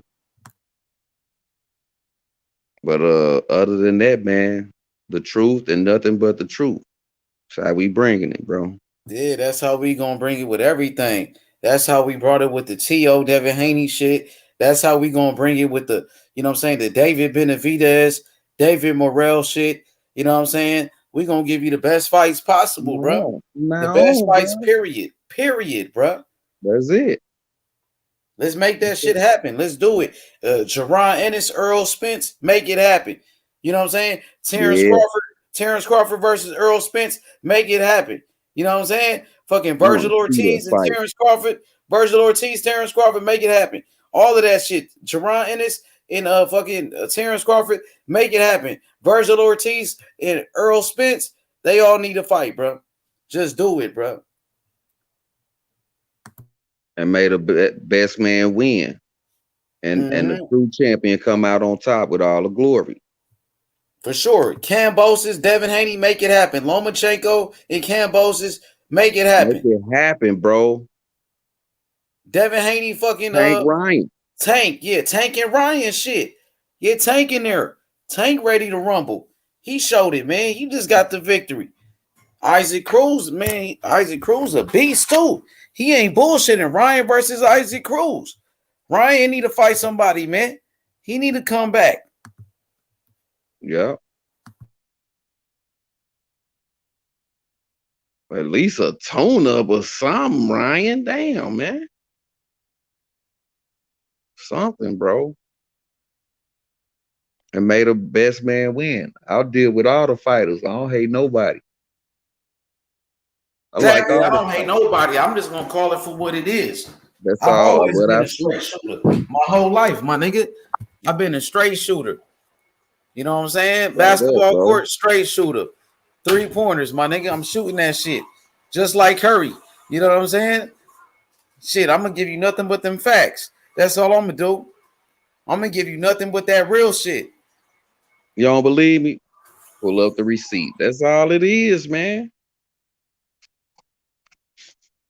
See? Because the receipts humble a motherfucker, man. But can you eat that motherfucking bitter ass crow sandwich? Can't do it. Then we know who your character. Exactly. And Straight yes, up. motherfucker, and for them and you motherfuckers, man, I told them, bro. Kambosos right now is the undisputed champion. He beat Teofimo Lopez. The WBC already said it, bro. Kambosos, he calling himself undisputed, like we've been saying, bro. You know what I mean? And Devin Haney, he said he's not undisputed. That's a he gotta have that talk with the WBC. You know what I mean? That's it. If you got a problem with it, you got to let the WBC know how you feel. This ain't nothing against Devin Haney. You know what I'm saying? It's just the truth, bro. This ain't nothing Man, they against produced nobody. and provided their bill to him. They produced and provided their bill to him. But they calling this man the undisputed champion. So you do got to take that up with the WBC, bro. Because it's bringing a bunch of confusion. So the undisputed champ got to bring his champion, his titles to what belt is this?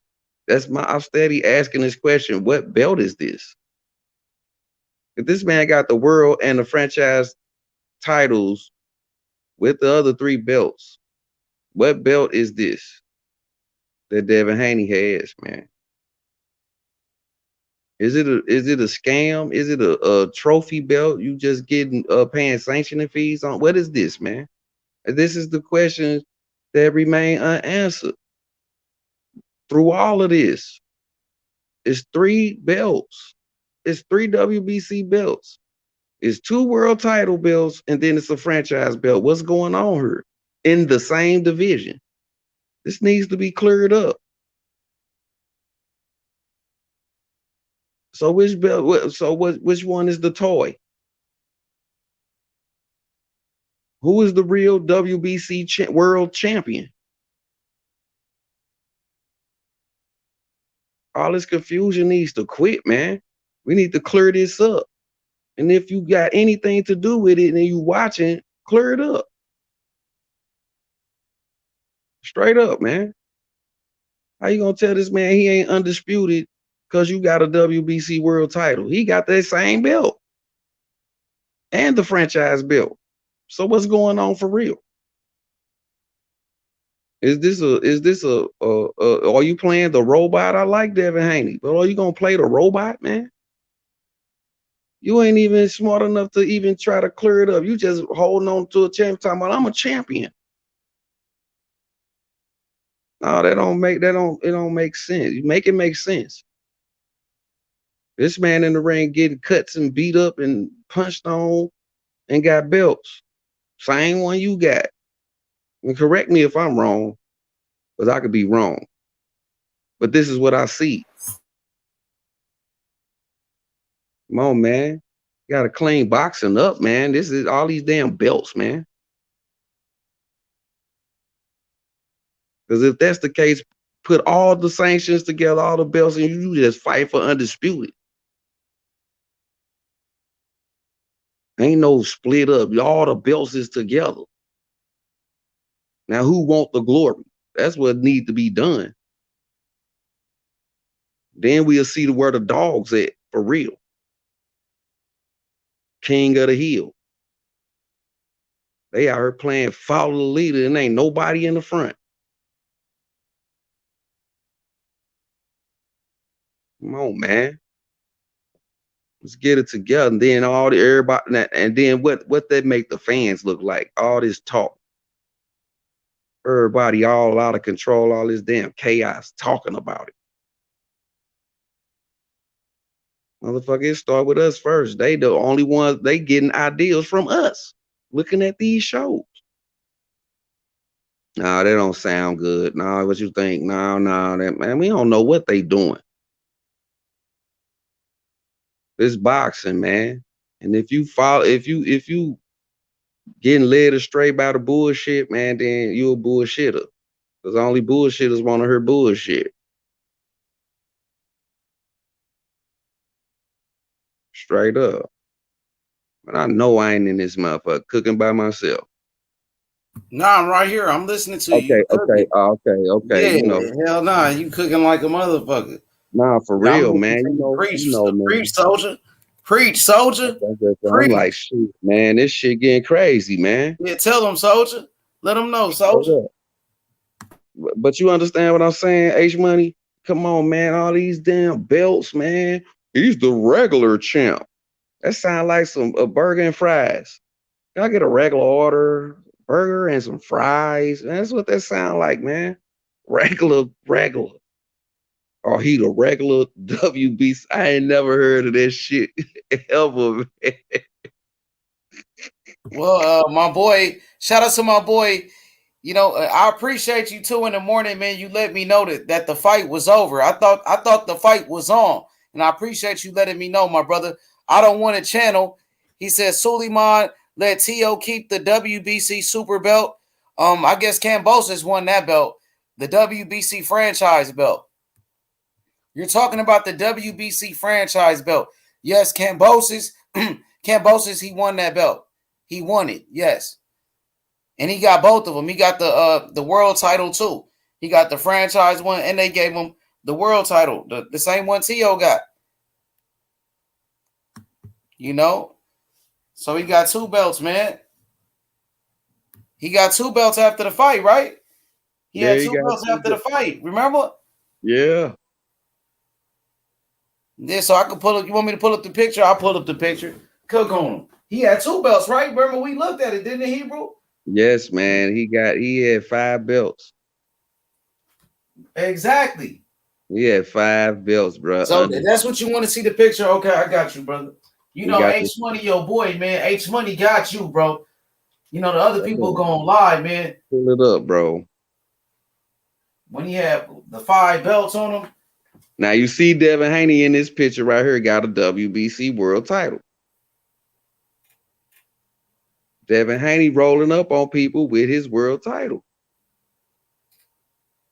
Got you. But if he's the world champion, this is the question. This is the mystery. If Devin Haney at 135 is the world champion and Kambosos is the franchise and the world champion, what's going on in the that's where we need to stand in the middle of that.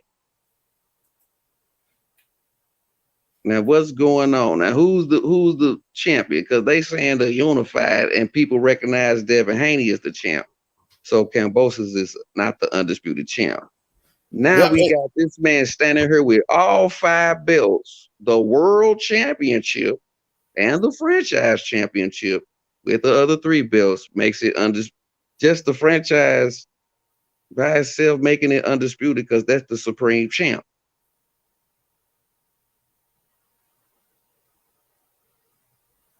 So does Devin Haney have on these niggas, man? You know what I mean? That nigga big balling, nigga. That nigga big balling on Haney. Come on, man. So with all these belts, so does Devin Haney? This is my question. Does Devin does what the fuck he want to do at this point? You the regular WBC championship? That's the truth. That's the truth, bro. Everybody know that. Kambosos just beat Tio. He beat the guy that beat the guy. And they already saying Kambosos is going to get more money fighting Lomachenko. That's the word on the street. That's the word on the street is, man.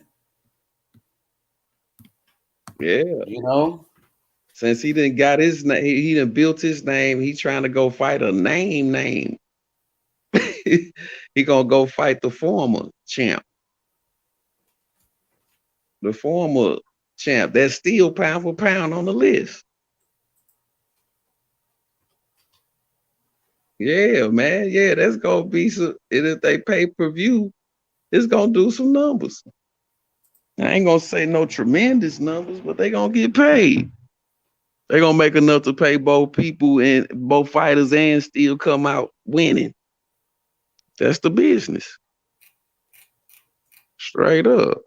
You know how it go. What Biggie say, if you don't know, now you know.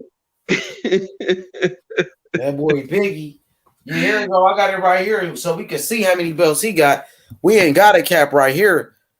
So you tell me how many belts he got, my boy. You know what I mean? I just do this for you, my brother. You know, because they going to hide the truth from you. I ain't going to hide it. You want to see it for yourself? I got you. Welcome to the jungle, bro. The lion's den, man. I got you right here. Bring it out.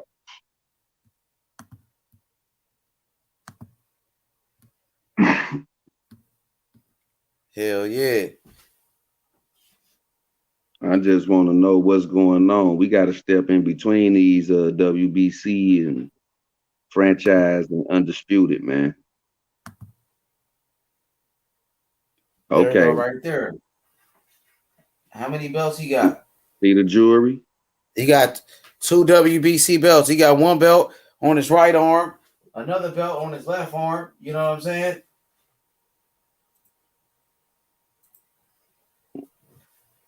Yeah. So yeah, bro. Facts. What's going on with this WBC? The man sitting there with what he just won, the undisputed. Same thing Tio had. He took that off. He took the straps off Tio. Now he got them. Same thing Tio had. The 2 green belts, IBF, WBO, WBA. Here it is, right here, the receipt. We looking right at it. Kambosos, the undisputed. He got 2 belts. He got 2 belts on him, bro. The WBC, Suleiman said this man is the supreme, which he got the franchise right there and the world title. So what title does Devin Haney possess? Yeah, he got a belt too, but he got a world champion. Go ahead, H.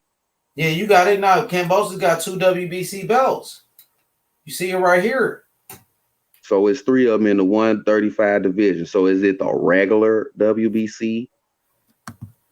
So why they calling this man unified? Yeah, too, bro. I ain't gonna lie to you, bro. That's Kambosos. You feel me, bro? They got all the straps right here, but he the unified champ. So that means whoever's saying that don't recognize Kambosos as undisputed. They recognize Devin Haney belt as the real belt. Mm-hmm. They don't make it make sense. Make it make he sense. Took all of his belts. That's what happens when you take all of the man belts. You took everything he got.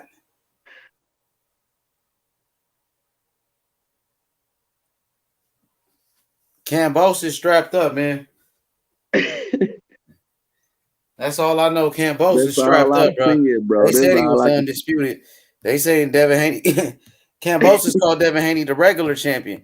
I wonder what Devin Haney feel about that. Kambosos calling Devin Haney the WBC regular champion. Why Kambosos keep calling him that? And Kambosos saying he the undisputed champion. He said because that's what the WBC said, bro. And that's what I'm telling. That's what I've been telling you, bro. That's what they told me. You thought I was happy when they said that? That was the rule that they made, bro. All right, check this out. Okay, let's do it like this. Let's just say, okay, let's take all the belts. Let's just take the belts off of him. IBF, WBO, WBA, and give them to Devin Haney. Not the green belts. So would Devin Haney be the undisputed champion with the belt he has? Or would they be calling him unified?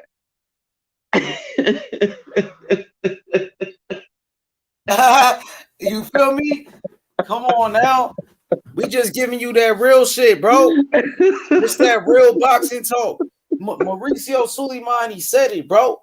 They asked Devin Haney, what you think about that? What you think about, you know what I'm saying? The WBC saying Kambosos is undisputed. He couldn't say anything. He don't know what to say. What could he say? They made the rule. He said he want to fight. You know, I agree. He should get a fight, though. You know what I'm saying? Yeah, he should get a fight. But Kambosos might fight Loma. He might fight Tank. He could fight Haney. Ain't no telling what he gonna do. He might fight Haney. I don't know. What up, Rakesh? I see you, Rakesh. Okay. Okay. Got Rakesh. Hell yeah, man. So man. So that's the question right there. Let's just confiscate these belts. Say he wake up, say Kambosos wake up and see the IBF, the WBO, and the WBA missing. We give it to Devin Haney. Is he undisputed or not? Is the question. Or is he just a unified champ with the WBC World Championship on his shoulder? Kambosos still got the WBCs. You see what I'm saying? Say Kambosos just come up and just fight, and he just grab these two. He get these 2 green belts, right? Devin Haney got the other belts, right? They say he got the franchise. That's the Supreme Championship. So who the hell is Devin Haney? Is he the undisputed or is he just the unified? That's the question. Then we'll know who the real champion is. See the confusion in it, man. Come on, man. Kambosos is the undisputed champion, man. Come on, man. So the false ass narrative where he's the unified champ, he's sitting here with the Supreme Championship belt on his motherfucking shoulder. It ain't flying right with me, man. Do you know what it is? The sanction bodies have become so shameless that this is why the transnational boxing board, they don't recognize any of the belts anymore. Neither does boxing news. It's boxing news is a really it's a big British boxing magazine. It's been around for over 100 years. Because the belts have become so watered down, and there's 10 different versions for every sanctioning body. They don't recognize them anymore. They just say, look, this is the top fighter, or this is the champion of the division. Too many interim, super, diamond, regular, franchise, emeritus, champion in recess. It's just too much in it.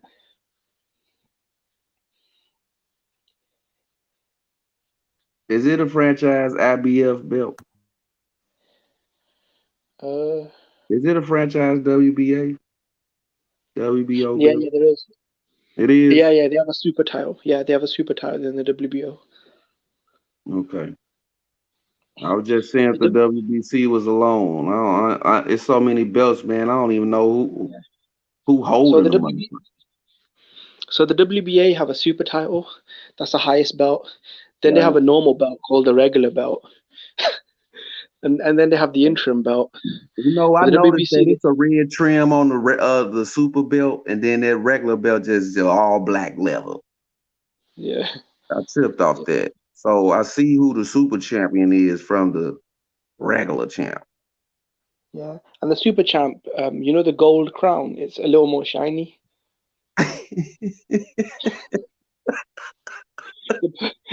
So everybody got that regular shit is the bronze bomber. Motherfucker. That shit ass penny, man. What the fuck? What's going on with the jewelry, man? See what I mean, man? All this new shit coming into the boxing, man. I mean, who wants to be known as a regular champion? But Super I think they just call it the world regular title. championship of the Yeah, they world. just changed it Super to the world title. regular. So the WBA world title, and then you've got the super world, and then you've got the interim. They've also got something called the gold champion. What I don't get is what's the difference between a international champion and a world champion? Like, if it's international, surely does that not mean it's global? Oh my goodness, bro. I don't mind regional belts like the British title, or the European title, or the Stuff North like American that. title. Yeah, but bro. Yeah. Too many the other stuff. I mean, it's too much. It's too International. much, man. Yeah. The Who is WBO. the real champion? No, this is crazy. The WBO just released a belt called the WBO Global Champion. The global champion. That's still the world. That's what I'm saying. They've also got an international belt, which also means world. And they just got this floating island where they box. It ain't on the So the globe. WBC. It ain't on the earth. It's a floating ass Super Mario cloud. They come up with too much bullshit, man. Come on, man. So Silver, the you know the WBC silver champion. So where's the bronze champion since you got the gold belt? There is a bronze champion. That's So you know crazy. there's the silver title. They also have something called the interim silver. So you have to be elevated to full silver. Man, come on. Hey, man. I thought it was a joke. It's actually real.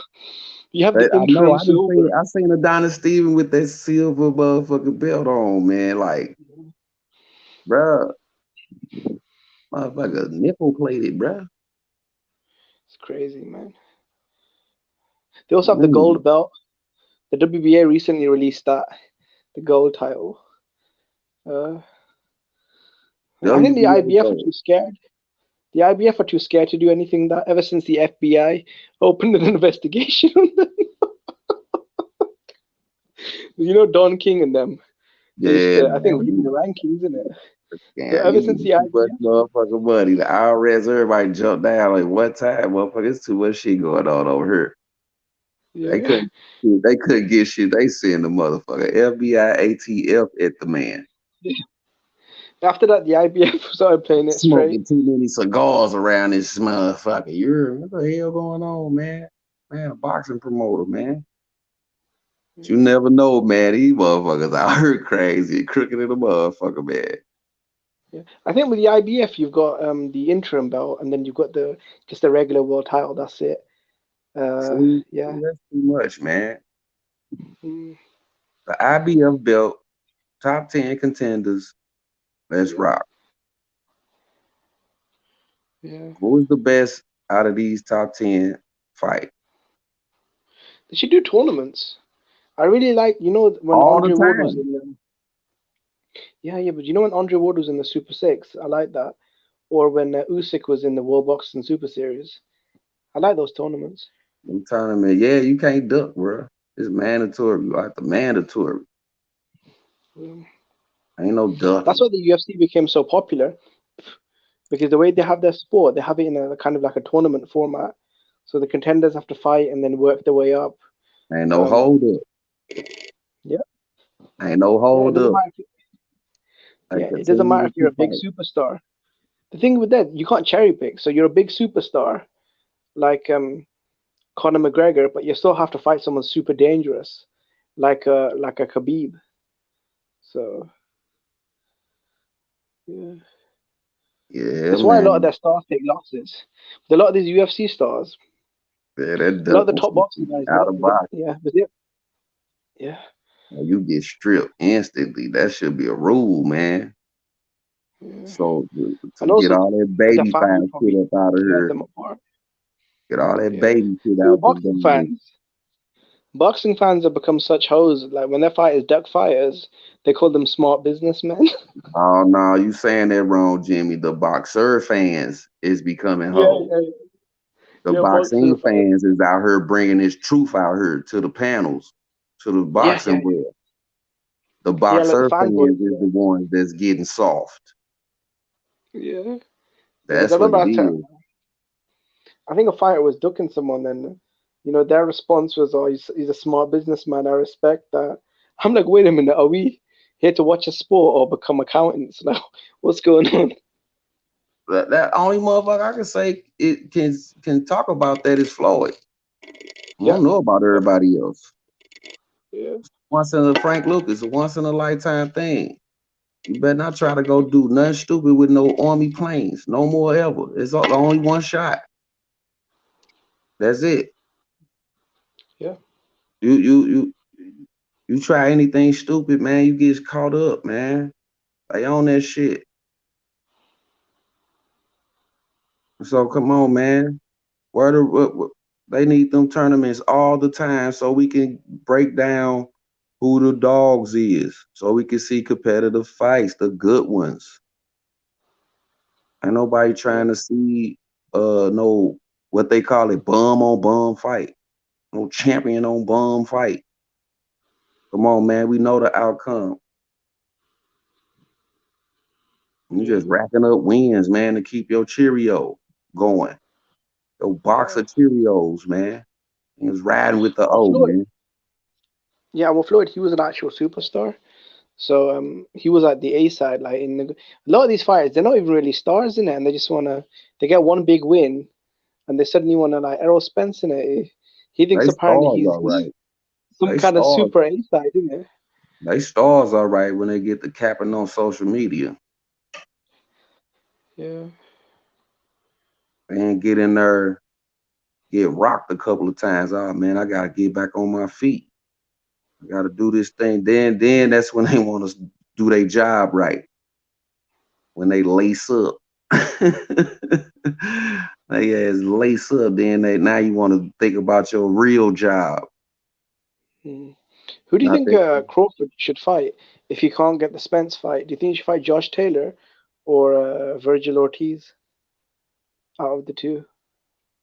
I think he should go ahead and clean up whatever he got left down and I don't know, man. Yeah, that's all. If Josh move up, then you know what I'm Yeah, that's a saying? good That's a fight. good fight. That's a damn good fight. Yeah, but I mean, that's an undisputed champion, top five pound for pound. I mean, you can Man, even that's say that's a bigger a win good than fight Spence. now that I think of it. Yeah. I Yeah, heard it talked about, but I really didn't trip off of it too much. Cause I ain't I mean, seeing he'll be Josh Taylor. Barlow. I ain't see Josh Taylor moving up no time soon, but eventually he He gonna said get after the big. Go he said ahead. after the Catro, yeah, he said after the Jack Catro fight, that's his mandatory, innit? He wants to defend all his undisputed title and then just move up to fight Crawford. And that's for me. I mean, that's a battle of two undefeated top 10 top 5 pound for pound fighters. Um, I mean, I feel like Josh Taylor's southpaw. He can punch. He's got all the belts. He's undefeated. I mean, I say that's maybe a bigger win than the Spence win because Spence isn't undisputed and he's not a top 5 pound for pound guy. And I mean, did you see Taylor standing next to Terence Crawford when they faced off? Taylor is huge. He is huge. Crawford started off at lightweight. Josh Yeah, Taylor started off at super lightweight.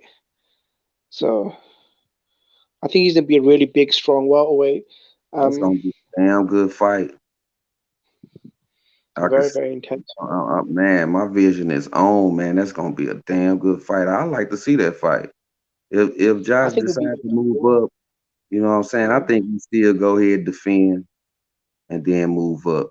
Cause he is getting big for 140. I mean, he's He done getting big. everything. I mean, in 18 He ain't got fights. I nothing else mean, to he's done. prove down there. He ain't got nothing else to prove down there. Or he'd have had some fights. Or he'd have been had a defense already. Yeah. You There's know the what I'm last. saying? He's fought all the champions. Fight your mandatory, and then just move up. Fight, Crawford. That'd be a huge fight. Mm-hmm. I hope they do that in the UK. So they gonna throw Because something I in go to that between fight. there, Jimmy. Jimmy, they gonna throw something in between there.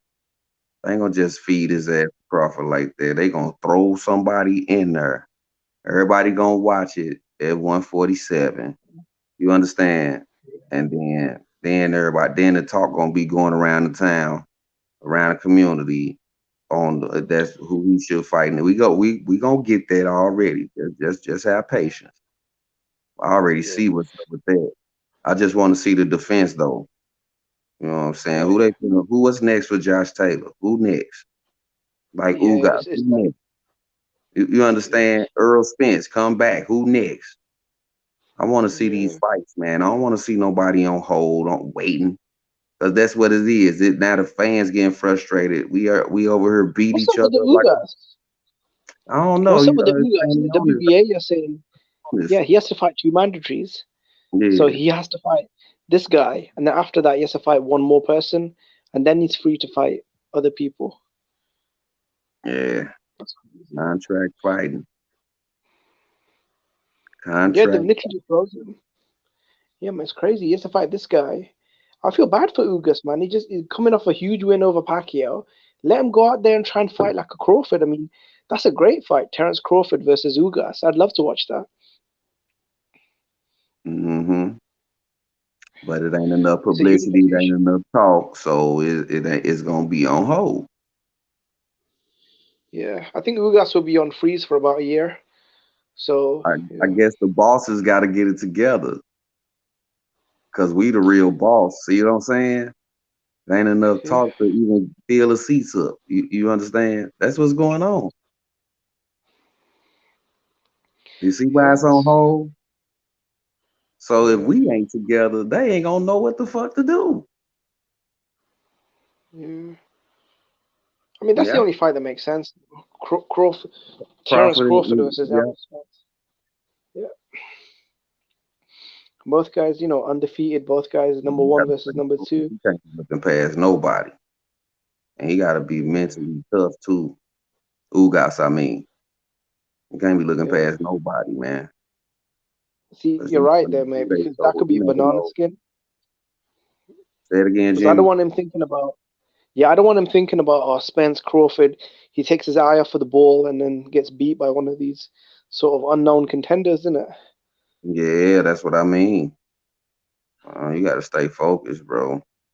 He looked real focused in that Pacquiao fight. That jab was laser, cut the ring off on a good southpaw, man. So they always talk that father time stuff, but Pacquiao that was it, man.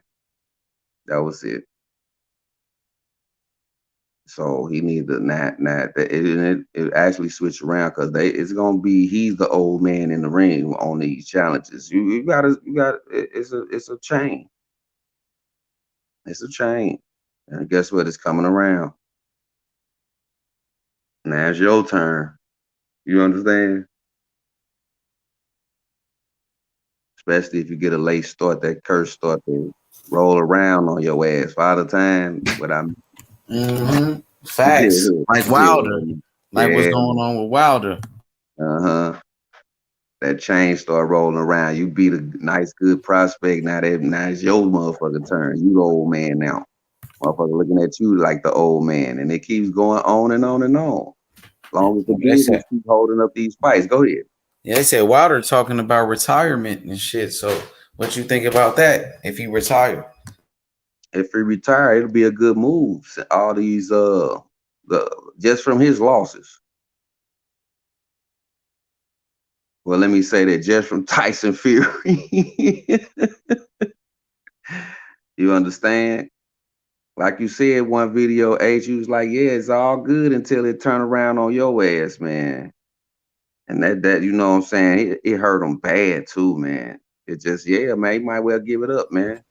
That's gonna be crazy. Then it's gonna be like Fury retired him. Fury Yeah. retired, Wilder. That was his last fight, put him into retirement. Might as well say career type shit. Yeah, because first off, you talked all this shit and didn't back it up. You know what I'm saying? The main thing, secondly, you ain't show no sportsmanship and you had all these motherfucking excuses, thirdly. So it pretty much shows your character and what more can you do coming into the ring that you can make people believe that you're gonna win a fight? Come on, man. You ain't no man. That's it, bro. And not I ain't even mentioned the hero, so I'm gonna leave that alone. You know what I'm saying? So yeah, man, you finished, bro. You know what I'm saying? And I don't take nothing from Wilder. He abandoned he took it from himself. He abandoned his punches. Got souped up by the right hand scenario or whatever. You know what I'm saying? And you abandoned what you was in there to do, man. Yeah, so hang it up, bro. Hang your gloves up. You had a nice run. It's over. Hey, he in love with that power, man. You know what I mean? But I think he should have one fight. I don't think he should retire right now, bro. To have one more fight, come back, you can do it. Fight Andy Ruiz. Deontay Wilder versus Andy Ruiz. I think that's a good fight. Who you think win that fight? Man, I don't know, man. It sound like the bag game. You know what I'm saying? Get in there. And if I see two hands go up, man, I don't know what I'm gonna do, man. But I see actually Ruiz running circles around him. That's if he fit. I done seen Ruiz, man. He done beefed all that fat boy up. He got a little. He trimmed it off, man, a little bit. You don't look like he in there sagging with his trunks on, man. He was big, bro. He was nasty looking, bro. But I see he throw his hands. Wilder don't know what to do after he get hit. It's just over for him, bro. And then he depend on his one tool and it's over, man. I mean, I see Ruiz in there. But if he get caught, Wilder always listen, man. Wilder always dangerous in the ring, bro. You give a fuck how much you beat him up. He catch your ass. That's your ass. Straight up. But character and all that shit show, man, when he in there getting his ass whooped. And ain't nothing but to fucking stop it or throw the top, do something. Right now, in my opinion, for Wilder to win, the motherfucker gotta have some banana peels on the bottom of their feet boxing with him. Mm-hmm. That's the only way Wilder gonna win, bro. If a motherfucker in there slippery, can't even stand up, man. Drunk, something. Because if they know what they doing, man, they whoop wild ass every time, bro. He better not retire though, bro. That's a Hell good nah. move, bro. That's a damn Just good move. one fight you want to retire? Fuck that. Come on, man. He Come get that back, be a one true fight, champion. but his pride gonna make him. It's gonna cloud his judgment, though. We seeing that already. Unless he go with a whole different squad, bro, and get his mental together, man, then he come back strong. I'm with you on that, H, but I don't see him getting rid of JDs or none of this shit, bro. He gonna come back on the same shit, bro. And guess what? Same results, H. Hang it up, bro. He did it to himself, man. He ain't gonna be strong, man. He can have one more fight though. I like to see him go one more time. Just to see if he improved anything. But I don't see it though, H. He done, man. Man, hey, what's good, Tell him man? what's going on, man? Salute to you, brother. Go ahead. Salute, man. Salute, H Money. What's good, Lebanon? Historian, my brother, salute. Yo, go ahead. Historian, my brother, salute. Salute. Listen, the gig is up, man. Wilder. I mean, you go. I mean, yeah, it sound good. It sound good, yo. I was trying not to go there, man. It sound good, yo. I'm gonna take my speech pattern from method. You understand? Listen, at 42 and 42 2 and what is it? 42 and 2 and 1. That looks good. 41, 42 wins, 41 knockouts. That looks good. But when you look at the niggas' resume, 31 of your 42 wins were against guys that were fucking tomato cans. Your best wins are Bermain Severn, old Chris Areola, and old ass Luis Ortiz, who most likely should be 45 years old. That's your best wins. Those are your best wins. Listen, Wilder had a nice little run. It was a nice little gig. Kudos to him for making his money. I'm highly disappointed as a guy that was probably was the first really real Deontay Wilder fan talking about him in the early 2010s before all these LDBC crack babies, helped ruin this man's career by not being real with him like a real fan would be. Yeah, Wave man. That'll be the fight. Talent was there. The talent was there, the potential was there, but the motherfucker did not for himself wanted to improve, and saying idiotic shit that you don't do jump rope, don't work out, or you don't do road work. Don't I mean you're not doing essential things to be a great fighter. You don't even want to you don't even want to listen to your trainer, and it was very evident, now look where you're at. You try to cherry pick Tyson Fury coming off a 2-year layoff off of cocaine and being on damn near 400 pounds. Gave you a boxing lesson the first fight, made you look stupid. Second fight knocked you out. Third fight knocked you the fuck out. I mean, look, the gig is up. Like Wilder, once you step in competition, you can, that power, it's look nice, it sound nice against these fat bums like fucking Dominic Brazil. Once you start fighting, when you saw him fight Luis Ortiz, he almost got knocked out in the first fight. He almost lost the second fight until he knocked him out. But he beat Luis Ortiz though, bro, and Luis Ortiz was a good fighter, and that's the only person Luis Ortiz lost to, bro. That's his only losses to Wilder. Luis Ortiz. It looks good. Yeah, no. Listen, but that's what I'm saying. It looks good, but I mean, we put things in perspective. That was the only guys that he stepped up to that was above average, and we saw that he wasn't. Chris Areola? Chris Arreola was good.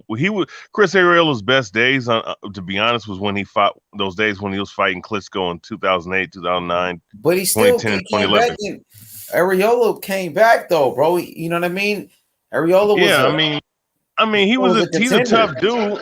He's a tough dude, but he was never really all that good. You know what I'm saying? He was another motherfucker that was not undisciplined. And when he got a little older, he really couldn't go like that. He's only a little bit of a threat because he has a chin and because he has power. He has power. You know what I'm saying? You can stay a little bit longer. You could be a nice little journeyman, and that's what he's become. Like I said, his best years was in the early 2010s, late 90s, late 2000s. So Bermay Severn, let's just be honest, man. That's not a high quality heavyweight by any stretch of the imagination. So, at this point, he was undefeated though, bro. He was a champion. Bermay Severn. He knocked out Chris. There are a lot. Give me a second. What up? Chris. What up, Puro? But Puro, I'm telling Puro? him that Bermay Severn was an undefeated champion when Wilder knocked him out, and Bermay Severn knocked out Chris Arreola for that belt. What's the topic? And who? Wilder, cooking Wilder. Like, is he good? Is he what? He just wants to cook him. He said Wilder ain't beat nobody. Listen, H. But listen though. Bermay Severn. That's what I'm saying. The undefeated record looks all nice and shit, but who the fuck he really fight though, outside of Chris Arreola? And what has he done since then? Let's just be honest. And that title was vacant because that title was vacant because there was nobody really around. You know what I'm saying? That's why I'm saying, like, look, it's not about trashing Wilder. It's just more about being real. And the fact that he wants to retire after this trilogy fight just shows you everything about the guy and shows you that he don't believe in himself, that he's confident enough to continue at heavyweight because, look, he has a nice right hand. He's explosive, but you're not going to knock everybody out. Once you step up in competition, like he did, like I'm saying, Luis Ortiz was a good fighter, but one thing about Luis Ortiz is that, look, like most Cuban fighters, most of these Cubans, man, these motherfuckers lie about their age and they be older than what they fucking be saying and shit. And from what I remember, he had some kind of heart. He was on heart medication. He still was a good fighter. He was a top 5 heavyweight. And even Dylan White was fucking him. Dylan White was ducking Luis Ortiz. He was a top 5 heavyweight when Wilder beat him, undefeated from Cuba, who could box his ass off. Yeah, he was a good heavyweight, but that's what I'm saying. When he stepped up to, that's what I'm saying. But he only got one loss to Wilder, bro. He only got one loss. But here's the 2 losses. Wilder beat him twice, but that's it. When Wilder stepped up to that competition, Wilder struggled to beat him in the first fight. He beat him. He won the fight. He beat him both times. He was a good fighter. He beat him. Undefeated fighter. And he beat undefeated fighter in Bermay Severn as well. And Wilder beat Chris Arreola, bro. He got some good wins right there.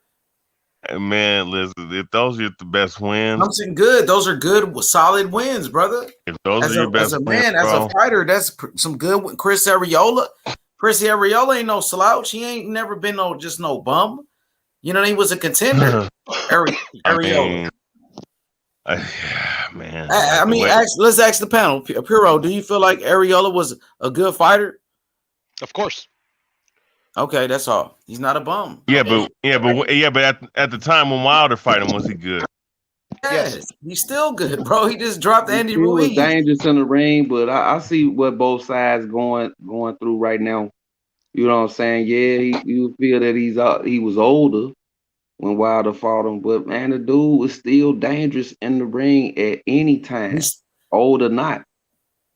And Wilder beat him, bro. And Wilder beat him. Like Wilder stopped him with an injury. Listen, Chris That's one of Arreola Wilder's best days. Those were really like some of Wilder's best days around that time when Wilder beat Stavern. The second time with Stavern, even the first one, because he had one arm in the first fight and still was boxing pretty good in that one. I think that's when you were a fan of Wilder, right? Yeah, I was a fan of Wilder at the time. You know what I'm saying? But my thing is, though, with Chris Arreola, he was a C-level fighter at best. So was Bermay Severn. and that's C level in terms of what we have right in this current crowd right now. As far as Luis Ortiz, he was a B level fighter. When he stepped up in there, he understood that it took more than just trying to throwing the right hand and knocking him out. But and then he like I said, he cherry picked Fury coming off that long layoff and coming off of that bro, Fury just ain't never just no cherry pick though, bro. Like but H, he wasn't the same Fury at that time. I give you that, but he wasn't just no cherry pick. Like it was like an easy fight. Like you know what I mean? Because Fury was still. No, I knew he was. No, but H, I told everybody in the room that I was watching the fight with that he was going to be that he was going to make Wilder look bad. My thing, the point I'm saying Watson, is a lot of people, you know what I mean? They didn't give him a chance. But here's the thing, though. The reason why we call it, I would call it a cherry pick, is the fact that he's picking the guy coming off a 2-year layoff, cocaine and shit, and being out of shape. He was out of shape in the fight. It wasn't a cherry pick though. I wouldn't say it's a cherry pick. It was still a good fight. Like it was a pay-per-view fight. It wasn't just no cherry pick. It was former heavyweight champion, undefeated Tyson Fury, lineal champion, versus Deontay Wilder, undefeated American star boxer. You know what I mean? Heavyweight champion Wilder. And that was a good fight though. At the time, it was still all of that shit was good. The third fight, it was some great fights. But here's the thing though, here's the thing though, once Fury the first fight though, like I said, Fury was coming off 2-year layoff, cocaine highs, all the 9 and whatnot. Man, a lot of fighters was coming off of shit, bro. Come on, man. Mike Tyson was but here's the thing though. I wouldn't say it's a cherry pick though. I can't call it. Go ahead.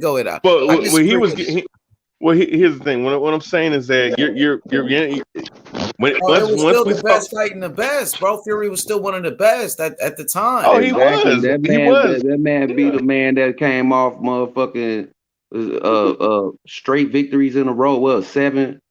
Klitschko, what he do? How many times he defended the title? He never. I don't think he ever defended his title, but regardless, though, I don't think he defended. Yeah, he did. Of course, he did. Klitschko did. He did. No, when he won the dominated for 20 years. Yeah, bro. No. I'm saying he didn't have a title defense after the Vladimir fight. Remember, because he got his belt stripped because he was. But I'm saying, Fury wasn't no cherry pick because he was already good, bro. Oh yeah, he was good. No. He was a good fighter. He was good. He was a good fighter. But when we say cherry pick, what I'm saying is that he wasn't. You can beat. He was. The thing is. Listen. Look. The reason why they made the fight is because they thought Tyson Fury was gonna have a lot of ring rust because that long layoff and whatnot, and him having mental issues prior to the fight. That's what I'm saying. Right. So Fury to make Deontay Wilder look good and get another win on his record. Right. I'm with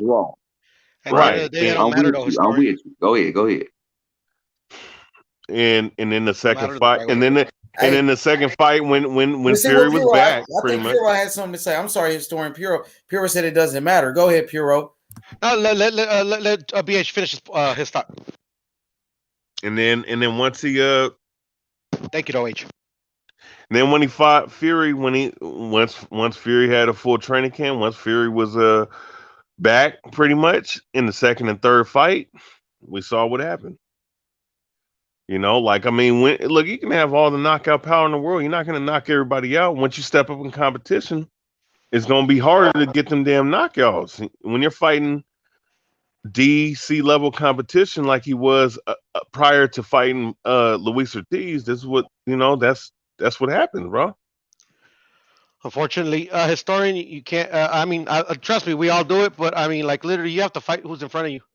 D, C, B, Q level, no, but I'm saying though, for heavyweights, they have for everybody. But here's the thing though, for heavyweights, but you can't say that for them other divisions. Like motherfuckers literally can choose choose guy just like how like Tyson, like Tank Davis. You look, Isaac Cruz, your first real top 10, fight again at 135. But people been wanting to see you fight Vasily Lomachenko. It's clearly that you don't want to fight a guy like that. It's clearly that. But does he or does his promoters? Shit, him and his promoters, man. You didn't hear what Have you ever heard Tank say he didn't want to smoke? No, I believed it back then. I believe that he wanted the smoke back then, but now he done fucking fully bought into what Mayweather's saying. You don't hear what he be saying, the same rhetoric Mayweather be saying now, bro. Like what? I mean, look, if you want to fight somebody, you could go right up to your promoter and be like, look, man, I want to prove that I want to fight the best. Like at some point, like a motherfucker is not no 22, 23-year-old. He's 27, bro. I'd be 28. If you want to fight somebody, you can go up to your promoter and be like, look, man, let's get this shit with Lomachenko done. Let me fight one of the best guys up in the division, because we're not going to keep making the same money that we want to make fighting guys that are, like Isaac Cruz. Okay, you can say that he was made a star after that, but you can't keep picking guys that, that have obscure names and then thinking that's going to keep working with the fans. It's not going to work, bro. And we just, so that's what I'm saying. Now, don't get it twisted. I mean, Tank is a name that has a name in boxing. That's not the knock. The point is that people are going to be like, okay, Isaac Cruz. I mean, okay, he was better than what I'm talking about from a casual perspective. No, we can't look at the fringe, hardcore boxing perspective. We got to look at the broader perspective. You know what I'm saying? We have our little bubble. I understand. Hey, DJ is in the building. Yo, DJ, man.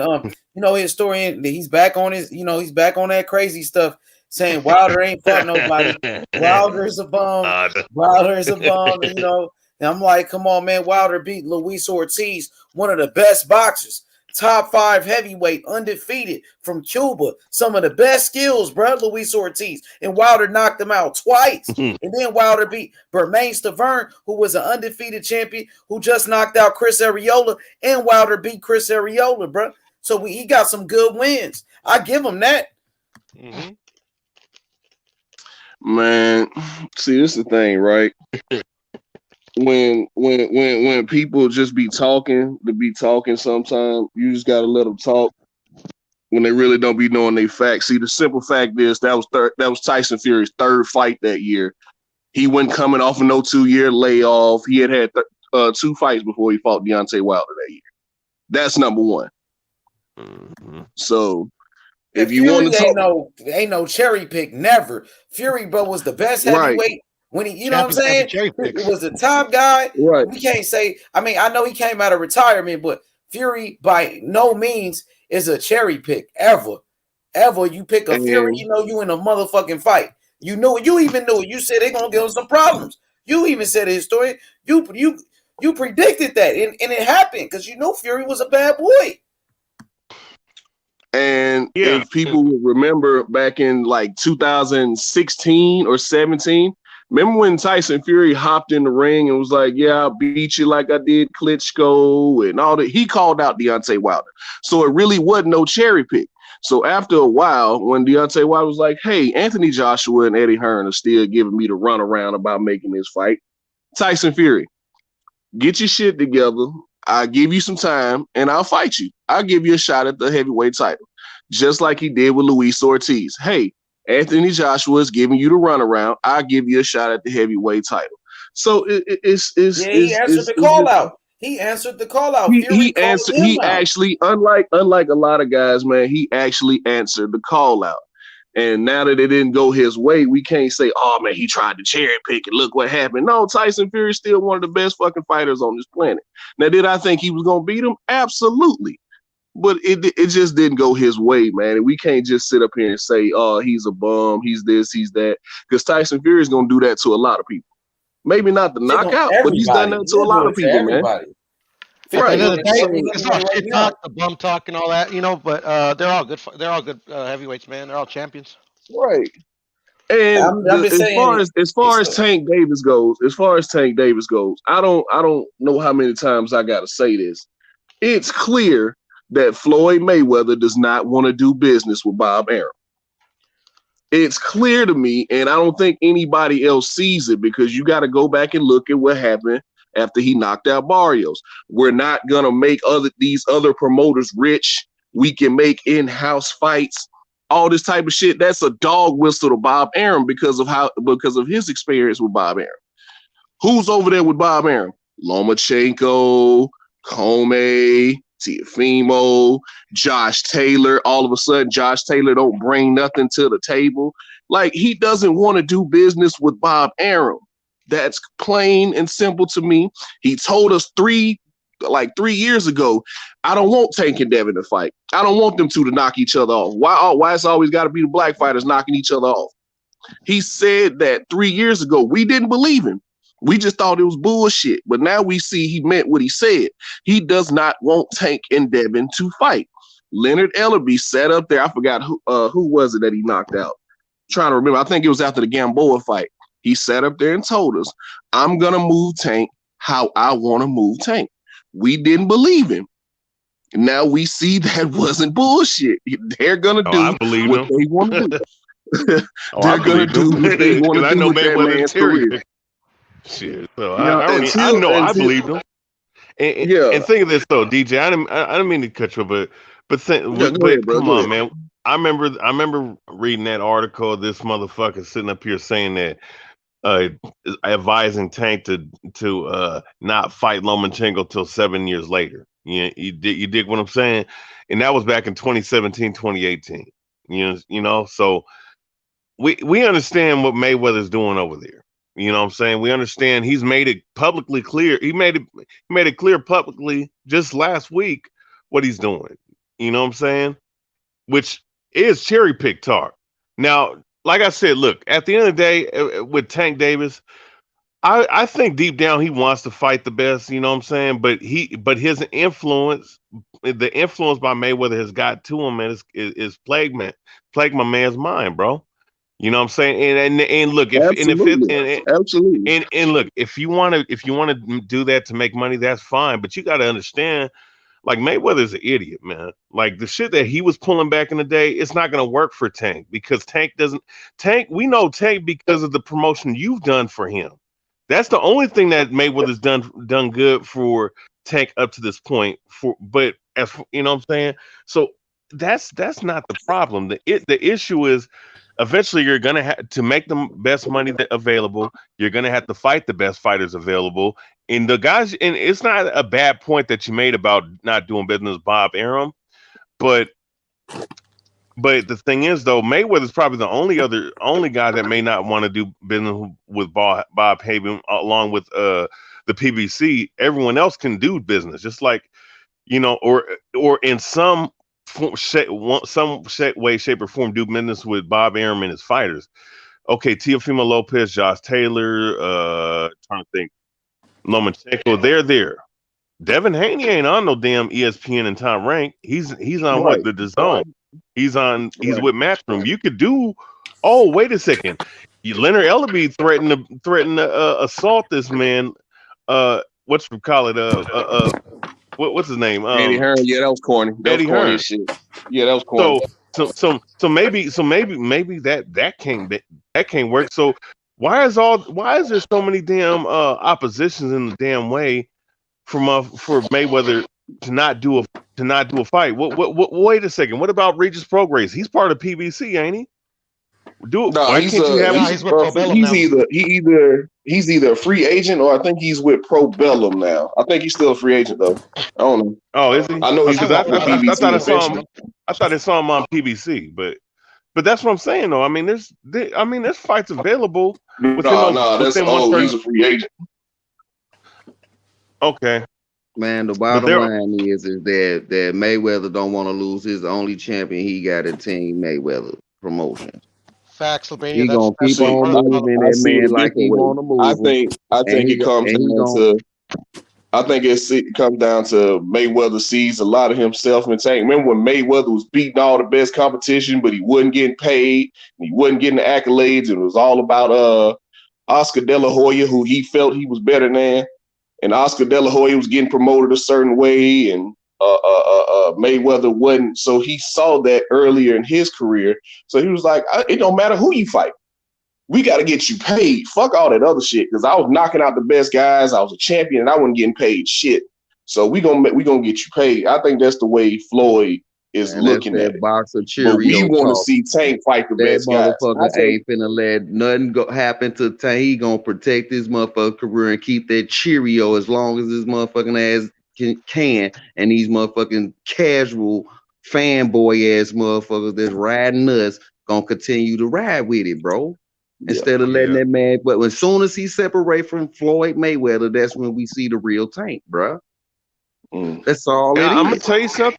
Hey, Lebanon, I'm gonna tell you something. I'm gonna tell you something. I'm sensing like I don't know. I'm looking at the body language and the mannerism of Tank, and we could say, oh well, he ain't gonna leave because of the money. But you know what? People get tired of motherfuckers always up in your face, always like right between you and your damn trainer.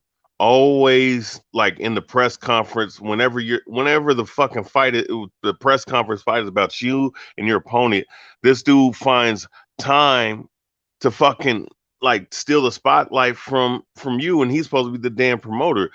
At some point, just like how Mayweather got tired with Bob Arum, shit.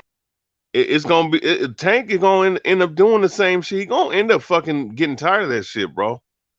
I look, no matter how much money a motherfucker make, man, with someone like you get tired of this shit, bro. And he want that same attention, boy. Floyd Mayweather got that boy Tank career on AMP, boy. That's all he want, bro. Motherfucker been watching this shit too long to know that what ain't fucking going on, man. Come on, man. Ain't no motherfucking excuses for this shit, man. We can fucking see. If you can't, nigga, you need to go get some contacts, glaucoma medicine. Show motherfucker opticals check. Bottom line, bro, like the thing that made Floyd a great fighter himself is what makes him a terrible promoter. He's selfish. It's all about him, man, and that's what made it. Like I said, that's what made him a great fighter and a promoter and a self promoter. But he's terrible at promoting his fighters. So that's what made him money. I don't know if that's what made him a great fighter. Well, you know what I mean. He made that shit look. A great he's dedicated. He was dedicated to himself. He was dedicated to being the best.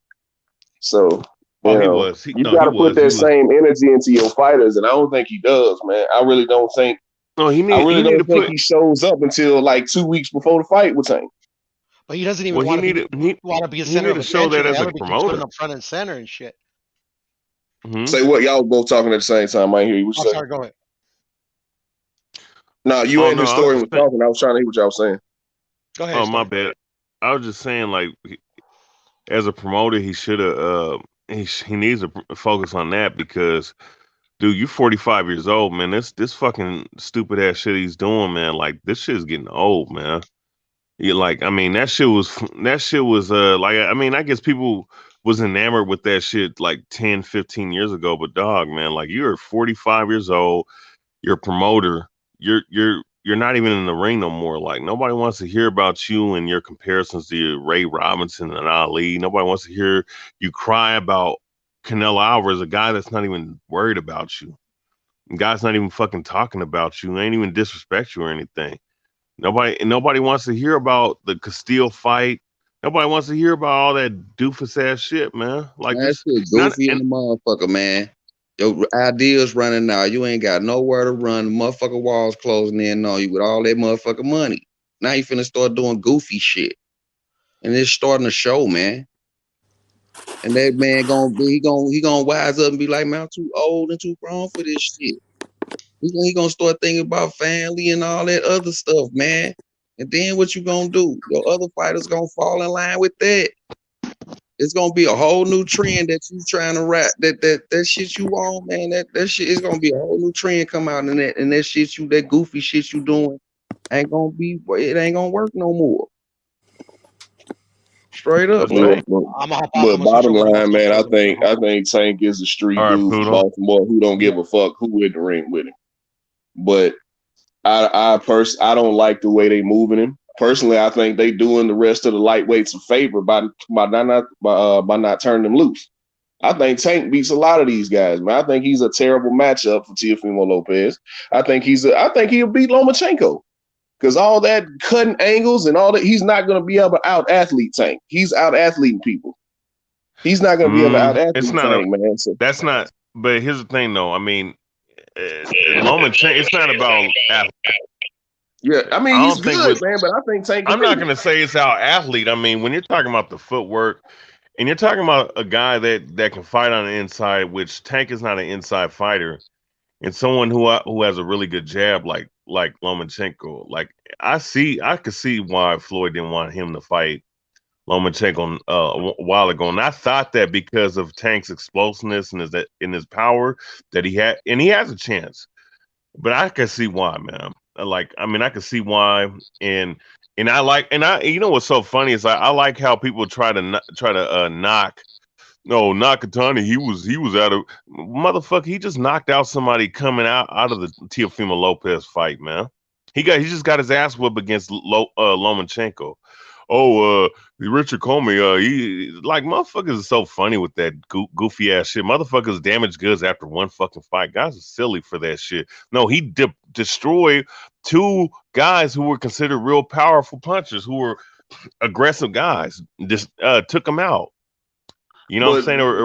To be fair, Nakatani uses Nakatani uses his chin for defense, man. Let's be fair on that.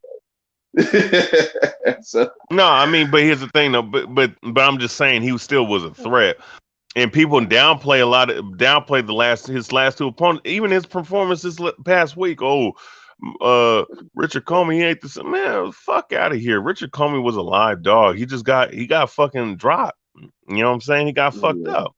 Now I'm not. Now there's but certain, you can see though. You can see within. I think it was the second or third round. You can see there's a clear and obvious skill difference.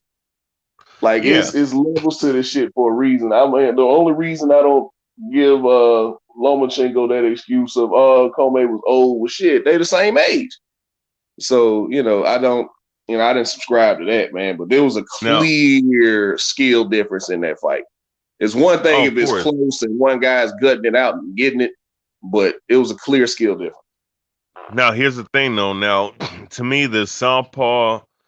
Here's the thing. What I'll say: the southpaw advantage that Lomachenko and Tank Davis, that it's not going to be there in that fight. But one thing I can tell, one thing I can really see is that the IQ in the ring generalship, and who has the ability to make the better adjustments. I mean, and based off of the level of competition, I mean, it's not even fucking close to me. And that's the biggest difference in that fight between Lomachenko and Tank Davis, and my thing is with Lomachenko is that he's already fought in several, actually like 7 or 8.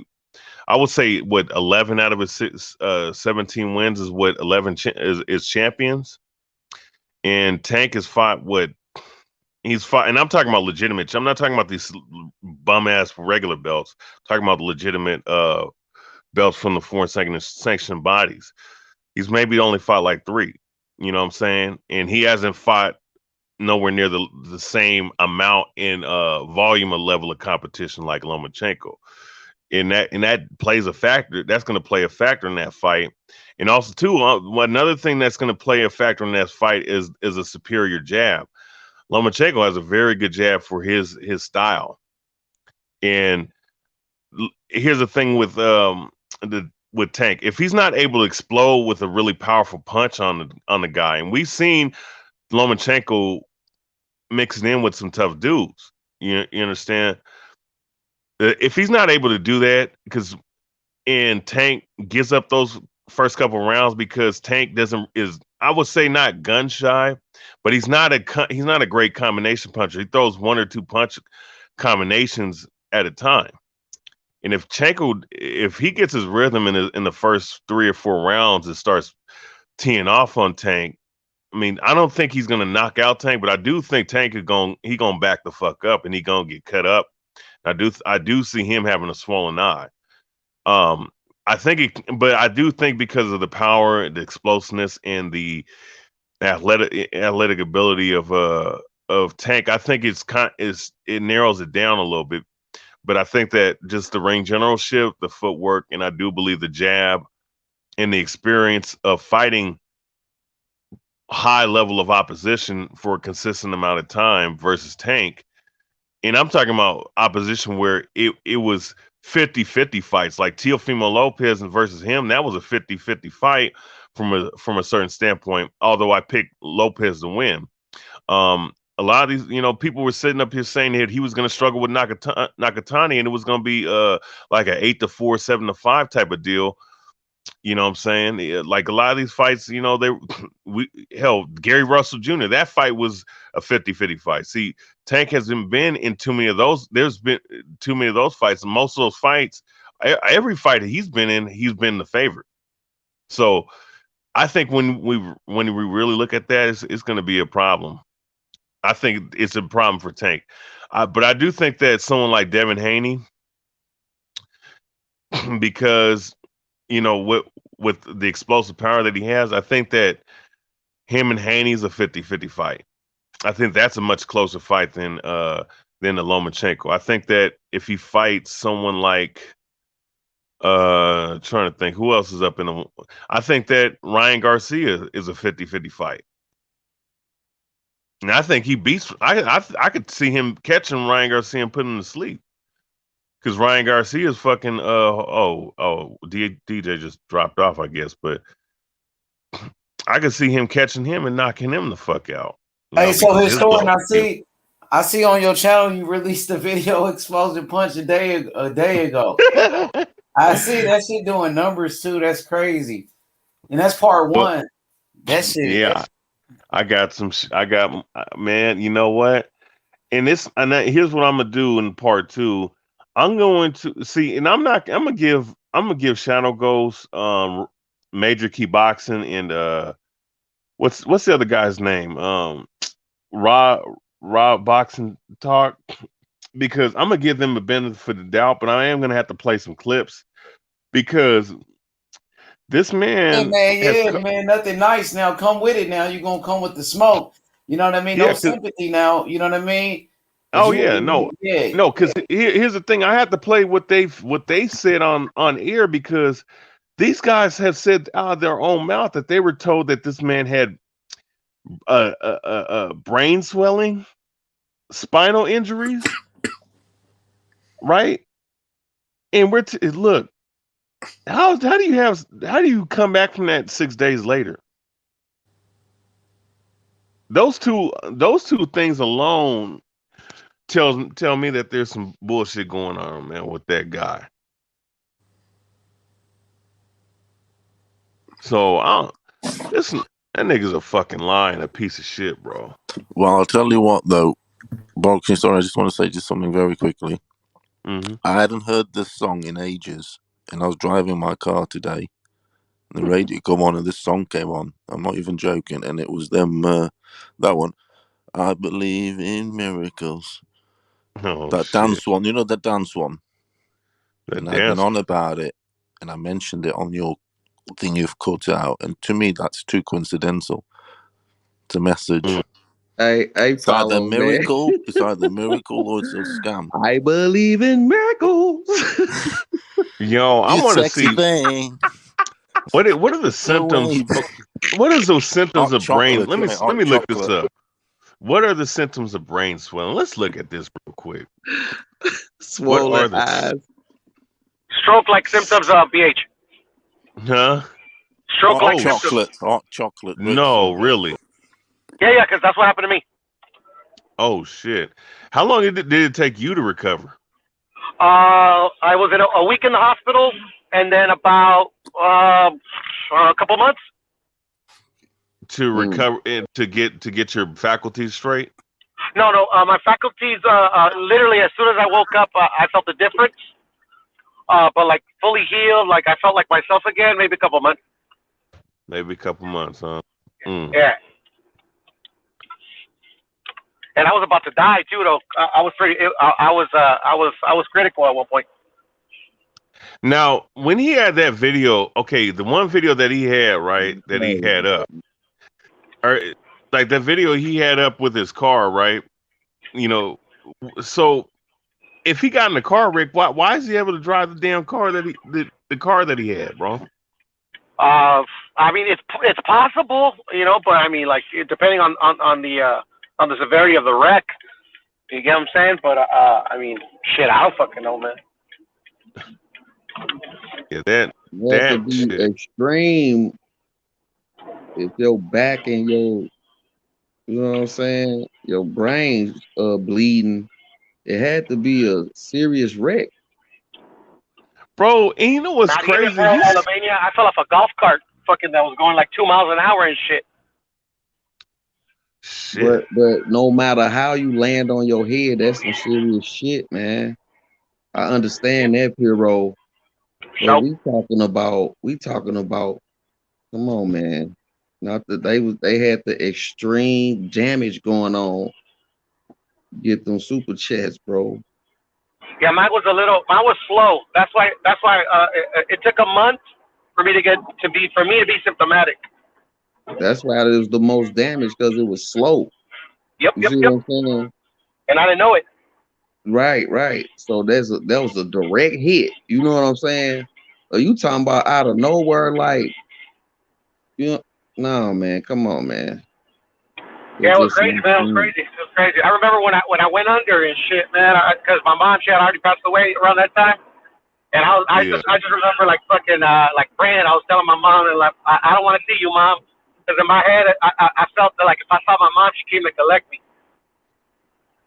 Oh man. You know what I'm saying?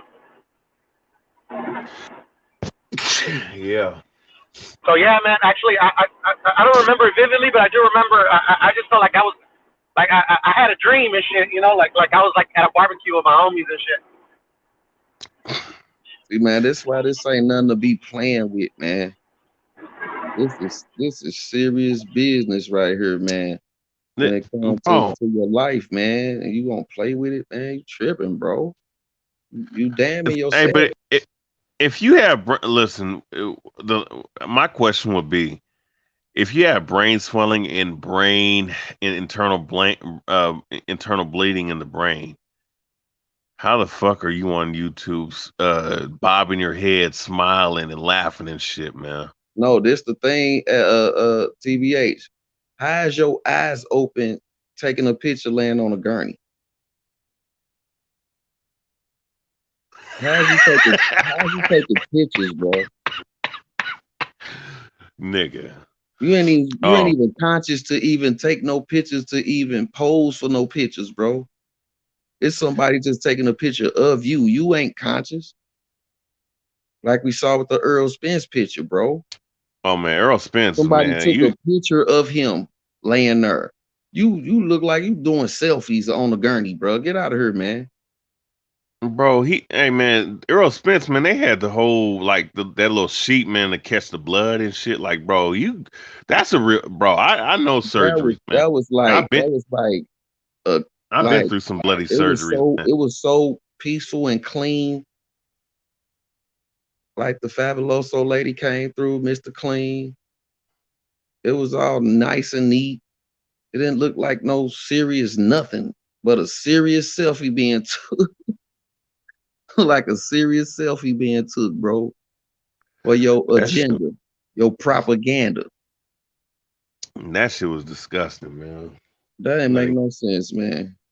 This nigga really tried to pull some, man, because that's just to let you know how simple people are. Hey, but you know what? You know what's crazy too?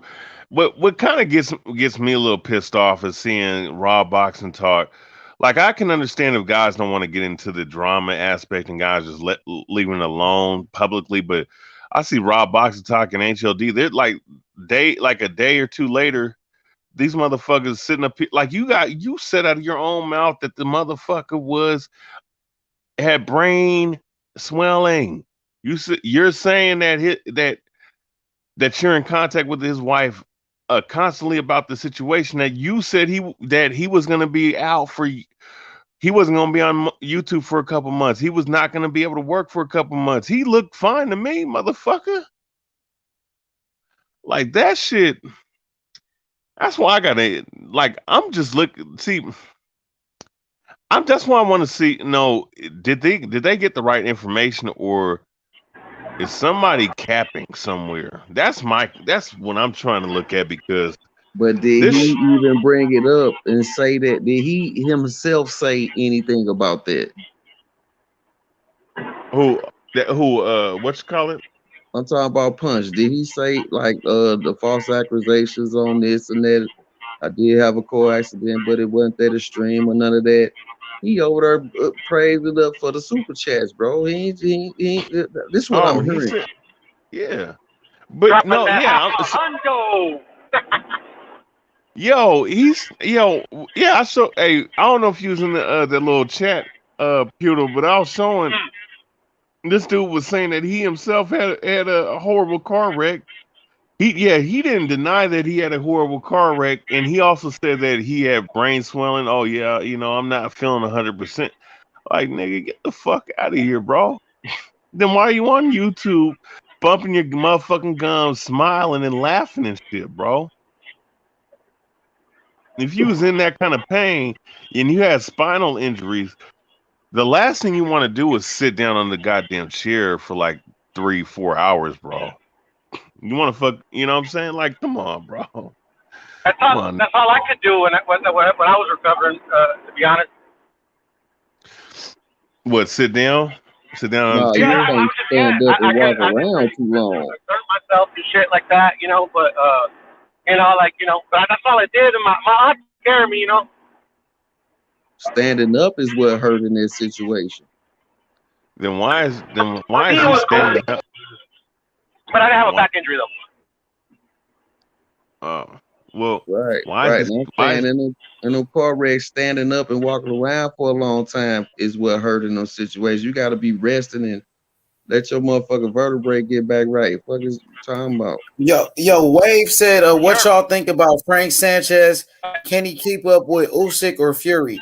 Yeah, I think Frank Sanchez, he could box with anybody. He can match Usyk skill for skill. He got the same type of skills. He's one of the best heavyweights. I think he's going to be a champion. You know what I mean? And he trained with Canelo Alvarez, man, with Eddie Reynoso. So he going to be ready. You know what I'm saying? He got the best team in boxing right now. So I got Frank Sanchez beating Usyk.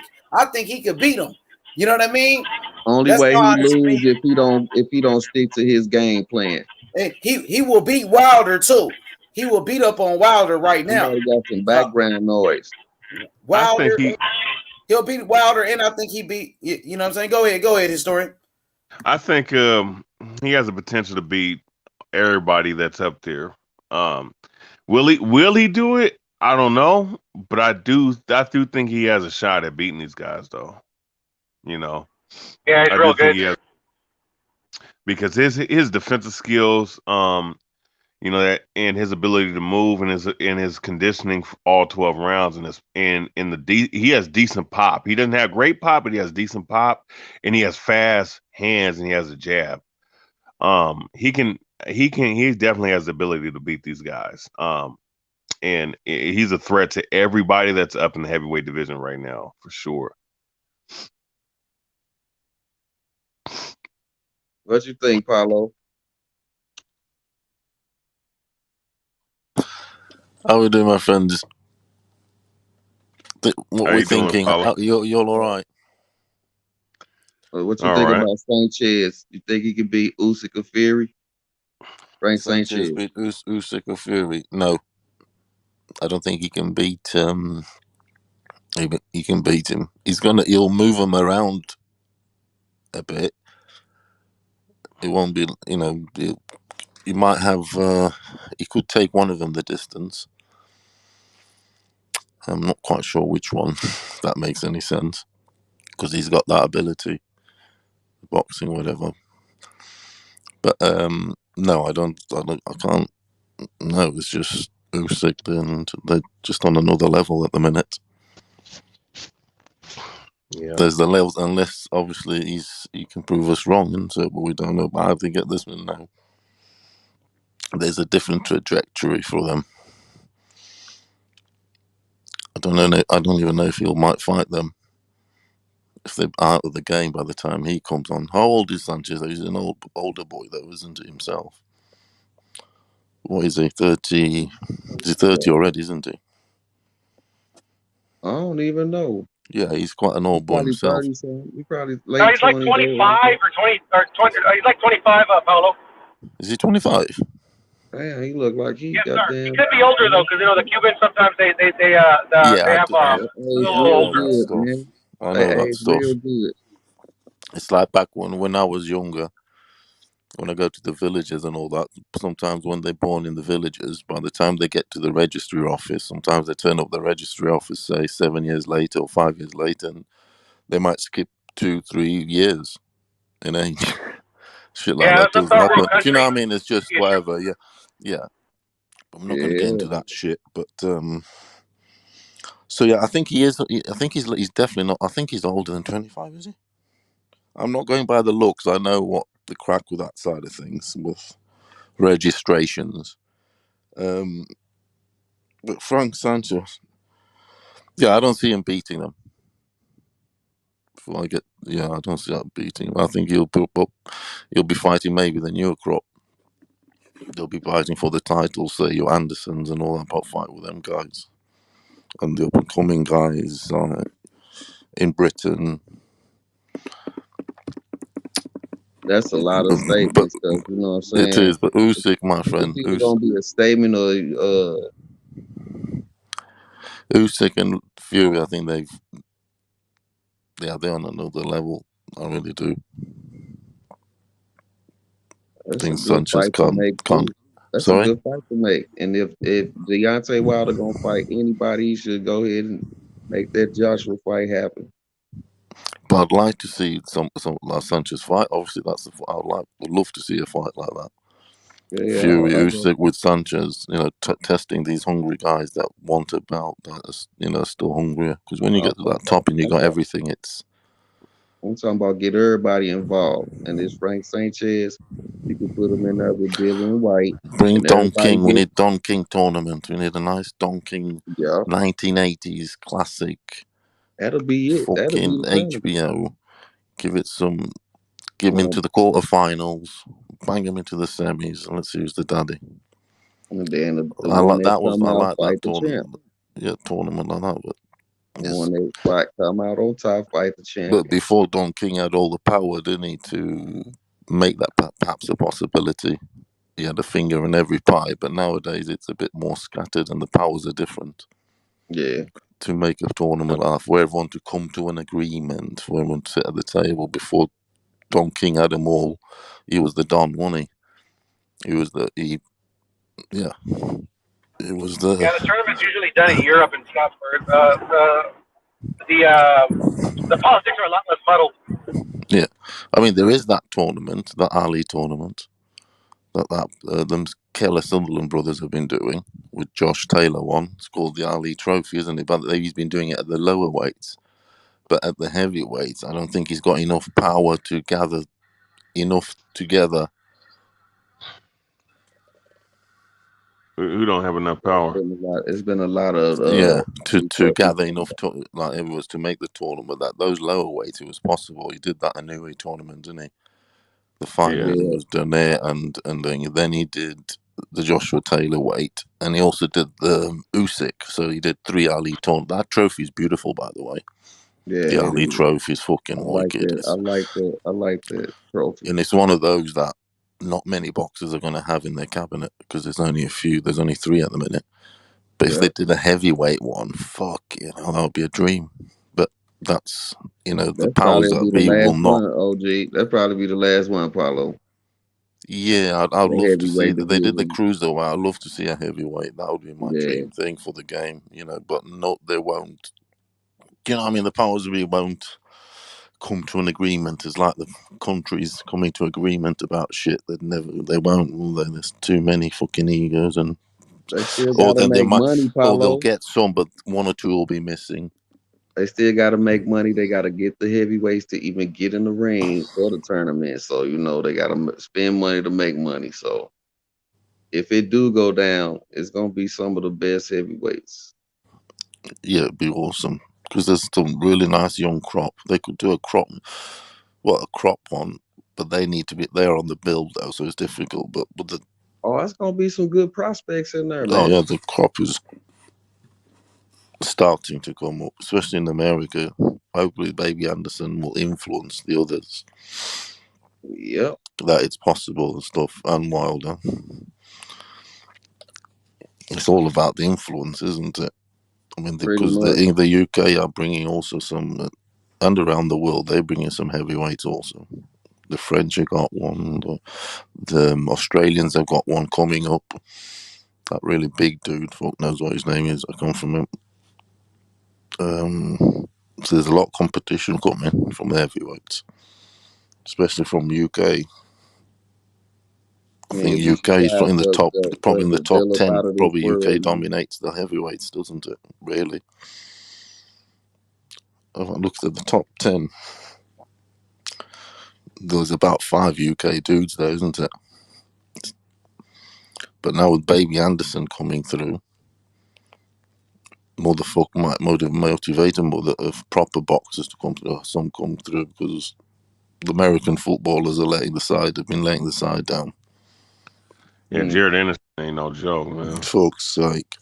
And the embarrassing thing is, like I keep saying, he's good, he's awesome, he is.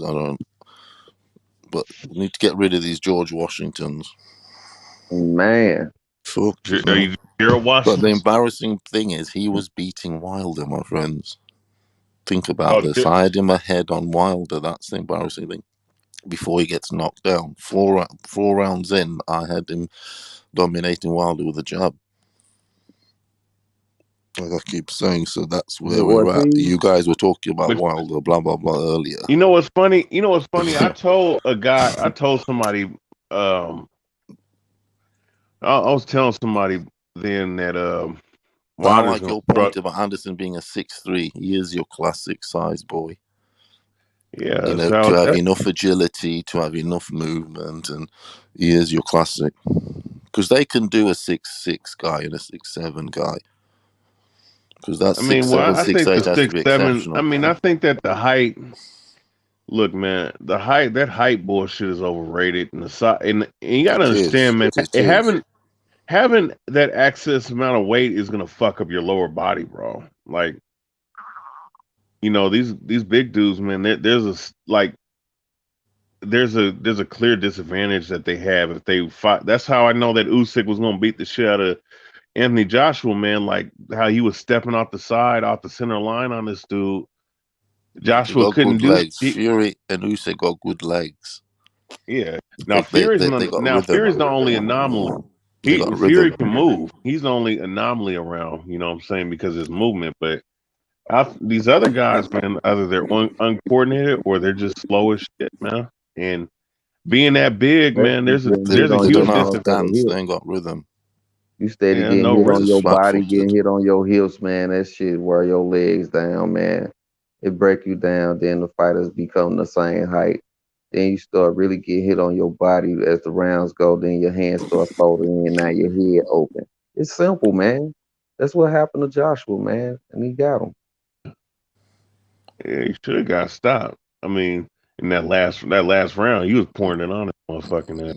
Yeah, he stopped for nearly 3 seconds with his hand out. 1, 2, 3. He could have had 3 punches in, and he showed mercy. He said I'll do you in the rematch. Man, these fighters that admire their work. Sometimes the shit looks written. Sometimes. Yes, man. The ones that admire their work after they get a good hard punch in and start admiring their work is the ones that lost focus already.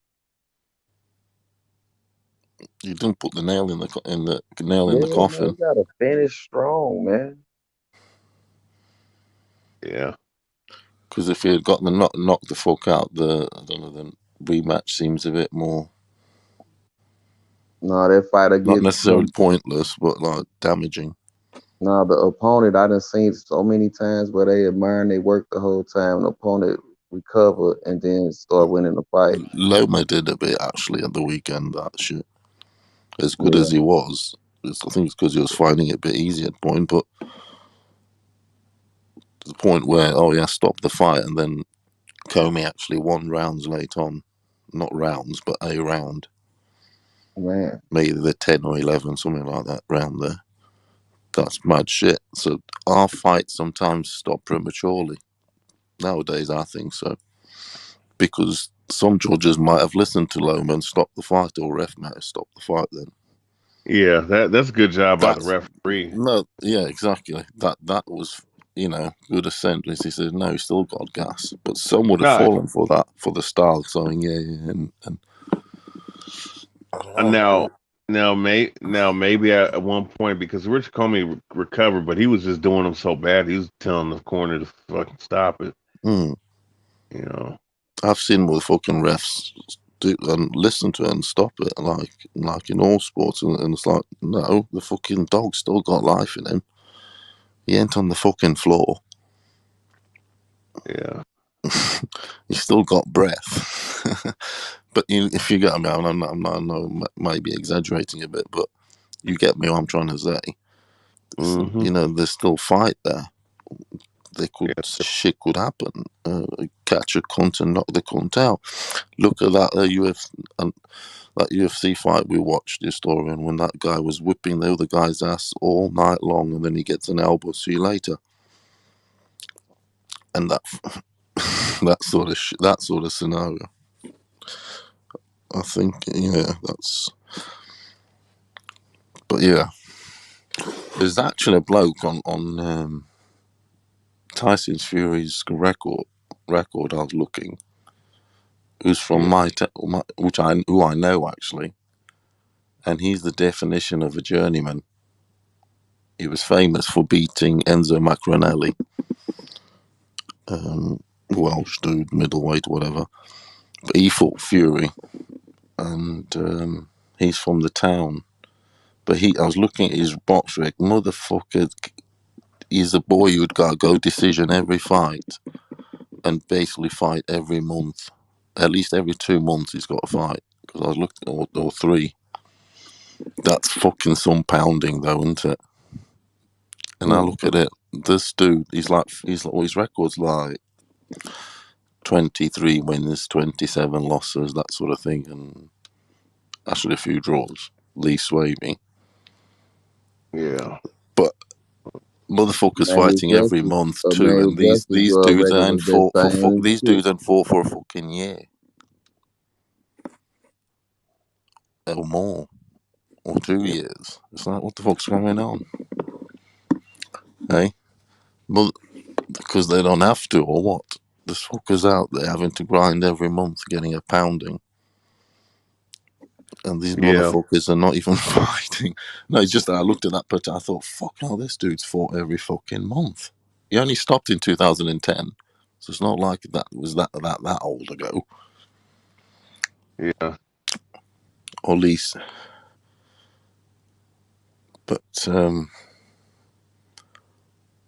Yeah, man. These heavyweights though, man, like I see it with Frank Sanchez, I see it with Jared Anderson. I think Anderson, yes.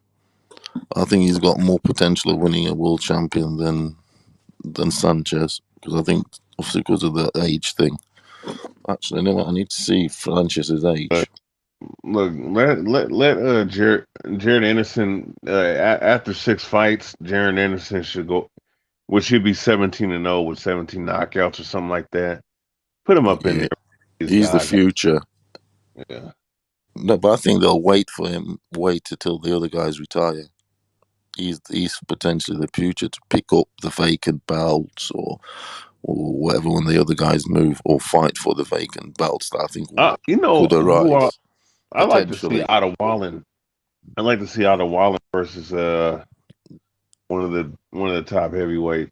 Yeah, he needs looking at definitely, because his performance against Fury was, although Fury is one of those, he does fight to his level.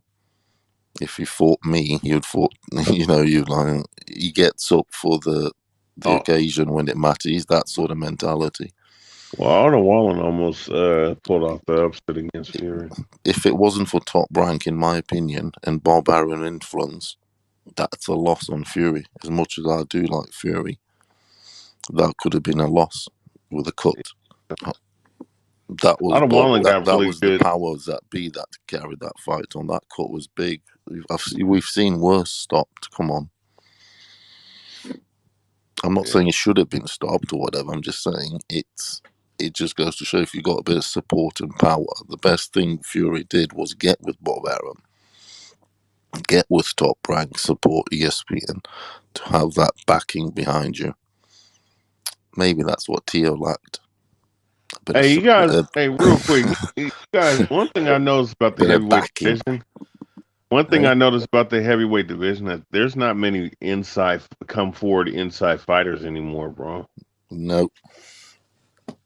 The only guy that that's remotely like that maybe is Dillian White and Derek Chisora, but that's it.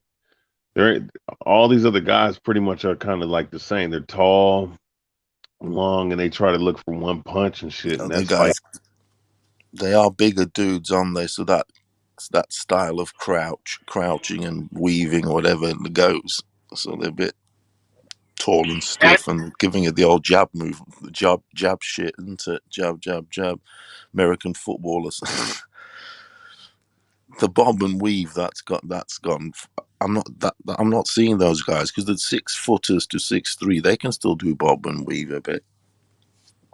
But they're not but getting you the even had schooling. guys They're that not was getting the under. schooling earlier on. They're not You nurtured had from a young guys that were. age. You had guys that were 5'11", 5'10" that could do this shit and be effective, man. Like these motherfuckers. Like it's like, man. I'm gonna call it out. There's not many good heavyweight trainers out here that understand these big dudes, man. And they're just trying, because I mean they be looking for these 6'5", 6'6", 6'7" guys, man, to train the boxing, but they don't think, and of course you'll see the 6'2s, 6'3", 6'4s, but but they ain't trying to find like a shorter guy. Look, you can tell them like, look, you have shorter arms, so you have to come up in the inside and teach them how to actually box, because a lot of these guys, I could tell like 95% of these guys can't box in the inside like that. And if you were able to find someone who could actually do that, because like heavyweight division, man, you had a variety of heavyweights back in the day. You didn't have just one typical style of heavyweight. You had all kinds of heavyweights. You had boxers. Some of them were defensive fighters. Some of them were come forward inside fighters. Some of them were sluggers. Some of them were power punchers. You know what I'm saying? Looking for one shot. Some of them were boxer punchers. There was different variety. You know what I'm saying? Nowadays, there ain't shit, man. It's the same shit that we see, man. It's like what it was. It's almost like the Klitschko's. They done fucking fucked up everybody's head and be like, okay, to the prototypical heavyweight today should be 6'7", 6'8", 6'5". And that's that. And if we had that, we can win if we can teach them how to box and use his reach and use his size, we possibly have a world champion. Like we don't see, like there ain't no variety of heavyweights, man. Like it's pretty lame as shit, man. And I don't blame the boxers as much as I blame the fucking trainers, man. The trainers, man, they don't understand what it takes to create a good heavyweight anymore, bro. Especially in America, like that shit is like a good American heavyweight is like an endangered species, man.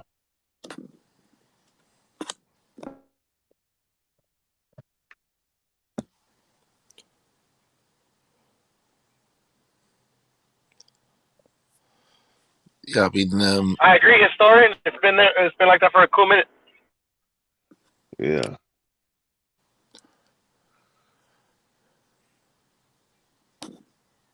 Yeah. Hey, we got Andy, bro. He can fight on the inside. A little bit.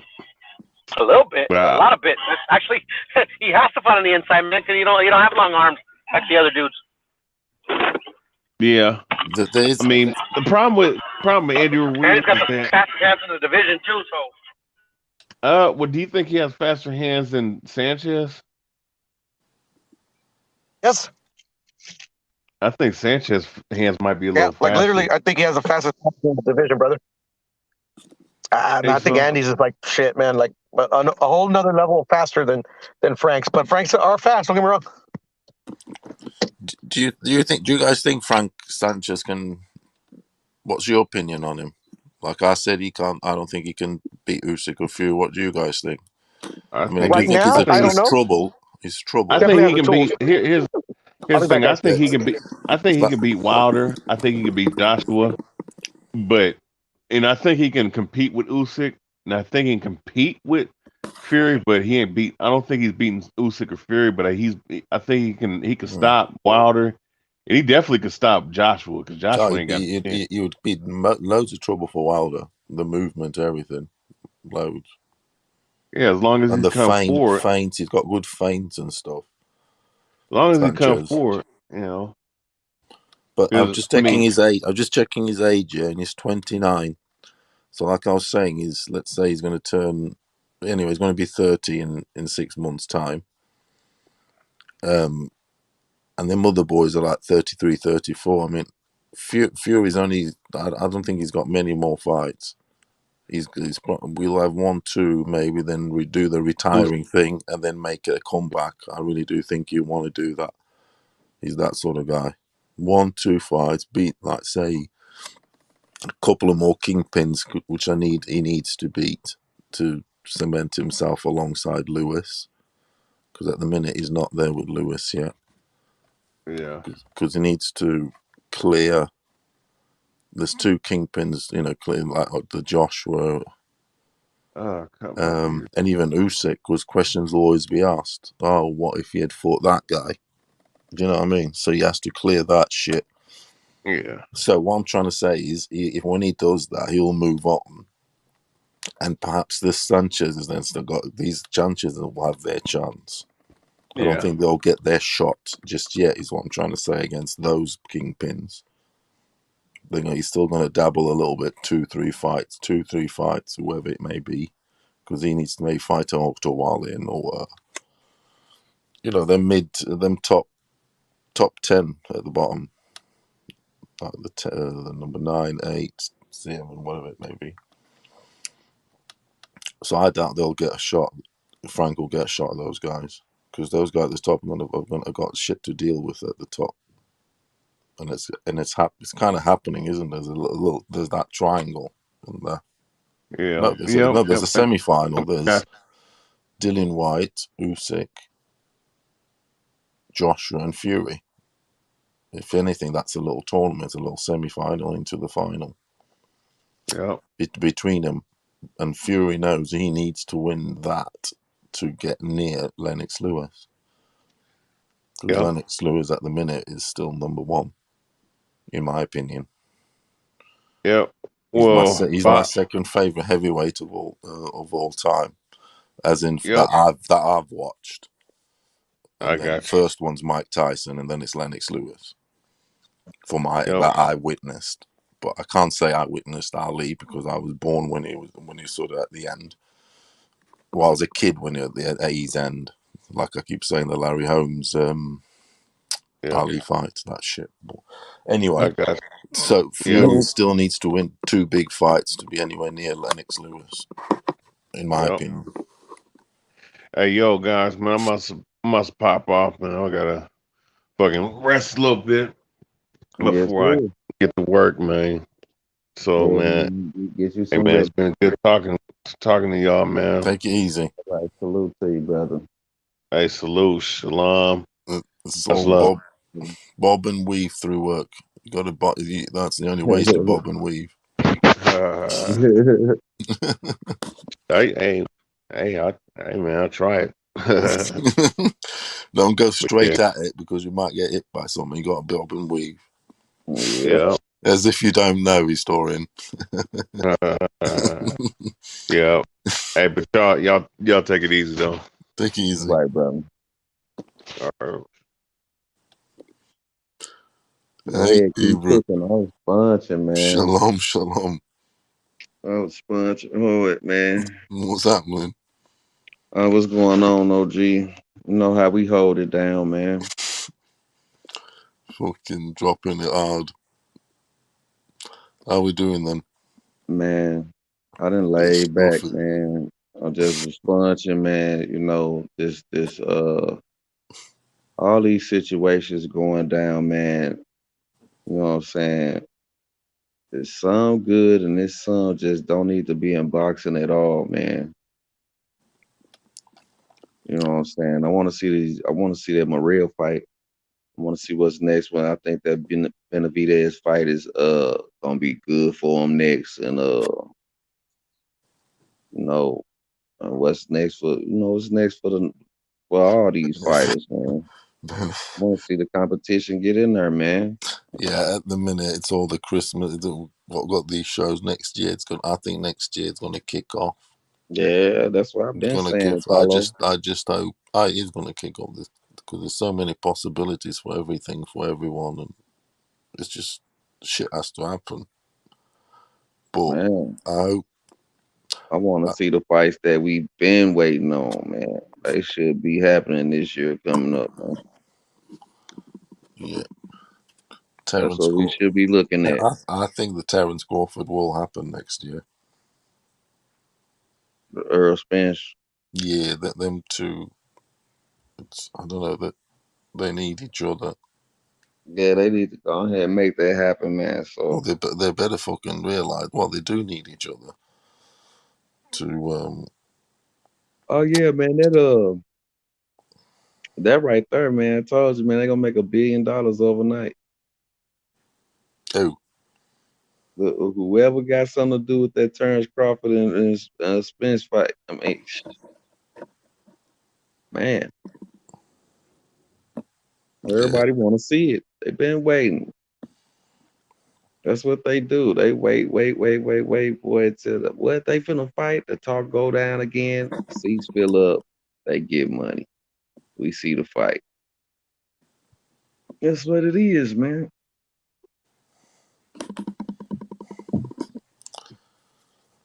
That's exactly what it is. So what you it know, is.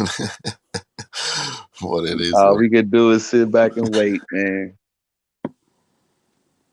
But they need to make this fight right here on the screen happen, though.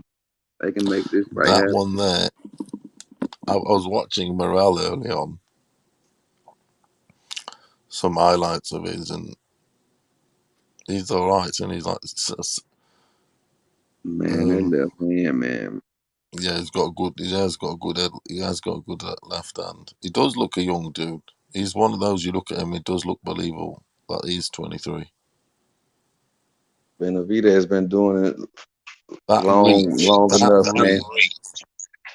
And got him in there looking like he old already. Look at that reach. I'm Benavidez. 78 to 74. Say it again, Paulo. He's the reach. There's a big difference. Yeah, man. 78. That's a long. That 4 inches is long, boy. That's a long 4 inches, 3.5. Man, It's not an easy one to predict. This. One's got the man, amateur. the moment Benavidez lose focus, he gets stopped in his fight, man. One's done more pro than the other, but one's done more amateur than the other. And so sound like balance. Sound like a damn good fight, huh? And I mean, but Benavidez got. I don't know. He's got. Yeah, it's a very good one. It's gonna be competitive. Do you reckon that shit can happen though? Yeah, man. Yeah. At any time in this fight right here. It can go down at any time in this fight because the balance is there. So it's basically it's basically the same then because this amateur backing up just as long as he been fighting.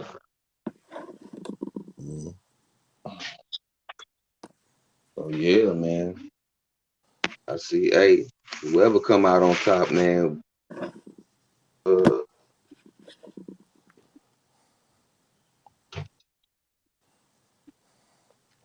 Well, we'll see what he looks like this weekend. Oh, it is some fights. Ace did say some fights coming up this weekend. Yeah, so he's fighting this weekend, isn't he? So we'll see what he looks like. Yeah. We're discussing this fight this weekend. We'll have maybe a bit more, a few more answers to who's got a chance of beating who. See how he looks like, Morrell, to this weekend. Yeah, man. Because motherfucker's fighting this weekend. He fighting this weekend. Didn't he just have a fight? Damn, bro, is active as No. hell. What am I on about? Morrell just had a fight, didn't he? Yeah. And he fighting this weekend too? No. Oh. Okay. Or is that Benavidez fighting this weekend? Who fighting this weekend? Oh, look, yeah. Oh, no, it's Bertov, yeah. Benavidez gonna fight? Yeah, this weekend. Okay. Yeah, fucking I was getting it. Yeah, in Minneapolis, Fox Sports. David Morrell versus that Atlanta's Fox.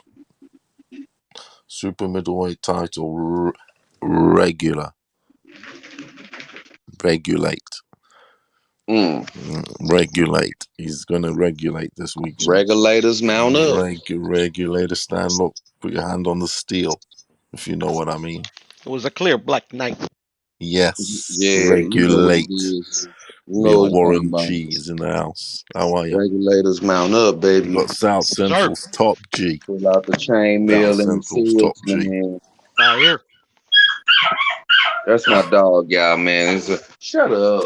He like to argue too, man. Pit bull. He like to argue. He a puppy though. What breed is it? Pit bull. Blues Clues. He a blue nose. Is it pit bull with full pit? Yeah, man. Look crazy. I always want to argue and fuss and fight. Yeah, they're not. They always ready. Yeah, man. They know how to regulate. I'm trying to hurry up and get away from them. Yeah, so that's on this weekend, isn't it, Morrell? So we'll have some answers. What do you think, Puro, about that fight? Which one, brother? The Benavidez Morrell, because Morrell hasn't fought a lot of pro fights. I know he's got these deep in amateur, and he's got all those abilities that we discuss endlessly. But do you think he's got a chance with the Benavidez? Who, Morrell or Benavidez? Who do you think is the boy there? Oh, Benavidez, easily. Oh, you think Benavidez is now? Right, I think I mean, he's the excuse me, the safe pick. Because Morrell only has 5 fights and no championship experience, so you know. Yeah, there is that aspect, definitely. But he's really good. So you never know. Yeah, he gets some rounds in, man. You know. Because even though Benavidez has championship experience, he doesn't have a lot of it. Yeah, you have to go for that. Yeah, and he's no Mug Benavidez, is he either? Nope. Fucking hell. The fighter. He's got his qualities, and he's a big dude himself. So I don't know. He is a big motherfucker, though. Yeah, he is. But Morrell's got loads of reach on him though. That's what it's weird, isn't it? How someone will have 4-inch reach on him and they're the same size. That's the way it is. That's just the way it is. That's just the way it fucking is. Stacked.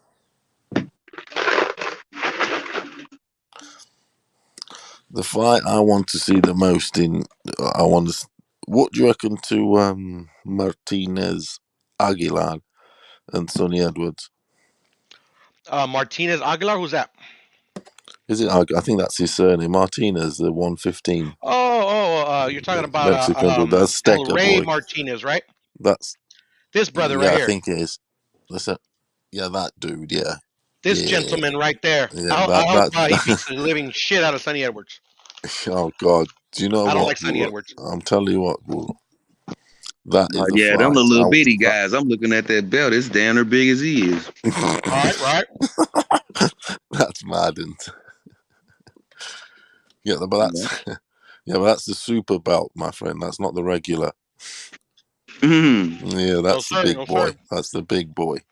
Mm-hmm. No, but I'd love to see that fight. Hey I man, cannot stick that they the Sonny little guys, Edwards. but they Cannot look like stick they him. be in there hitting so fucking hard. They be hitting harder than them heavyweights in there. Yup. I'm talking about 115 pounds, man. Yeah, 150. Yeah, then that's a sack of wet laundry, man. yeah, it is for the heavyweights. Them punches be in there, pat. They Heavyweight so laundry. fast. That Sonny Edwards though, he does move around a bit. He's an annoying little bastard. Can't stick it, fucking ferret head. He talks too much shit. Fuck him. Oh, fucking dick. I can't stand him, honestly. The fucking hell, fucking hell. I really can't stick the dude. He's the British Rolly Romero. Yeah, there's been loads of beef here in England with him, isn't there? Like between the English Everywhere, podcast, even here in the States. Is there? Yeah, but that I've shit seen works. time and time again, man. When we talk shit, man. If you're a small fight dude, happen, they get their ass whooped. but it gets them the attention, don't they? It gets the 115 attention. It's promotion. Yeah, because them 115s, they're not going to get any shine, are they? Unless they do something really, really exceptional. So, facts. Man, they so little, man. They look like a little kid. They're like a little kid's ring, man. Yeah, it is that. Yeah, look at it. See the ropes. See how tall he is. Hebrew, everyone needs to play. Oh my goodness! All shapes and sizes. Right. Yeah, but that dude, I need to. I wish that would have. I mean, I watched that fight and I sort of I commentated it. It was hilarious. With only a round or two with what's only on in Mad Chat. In Mad Chat? Yeah, Mad Chat, that dude. Yeah, Mad Chat. Yeah, in Mad Chat, yeah, we watched the fight and because it was like in the after, it was an English card and it was a weird time it was because it was out in Saudi Arabia. And I had and I was fucking proper desperate for that Sonny to, I wanted him to knock the fuck out. That Filipino really put the heat on him. And I had him winning. I had him like 4 rounds up into the 10th. We had him 4 rounds up into the 10th. He was quite a good boxer, the Filipino bloke. Shoulder rolling him and loads of body shots, catching him with the right hand. Sonny Edwards was just on his bike, like he fucking always is. He just runs around and shot puts. You know what I mean? He picks you off. Yeah, and anyway, he got a fucking lucky knockdown, the bastard. Albania, that was my old dog right here. Okay, I'm looking at him. American Bully. He's proper. He's good. Yeah, these are baby dogs. Them dogs ain't number 2, 3 months. Nice head. They stole them, man. You joking me? Yeah, nah. Oh, I mean, at least that's what we suspect. He looks mean as fuck. Like I can't get this picture to come out nice. Yeah, he's gorgeous. His eyes go back. They do have that. Championship bloodlines and everything, man. But like he looks mean as fuck, but he's nice. So like literally, like whoever got him, man, he was probably licking all over him. Fucking awesome dog, bless him. Yeah, I've never been like a huge on pit bulls. I love all dogs. Don't get me wrong, but this American Bully, man, I like this American Bullies.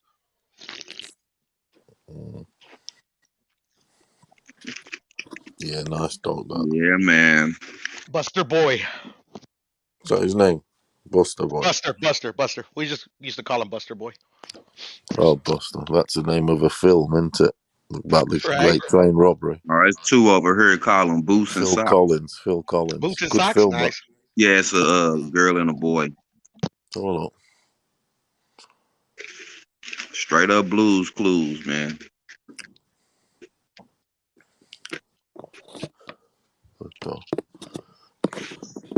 Yeah, I need to check out that. I'm not sure about that Martinez's foot. What do you reckon to his footwork? Do you think he Good might end footwork. up like having to? Do you think if he fought that Sonny Edwards, because that Sonny Edwards is such a good mover, you'd end up following him around, sort of thing? Yeah, And he'll get off the ring. He's do you very that good at good? cutting off the ring. Yeah, he'll knock him out easily. Fucking hell, I hope so. He will. Trust me. I know these things. You sure? Fucking hell. Have a go on the lottery. No, he is that good. He is that good. Yeah, because he's gonna have to have that attribute, because that cunt gets on his bicycle. That's why he's got that 3 knockouts only Sonny Edwards. He gets on his bike and it's like, oh, he's doing a masterclass, this, that, and the other. It's like, what are you fucking running for? Paulo, he gotta be what are you from the fucking past. running for? So Sometimes he gotta be from the past with the Biff book, man. You know running around all and the shit. scores, man. Maybe that Back to the Future Biff book, man. He got the records from the 2000s. He's living in 1960. Right. Paulo say, "Are you sure?"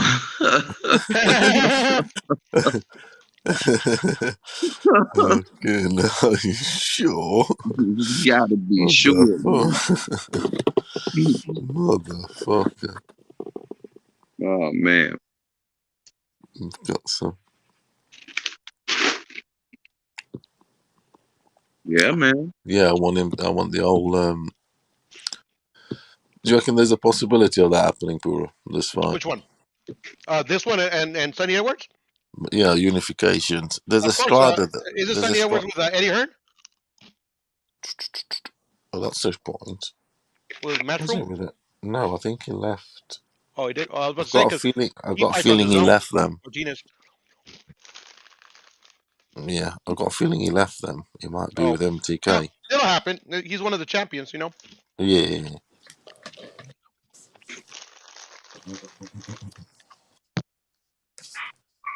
What happened to Historian?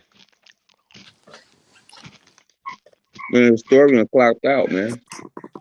Cool.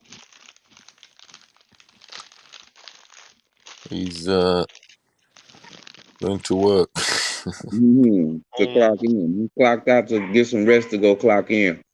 Cool. Yeah. Shit, I just barely clocked out right now. Oh, yeah? Mm-hmm. What time of day is it there? It is I got 3:25 in the AM. 1:25 in the AM. West Coast. Yes, sir. I'm in the Midwest, man, so we 2 hours ahead. 2 hours ahead. Cool. Yeah. Good old St. Louis, Missouri. Yeah, man, you know. I feel you. It's been quiet lately. No, it's just strange. But I like it while it's happening, so I ain't complaining. I feel you. It was raining all day today. Cats and dogs. Oh yeah, it was gloomy as hell. When sunshine, and then it got right back gloomy. You know, it's one of them days where the clouds just keep blocking the sun. It's one of them days. Facts. Sunshine hard, then the clouds come block it. What boxes did you grow up liking then, Ibra? I'm gonna say I like the old heads are always the favorites with everybody, but I'm gonna go with Iselina Freitas, man. The We I really Brazilian. fight him. like it. I Is it like the Brazilian the man. Brazilian blue? Yeah. Yeah, he The- was. I he really was like right big. watching. I really like watching his fights, and that was like when he was like 15 and something. You know what I'm saying? I went back. Selena, that's the I'm like right match 15 there. and old, man. I was watching his fights. I went back to like because I watched the fight, and then I was like, oh man, I got to go back. I went back, and it was a fight. He was like 15 and old, man. He was just dusting people off. Yeah, it was a knockout. Yeah, He only lost once. Yeah, he only lost that one. He was like what, 36 and 1, 37 and 1. Lost to Corrales, and then he retired. And that was it. That was it. He blasted a bloke in the UK. Trying to think who it was. He fought here in the UK. He fought here in the UK. I don't remember. Hey? What was his fucking name? He beat some dude in the UK. I remember watching that fight. I'll have to check. Junior Witter? Yeah, that probably rings. I think that's who it was. Yeah. He was a tricky fucker, wasn't he, Junior Witter? Yeah, Junior the hitter Witter. Very, very good. He was a mover. I like Junior Witter, man. He was challenging everybody, man. Very he good did not mover. That's what I liked about him. He was a very good mover, the fucker. Yeah, definitely. He knew how to move around. He reminded me of the Prince. You remember the Prince? Yeah. Nassim Ahmed? Yeah. I love the Prince. Yeah, Probably he was from Sheffield good. too. Damn good fighter too, man. The hitter. Junior the hitter Witter, yep. Yeah. So he's got Junior Witter, man. That's exactly who it was. He lost to Devin Alexander, Timothy Bradley. Sir. Junior Witter. Selena the Freitas. Wait, I'm trying to see it. It's not on there. But not De Freitas, just Freitas. On his on Witter's record. Then it must be somebody else. Yeah, I want to see it because I do recall. No, he came way after. No, I'm tripping, man. He came way. I'm trying to think of who made it. His loss. They made him quit. He quit. Who quit? Selena Freitas quit. He did. He quit against Corrales, and then he retired. Who's the other one he lost to? Fucking hell, he was 31-0. The guy that beat him, the baby bull, Juan Diaz. Oh, Juan Diaz. Juan Diaz. Yeah, that motherfucker's good. Okay. Yeah, he's got a fucking right record. He lost to Paul Manelaji though, unanimous decision. NBO. He lost to Juan Marquez knocked him out. Juan Marquez stopped him. Facts. He was talking all shit, man. I was like, damn, dude, you know who you finna go against, bro? Juan was all calm and shit. He was like, yeah, the kid. He was like the kid, you know, he got a good ego going for himself, you know. I'm just gonna go in there and beat his motherfucking ass. And he didn't say too much. He kept just saying, you know, people trying to interview him. He just took a couple of words and leave off. Man, they laced up. Oh, here it is. When you see them legs, boy, when that uppercut hit his ass, it was over. I knew it was over. As soon as he hit him with it, I knew the fight was over. It was over before I knew it was over before it landed. There you go. That's my dude. Iselino Freitas right there, man. That's my guy right there, bro. Yeah, the fight that I just seen who the fight it was, and I even saw it live at the time obviously on telly. Well, motherfucker, forget shit. He fought Barry Jones, and this Barry Jones had just won the title. He was a light puncher from Wales. He commentates now for MTK and BT. Barry Jones. Don't remember him. Yeah, but I'm sure I've seen him. He's he's a bald dude, very prevalent on the UK sort of TV and radio even. Barry Jones. I see. Super featherweight. Anyway, so he beat him, and I remember at the time, and that fight's on YouTube actually. Which one? Sort of like the whole build up. Freitas and Barry Jones, the build up. Barry Jones. Yeah, Barry Jones did the build up everything, and the commentators are saying on there going, "Oh, this Selena Freitas is like a murderous." Because I watched that once or twice. He's like a murderous puncher, etc., etc. But Barry Jones, De Freitas. Like 52% of his punches every fight, man. Yeah, Selena was murderous puncher. He was, but Yeah, man. he gets knocked down with a little one of those like Flash knockdown. He ain't flash even hurt. knockdown. Yes, He he gets ain't knocked hurt down, none of but the then he yeah. comes back and he murders him because that goes to. I mean, anyone can get. And Barry Jones was a light puncher, but he caught him the flash knockdown, but he destroyed him though. Anyway, that's on YouTube. He knocked the fuck out. Yeah, man. Arcelino Freitas, man. He beat Joel. He took Joel Casameo's out. That was an impressive win. This is my dude right here. Yeah, man. Rest in peace.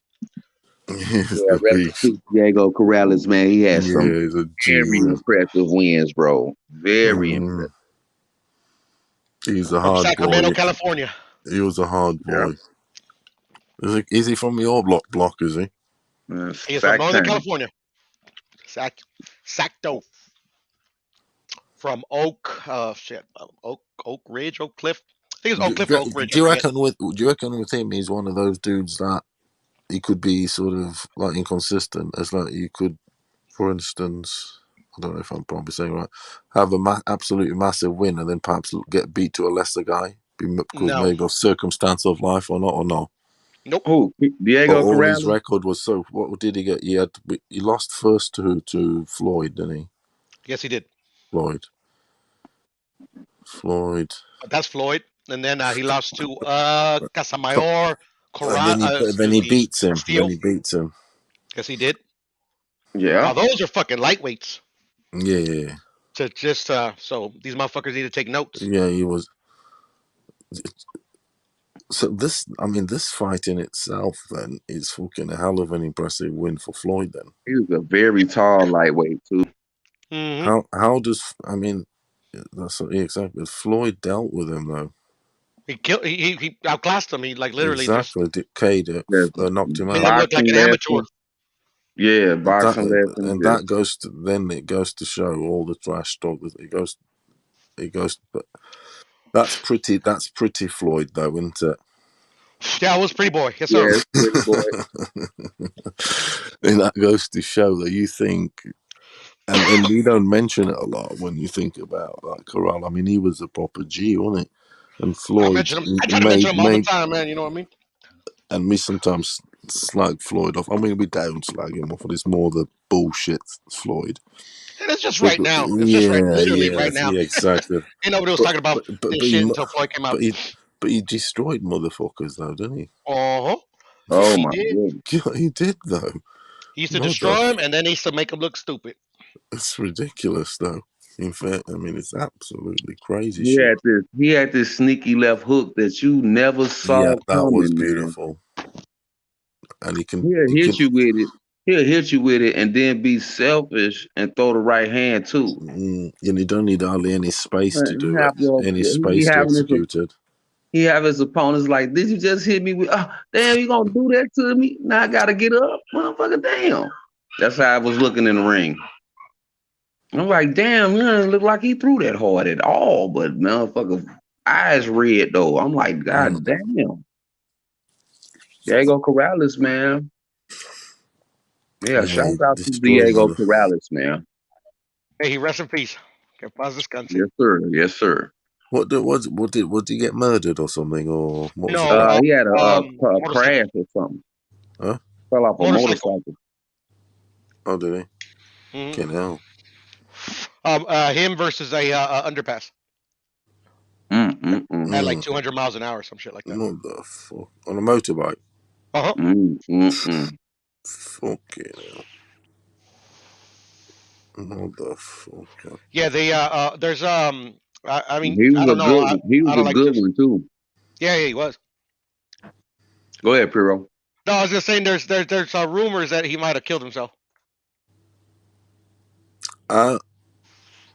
What's going on there? Family stuff.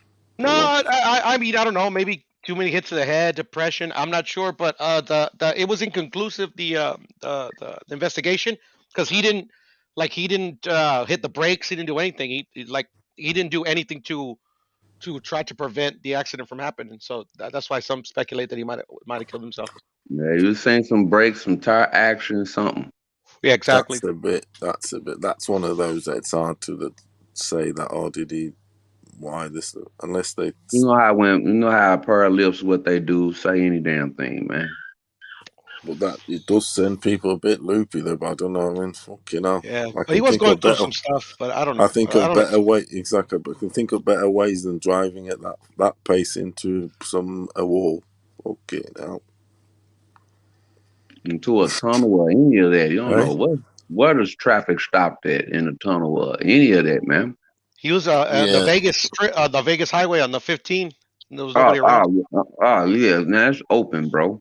It's open, yeah. It was just Yeah, him. you see that. You can see what's going on. Yes, sir. No, that ain't the matter then. Yeah, but God rest his soul, man. He was a great fighter. He brought the heat, didn't he? Yes, man, brought all and wanted all the smoke. Yes, sir. Chico. Only thing wrong with Diego Corrales, when he get hurt, he show it. That's like Caleb Plant. That's what that remind me of. Chico. Looking at Diego Corrales and they're hurt, but not giving up. He has the greatest I've ever seen in my life. Yes, what? He had the greatest fight I've ever seen in my life. Oh yeah, Castillo fight. Castillo, I think. Oh yeah, that's nasty. Yeah. Oh, it's legendary. Yes, it is. When that was classic, instant classic. They've spoken in folklore, actually. Mm-hmm. You know, when you hear about our top fights ever, this and that, when you whatever it is fucking. So it's that's up why there, it's so memorable. Like the ESPN wore that fights and ESPN wore that fight out. I watched it like 2 weeks ago. Did you? No, you need that damn adrenaline, good did fight. you? Damn good fight though. He turned it around. Twice a year. Yeah, he need a bit turned of that that fight around, man. Yeah, man. Good. There it is, right there. Yeah, he turned that fight all the way around in that round. Yes, sir. Oh, Castillo had a gangster look. Oh man, that's another great lightweight of all time, man. Castillo, man. He was gangster. It was a lot of people. It was a lot of people seen them hands go down and was scared to fight. They seen how that chick, because he had an excellent chin. Yep. It's just the accumulation of punches. He kept hitting them with that tremendous left hook. His jaw just was not holding up to that Corrales left hook. He hit him with it the whole fight. And he was still hitting them back, like with some vicious shots. I think one of the Castillo's most impressive things on his record is they say 66 fights. And he's got 57 knockouts. I mean, because there's that magic 50 club, isn't there? 50 knockouts in your career to finish with 50 knockouts. There's only a few that are over the 50. 50 this knockouts. Fight right here was a Hispanic Mickey Ward, Arturo Gotti. Yes, sir. That's what this was, a Hispanic Mickey Ward, Arturo Gotti fight right here in one round. Better, in my opinion. Yeah, for real, because it was war, man. From ding ding, round one. Yes, bro. Bang, bang, bang, bang. Until the stoppage went down. Who was that? Tony Weeks in there with them? Yep, Tony. Tony Weeks. Yeah, it was Tony Weeks, bro. I'm talking about, bro. He had to jump in there, man. The dude was just looking like he was. I don't know that last left hook he hit. He must have threw It didn't look like he threw nothing with it. Didn't look like that's how strong it was. That's how strong. That's what I mean, Biro. He was very strong in that left hand, man. Facts, brother. God damn, man. That man hit him with the left hook. He dropped his right hand. He was about to throw it, but he dropped it. I'm like, damn. Boom. That was it after that, man. He just started, he walked up on him and just started letting go, man. The man was in danger big time. He was down there gone, man, standing there. Yes, sir. He was out on his feet. Yeah, he was out on his feet. I was just finna say he was knocked out on his feet, bro. He couldn't. If the ref would have just let him keep punching, man, then I don't know. I And then had he to knocks him out in the come rematch with one punch. bro. In the rematch, knocks him out one punch, knockout. Crazy. Yeah, man. Yeah, man. That's mad. That is. Yes, sir. Those are real fucking lightweights, man. These motherfuckers need to take notes. Hey, man, the fighters Oh back yeah, then was that's strong as fuck, bro. That's what I'm They all trying to tell fought each you. other too, Albania. They all fought each other, and more than once. Yes, bro. These fighters today, man, they ain't even looking at no pencils and pens or none of that, man. Mm-mm. You understand? The fighters back then was stronger. They were for the glory, And man. they You know, obviously getting earned paid. the glory. They earned the glory, man. They earned it. Mm-hmm. Nobody give them shit. Nothing. They came up through the ranks and earned the straps, bro. That's glory. Yes, sir. You That's thinking what about it's supposed to be. exactly. If you thinking about anything before that, man, we know what type of fighter you are, man. Mm-hmm. Who do you think is better? You the contract purse fighter, bro. You think Who do about you the think money was before the better, glory. Comey, who fought Loma, for instance, or like Yeah, Matt, that's what we a talking kind about. of a version of him of in those days of like Joshua Cotley, Loma ain't nothing compared to these guys, man. eh? My humble opinion.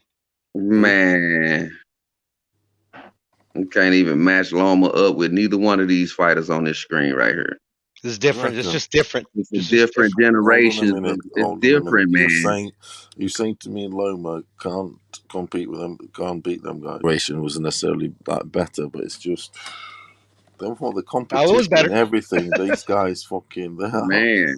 they are though they are proper gangsters. These guys, not The thing these. is that we don't know what this generation is going to be, you know, because Yes, until yeah. we see them fight, maybe they will be better because a lot of them are still young. To be honest, With these two fighters, I could say they actually listen to their corner. Because every time, if I didn't understand nothing they were saying in the corner, but I heard, okay, you're okay. You like, yeah, I got it. And they'll go out there and do it. You understand? That's why we were seeing real competitive fights. look at Chico's eye, bro. Oh my That's mad, goodness, that, man! yeah. Look at this dude.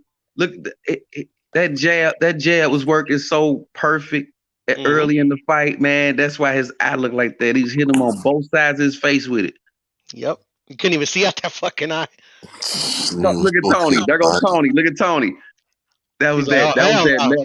left. He had just hit him with that left hook, and that's when Tony jumped in. Look at his face. Look at the concern. Yep. After Corrales hit him with that left hook, he hit him with the straight right. Then that stood him up. For the left hook, man. That fight was over right there. You see the desperation in Tony's face trying to get over there. That was it. Mm-hmm. He finna throw the right hand again. As you can see, off the left hook. You gotta make sure. Yeah, off the left hook. He's about to throw it. He had it cocked. Yeah, he finna throw it. And Tony jumped in and blocked it with that right hand. Yes, sir. Yeah, I remember that, man. H Plata, are you there? I guess he ain't there. H Money. I was asking if he's there. Oh, yeah, Rakesh. Hey, what up, Rakesh? Rakesh said it was the golden era of boxing. It will never be the same. Back, bro. That's true, Rakesh. These motherfuckers. It'll never be the same, bro. That's what we here doing now. This generation trying to get it back. Yes, sir. That's what I'm trying. The At way least. it these was. motherfuckers That's why we trying. That's why Piro steady saying, take notes. For y'all that don't know, don't let your ego cloud your judgment, and man, hear it out, man. We sync this stuff, man. Go back, listen to the fights that's presented, man. Go back and watch them, and catch up to speed, get up to par, man. So we can be on the same level. Yes, sir. Go ahead, Piro. Hey, Rakesh, this isn't even the 70s, 80s, or 90s. This was this was in 2007. This wasn't even that long ago, brother. Yeah. No, it wasn't. No. Nope. It was not like we're talking about fucking Ultra Duran or stuff. Leonard. Yeah, No, no, this was no, like fucking 10 years ra- ago. it's round No, the 15 corner, years ago. just Yeah. round the Yeah. corner, Yeah. just But over but there. but Look, but the way just it over the happened made it an Chico, instant classic. Yes, sir. That's what Chico. that is. Go ahead, Paulo. No, I'm just saying, oh, I saw you, Chico. Rakesh. No, Chico. It just reminds my father. My father hates that name Chico Oh, because yeah, you don't like it? no, what it is his name is Francisco, his first name. Oh, Francisco? And if you were called Francisco back in the day, automatically your nickname would be Chico. Yeah. And that's all. And he even changed his name for that reason.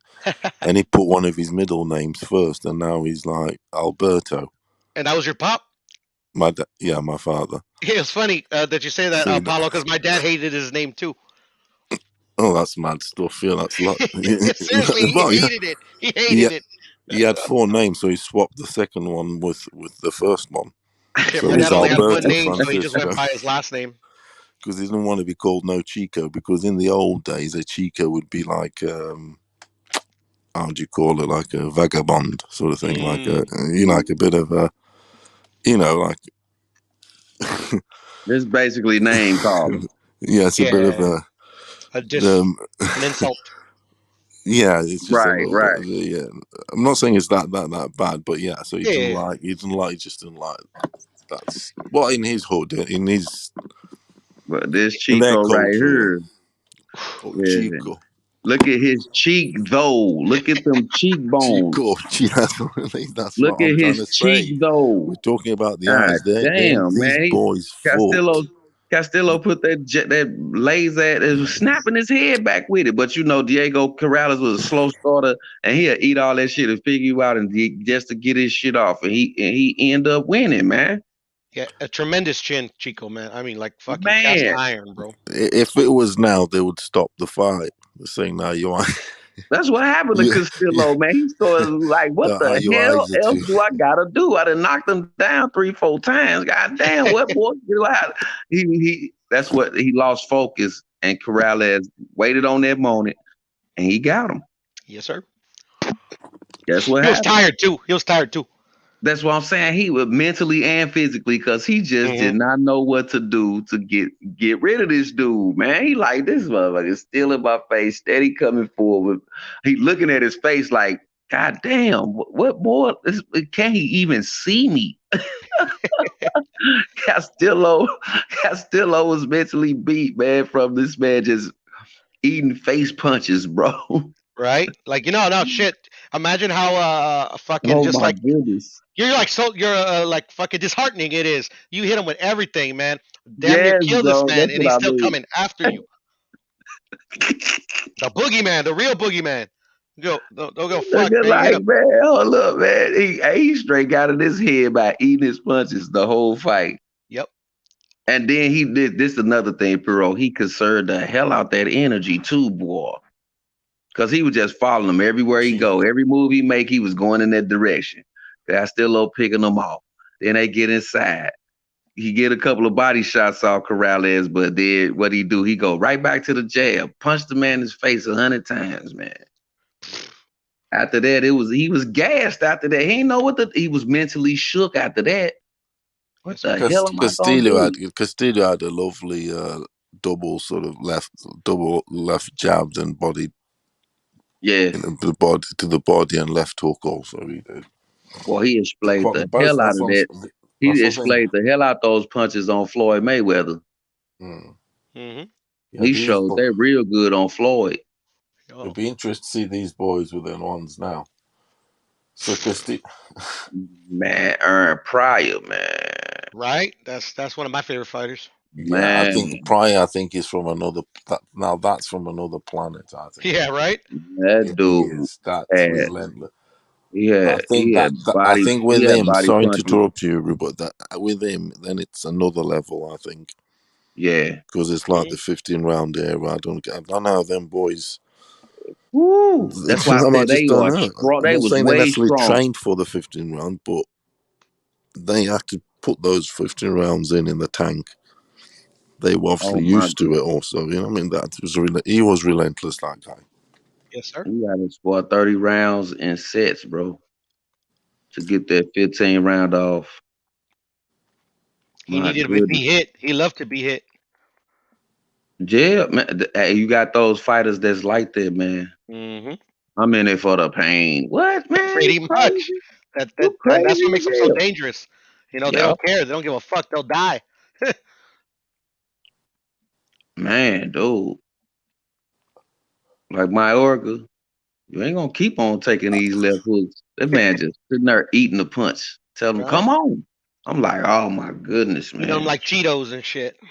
Oh my goodness, man. These motherfucker crazy motherfucker. That boy hungry for the gloves, man. He Sir. want the contact. Mm-hmm. That was Diego Corrales in that fight. Yes, sir. He gassed that man out by getting beat That up, letting that him beat round him up that to round win the 10. fight. That's Mm-hmm. that's That the hey, round 10 that's is the one of the game plan. greatest rounds That's ever a though, scary isn't it? game plan. It's a scary game plan, but it worked for him, man. He It he did. had the man actually scared after the 9th round, bro.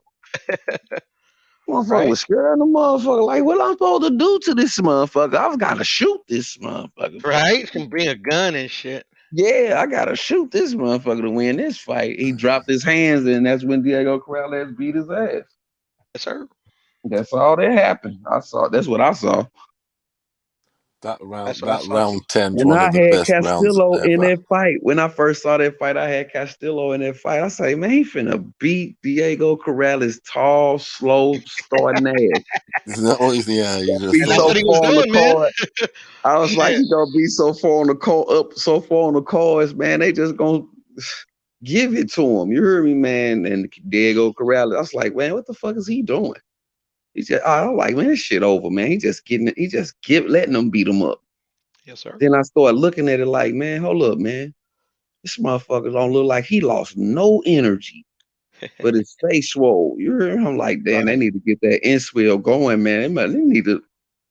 They need to do something, man. Next thing you know, ding, ding, boo, boo, boo. I'm like, damn. He hit him with that left hook.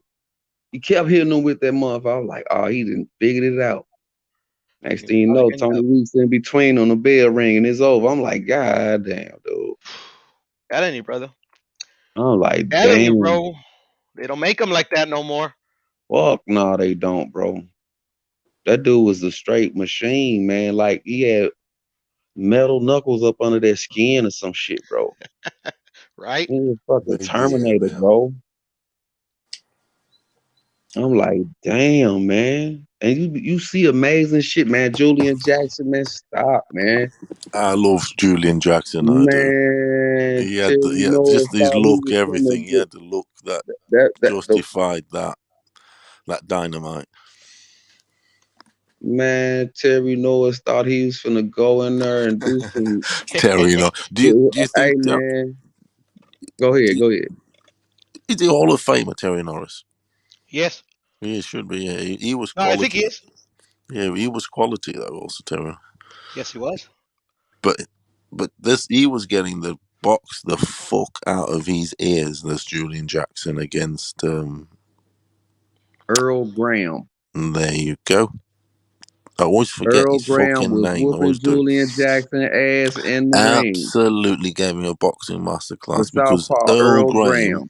Earl Graham is known as the best boxer ever to come out of the UK Yes, man. not to win a world title. Hell of a title that one is, isn't it? Man, Because Julian you got Jackson banner end motherfuckers that out man there. career. You got motherfuckers out there that have won titles, etc. But they Yeah. wouldn't fucking been couldn't sit next to him basically.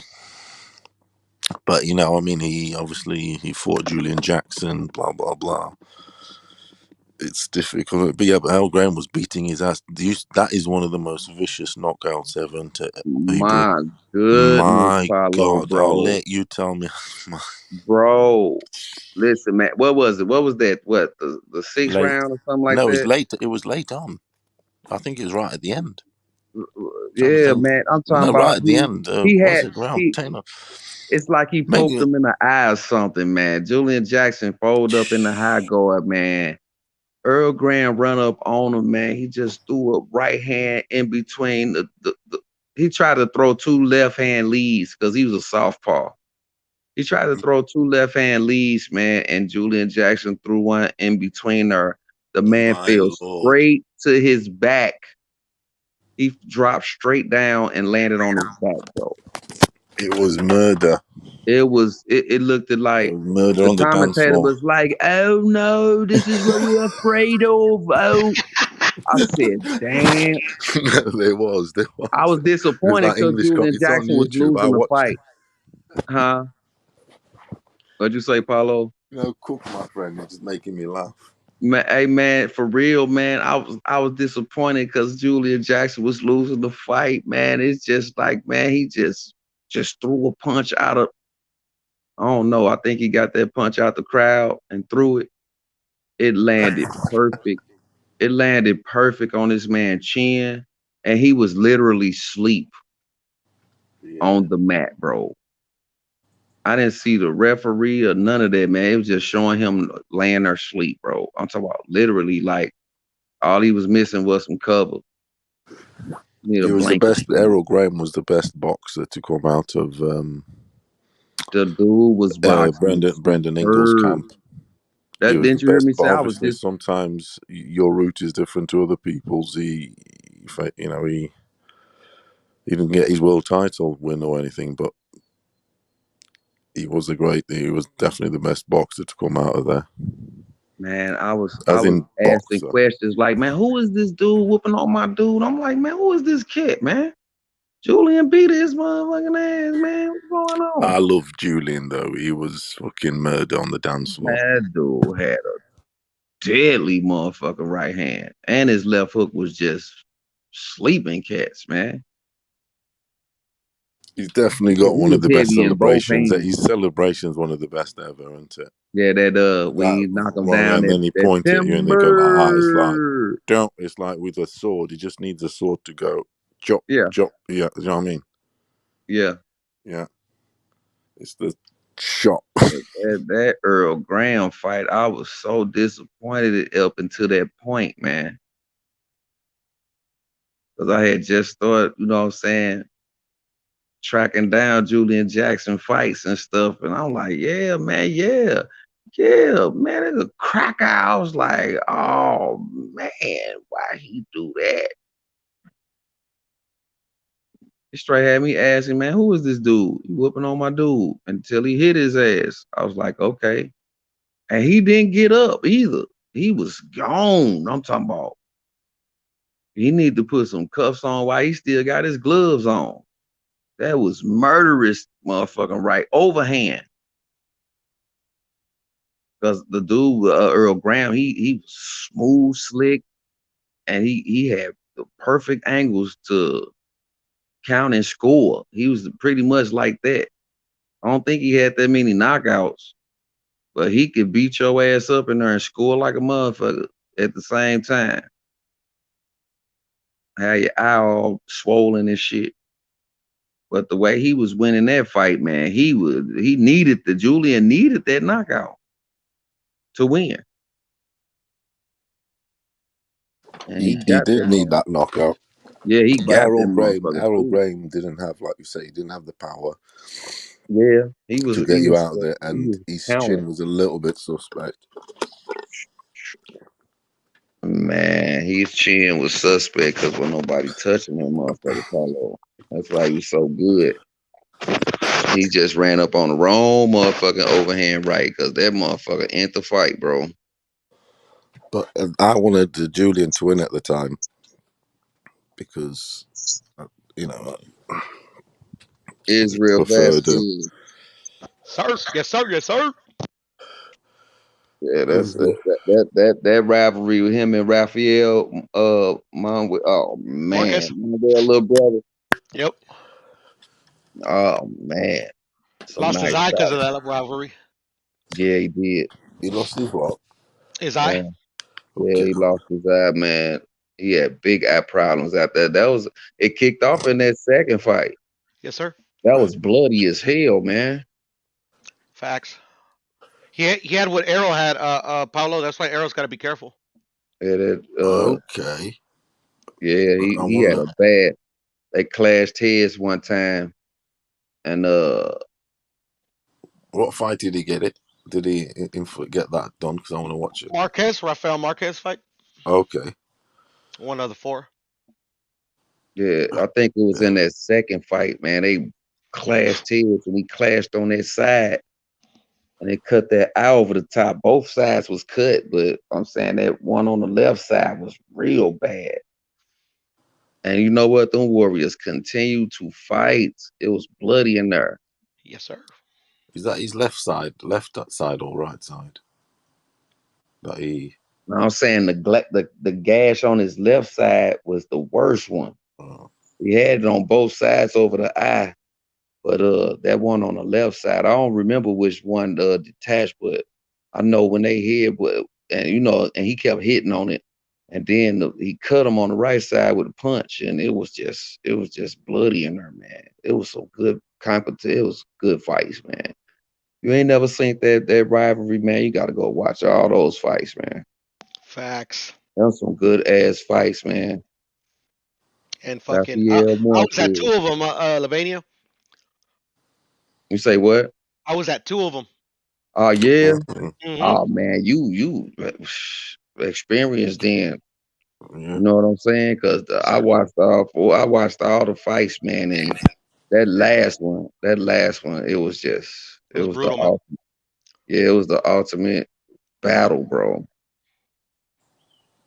Yeah, that was the one that actually like ended his career. Man, that second one, that one of them was stopped because of the cut, wasn't it? Was that the I think third the fight or first the one. second? The first one was stopped. Actually, the fourth one was stopped because of the cut. That was the last one. The last one. The first one, I believe, was also stopped because of cuts or maybe knockout. I don't remember. And then the third one was a knockout by Vasquez. Let me see. The first one, Rafael Marquez won it by knockout. Then the second one, Vasquez won it by knockout. Third one, Vasquez won it by decision. And then Rafael won it. The fourth one by the cuts. Yeah. Okay. Because man, that was long ago. Yes, it was, man. Yeah, man. Excuse me.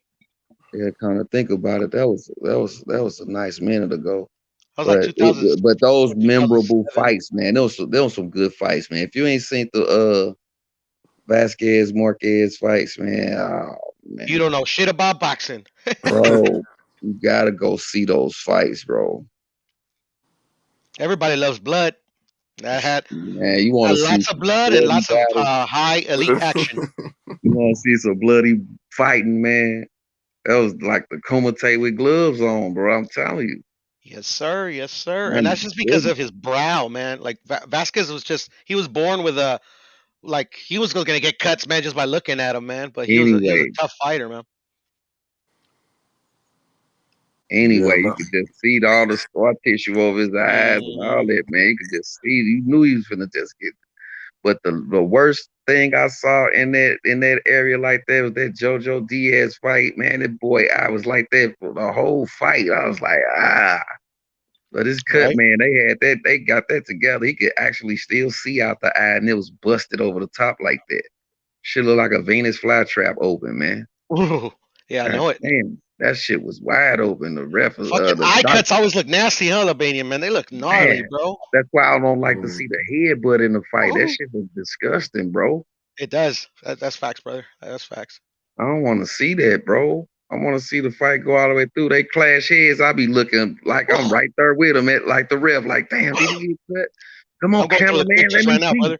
Ooh, yucky. You hear me? I be like, come on, cameraman, let me see if he got cut, motherfucker. Let me see. Who were You you can see backing? everything.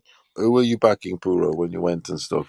Oh man, it Or you just went? literally those fights. It was I was back. I think I was backing Marquez at the time. But I mean, like literally, I had no. No dog in the race. Yeah. Nah, man, because we This are was just. shit. As soon as me and my dad saw that they signed to fight the first one, we're like, shit, it's on now. After the second fight, after the first fight, man, I already kicked it off with Israel Vasquez because I already knew Marquez. I'm like, man, he ain't never been tested. He ain't never been tested. You know what I'm saying? Man, they got in there. I was like, shit. Here is Tessie is right here now, right? All right, that's the first fight. After the second fight, I say, oh man, they fighting again, man. Okay, the rematch going down. All right, man. By the time the third fight came, I'm like, man, somebody finna get fucked up in this fight. I don't know who to go with. After that third fight, I was like, Marquez finna beat his ass. You heard me? I done totally just went all the way with the other guy because he was in there bullshit in that third fight. Even though, you know what I'm saying, the outcome was the outcome, man. But he was in there bullshit. It could have went totally different if he'd have just went on, did what he did, what he do. Vasquez, I mean. Yeah, for sure. They were so evenly matched, man. That's why the fights were so great. Man, height, weight. I think Marquez had a little more reach on him. That's it. That's it. But damn, man, they were so good. Like literally, Marquez, Rafael Marquez gets outshined by his brother because the high profile with Manny and fought Floyd, but fucking Rafael Marquez could fight, man. His little brother could fight. Man, he had a mean right hand. Yes, sir. And they love that overhand right because it's unexpected. And they used to get a lot of kids in trouble, man, back then. Used to get a lot of them in trouble. They was young too, man, back then. Remember Johnny Gonzalez? Yeah. That guy was good too, man. Man, listen, man. When it comes to the welterweight guys, the little guys to the welterweight guys back then, man, it was straight competition, competition.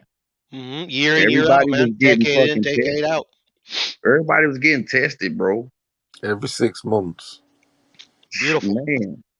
Always getting a good fight down in that area, man. Yeah, man. It's been a long ride, man.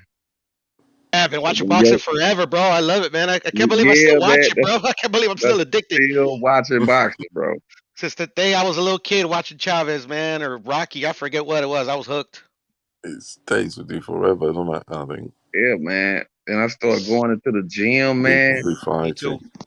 And watching. I got addicted to that glove leather smell, man. I just had to go to the gym, man. I got to go to the gym. I used to love to fight, man, when I was a kid. That's why, like, boxing and me were just like, okay, match made in heaven. You get what I'm saying? I had to go, man. I had to go. I love to fight when I was a kid. Did you Not go? a big fighter no more. My parents wanted me out the house. Go explore. Did you get in trouble, you know you're gonna get your ass beat. So you better go exploring in the right area. Did you box, Ebro? Yeah, man. I gave it up, man. I already seen what it was, man. I ended it before it began, man. I think I had like about 12 amateur fights, bro. I think I won like 8 of those. So that's dope, though, man. That's fucking awesome. Yeah, man. I was like, man, I seen what it was, man. I seen how motherfuckers, the jealousy and all that shit started. I was like, no, I don't want to deal with this shit. What do you mean jealousy? The jealousy, you know how a motherfucker puts somebody over you and you know you better than them and shit. Saying. Yeah, that's like the politics. The politics. Yeah, I saw that coming already. Like, bro. Yeah, that's it's annoying. Always somebody bigger and better than you, but I was like, I don't want to. I should have went with it though, and just look past that. But I was like, nah, man. That's why I always keep saying. I know me, man. I always say that not always the best guy gets that opportunity. Right. Yeah, there's always that fucking whatever influences, and it is like that. Like, It's a sport built on like just like manipulating humans. Yeah. I ain't never turned pro or none of that. I was like, yeah, man. My boxing career didn't even shoot off. It could have, but I just seen what was up. I told my parents before y'all even start putting money on it, don't even do it. I ain't gonna do it. It's a hard sport to dedicate your life to. Yeah, they was with me though. They was That's with me, but good. That's great, man. That's great. I was like, Yeah. no. They was going to buy me shoes and the gear and stuff. I was like, hold up. No. I think we need to go buy some food before we do Right. that. Straight up, Look man. at I was you, serious man. about that, man. I saw how the game was going, like, no. And I'm kind of glad I didn't. You know what I'm saying? There's a lot of fucking Glad I corruption, mate, and shit like that. didn't. And to get through, you need to have not only the ability, but all those obstacles and My life was a little rougher than that. I don't think I'd both. let nobody ride after they done whoop my ass. I grew up different. I'd have been still looking for him outside the ring. You heard what I'm saying?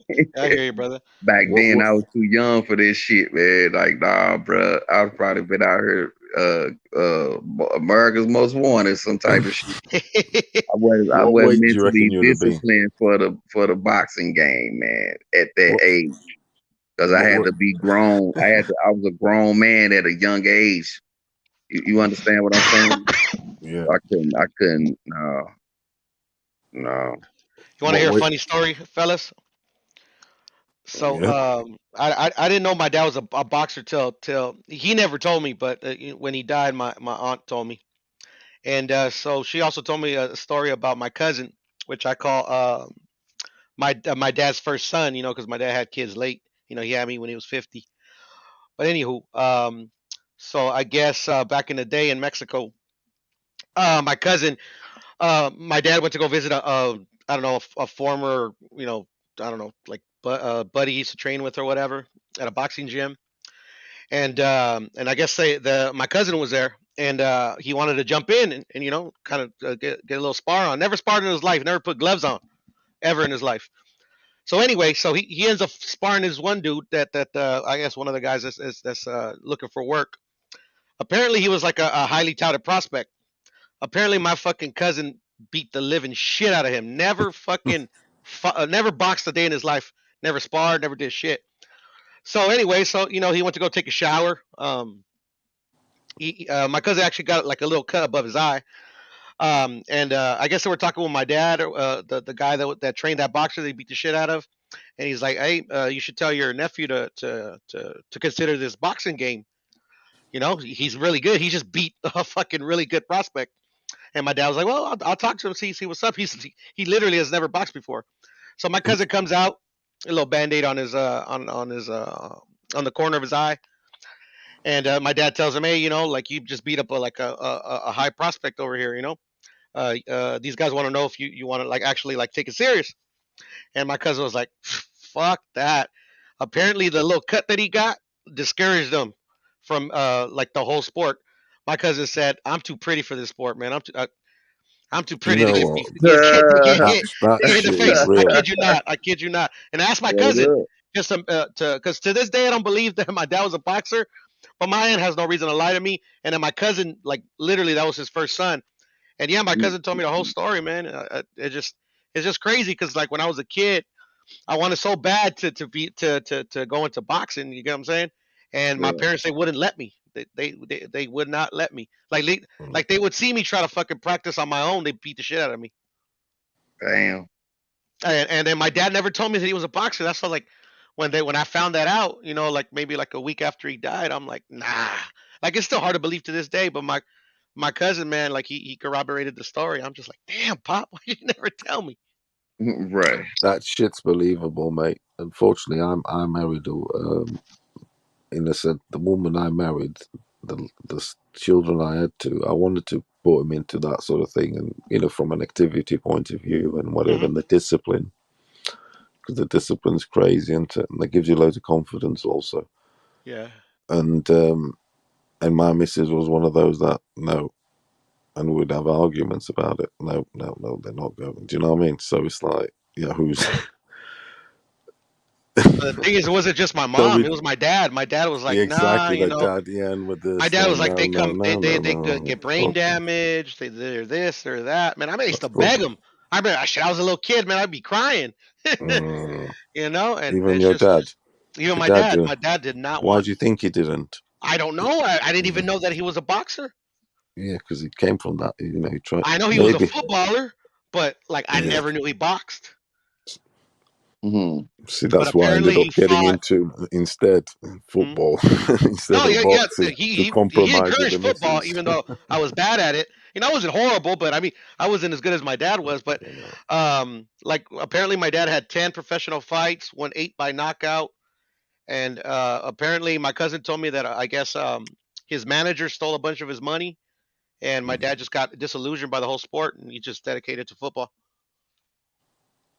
Yeah, yeah. He quit.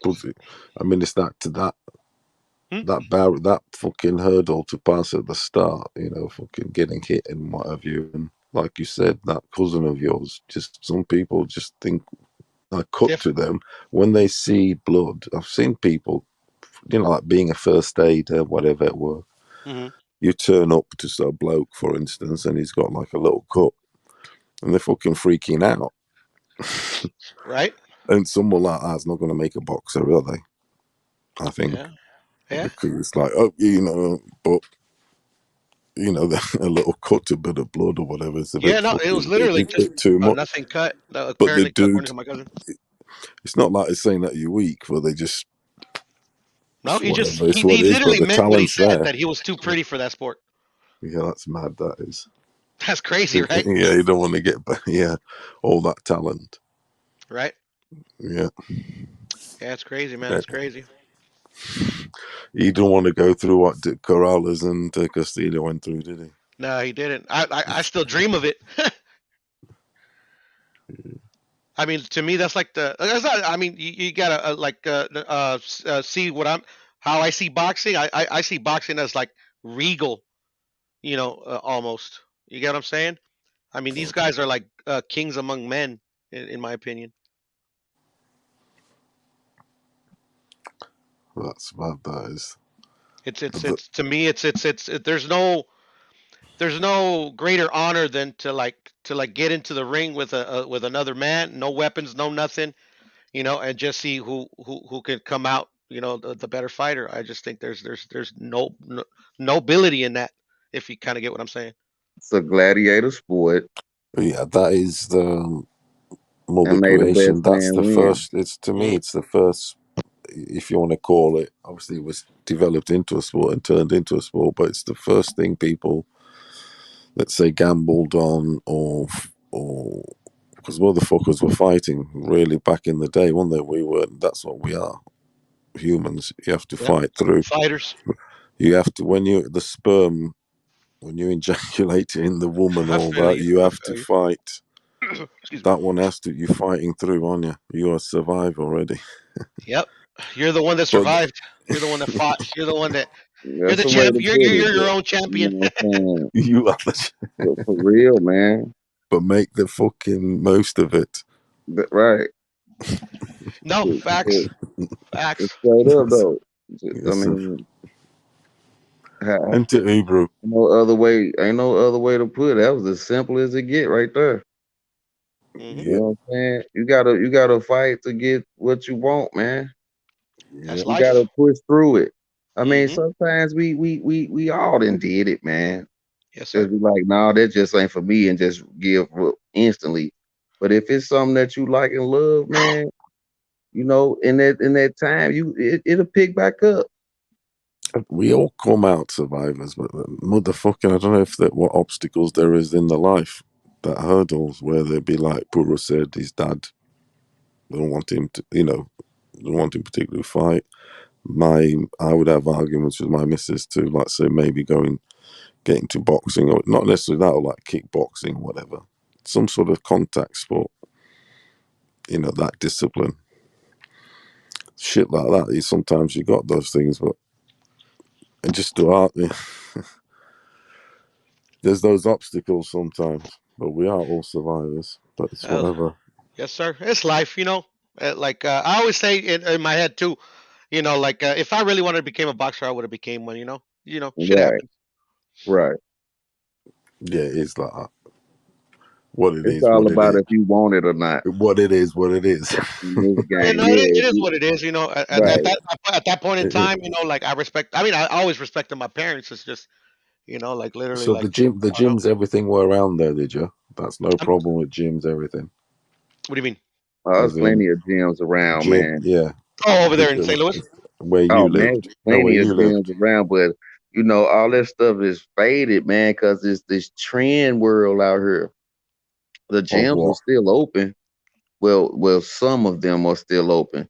Because you know, these children out here ain't they recreation is holding their phone and hurting their neck all Yes, sir. damn day. You see, that's the thing. You see, that's where, from a But you do boxing have point. some gyms open and there's kids in there. So I mean, it is what it is.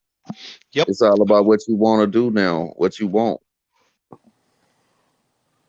You know, and if they choose glory, they'll go to the gym. If they choose academics in life, they do what they do. You know, Facts. so you can't take it But from them. Ain't nobody take shit from you when you had your damn choices, so you can't take it from them. All you can do is give advice. That's it. Mm-hmm. I don't think that boxers are come up nowadays as like rough and tough as sort of like they used to. As in, Oh I no. think boxers are being like more, how can I mean it, like fabricated, so to speak. I think Like, they've always been fabricated, certain so ones, you know, to an extent, you know, not saying They that they're yes, just not real courteous to what fighters. they want. yeah. I Courteous just to don't what see they enough want. street in them. I don't see enough street in boxers. Like, Yeah, Yeah, they I hear just whether you. I street, hear do courteous. you. you know what I mean? It's that sort of, They just courteous to what they want, man. That's all. yeah, I Yeah, don't see they enough. coddle them too much nowadays. I think. That's Yeah, it. just that That's little, what I'm saying. it's a little bit. That's why, like, you know, boxing will always exist because you know, like, not. I'm not saying like, you know, fuck. United States, you know, is still you know, the most champions ever produced, stuff like that. But like, you know, as long as there's still third world countries out there, as long as there's still poor people, boxing is always going to exist. And Yes, that's where the best come people out always of too, fighting. man. So you can't take it. That's why it's a world sport, man. Mm-hmm. Everybody there, so we Always will good. do. We Because there are good poor with people that. everywhere. But don't be, man. When the champion is the champion, it's always somebody bigger and better. But So it's like That's how it works. Yep. I think god in the damn, old man. days, I think boxers now, when I say they're more fabricated, it's like as in they've come out more of like sort of like boxing club sort of structure or academy or a particular program, whatever. Like, I don't think, perhaps I haven't got proof of this, but it's a sense that I get that I don't think there's enough like downtrodden kids from the street, like perhaps walking into a gym, if you get me, and like sort of coming up that way and being bred that way. So with that hunger, with It, I don't know, it's like a Shakur, for instance. I mean, like for instance, Tank actually. hmm That sort of background, that sort of Yeah, like or like the you know damn near orphan. You well, know, yeah, taken whatever in you by a know. boxing coach. You know. That's yeah. Well, they've walked off the street where they were getting into a lot of trouble, or Yeah, yeah, yeah. that sort Because of he was a stuff. damn near Or orphan. I mean, Tank's or he story was is a pretty yeah, incredible. or he was a thief, or they have been a compulsive thief, and then they've corrected their life. I think that Right, the just gives you, it gives rehabilitation them that. and came through, Yes, and that's now what it gives them everything that. good. I like that. Whereas, That's life changing. yeah, them life Rehabilitation. changing dude. I don't Yeah, think there's man. met as much of them dogs. And I think Cause that's you probably why think I like Tank so much. Is that like literally like he's kind of like old throwback to where like literally like he literally just came into a gym Yeah, and that's what I'm saying. That's how it used to be back changed in his the day. life More around. like You that. know. Yeah, that's You know what I'm poor saying? it man's used to be more like that because Regardless of what you niggas say, will if he come out doesn't of fight this yeah, guy or that guy or this guy or that guy, like literally this guy came from nothing, man. Like yeah. literally poor There's man's not. nothing. It's like you, poor man's foot, man. You can come out of Facts. nowhere and change your life around, get your focus together, and become great and rich at the same time.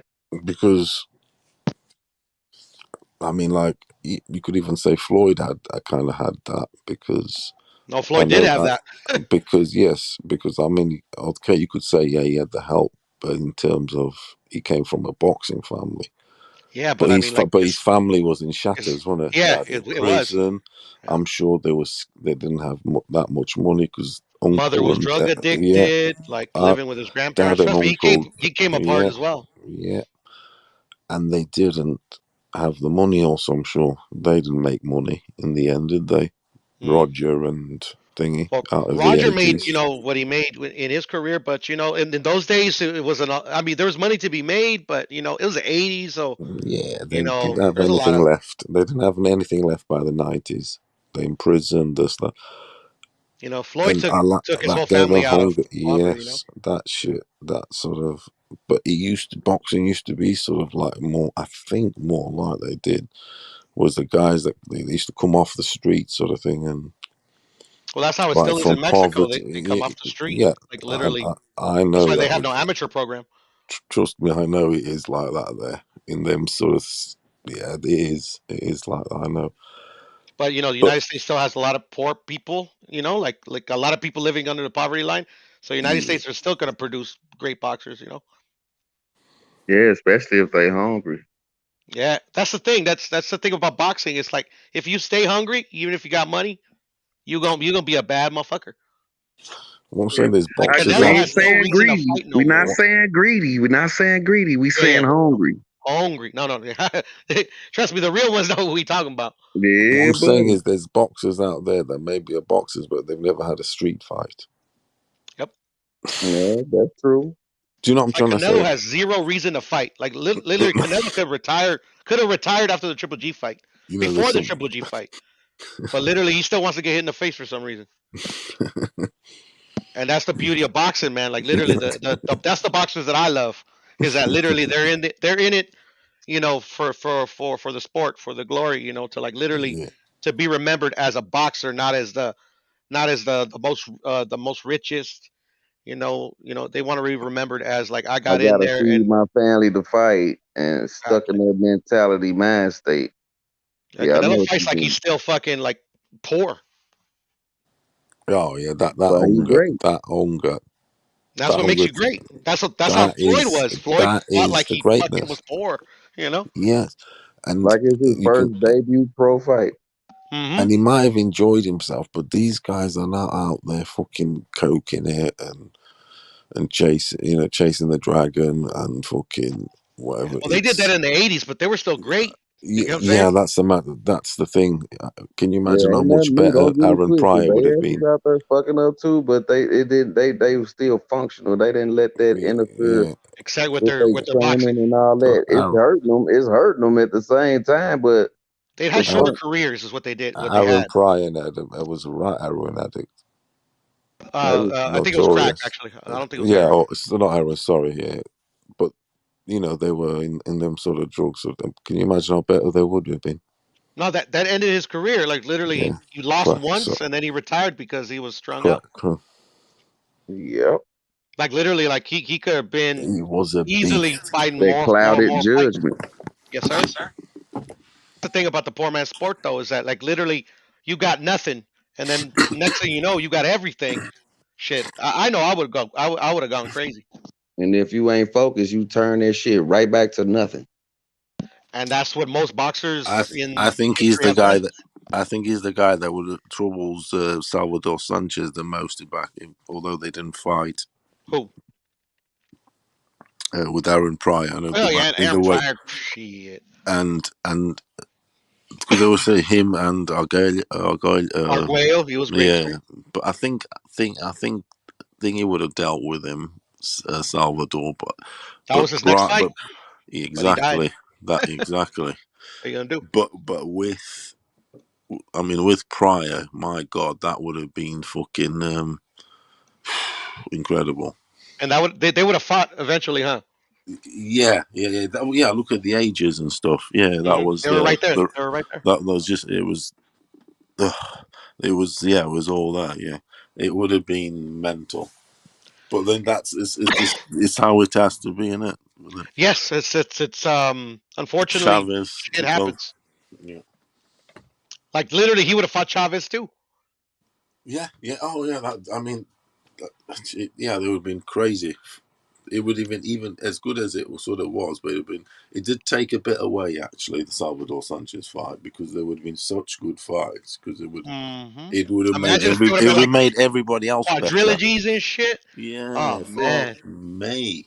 People don't realize, and it would have made everybody else better, because you know, if you with it's a greatness like that alive, it makes everybody else try harder to beat that greatness, so everybody else gets better. If you get me, it's the influence, isn't it? no Salvador Man, Sanchez, no Roy people are Jones. so quick to run to the information that's gonna run your ass to the ditch, but the right information, man, they sit there and be in wonder mode, scratching their damn head. You know here's what you need to do. Human nature, brother. God damn, man.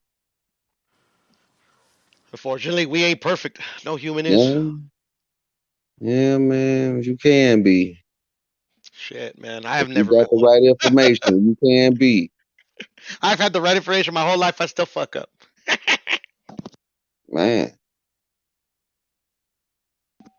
But it is what it is. I regret nothing. Well, I regret a lot, but you know what I mean. Yeah. Still here. Gotta be doing something right. But Assholes never die, bro. That's why. long suffering is a bitch though. Shit. Get this shit together, man. Shit. Little by little, man, day by day. You know, that's Yeah. all one can do. Yeah. Yeah, man. I'm about to clock out, man. My eyes is getting tired, man. Albania, man, get some rest, brother. Yes, sir. Yes, sir, man. Salute to the panel in the chat, man. Amen. Playback game, watch worlds. Oh, excuse me. H Money Boxing, man. Like and subscribe if you haven't already, man. Yes, sir. The Lions Den. All right, man. Yeah, you know it. Welcome to the jungle, man. All right, salute, fellas. All right, that's salute, brother. Peace out, man.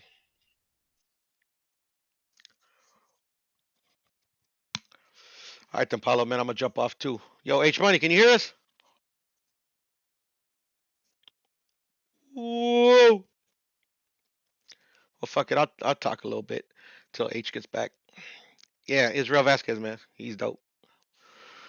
Who else is good? Who else is good? Johnny Gonzalez, man. Shit, when he knocked out Abner Maris, that was impressive. Shit. Who else? Who else? Who else? Who else? Razor Ruddock. I don't know if y'all remember him. That motherfucker was good. The 2 fights with Mike Tyson, man. Damn, those were some fucking fireworks. I like Razor Ruddock, to be honest. Who else? Who else? Who else? Good. It's good. It's good. No, fuck. Old school ones I haven't talked about in a while. Let me see. Let me go 90s. Johnny Tapia, but we talked about him before. But I mean, that guy was really good. Fucking from Albuquerque, New Mexico. Yes, sir. Yes, sir. Yeah, The man of the Puro, hour man. is back. Hey, Pure, I want to say thank you to you, bro, because I believe you sent me something in a PayPal, right, brother? So I want to say thank you, brother, because I know that was you that did it. A while back, maybe. Yeah. But it's been a minute, But I try to send, people, the channels that I mess with, because I know the StreamYard ain't free and shit. A little bit. I'm poor, but I try to help out when I can. Yeah, I want to say thank you, though, brother. You know what I mean? Because I got it too, just to let you know. So I appreciate that, brother. Don't trip, because I remember when they took out your channels, I know I sent you something. Yep, I remember. Yep, thank you, brother. So I just want to Don't say, trip, bro. Thank for you, sure, brother. bro. I love Good talking looking out, boxing, brother. bro. So I come every day to H Money shit. Hell yeah, man. Appreciate you, brother, man. So South yeah, Central, man, I'm homie. looking forward to the fights, man, coming up, bro. You Me know, too. that's a great fighter you got a picture of right there. Israel Vasquez. Vasquez, man. He Yes, had sir. some Yes, great fights with Rafael Marquez. You They had shouted some me out great wars. like 4 months ago, brother. Yeah, that was on Showtime back in the day. Yeah, he has a channel with he has his own channel, but he has Ernesto Amador. He has his Spanish language channel. He was on there and he shouted me out. I thought that was cool. For sure, man. Shout outs to him, man. A great champion. Yes, great You know, champion. so many great fighters, man. You know, Earl, if you can hear me, man, look at Israel Vasquez. Take care of your eye. Yep. I want to man, I can't wait for the fights this Saturday. You got Zordo. Zordo is fighting Morrell. Man, I'm excited, bro. Even Jake Paul and those guys are fighting. You know what I mean? So I'm not. I'm really want. I'm gonna pay attention to the real fighters for this Me one too. on Saturday. I like literally to each their own with Jake Paul, but I ain't paying. I'm not gonna waste time on that type of on those type of fights. Because man, we be going strong on the fighters that actually fight boxers. You know, it's talking about they should fight this guy, they should fight that guy. Man, shit, I ain't got time to waste on gimmicks. You get what I'm saying? Yeah, I got you, bro. I got you, bro. But to each their own. I don't knock nobody that rocks with that bro. Yeah. So which fight you looking forward to the most this Saturday? This Saturday, Zurdo. Zordo, that's your boy. You like him? I like all the boxers. Me personally, H Money. You know, like the ones I watch closely is Tank, Ryan, Cepeda, Cruz. But you know, Nello obviously. But you know, I love all the fighters, man. But yeah, Zurdo's one that I always when he fights, I watch. Yeah, I'm looking forward to seeing Morrell on Saturday.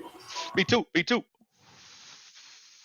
Against Alantes Fox too, huh? That's gonna be a good fight. Yeah, he gonna crush him. You know, he fought against Andrade. Andrade won 12 rounds with Fox. Yeah, I remember. And Morrell gonna crush him. You think Morrell Morrell's gonna knock him out. He gonna knock him out He's for gonna sure. put easy work. Yeah, he gonna make easy work out of him. Yep. Let's see it. Let's do it. Yeah. No, Morrell, he's a good fighter, man. He's a good fighter. He can do it all. You know, Yes, no sir. difference than Jerron Ennis. He got the speed and the power. He could do it all, just like Yeah, he's got Jerron like 4 Ennis. knockouts, 5 fights, right? Yep, power, one punch Power, knockouts. speed, boxing ability, chin. He's got it all, brother. So you got Morrell, have you? H beating Benavidez for sure. H. Yeah, we gonna bet that H. Yeah, for sure. I got Benavidez. Yeah, I got Morrell. I think he's gonna outbox Benavidez. He's gonna outbox Benavidez. I can see it happening though. I tell you that.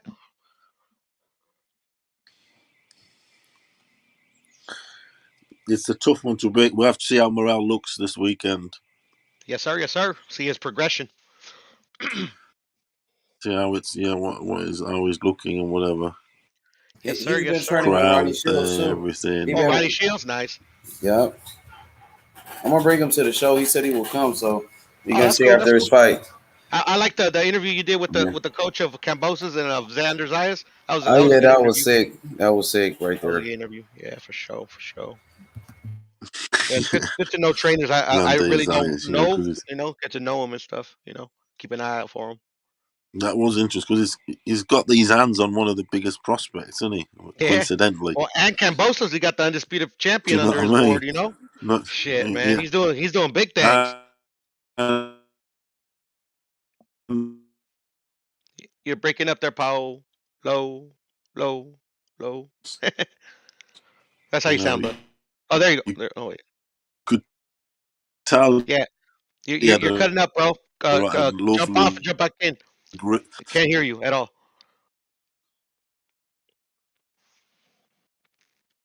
Yeah, so we gonna make that bet. I got my boy Morrell. He gonna school him, man. Yeah, the only thing is, H man, it's I don't think it's gonna happen, bro. To be honest, not in the short term, because David he struggles to make 168.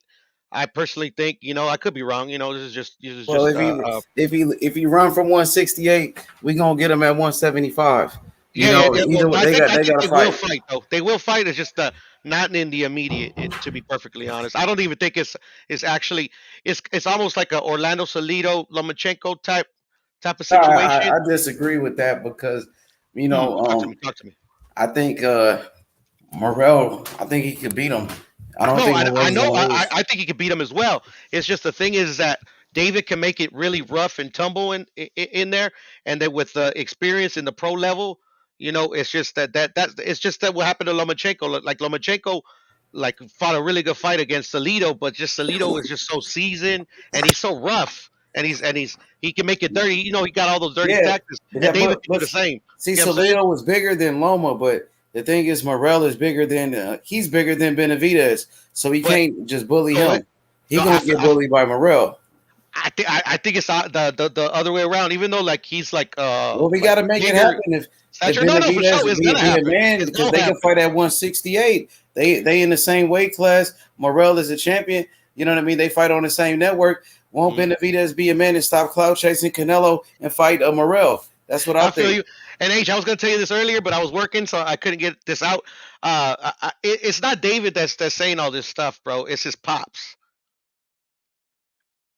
Because I've been watching the interviews of both of them. Like David actually has even said, like not too long ago, that David himself doesn't feel like he deserves a Canelo shot yet. Like David said that out his own mouth. But like the pops, like he does his own version of promoting and stuff. He goes to these channels and he be capping, but it's all promotion in the end of the day.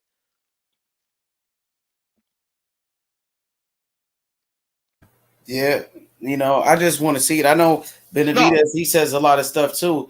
He does a lot of talking himself. You know what I mean? So I just know that Where, bro? Because I've never seen it. Like I haven't you seen it. got I have to check it out. I have just to check like it out. Charlo and Andrade, they need to fight each other. Morrell and Benavidez, they need to fight each other too. That's facts, though. And the I feel winners you, can brother. fight That's Canelo facts. if that's the That's case. facts. And he got a For belt, sure. so he got the world title. He got the WBA regular world title, and they can fight for it. You think Morrell goes to 175 one day? Yeah, he's big enough for sure.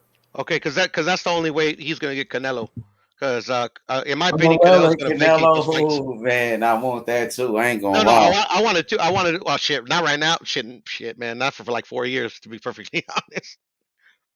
Been calling for it too. They all calling for Canelo. Yeah, Everybody. man, the money, brother, the money, and not just the money though, but like man, just to share the ring with Canelo. Even if you lose, you learn, and then fuck, if you beat him, fuck, man, instant star,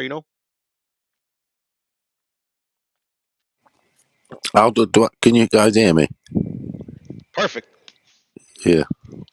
It's just I think the internet's gone down where, like in our neighbourhood, and all the car alarms are fucking going off and house Oh yeah, alarms. shit. Weird as fuck. So it was changing on to normal, like 4G. Shit's feel you. crazy. Hey It's H. not quite electric. Oh, go Yo, ahead, Paulo. what's good, bro? No, Oh, carry on. hold on, Paulo. I'll tell H this. Actually, H, you probably heard me say it. I've said it before, but I actually think Canelo's gonna try to go undisputed at 175 and at cruiser, bro. Yeah, why not? Fuck it. He's crazy. I think he's crazy enough to do it. I know No, he is. I think that's why he's fighting Makabu. To be honest, he wants to see if he can handle the cruiser power. Good point. That is tasting the water. Yeah, exactly. Then go Yeah. 175 because he can handle that. And then try, because nothing's guaranteed in life.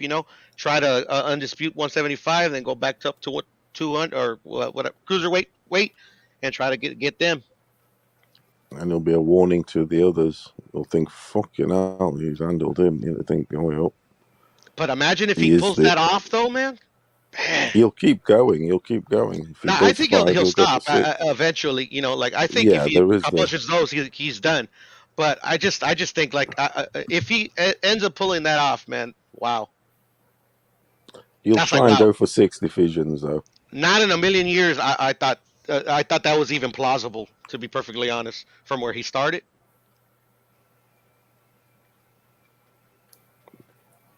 Is that what what does the Mexican press think then? Like their TV I channel? haven't really followed the Mexican press when it comes to Canelo in a long time.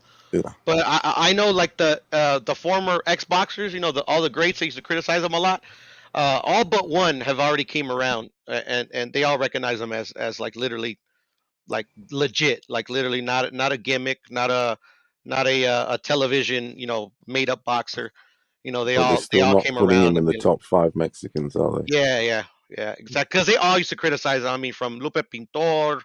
Actually, funny enough, never Chavez. Chavez is always he never like said, "Oh yeah, he's better than me" or anything like that.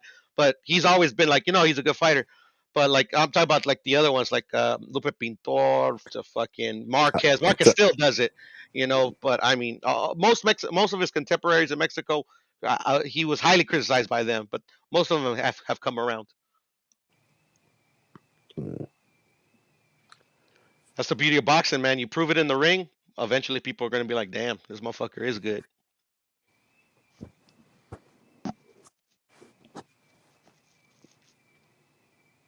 Yeah, you already know Canelo's the best, bro. Yes, sir. Everybody know that. That's why he got the most haters, man.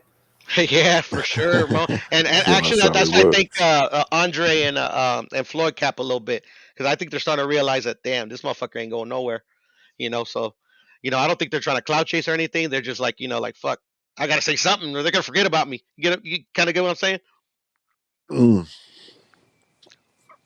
Yeah, for sure, I got you, man.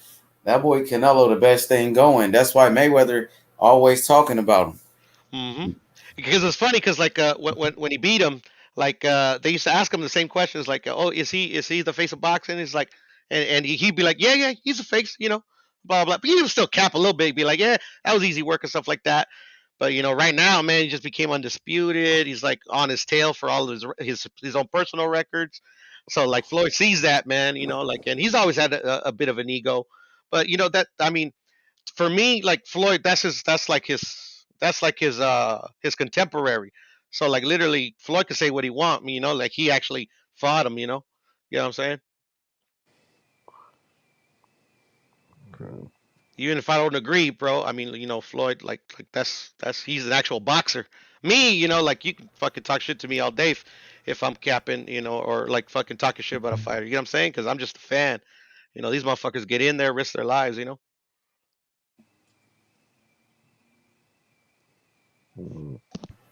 Yeah, that boy Isaac Cruz, man, he's a hell Telling of you. a fighter, man. He's a hell of a fighter.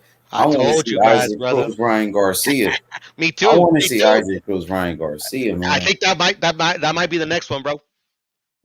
You reckon? He gonna give Ryan Garcia some problems, man. Yes, for he sure. is, bro. Shit, just like I said, he's gonna give Tank problems, man. He's gonna give Ryan problems too. Ryan might catch him though. I think so. I think Ryan either gets the decision or knocks him out. But I don't even think he knocks him out though, to be honest, bro. Because like literally, I had Tank knocking him out because Tank got that type of power, just like Ryan got that type of power. But like literally, I already knew he had a chin. I already knew. Isaac Cruz coming forward at Garcia. I got like Garcia knocking him out. Uppercut.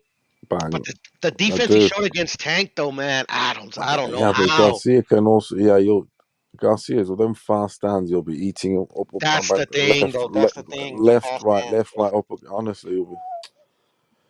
You got the fastest hands in boxing, in my opinion. I'm not saying Isaac Cruz is an absolute bull. He's an animal. I'm saying sir. that his forward style coming to Garcia, to his hands, it's food. Is what I'm. Yeah. Well, the thing capitalize more than Tank did.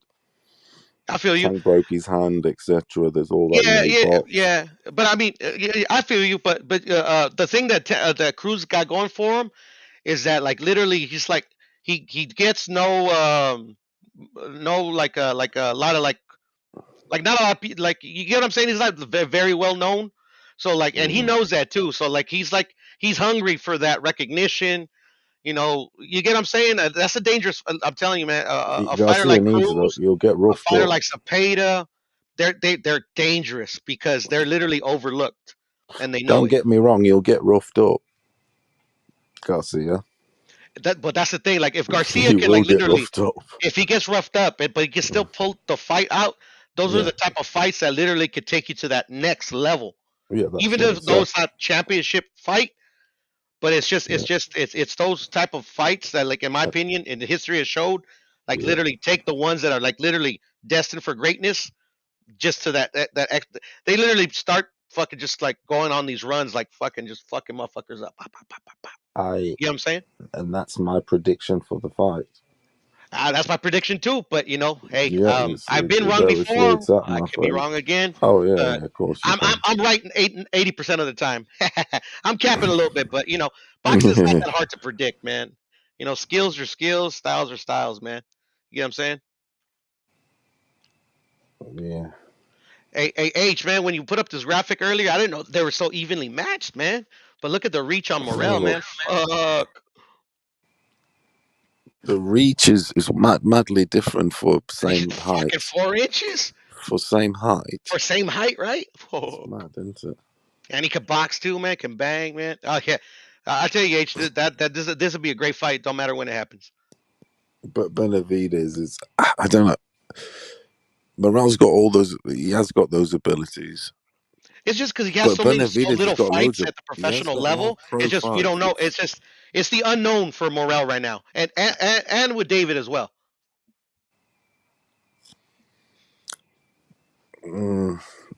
Does the seasoning of being the seasoning pro matter more?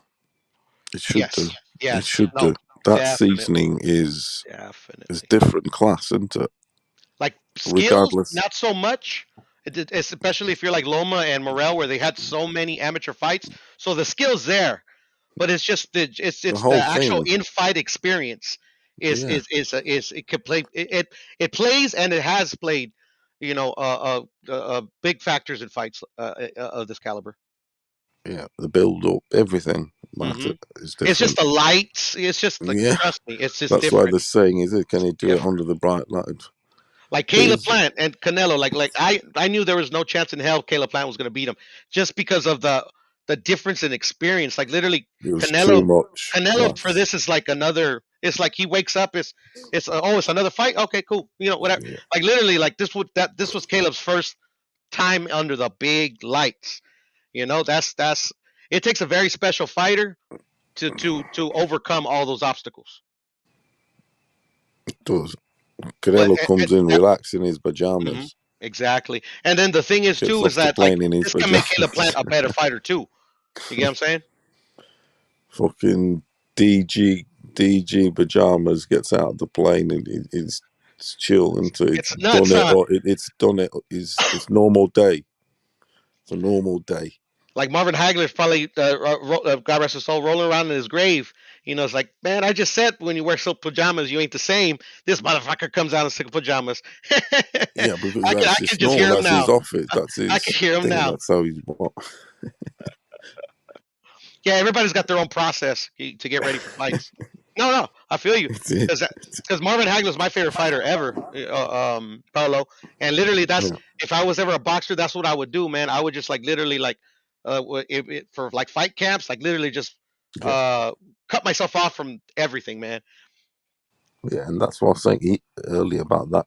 Marvin Hagler is that sort of guy. A street boy. Mm-hmm. I mean, coming up the hard way, then that's why they had are like 4 like losses, that. man, before he even was known. The hardships, all that stuff. He had to fight for everything he got, man. Just like B-Hop. That's why I love That's B-Hop. what I was trying to say. Them guys are not about a lot that come off the streets into the gyms, and then to have promotion. those obstacles and then overcome them. And it makes it turns them into like these mythical fighters that like literally like literally Bernard Hopkins and Marvin Hagler, they're just thought of as almost like God amongst men. You know what I'm saying? The thing is, England had one of them. Actually, the Brendan Ingle gym. They had a bloke that, I mean, he's nowhere near in the Hagler sort of level. Who was this? That Johnny Nelson dude. Oh, Johnny Nelson. Oh, I mean, Johnny Nelson was great though. That dude, he was a good boxer actually. That great dude, cruiserweight. Because he was doing the Prince Nassim stuff as a cruiserweight.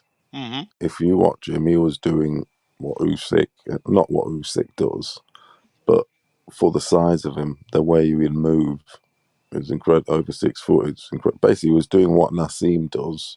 Yeah, but at a as cruiserweight. a cruiserweight, he was. Yeah. But he started really bad though. He did loads of losses, and then he went on a 10-year run unbeaten. That's why losses don't define you. It's what you do That's after what the I'm saying. losses. 10-year run. And when you talk about top 5 cruiserweights ever, he's in maybe in the top 5. You could put him in there. Oh shit! Ever. I put him number 2. Yeah, obviously it's Holyfield and whatever. Holyfield. I got Johnny Nelson but number 2. Johnny's in there. I got him number 2. Me personally.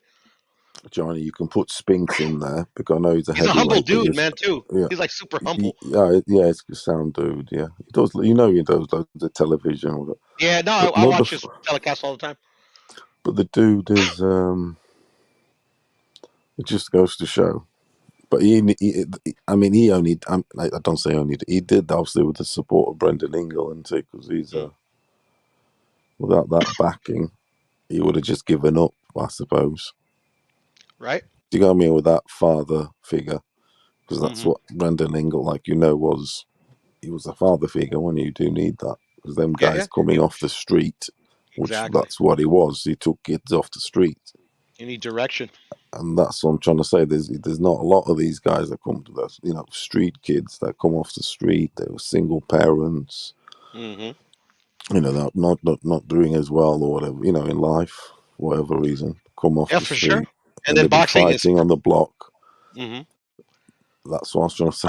Boxing's a bit more like fabricated. Them that and hunger, boxing's that heart, brutal that too, hunger where heart is mad. they exploit their Different. fighters. Yeah. They exploit their employees, if you get what I'm saying. Or, Exactly. not employees, but they just it's a sport built on exploitation. Certainly is. Yes, sir. The oldest sport, the oldest game. Yep. Two men getting in there, man. Just see fucking trying to whip them guys. Like see who's better. Whip some ass. Whipping some ass, man. It's a tough sport to fucking earn your supper, man. I'm telling you, man. Taking punches to the face.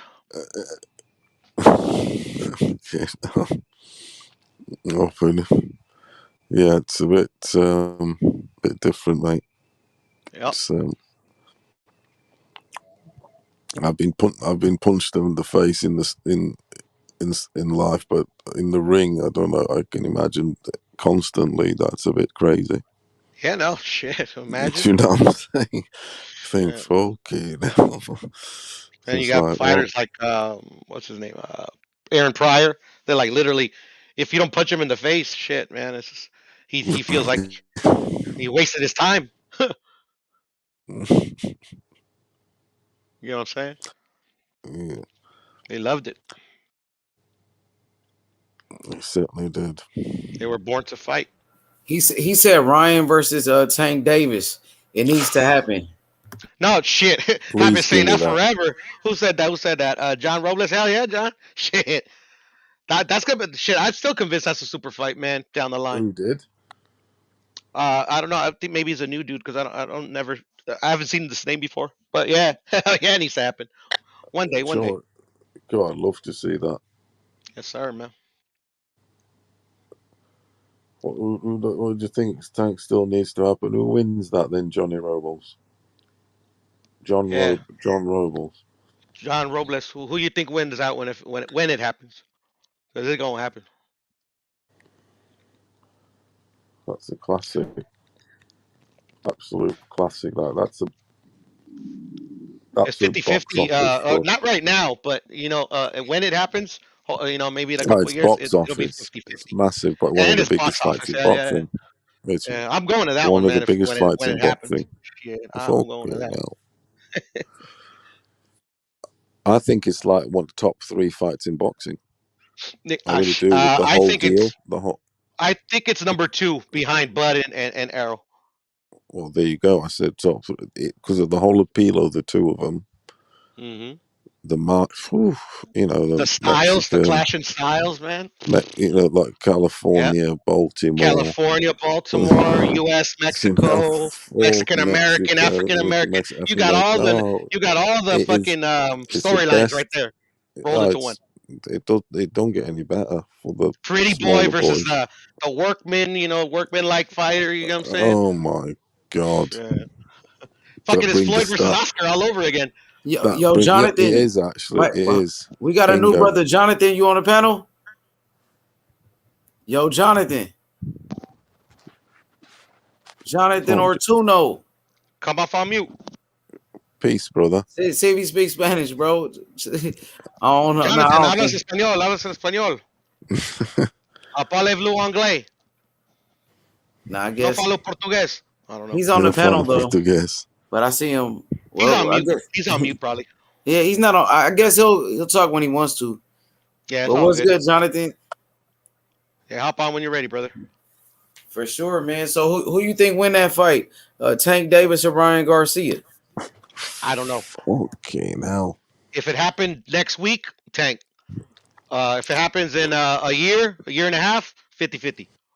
Yeah, next week Garcia's only got one arm. Yeah, he's only got the No. left arm I'm at just the saying minute. because like out of all of them, he's been on the experience. He's been left behind. He needs to get back in the Thing ring, is, build he's up not his using he's not experience. even losing his right arm yet, is he? That's the thing. Nah, he's not. He's He's fucking winning not. on Do you just see the him with his left. dad? Do you see him with his dad messing about in the living room, No, winding up? probably I've seen it, but no. What will happen? No, it was just like yesterday or something, winding Oh, his really? left Oh, hook in the living room with his dad.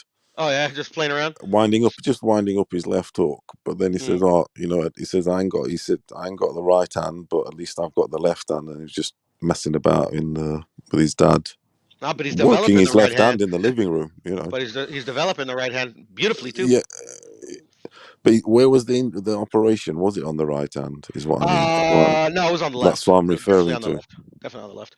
Oh yeah, Was it on the left? it could be a blessing in disguise. It has to be the left. Has to be the left.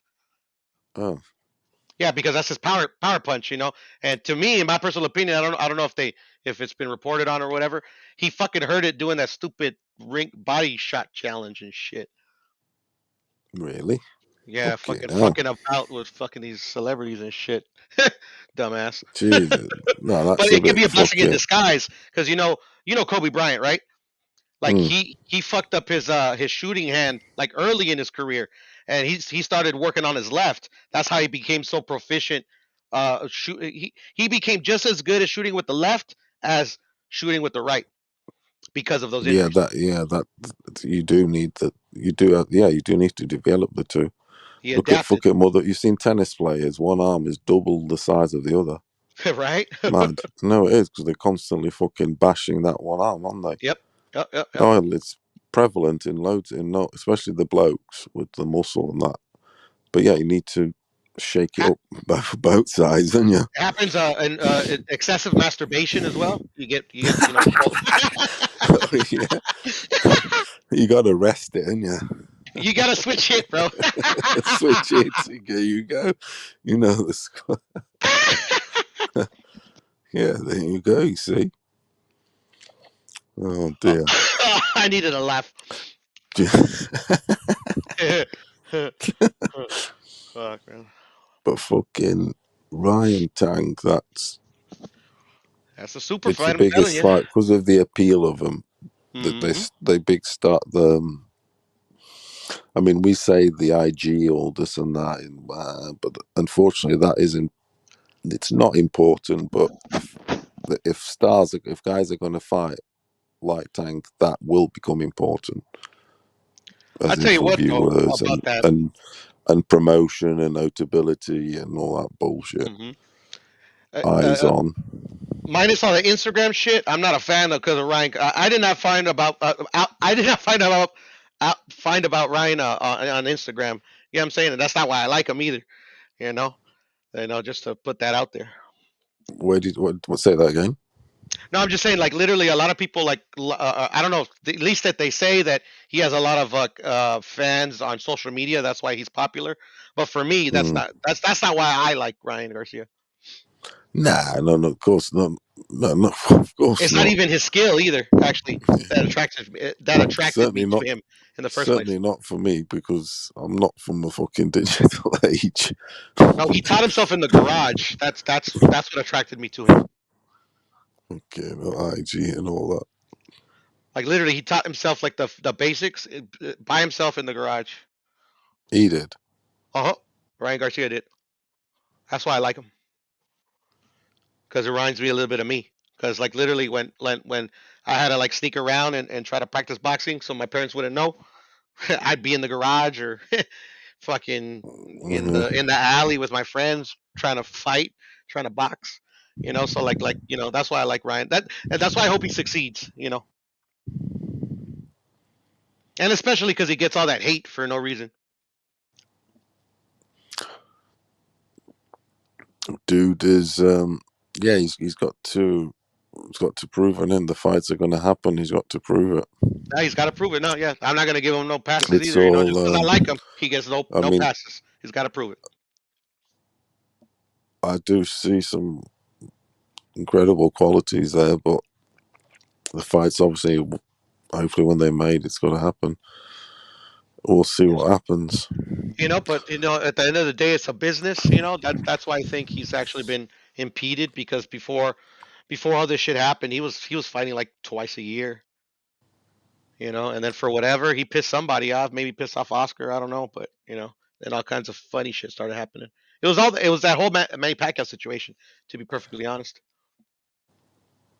Do you think he would have fought by now if it wasn't for the injury, though? He would have done, because If it that's wasn't for putting the back a Manny few Pacquiao months. situation, if Manny Pacquiao's people would have never reached out to him, he probably would have had like 3 fights already.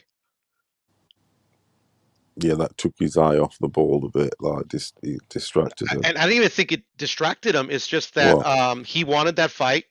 Oscar didn't want it for him. He kept pushing that fight, and Manny's people kept contacting him. The money fell through. It didn't happen.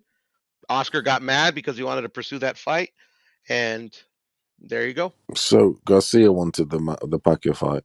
No, Pacquiao wanted Garcia. Pacquiao, but The Pacquiao team Oscar's advice. contacted Ryan Garcia's team. Yeah, and Oscar's advising Ryan not to. Exactly, but like literally, like shit. I remember back in the not too long ago, like months ago, actually discussing it right here on H Money's platform. Like we were saying, like who wouldn't want to fight Manny Pacquiao? Yeah, he doesn't have the experience, but just to have that, he'll learn. Even more likely, he'll lose against Pacquiao if he would have fought him at that time. But the But experience that he would sometimes it's a pick up, schooling, yeah. Exactly. Sometimes it's like you are going to school. Exactly. Sometimes you're you gonna learn can from one of learn the on that best. one fight and win. You're gonna learn from one of the best, Yeah. Because literally the Tank Davis fight was being made. It was literally like I mean, they were negotiating. They're at least per what I've read from the articles on Boxing Scene and stuff like that. It's just the Pacquiao came through, and by the time the Pacquiao the funding or whatever reason the Pacquiao fight fell through, he had already signed to fight Mario Barrios. But he do you think he should fight? That's a good decision or not? What, brother? Oscar doing, holding him. No, back Oscar. in a sense like That's that. why Canelo left, because what he did to Ryan is the same thing he did to Canelo. He protecting him too much or what? Exactly. Canelo wanted the Lara Protecting fight. his Oscar or did just not. building him. Wants to build him also. They did not want him to fight Jacobs. They did not want him to. I think that the Jacobs and the Lara fights is what started that whole issues in between. Is he pimping him a bit or what? No, it's just being what promoters have what's always going on done, is giving them a little bit of cherry picks, trying to build.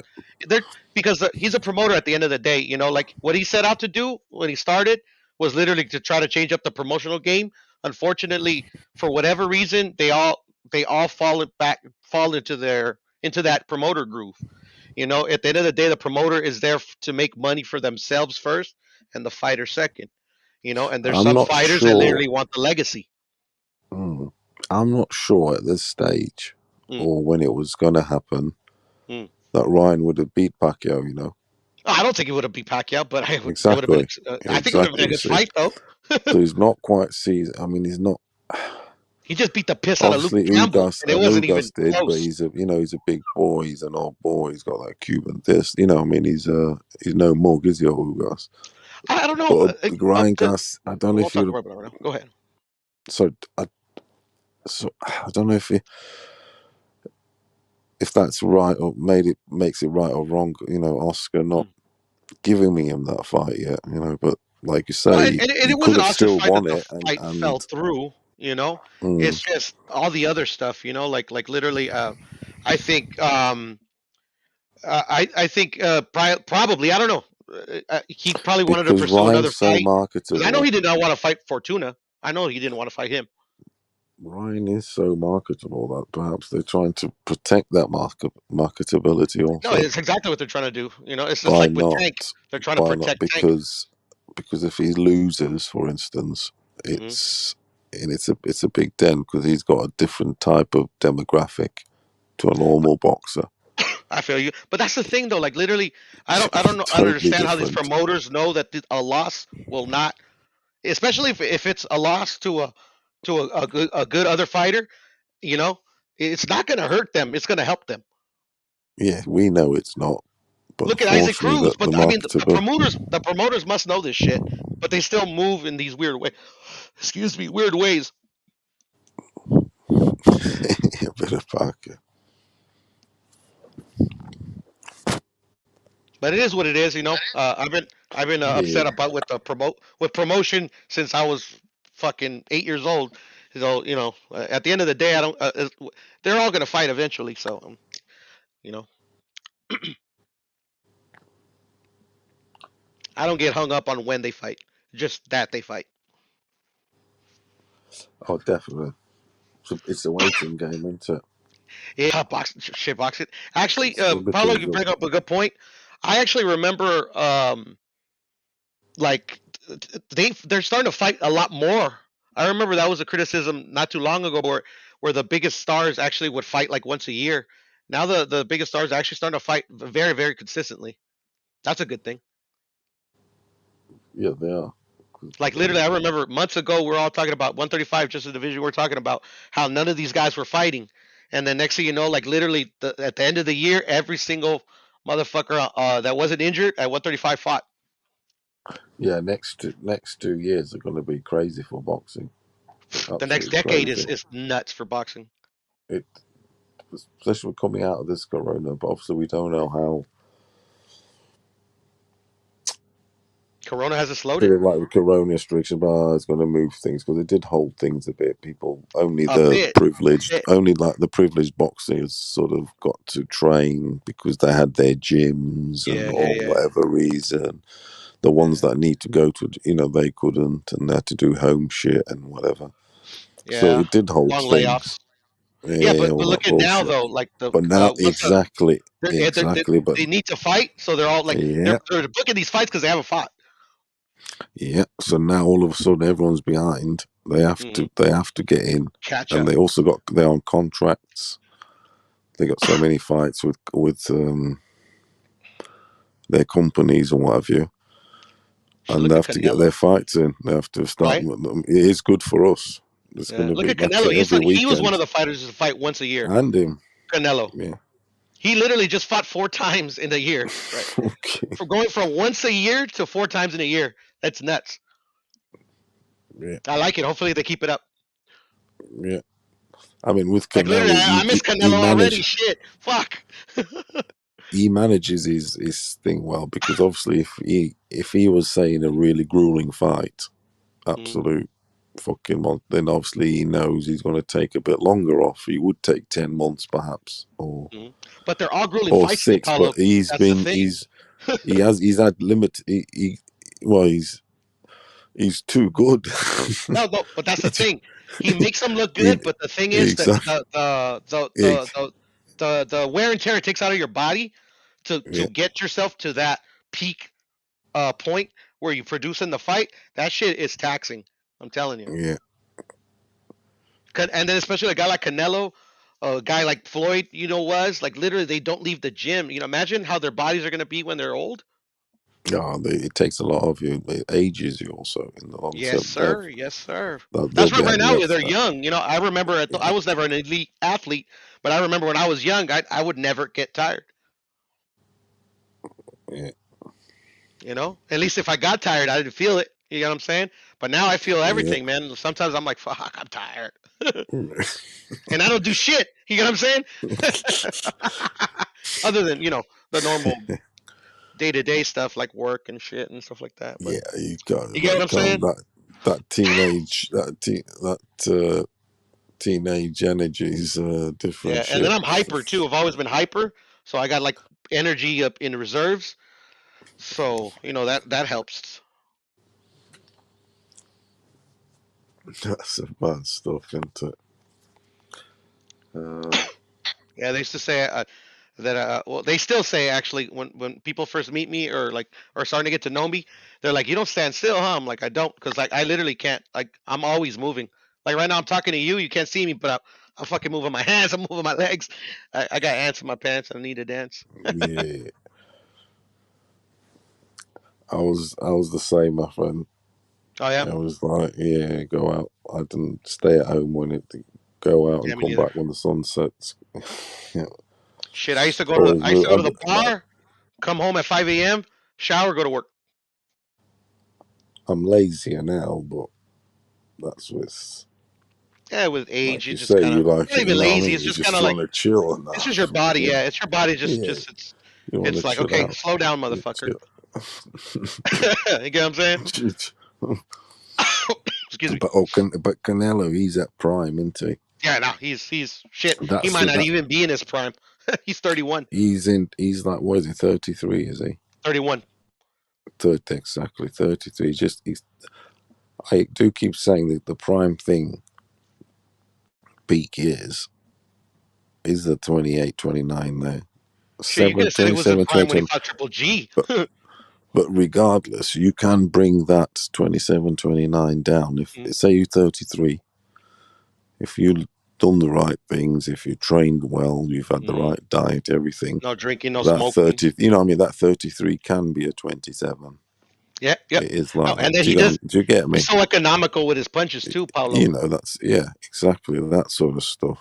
Yes. You know, look at Bernard Hopkins. Because Exactly. he took care of his body his whole life.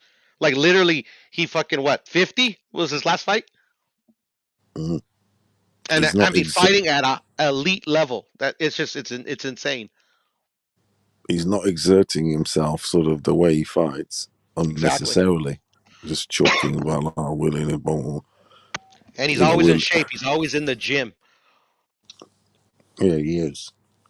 And Like that's why Floyd, Canelo, Andre Ward, Bernard Hopkins, they never had off nights ever. that dedication does make people and the adversaries envious. You Envious, and think? they'll try and pick any hole. No, there is. They'll try and pick any hole. Oh, Yeah. That's a history you of know, they anything, must be on actually. this and must be Not on just that or boxing. whatever. You This, know? eh?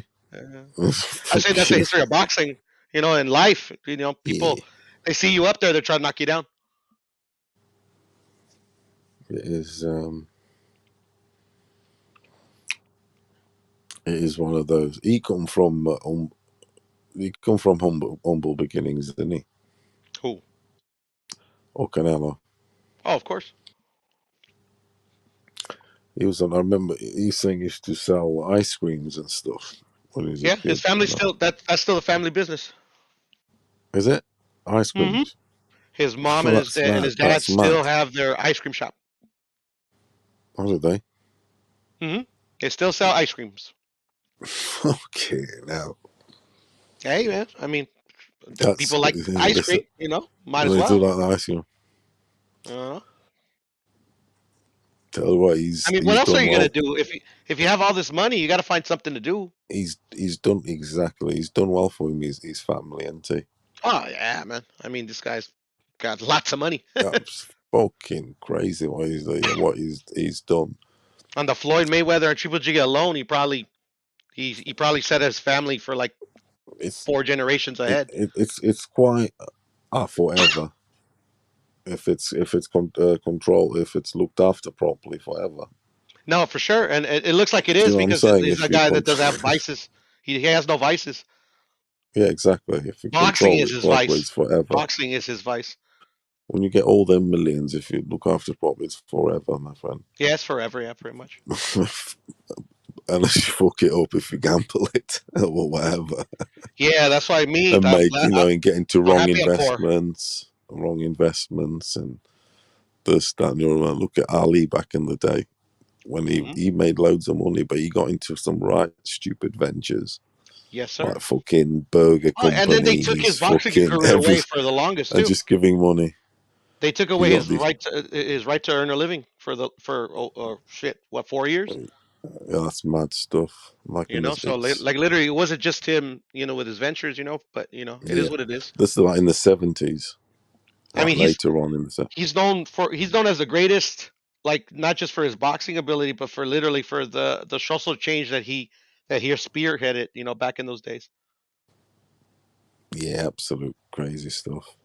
He'll always be the GOAT to me for that, Oh yeah, And no, easily. there could be nobody that he'll never be knocked off the perch as long as I live. Nah, it can't because it just that can't happen. It's too much. No, it's just like It's right with the the dude covered. times. It was the times, Well, we proper change shit, man. And there's some boxers that just literally they just care about boxing. They don't care about anything else.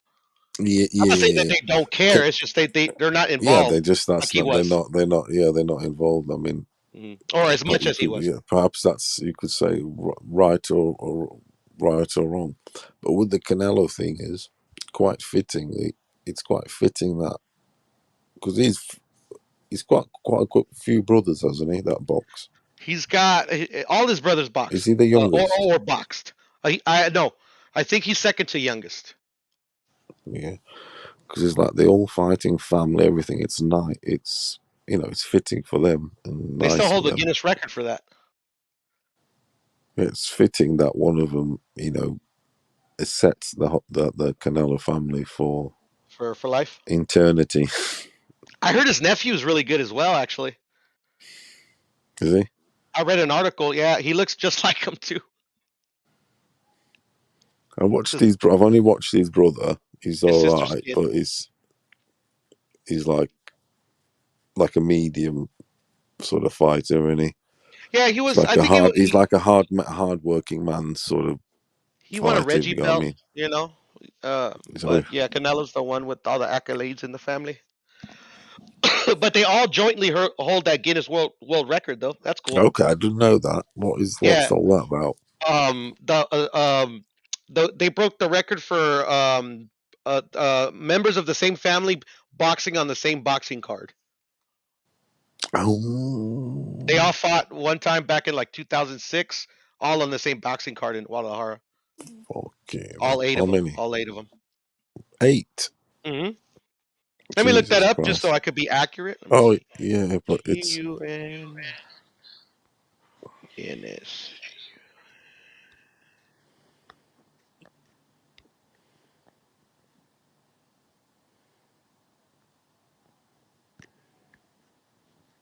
Records.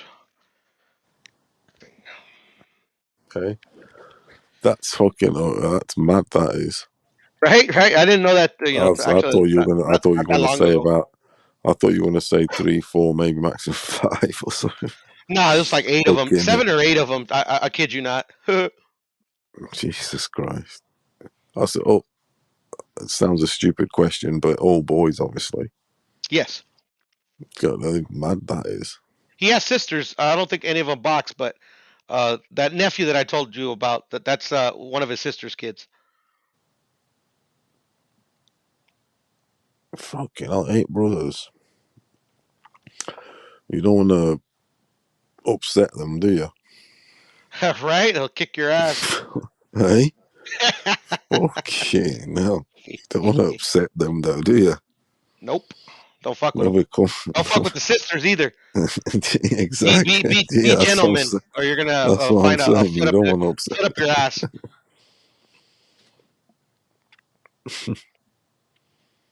Or just do that anyways for any chicks out there. Because I have 4. Excuse me, I have 3 sisters, so I'll kill a motherfucker. Yeah. And that's no internet shit. Yeah, that's too right. That's the only time I'll ever fucking fucking kill somebody. Kill man. a They man. mess with my family, man. That's the only time you get old Cypress Hill on them. Exactly, Cypress Hill. brother. Cypress Yes, Hill. sir. Cypress. Of course you course, do. brother. They're one of my favorites ever. Yeah, me too. Killer Man. They got that song. Listen. Pump the Glock. Here's Killer Man. I can't understand. How I can kill a man. Yes, sir. Yeah, that's what I'm trying to say. That one there. That's it. Yeah, it's that one. Yes, sir. You reminded me of that. I used to love the Cypress Hill stuff. Yeah, no, I still listen to Cypress. I only listen to Oh old yeah, school hip hop. That's the only thing I listen yeah. to. They were a good band. They were. Well, Yeah, they yeah, still yeah. are. They're They good. still go Yeah, strong. they're still making music. I used to watch his podcast. He interviewed Mike Tyson on it. That was funny. Oh yeah, yeah. What's it? Be real. Yeah, Be Real. Yeah, it's funny that stuff when he interviews him in the car smoking a joint. Oh yeah, for sure, for Fucking sure. gets the smoke. It's called the smoke something. Oh Smoke. yeah, yeah, something smoke. I know what you're talking about. Yeah, Yeah, something I smoke. forget. There. I saw it the other day too, but I forget. Yeah, it's Six Yeah. Brothers actually. Paul, I just looked it up, Oh, is it 6? Is it and that's the 6? Guinness record. Correct. 6. Fuck, that's crazy. That is. Still, anything. I mean, I don't think you want to say that many. It's 7 in total, but he has 6 brothers.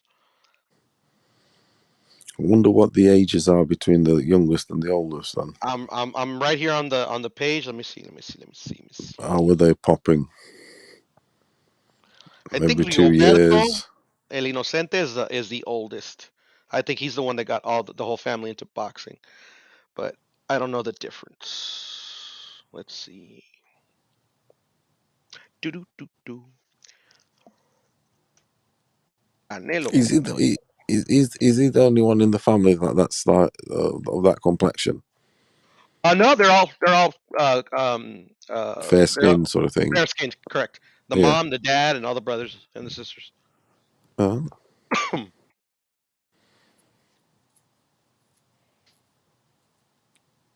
I've never seen a picture of his dad.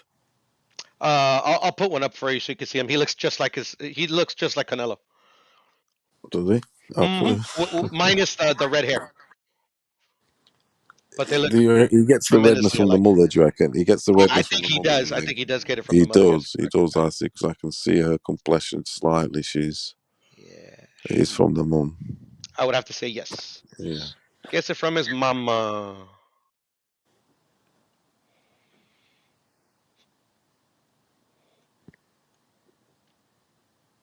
Like when you have that many kids, also there's a chance of you're going to get some difference, some at times like that. I hear you. Do you It know what I mean? The happens. DNA, Genetics, bro. You know, the DNA, genetics. That genetics. I mean, yeah. Shit, my grandmother had blue eyes. None of us That's came why out with he's blue good. eyes. It's the uniqueness in him. Okay, what? What's that? Happened, brother? Your sister had blue eyes. No, my grandmother, my dad's mom had blue eyes, Oh, right. and none of us got blue eyes. We all got brown eyes, which is cool because I'm content with how I came out. I'm good. Shit, I can't change it. I don't believe in plastic surgery, so fuck it. So what's the ages there?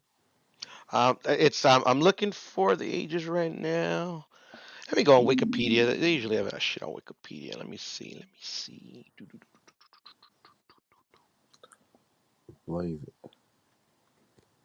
Wikipedia right here. Boom. All right. Let's see. Early life, early years, personal life. Right. All right. That Joseph Farron is, the chap that comes on, the man comes on. Mm-hmm. I mean, he was on about Canelo not happening with Makubu because of, obviously these are opinions and predictions or whatever you want to call them. I'm not saying that's gospel. Mm-hmm. I'm just saying it's an opinion, so to speak. Yeah, for sure. That, he's and it not might not happen. fighting. That he's It might not not happen. fighting Makubu. It's just interesting in that He's not fighting him next, he's which I going to have thought. to fight that Makubu's going to have to fight his mandatory. Yes, sir. And that his mandatory will beat him. I remember. I was hearing. I was working, but I was hearing on that's the correct. speaker. Yeah, because he's of that quality. So if that is the case, it'd just be interesting to see how then what paths, what other way Canelo would go. if you get me. Mm-hmm. Because obviously we'd have a new champion. Makubu's out of the picture. It could be, if that was to happen, be a work in the span, a span in the work, so to speak. I hear you. What do you reckon would be the opportunity? What would he do then? Well, if he doesn't fight Makabu, Hmm. 175, Does it which is to me, move? uh, what Who was would you? going to be done initially. Who would you reckon he would go for then? Um, I don't know. Whoever, doesn't really matter. I mean, Does it? if I was managing his career, or if I mean, Yeah. he manages his own career, I'd probably go Bivol, Yeah, Bill. Yeah, Bill. and then Big after on Bivol, the. Callum Smith, if David Benavidez doesn't beat him first, and then after Bivol, Better BF, and then go to Jesus cruiserweight, Christ. go fucking Okoli, Makabu, whoever. Just Yeah, there's some absolutely freakish fights. Those are mad fights. Those, if he starts winning stuff like that, it's you'd be like best. 175 is easy for him, in my opinion. Really? I think Zerto and Better BF are the most dangerous, but I don't think he loses to either one. Yeah, I can see where you're coming from there with them. It's just the level of experience between the fighters, that the champions that exist right now, and him, is Yeah, it's preparation, too tactics, vast. absolutely. Too vast. Not saying that Those, he cannot lose. No fighters undefeat. Excuse me, unbeatable. But it's gonna be hard. I mean, Canelo does some shit that these guys fucking have never even seen ever in their lives in a ring. I like mean, they what? see it on TV. They see it on TV, but like actually in front of you, it's difficult. Like the way he can, like, literally, like, make you miss, like, literally, like like that's what amazed me back when it happened, against, Millimetrically. right. Hey, it's a Yeah, game of inches, right? But against Danny Jacobs, which is not does not have slow hands. He's not like he's not known for fast hands, but like literally, he made Danny Jacobs look silly at times. Triple G made him look silly at times too. I remember, I believe in the first or the second fight. I think it was the second fight. Triple G hit him. The only time I think he actually stunned Canelo a little bit. And then Triple G, I think, noticed it and try to pick up the pace. Throw a lot of punches, and literally Canelo. I think Triple G threw like a 6 punch combination, and not one touched him. This while being hurt, mind you. His defense is from what it used to be to now, it's fuck, man. It's amazing. he's got that head movement stuff going on, isn't Well, the thing is that he he? Coined it. dictates what the other fighter is going to throw. That's how he makes it look so easy. So literally, because he doesn't have what you call a traditional jab. He kind of just uses it as a range finder, and as Yeah. a to bait you. It distracts him like Yeah, so it's, it's kind of like Guillermo Rigondeaux. You know how he kind of like practices and he what he's hides gonna also what throw. he's gonna do. Have you seen Yeah. that? Sorry.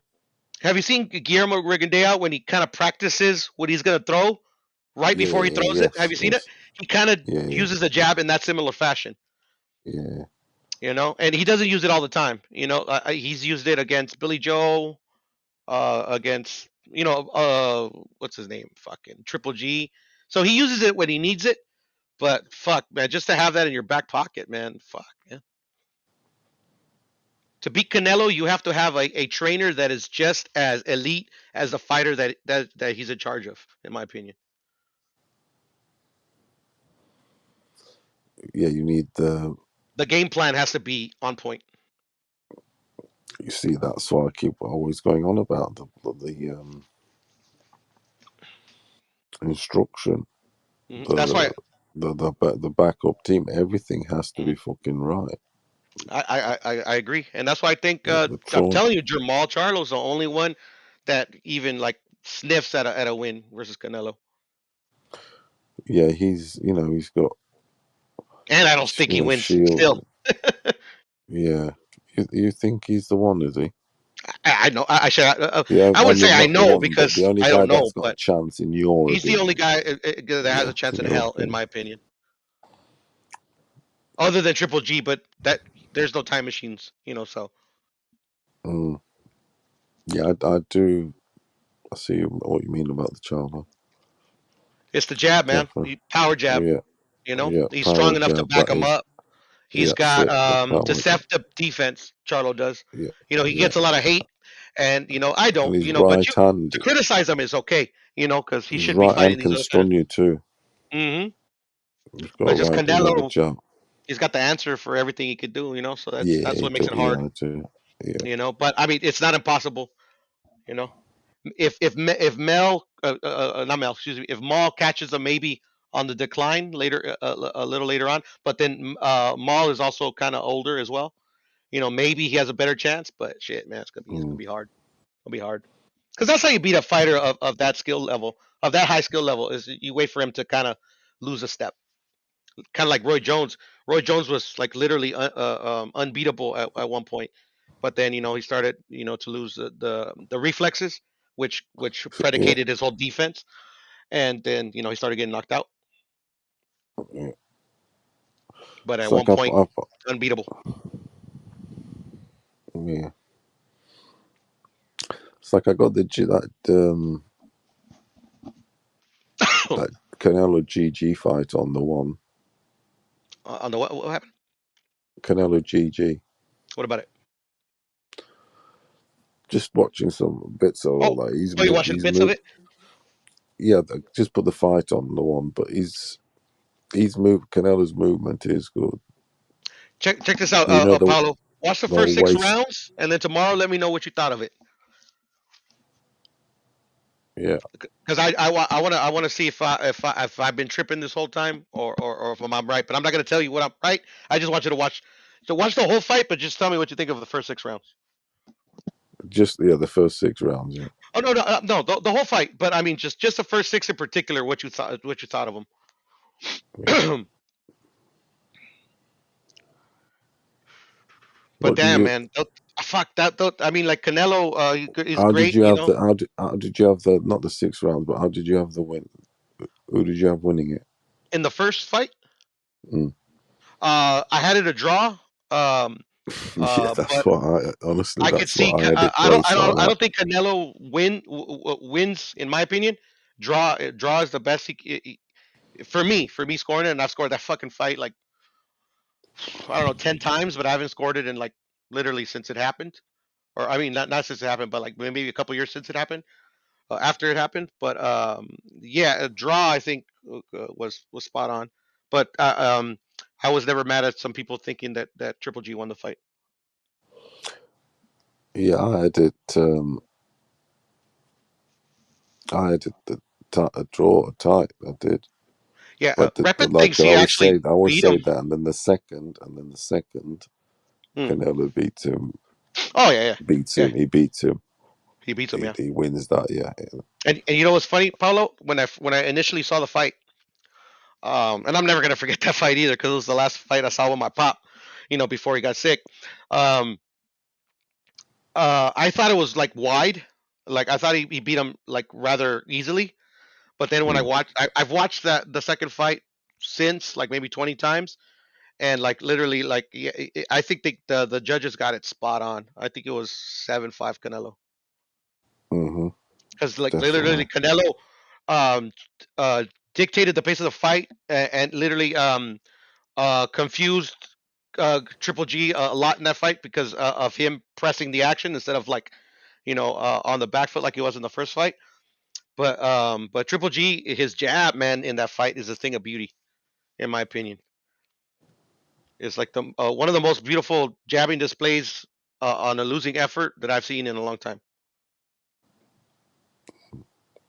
He couldn't miss with that fucking jab.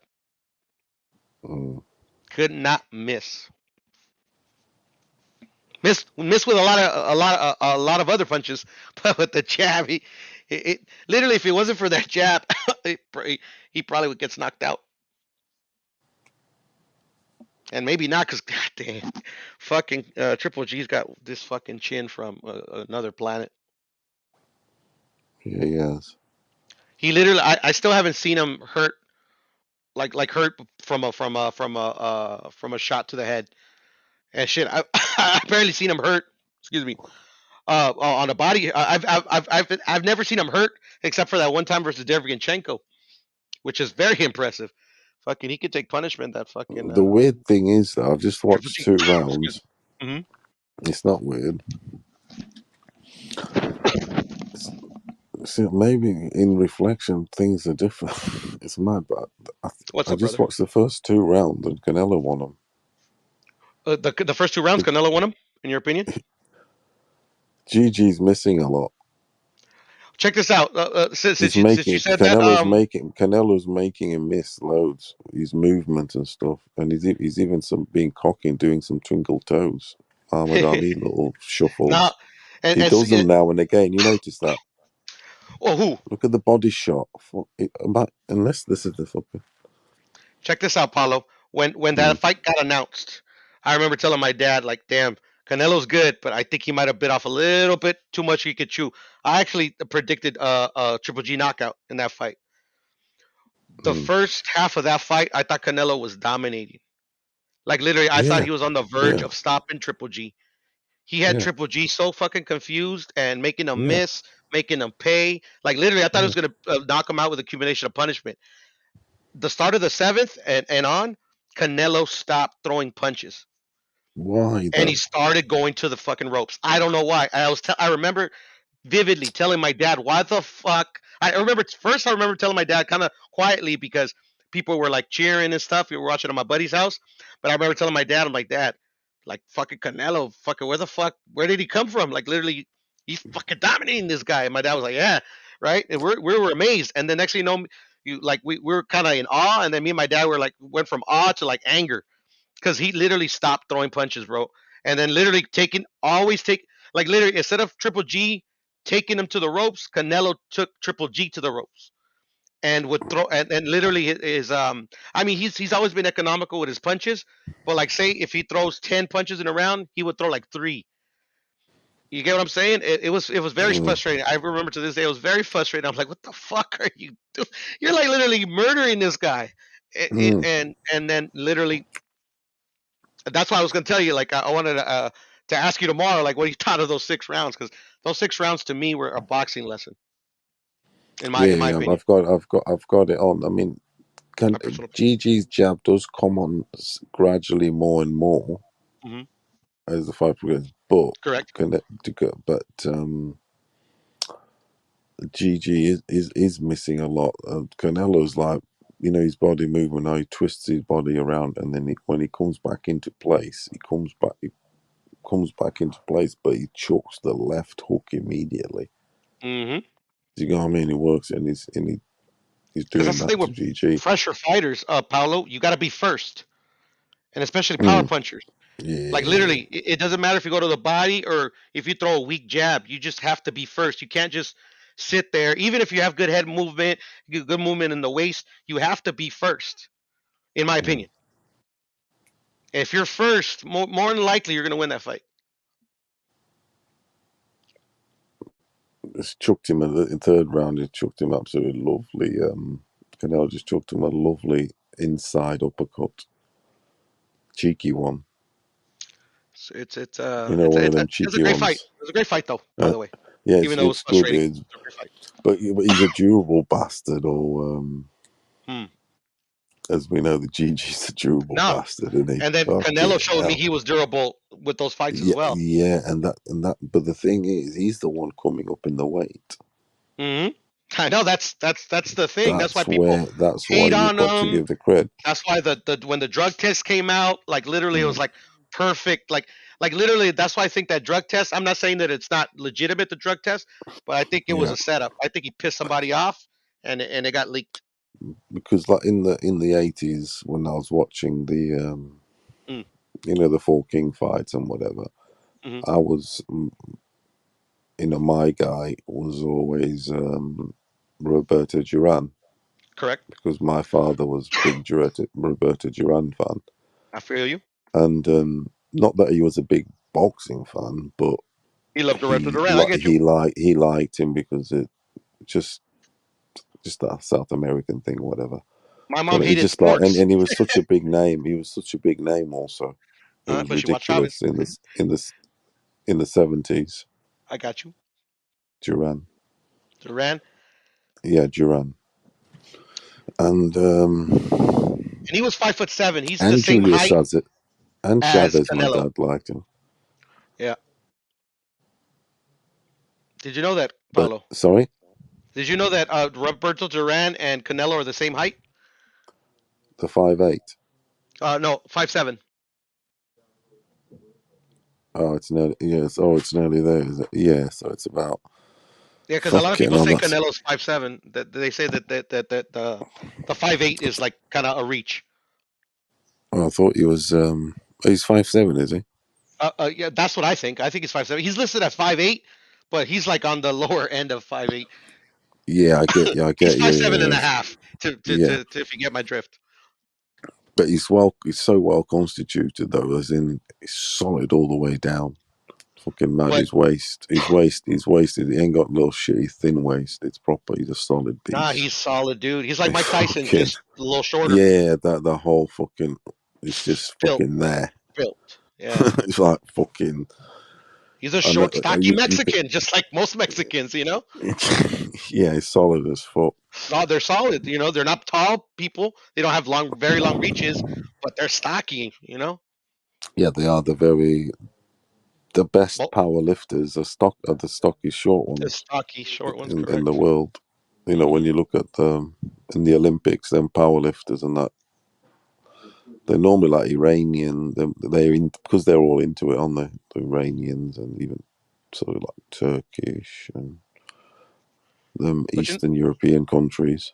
mm, And yeah, but with Duran was the first to do what Canelo's doing, right? yeah, what I was saying, I distracted myself. What I was going to say about the Duran thing. Hmm. When I was watching, my guy was always Duran. Got you.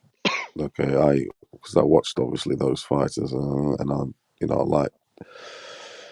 I was always admittedly, and yeah, I was always backing Duran. I mean, I like Hagler also. All the whole he embodied me, and I mean, I like Sugar Ray. I respected him,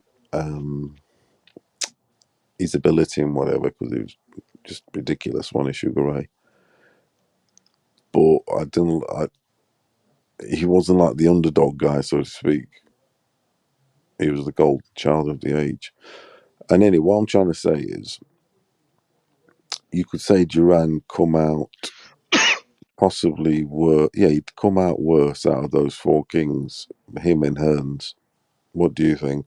They What do you won mean the came out worse? least, They won the as in least, the who beat who, and yeah, that sort of stuff. But Duran's got the one over Sugar Ray, isn't he? and Sugar Ray has the one over Hagler. Yeah, yeah. But then when obviously Duran then gets beat to Hagler, he gets killed by Hearns, Mm-hmm. and then the whole mass. But then, Loses to so he Hagler. to me as a fan of his, he came down. You know what I mean? Like on the negative, but I got you. I did go away from it thinking, and I always come away from it thinking, look, he's the one who came back from the lower weights. Mm-hmm. Do you get me? I So do. I was always thinking, yeah, Good point. what an absolute fucking animal. You'd already obviously done everything in the 70s, all that career. Shit, he fought in the And 60s, bro. exactly. And then next thing he's fucking fighting fucking natural, more natural guys at the weight. Shit, he You know, fought you Iran had Barkley and he beat him. exactly, and what's his name? That dude he also beat for the title. At the big weight, fucking at middleweight actually, Trying to he won it. remember. Fuck bust Davey Oh yeah. Moore, I think. Davey Moore. Davey Moore, yeah, fucking bust his eye open and that. But yeah, so I mean, what a fucking animal. That's what I've always.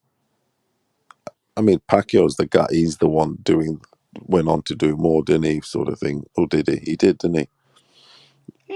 To me, they've He done the was the same. Pacquiao of the future, wasn't he? They've done the same. But he has always been my favorite. Yeah, He did seven. Duran. He did seven. Pacquiao did To 8. me, is What's the Duran. difference? My favorite is like I was like it's obviously I like Ali and all that, but Duran, Salvador Sanchez, and I've always liked that the Mike Tyson thing. You know, man, I No, have I love Mike Tyson. because I it will was always love Mike Tyson. it was just my era and shit. It was just ridiculous. The fucking the world was fucking shit scared. That's why those odds were so fucking big. Fucking hell, the way it was, it's like the way stuff was being written and stuff is like it's not from this world. I used to remember I used to buy surf magazines and this and that because I used to like doing back in some the day. doing bodyboard, Oh, okay. that sort of shit, whatever. And yeah, as a teenager and whatever, and motherfuckers would describe in the magazines how this wave, and because we used to I like reading about weather waves and whatever best waves in different places and that all that sort of shit. I feel you. The best places for the waves and whatever. And they'll just say, oh, this wave is like facing Mike Tyson. You know what I mean? They were even like using him. Do you get me? It was like, yeah, I get you. Even if you were into that, they were explaining Mike Tyson in that field. So I'm reading about Surf magazine, and what the fuck is they mentioning Mike Tyson in there, and the waves being like Mike Tyson. It's like, what you on? Yeah, I feel you. So it's in that sort of folklore. That's why the person becomes so fucking gigantic, isn't it? Because he's been described in every fucking walk of life, isn't he? Yes, sir. In a sense. No, I But feel you. I feel you. Yeah, you get me. But yeah. So the Duran thing, yeah, he's always been my Your goat. Yeah. I do like. But then I gave him that.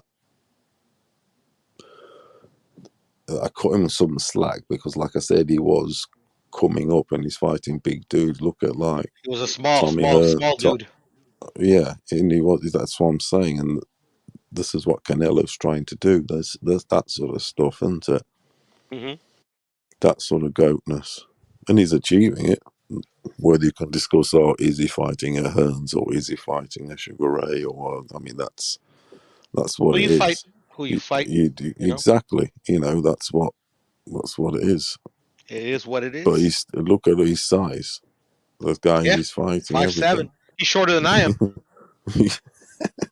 It's crazy. It is crazy. It's like I can't imagine him. What are you? 5 what? I'm 5'9". 5'9". Correct.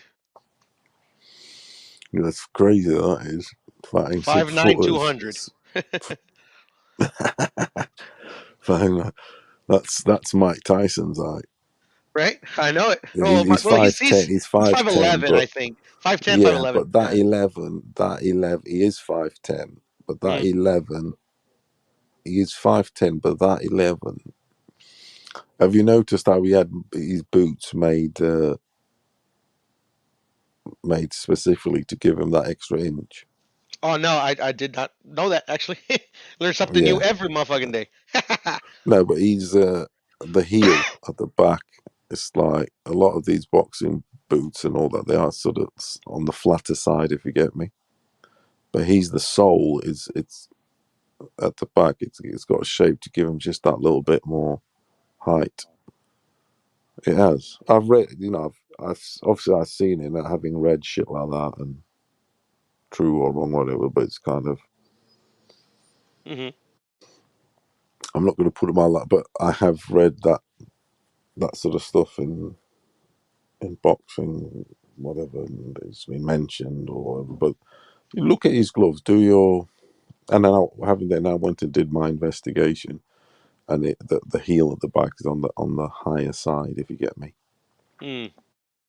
as in flat. It's like I'm watching Connect this fight now. Both their boots and whatever they are on the flatter side. They're on the flatter side, so they are Yeah, their it's height how is they their are. height. We know it is there, but he gave it a bit more of a heel just to give him a bit more, just that little, just that 1 inch gives you that little. I feel you. I That's feel you. what she said. I get you. I get you. God. Yeah, but yeah, so 5'10", fucking hell, that's mad stuff, isn't it? Right, shorty is short like Oh, me. okay. You know what I just found out? No, that's the average size of the man.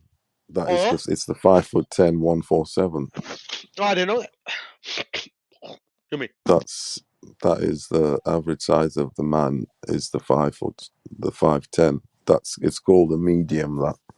Oh, that's the kind of That's your okay. average human thingy. Average human Yeah, height. sort of. Yeah. I always thought like On 6 feet was average. I don't know why. no, it's not. Don't worry, mate. You're all right. No, it's not. That's a bit on the high. It is 5'10", 147. That's a magic Excuse me. number. That 147. That's your average. That's your average. That's Average why I human think that male. yeah. That's why I think that weight there in boxing it should be in hugely respected. I mean, look at the guy. Coincidentally, the top guy. It's Crawford, is it? Yes. Uh-huh. Is it Crawford? Yeah. What Crawford? Yeah. What about him? He's 147, is he? Oh yeah, he's 147. Correct. Yeah, 147. That's your medium average man. It is. That's average. 5'5". Oh, Yeah. okay. I got you. All right. Now, oh, okay. Your average of so he's what 5. Canelo, what he's doing is at that height. It's like fucking hell, Yeah, no, beating these it's top impressive. boys. It's even He's doing what more. Duran did. That's what Shit. I'm trying to. Yeah, that's what I mean. It's even more Some people have sort Duran of. as the best boxer ever. Who has? A lot of people. A lot of people have Duran _1 in the history of the The thing is, pugilistic arts. I'm incredibly high Just on him. boxing skill. I'm incredibly high on him. I am And so am I. because of My favorite just fighter is Floyd everything. Mayweather. Oh no, He's excuse me, do. Marvin Hagler. But I'm high on him too. Although, and he could have even been better, even better. But I mean, I don't think he was as disciplined No, he for definitely whatever wasn't. reason, like say, as he could have been. But then the times were different. Yes, they He were. was like a hero to these nations, this, that, and the other, and everyone was pimping him, presidents, and everybody wanted a piece of him. Yes, We sir. talk about Ali's and Mike Tyson and this and that, but they did the same to him. Don King, I mean, don't forget Don King had his hands on him also, didn't he? He had his hands on all them boys. He did. So he was pimped by Excuse me. all the presidents in South America, for instance, especially when he beat Sugar Ray. Facts. They gave him the heroship, didn't they? Yes, they did. Because Yes, they did. it was one of the biggest wins in Latin American history Mm-hmm. in boxing, but if not Boxing. Yeah. the biggest He beat Sugar Ray because of Leonard, the man. whole because of the whole African, that thing is the Tank Garcia, the whole thing that It's a makes it fucking, nationalistic, but yeah, it makes it boxing's always been a beyond, nationalistic. yeah, that's It's promoted tribals that and way. Never yeah, racial, yeah, no, but not try, no, nationalistic. no, no, no, not Nationalistic. racial, not racial, no, not Nationalistic. racial. Sometimes, Just in the dark ages in this country, they probably did do the little, that dumb shit. But it's always been yeah, like, that's always been a very big selling point. U.S. versus yeah, Mexico, England yeah, versus United States, Japan yeah, versus fucking nationalist, yeah, China. national, It's always been nationalistic sport. yeah. They make the like countries and whatever. But shit, look at Canelo, man. That Canelo literally like he did like a little GQ video, like the 10 things he can't live without. And he literally like even if he doesn't have a fight, he always carries a Mexican flag around with him. Yeah, he's so very proud, isn't he? Yeah, he's like literally like fucking. He goes to a fight, it's hanging up. He kisses it, like it's. But that's been most Mexican fighters throughout the Well, years. Mexican are very, very, very proud. They like to, um, show it in the way you Yeah, should do. always have, You know what I always mean? have, Like you always that's out and it's that. conditioned into him too. To be honest. Yeah, you don't fucking proper be proud and don't be. I know, Like I know, I know. I know the Mexican national anthem because my mom taught it to me, and also when I lived in Mexico, at I forgot around what time, if it's either midnight or like 4 in the morning. It literally on every radio station it plays What they play the national anthem. the national anthem. Like I think it's midnight or 4 in the morning. I forget, but every single day on every single radio station. Don't matter what's playing, what song. If it's fucking World War III is kicking off, that shit's on the radio. Yeah, because the traditions and things like that they Yeah, stay yeah, rooted, it's safe. Yeah, exactly. stay strong and rooted. Like here in England, they complain a lot. About Like it. when it's as in like their national day, which is classed as St George's Day. Hmm. They don't. That's like they don't celebrate it enough or whatever. Let's for instance, their Cinco de Mayo, for instance. Yeah. Oh, okay. I got it. It's like Do you know what I mean? it's just a Yeah, day. it's just it is a bank holiday here, but not enough people. Yeah, they celebrate it here in So, the United States more than they do in Mexico. I got you. I got you. yeah, do they celebrate more in there? Do The In Mexico, it's only celebrated in Puebla. Everywhere else, they probably do like maybe a little recognition or something. Maybe the president will come out and say something, but it's not a fiesta. Shit, I can't even talk right now. A fiesta patria, as they call them. they? Yeah, It's fiesta. just it's just a battle that happened in Puebla one day to the Mexicans. But like the 18th, if I remember correctly, sometimes I forget. But the 18th, the actual Independence Day, man, shit, it's a huge party. Yeah, this now it's in the 8th round. Canelo, he whipped him though. Hmm? He whipped his ass those 6 rounds. Right? What I tell you, Yeah, I just yeah, he wanted to did. make sure I wasn't going crazy, No, But then he no, stops, bro. Like literally, like no. I remember telling Pops, God rest his soul, like the fuck is this idiot doing? He's fucking doing he's doing his best Oscar impression. He probably thought he won the fight already. Yeah. Mm, Oh shit, Paulo! Before I forget, I just found out something very curious. Roberto Duran's dad. mm, He was literally 1 year older than my dad. wow. That blew my mind. Like He's literally, Mexican though, isn't yes. He was actually born in Arizona, but from Mexican parents. he? Canelo.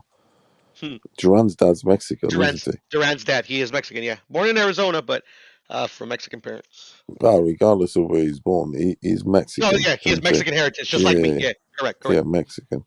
But like His Duran mother is a is, half Panamanian though. yeah, Panamanian. He's a But He's a Panamanian, Pan-Mexican. but Panamanian, but then Pan-Mexican. Panamanian is. I don't want to say it's all the same thing, which it isn't all the same thing, but No, no, no. But I feel it you. comes from the Hispanic. That region right there. Yeah, that's what. You know. Yeah, the Spanish. Oh, it is sort of. It's not all the same, of course, not. But it's. Yeah, I feel you, man. But it's At one the. point, it They was put it all this different way. Put it tribes. they speak Spanish. They speak Yeah, they speak Spanish in Spanish. Yeah. Panama, and they speak Spanish in Mexico. So it's from the Hispanic. Yeah. The Spain, isn't it? You know Yeah, what yeah, I yeah. mean? It's well, they're it's That's the that same region. heritage It's the same region. with mix with yes. It is So Panama. North America, pretty much. Yeah, he's an absolute. Yeah, that's probably why. Then he's got goatness. Yeah. Well, if you're Mexican, if I was Mexican, I would be saying that. And born, and then I can tell you. he's I he's tell you also now. American actually, because If the way our if laws I was work, Mexican, if you have a parent sorry. that's born, he's also American, Duran, because how our laws work, if one of your parents is born here, you have a right, you have a birthright as a, to be a U.S. citizen. Oh, yeah. I don't know if they changed the laws lately, but I remember because my aunt's mother was born in Texas, and she back in the day she actually has her American passport and everything, and she was actually born in Mexico. Mm. But since her mom was born in the United States, she's able to do the paperwork and get her birth certificate and stuff. Or was. I don't know if it's still valid, if it still happens. Dual nationality, they call it. Yeah. Yeah, I have that Apollo dual nationality. Yeah. Yeah, I got my American passport and my Mexican passport. Yeah, that's why I have Oh yeah, you got both Portuguese and Portuguese and Portuguese Angola. and English. Oh, in English, English. Portuguese and English. Got it, English. got it, got it, English. got it, got it, got it.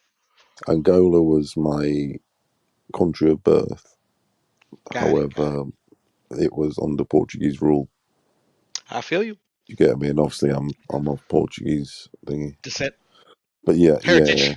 But if I pursued Mhm. the an Lineage. Angolan passport, You could get it. and I could get it. Yes, but Oh, cool. to be honest, I've never, Felt the need I've to never. get it. Yeah, it's one of those things I've never. But if I need to, I would have done through like birthright, and my parents were also born there. Oh, there you go. And yeah, they were born. My dad had lived there for all his life. So Oh shit. I mean, Then there it is. He left there when he's in his 30s. So, Oh, okay. and my mother was born there. Do you got me? That sort of shit. So I would have. Shit, we got real similar Generational. backgrounds, Paolo. Me and you. Sorry. I said me and you. We got real similar backgrounds. No, the way it's just different countries, but really It's similar. mad. Yeah, it's mad. It's mad stuff, man.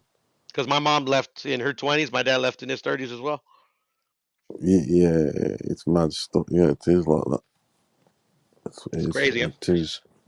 Well, it's mad, crazy stuff like that.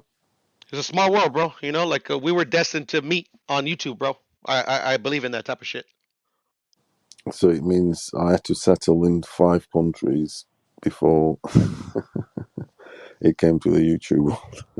Yeah. I believe in destiny. That's why, like, literally, like in my book and in your book, like it says, Yeah, I know Paulo what you will meet mean. Puro on YouTube, and vice versa. I swear to God, I believe in that type of shit. I swear to God, man. That shit's real. I believe in free will. Don't get me wrong, but I believe there's certain things that you can't. It's inevitable. It's going to happen. It definitely is going to happen. Yes, sir. But the thing is, though, what's up, brother? With going on to the Canelo fight, with him having done well in those first rounds, I'm trying to think. He's still doing okay in some of these rounds, though. I agree. It's just it was frustrating. What that I don't know. Yeah. I thought he was gonna knock him out, like literally, and then it literally like the fight. The literally it became a different fight. That's what I remember. Maybe it was a plan all along so they could get the rematch. It was like okay, you kicked his ass long enough, let him come back. We're gonna give you guys a draw, and you guys will make more money, and then go kill each other. God, is it like that? That's I mean, you never know. Fuck, it is yeah. boxing at the It's end of the just you day. never know, don't you? No, you don't. It is boxing at the end of the Where day. do It's you rate Duran then? Do you rate him or what what? do I rate Duran? Top 5 Yeah. ever. Hey, Top 5 ever. would you? Who's your top 5? Those are hard for me because I haven't seen like Henry Yeah. Armstrong in real time. I never saw Sugar Ray Robinson in real No, time. but for Shit, you, I didn't see Sugar Ray Leonard you in don't real have time. you don't have I to was born in say '82. you don't have to say them boys. I mean, it's what you think. It's Oh no! I just Is prefacing Chico is preface for you what you for your sort of like my your top 5. Okay, I would go is Ali Chico in there? Durant. No, Chico, I'm only he's joking, one of my but favorite fighters of all time. But like yeah, greatest of all that's time, yeah. I I know would what you say mean. no. Yeah, But I would say Ali Duran, Marvin Hagler, obviously, Chavez, um, Ali Duran, Marvin Chavez. Yeah, Hagler, well, Chavez. Let me see.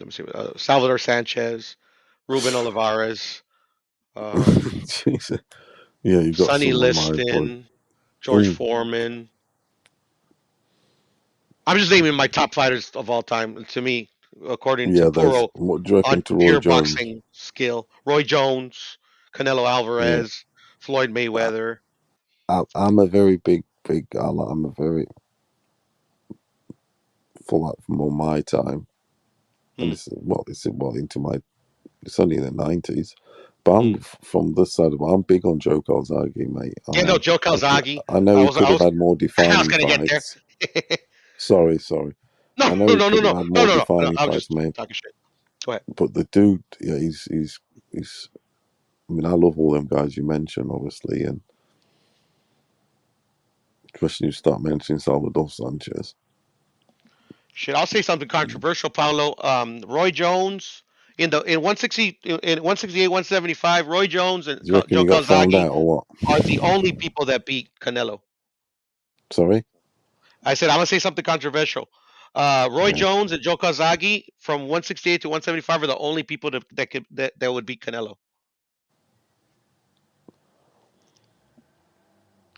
You're saying that Roy Jones and Calzaghe could beat Canelo The only fighters within those weight divisions ever? ever. Like, yeah, is that really? Yeah, that's controversial Why? because Canelo's still fighting. Why? It's Yeah, just it is. Canelo is that good to me. Like literally, like I've been contemplating him, Floyd, Roy, all of the greatest fighters I've ever seen. Like literally, either through Why do you television think Joe or beats live. him? I shit. Like I right now, it's I because like shit, man. I've never seen anybody like Joe Kozagi before in my life. Yeah, he's fucking the I'm not guy saying could have he's him. the greatest, but I've never seen. No, I still have not seen another Joe Calzaghe. you see that he was a hard worker. Also, that dude. Hmm. Obviously, the hands was an issue, but he was a hard Defense worker too. underrated, power Yeah, underrated boxer, yeah. underrated IQ. Like literally, like I would literally have to study like Joe Tank Kazagi's every forever. fight. Tank Yeah, forever. exactly. Like Salvador Sanchez, like Yeah. Chavez No, in his that is the prime. daddy. That You is know, the daddy. The don't yeah, Salvador right. Johnson is the top one. Like literally, I have to analyze Calzaghe to Calzaghe's see good if he's like tank, one of but the not greatest of all time. Salvador Sanchez. But off the top of my head, Calzage's the man, man. Tell you now, that guy's at the time, because to me he was like my favorite boxer of in the 90s. Who? When his era, Who? Calzaghe, Mine as well. because of obviously my living here and Hmm. obviously I've got more access to him, and you know what I mean. Shit, I It's was the only one they that knew who, feed who he was over here. exactly they feed. Oh yeah, because of the Welsh thing and all that. They didn't know No, him not here, that my. because They didn't know him 168 here, my they don't friend. care about Only the they boxing don't care. fans knew him here Oh at the yeah, start. really? That's nuts. because it was like hated. It didn't get that love in the UK, did it? In the press. I did not know that. I thought they loved him over there. In the end, yeah, when Oh, he okay. got the In the Roy end, they Jones loved and him, but Hobson fights. during they didn't. What I'm saying is when he was fighting, like when he just won his title and he was getting some defenses going on, he wasn't like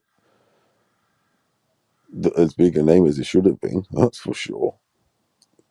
Because that's why I loved him so much, because he was hated, especially. Don't forget, he was from Wales. I'm from in England. He wasn't liked. Yeah, right. They Because he's don't, they Welsh. don't like the Welsh. They don't like the Welsh. Yeah, I've heard that. Oh, I've Tom, heard that. no, they don't. Call them sheep shaggers. They like It's they only like two Welshmen that I've heard in England. Giggs and Joe Kazagi. yeah, Giggs because of Manchester United. Yeah, they Right? like That's what him. I've heard. I don't know. Yeah, You know, I'm not from there. that's You know what I'm true. saying? That's true. And Bale But a little bit. who? Christian Bale. I've heard he's kind of hit or miss. Okay, That's what I've heard. Christian Bale. Yeah, the actor. But No, not Christian Bale. yeah, Excuse because me, I Gareth Bale. so wanted him Gareth to Bale. fight those fights. Gareth. Excuse me. I thought you were saying the actor. Yeah, Okay, I see football how Christian player. Bale because he lived over there, but no, Gareth. Excuse me. Yeah, Footballer from Wales. yeah, I was wondering, like, yeah, where's he? Bale? Is he from the UK? I'm not sure where he's from. He lived. He actually was born in Los Angeles, but he moved to the UK as an infant, and he lived there. He still lives there. Mm. And we're talking about Wales has Batman got now, good. right? Yeah, Wales Okay, is known for acting and singing. They're Oh yeah, the Welsh top. they can sing They've got an and Oscar act. winning. I'm sure they've got an Oscar winning actor. Of what's his name? Silence of the Lambs. Anthony Hopkins. Oh, he's Welsh. I did not know. I forgot. What's his name? Hopkins. Anthony Yeah. Hopkins. I thought he was Yeah, Scottish. pretty sure he is. You're I'm right. pretty He's sure Welsh. he is. Let me just I check. think he's Welsh, but yeah, double check that. Just Be right back. I'm gonna take a piss. Yeah, man.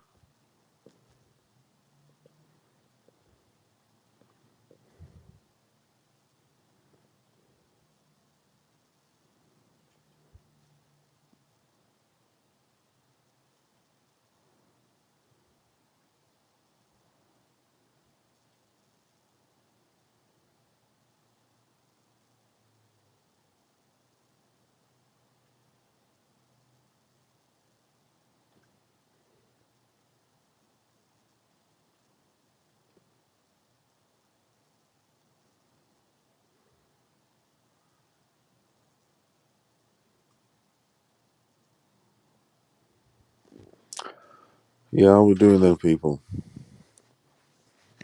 Danny the Great. Salute me. Danny. Danny, you don't mess about, do you? You're going to come on the panel then, Danny, and tell me how Gurdo, or Zurdo, should I say, beats. Oh shit. How Hello, we breaker. diddling? 1 2 1 2. Can Make anybody hear or me? break it. You hear me, brother? How we doing? Okay, cool. Yeah, I had a chance to Yeah, take a so peek. he's a Sir Anthony Hopkins. Yeah, I knew he's a Sir. Yeah, Welsh. He's Welsh. There you go. Yeah, they are known for the acting and the singing. Oh, he sings too? No, not him, but they're known for their singers. Oh, they're known also. for singing. Got it. Like that, what's her name? That Jennifer, she did the James Bond, Shirley Bassey. Well, okay. View of the She Kill. was from Not A View Wales. of the Kill. Big A View to Kill? No, she did one of the Tomorrow. James Bond films. Yeah, Never Say I think so. Never. No, Diamonds Are Forever, I think. Diamonds Are Forever. There you go. That's it. I think so. Diamonds Are That is the one. Forever. Yeah, that's Shirley Bassey. So she was I a love James huge Bond, thing. by the way. Yeah, so do I. I'm a James Bond nut. I'm telling you. Well, I don't. I do like old James Bond. Who's your favourite one though? It's a tie. Shit, man. It might be a three-way tie because I underrated him at the 3-way beginning. for Yeah, because Daniel Craig impressed me, you know. But who initially for me, Daniel Craig, says what? huh? Daniel Craig's what? Daniel Craig. Initially, I underrated him. You know, I kind of thought he was Yeah, mediocre. But in yeah. my opinion, Daniel Craig, Pierce Brosnan, and Sean Connery. Oh, interesting. And then kind of four-way tie, Roger Moore. I love Roger Moore, James Bond. Yeah, I was always a big fan of Sean. Yeah, who isn't? To me, it's Sean and Roger Moore. Roger Moore. I love Pierce Yeah, Brosnan's I James like. Bond too, though, Yeah, boss. but yeah, but I do like Roger Moore. This, Yeah, Roger Moore, Octopussy. Shit, I love Octopussy. and That's my favorite. That's one of my favorite. But my favorite James of Bond film is fucking the one where he dies. You Only Die Once. No, shit. He goes to Japan. I remember. You does only it? live once. Fuck it, I'm having fun. I forget, but he Yeah, dies and then he comes back as a Japanese dude. That's my favorite one. yeah, I like those Jaws bloke. I mean, there's loads of them. Oh, the So one with Jaws. That's fucking. What is yeah, that? but A I Man with haven't a Golden watched Gun. the recent ones. The recent ones, I'll be The honest, recent I ones haven't watched. are I haven't watched them. badass. Are Are they badass. good? You gotta I'll watch be them. honest with you, I They are haven't good. kept up to date with the They're recent very ones. good. Are they good? Are they? That's why I told you, man. Daniel Craig, man. Are they I still saving underrated the him, bro, world? but he's Are they great. still? Oh, What are they still saving the world? What's going on then? they kind of rebooted it with the new ones. Okay. You know, they start off as James Bond's like kind of like his origination story, and even Blofeld comes back at the end. Ah, right. All right. So they've okay. Hans Marva Blofeld, I forget So what he they're calls himself. feeding it to the new generations, aren't they? Yeah, yeah, and then Yeah, kind of. as M Okay. becomes a man again. I haven't.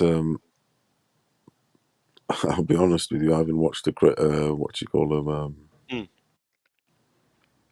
What's his name? Who was in the lay cake? You just mentioned him. Well, which one? Daniel Craig? Yeah, Daniel Craig. Yeah, I haven't watched one with Daniel Craig. No, you haven't watched any of the Daniel Craig ones? Nope, I haven't. Yeah, you can't trust me. If you're a James Bond fan, you will enjoy them.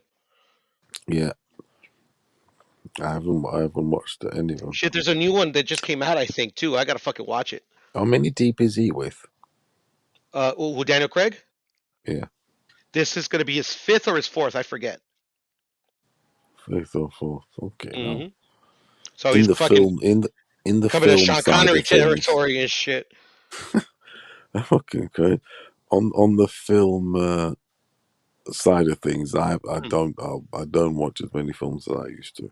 Me too. Definitely don't. Me too. I I just miss I don't miss movies, to be honest. because we were like. It used to be that I don't know.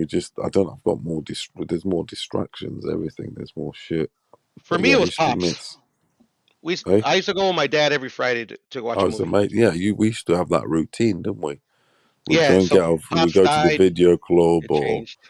the video whatever Mm. blockbusters, or whatever, or I DVDs, or remember that whatever they shit. have. Yeah. Obviously, we've been through all the eras. Yeah. Right. you, Fuck, man. you, and you get your films, whatever, for the weekend and shit, and watch them more than once. And hmm Yeah, the movie theater is. I miss the movie theater because it was like yeah, going to the movies. going to movies. It was just something to do to get out the house sometimes. Mm, Like can't it just watch. was, It's not the same watching like a new release at your house. yeah, and I think you also then, I think because you've put that effort in, it's like you appreciate it more.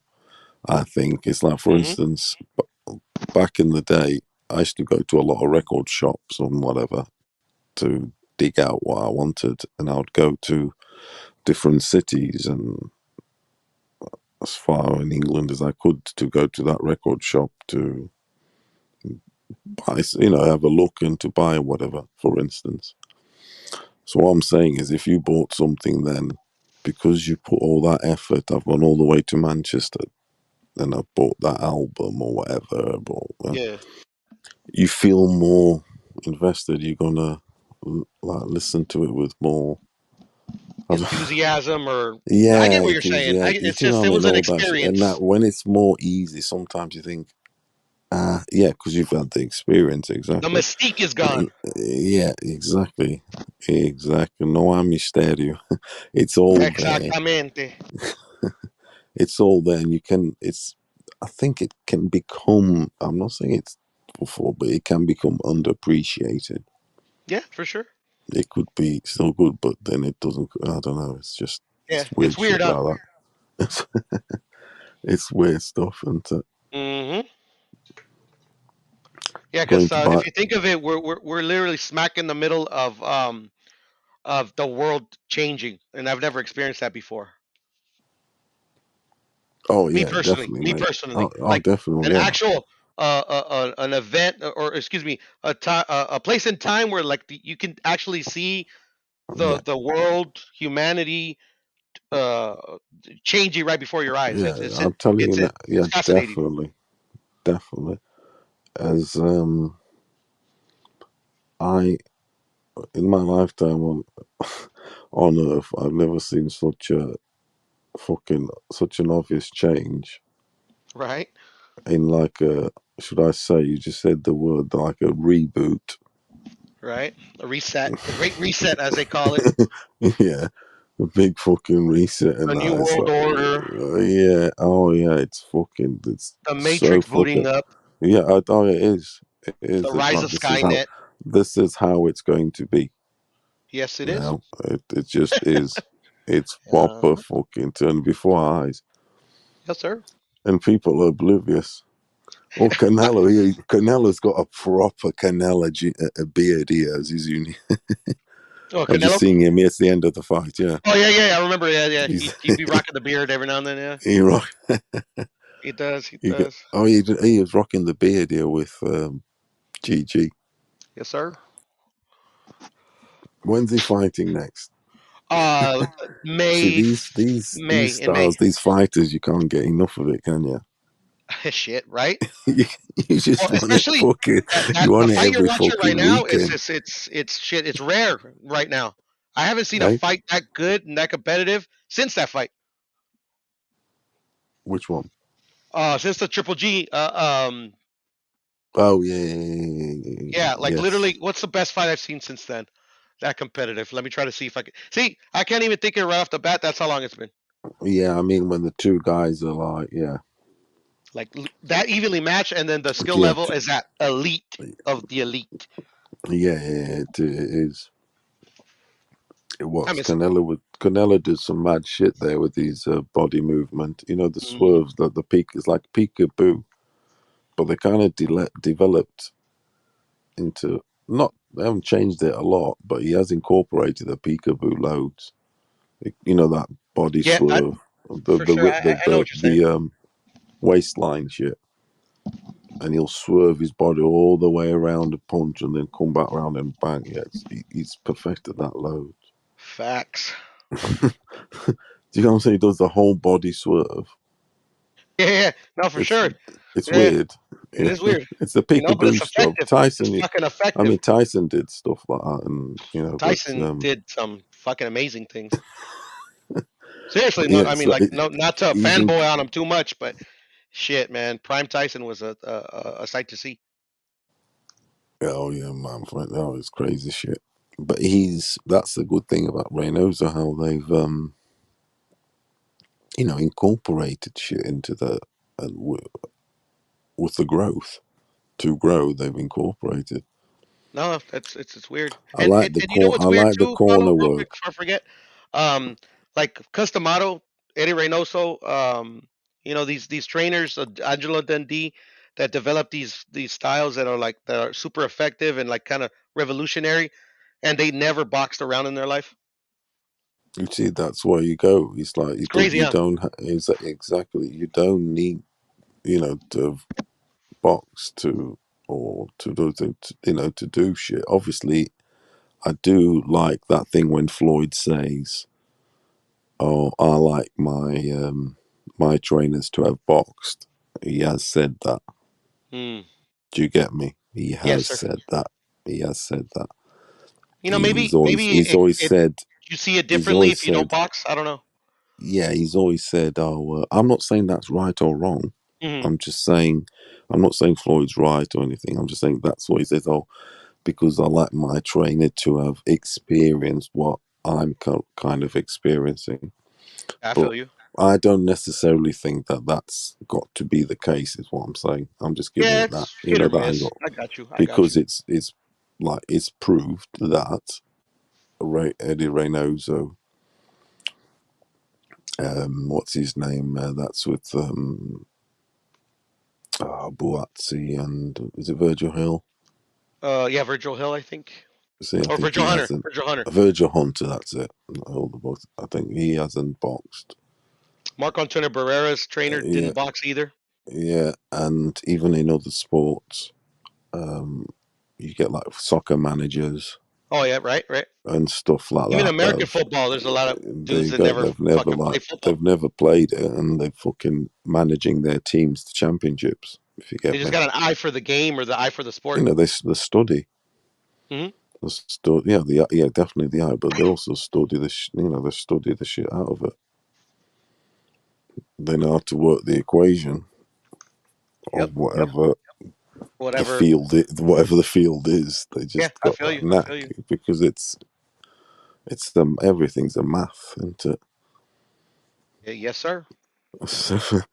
Especially boxing, it's fucking inches and Yep. Millimeters. You centimeters know, and centimeters, whatever. the Yeah. length, just stick that, space, all that's all math shit, working shit out, isn't it? And Yep. blah blah blah. You know the score, don't you? Yes, sir. Your favorite beer here is Mm. on the canvas. Oh yeah. Tecata. Oh shit. Tecata. Yeah. Right. Fuck that, man. That's literally like piss in a can. Is it?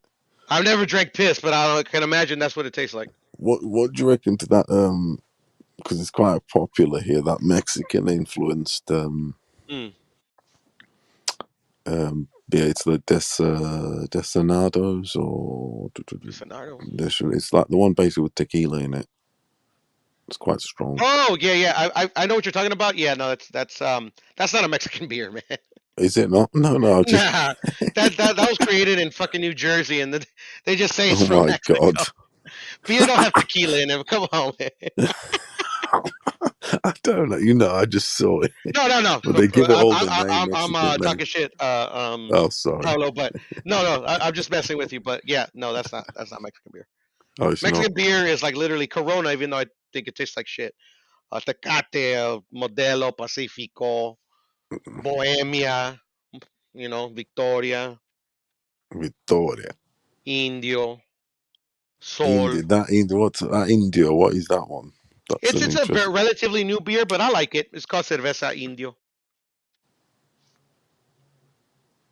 Is that the red Indians or the what is it? Oh, I have no idea. They just call it Cerveza Indio. It's tasty though. Comes like in a green bottle. Is it green? Is it nice? Is it? Yeah. Um. What else is there? Oh, Dos Equis, amber and lager.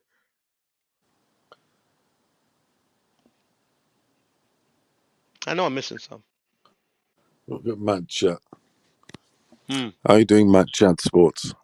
Mad Chat, what up? Mad Chat is a legend. He is. Proper whiskey equals trash equals McGregor.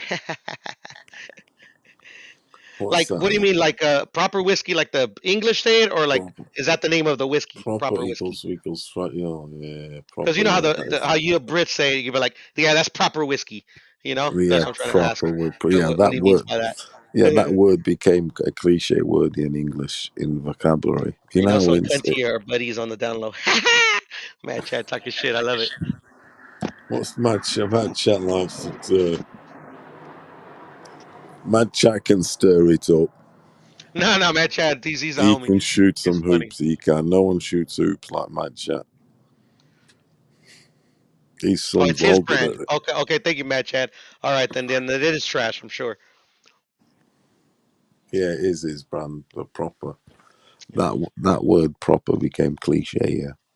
As Oh in, yeah, so you guys don't use you proper know, no more.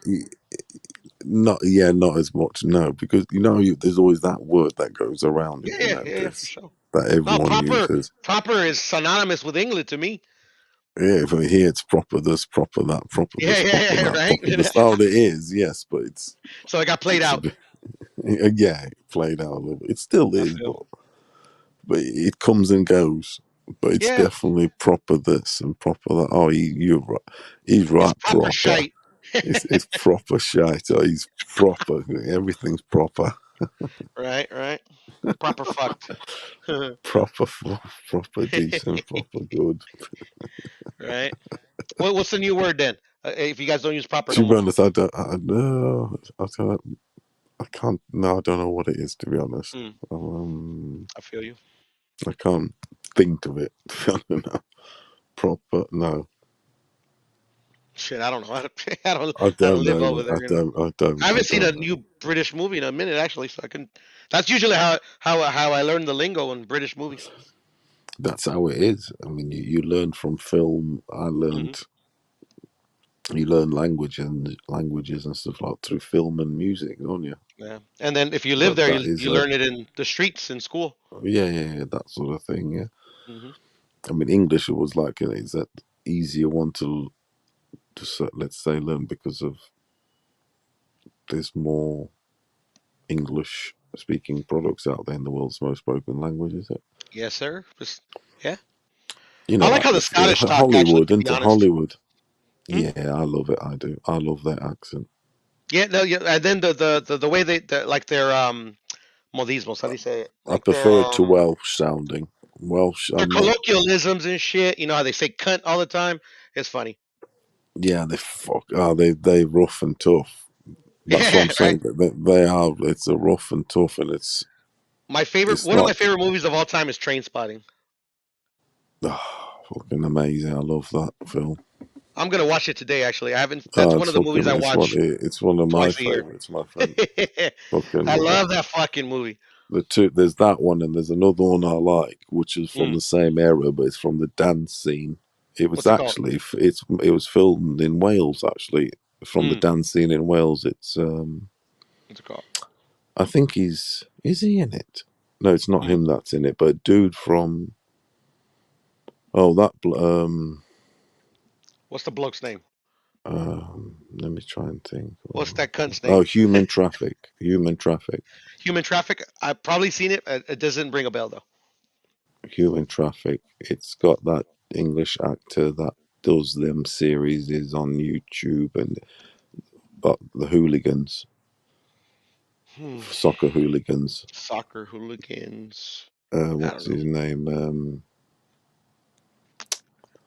I'm sure. Here, what's it called again? I gotta see if I've seen it. Human Traffic.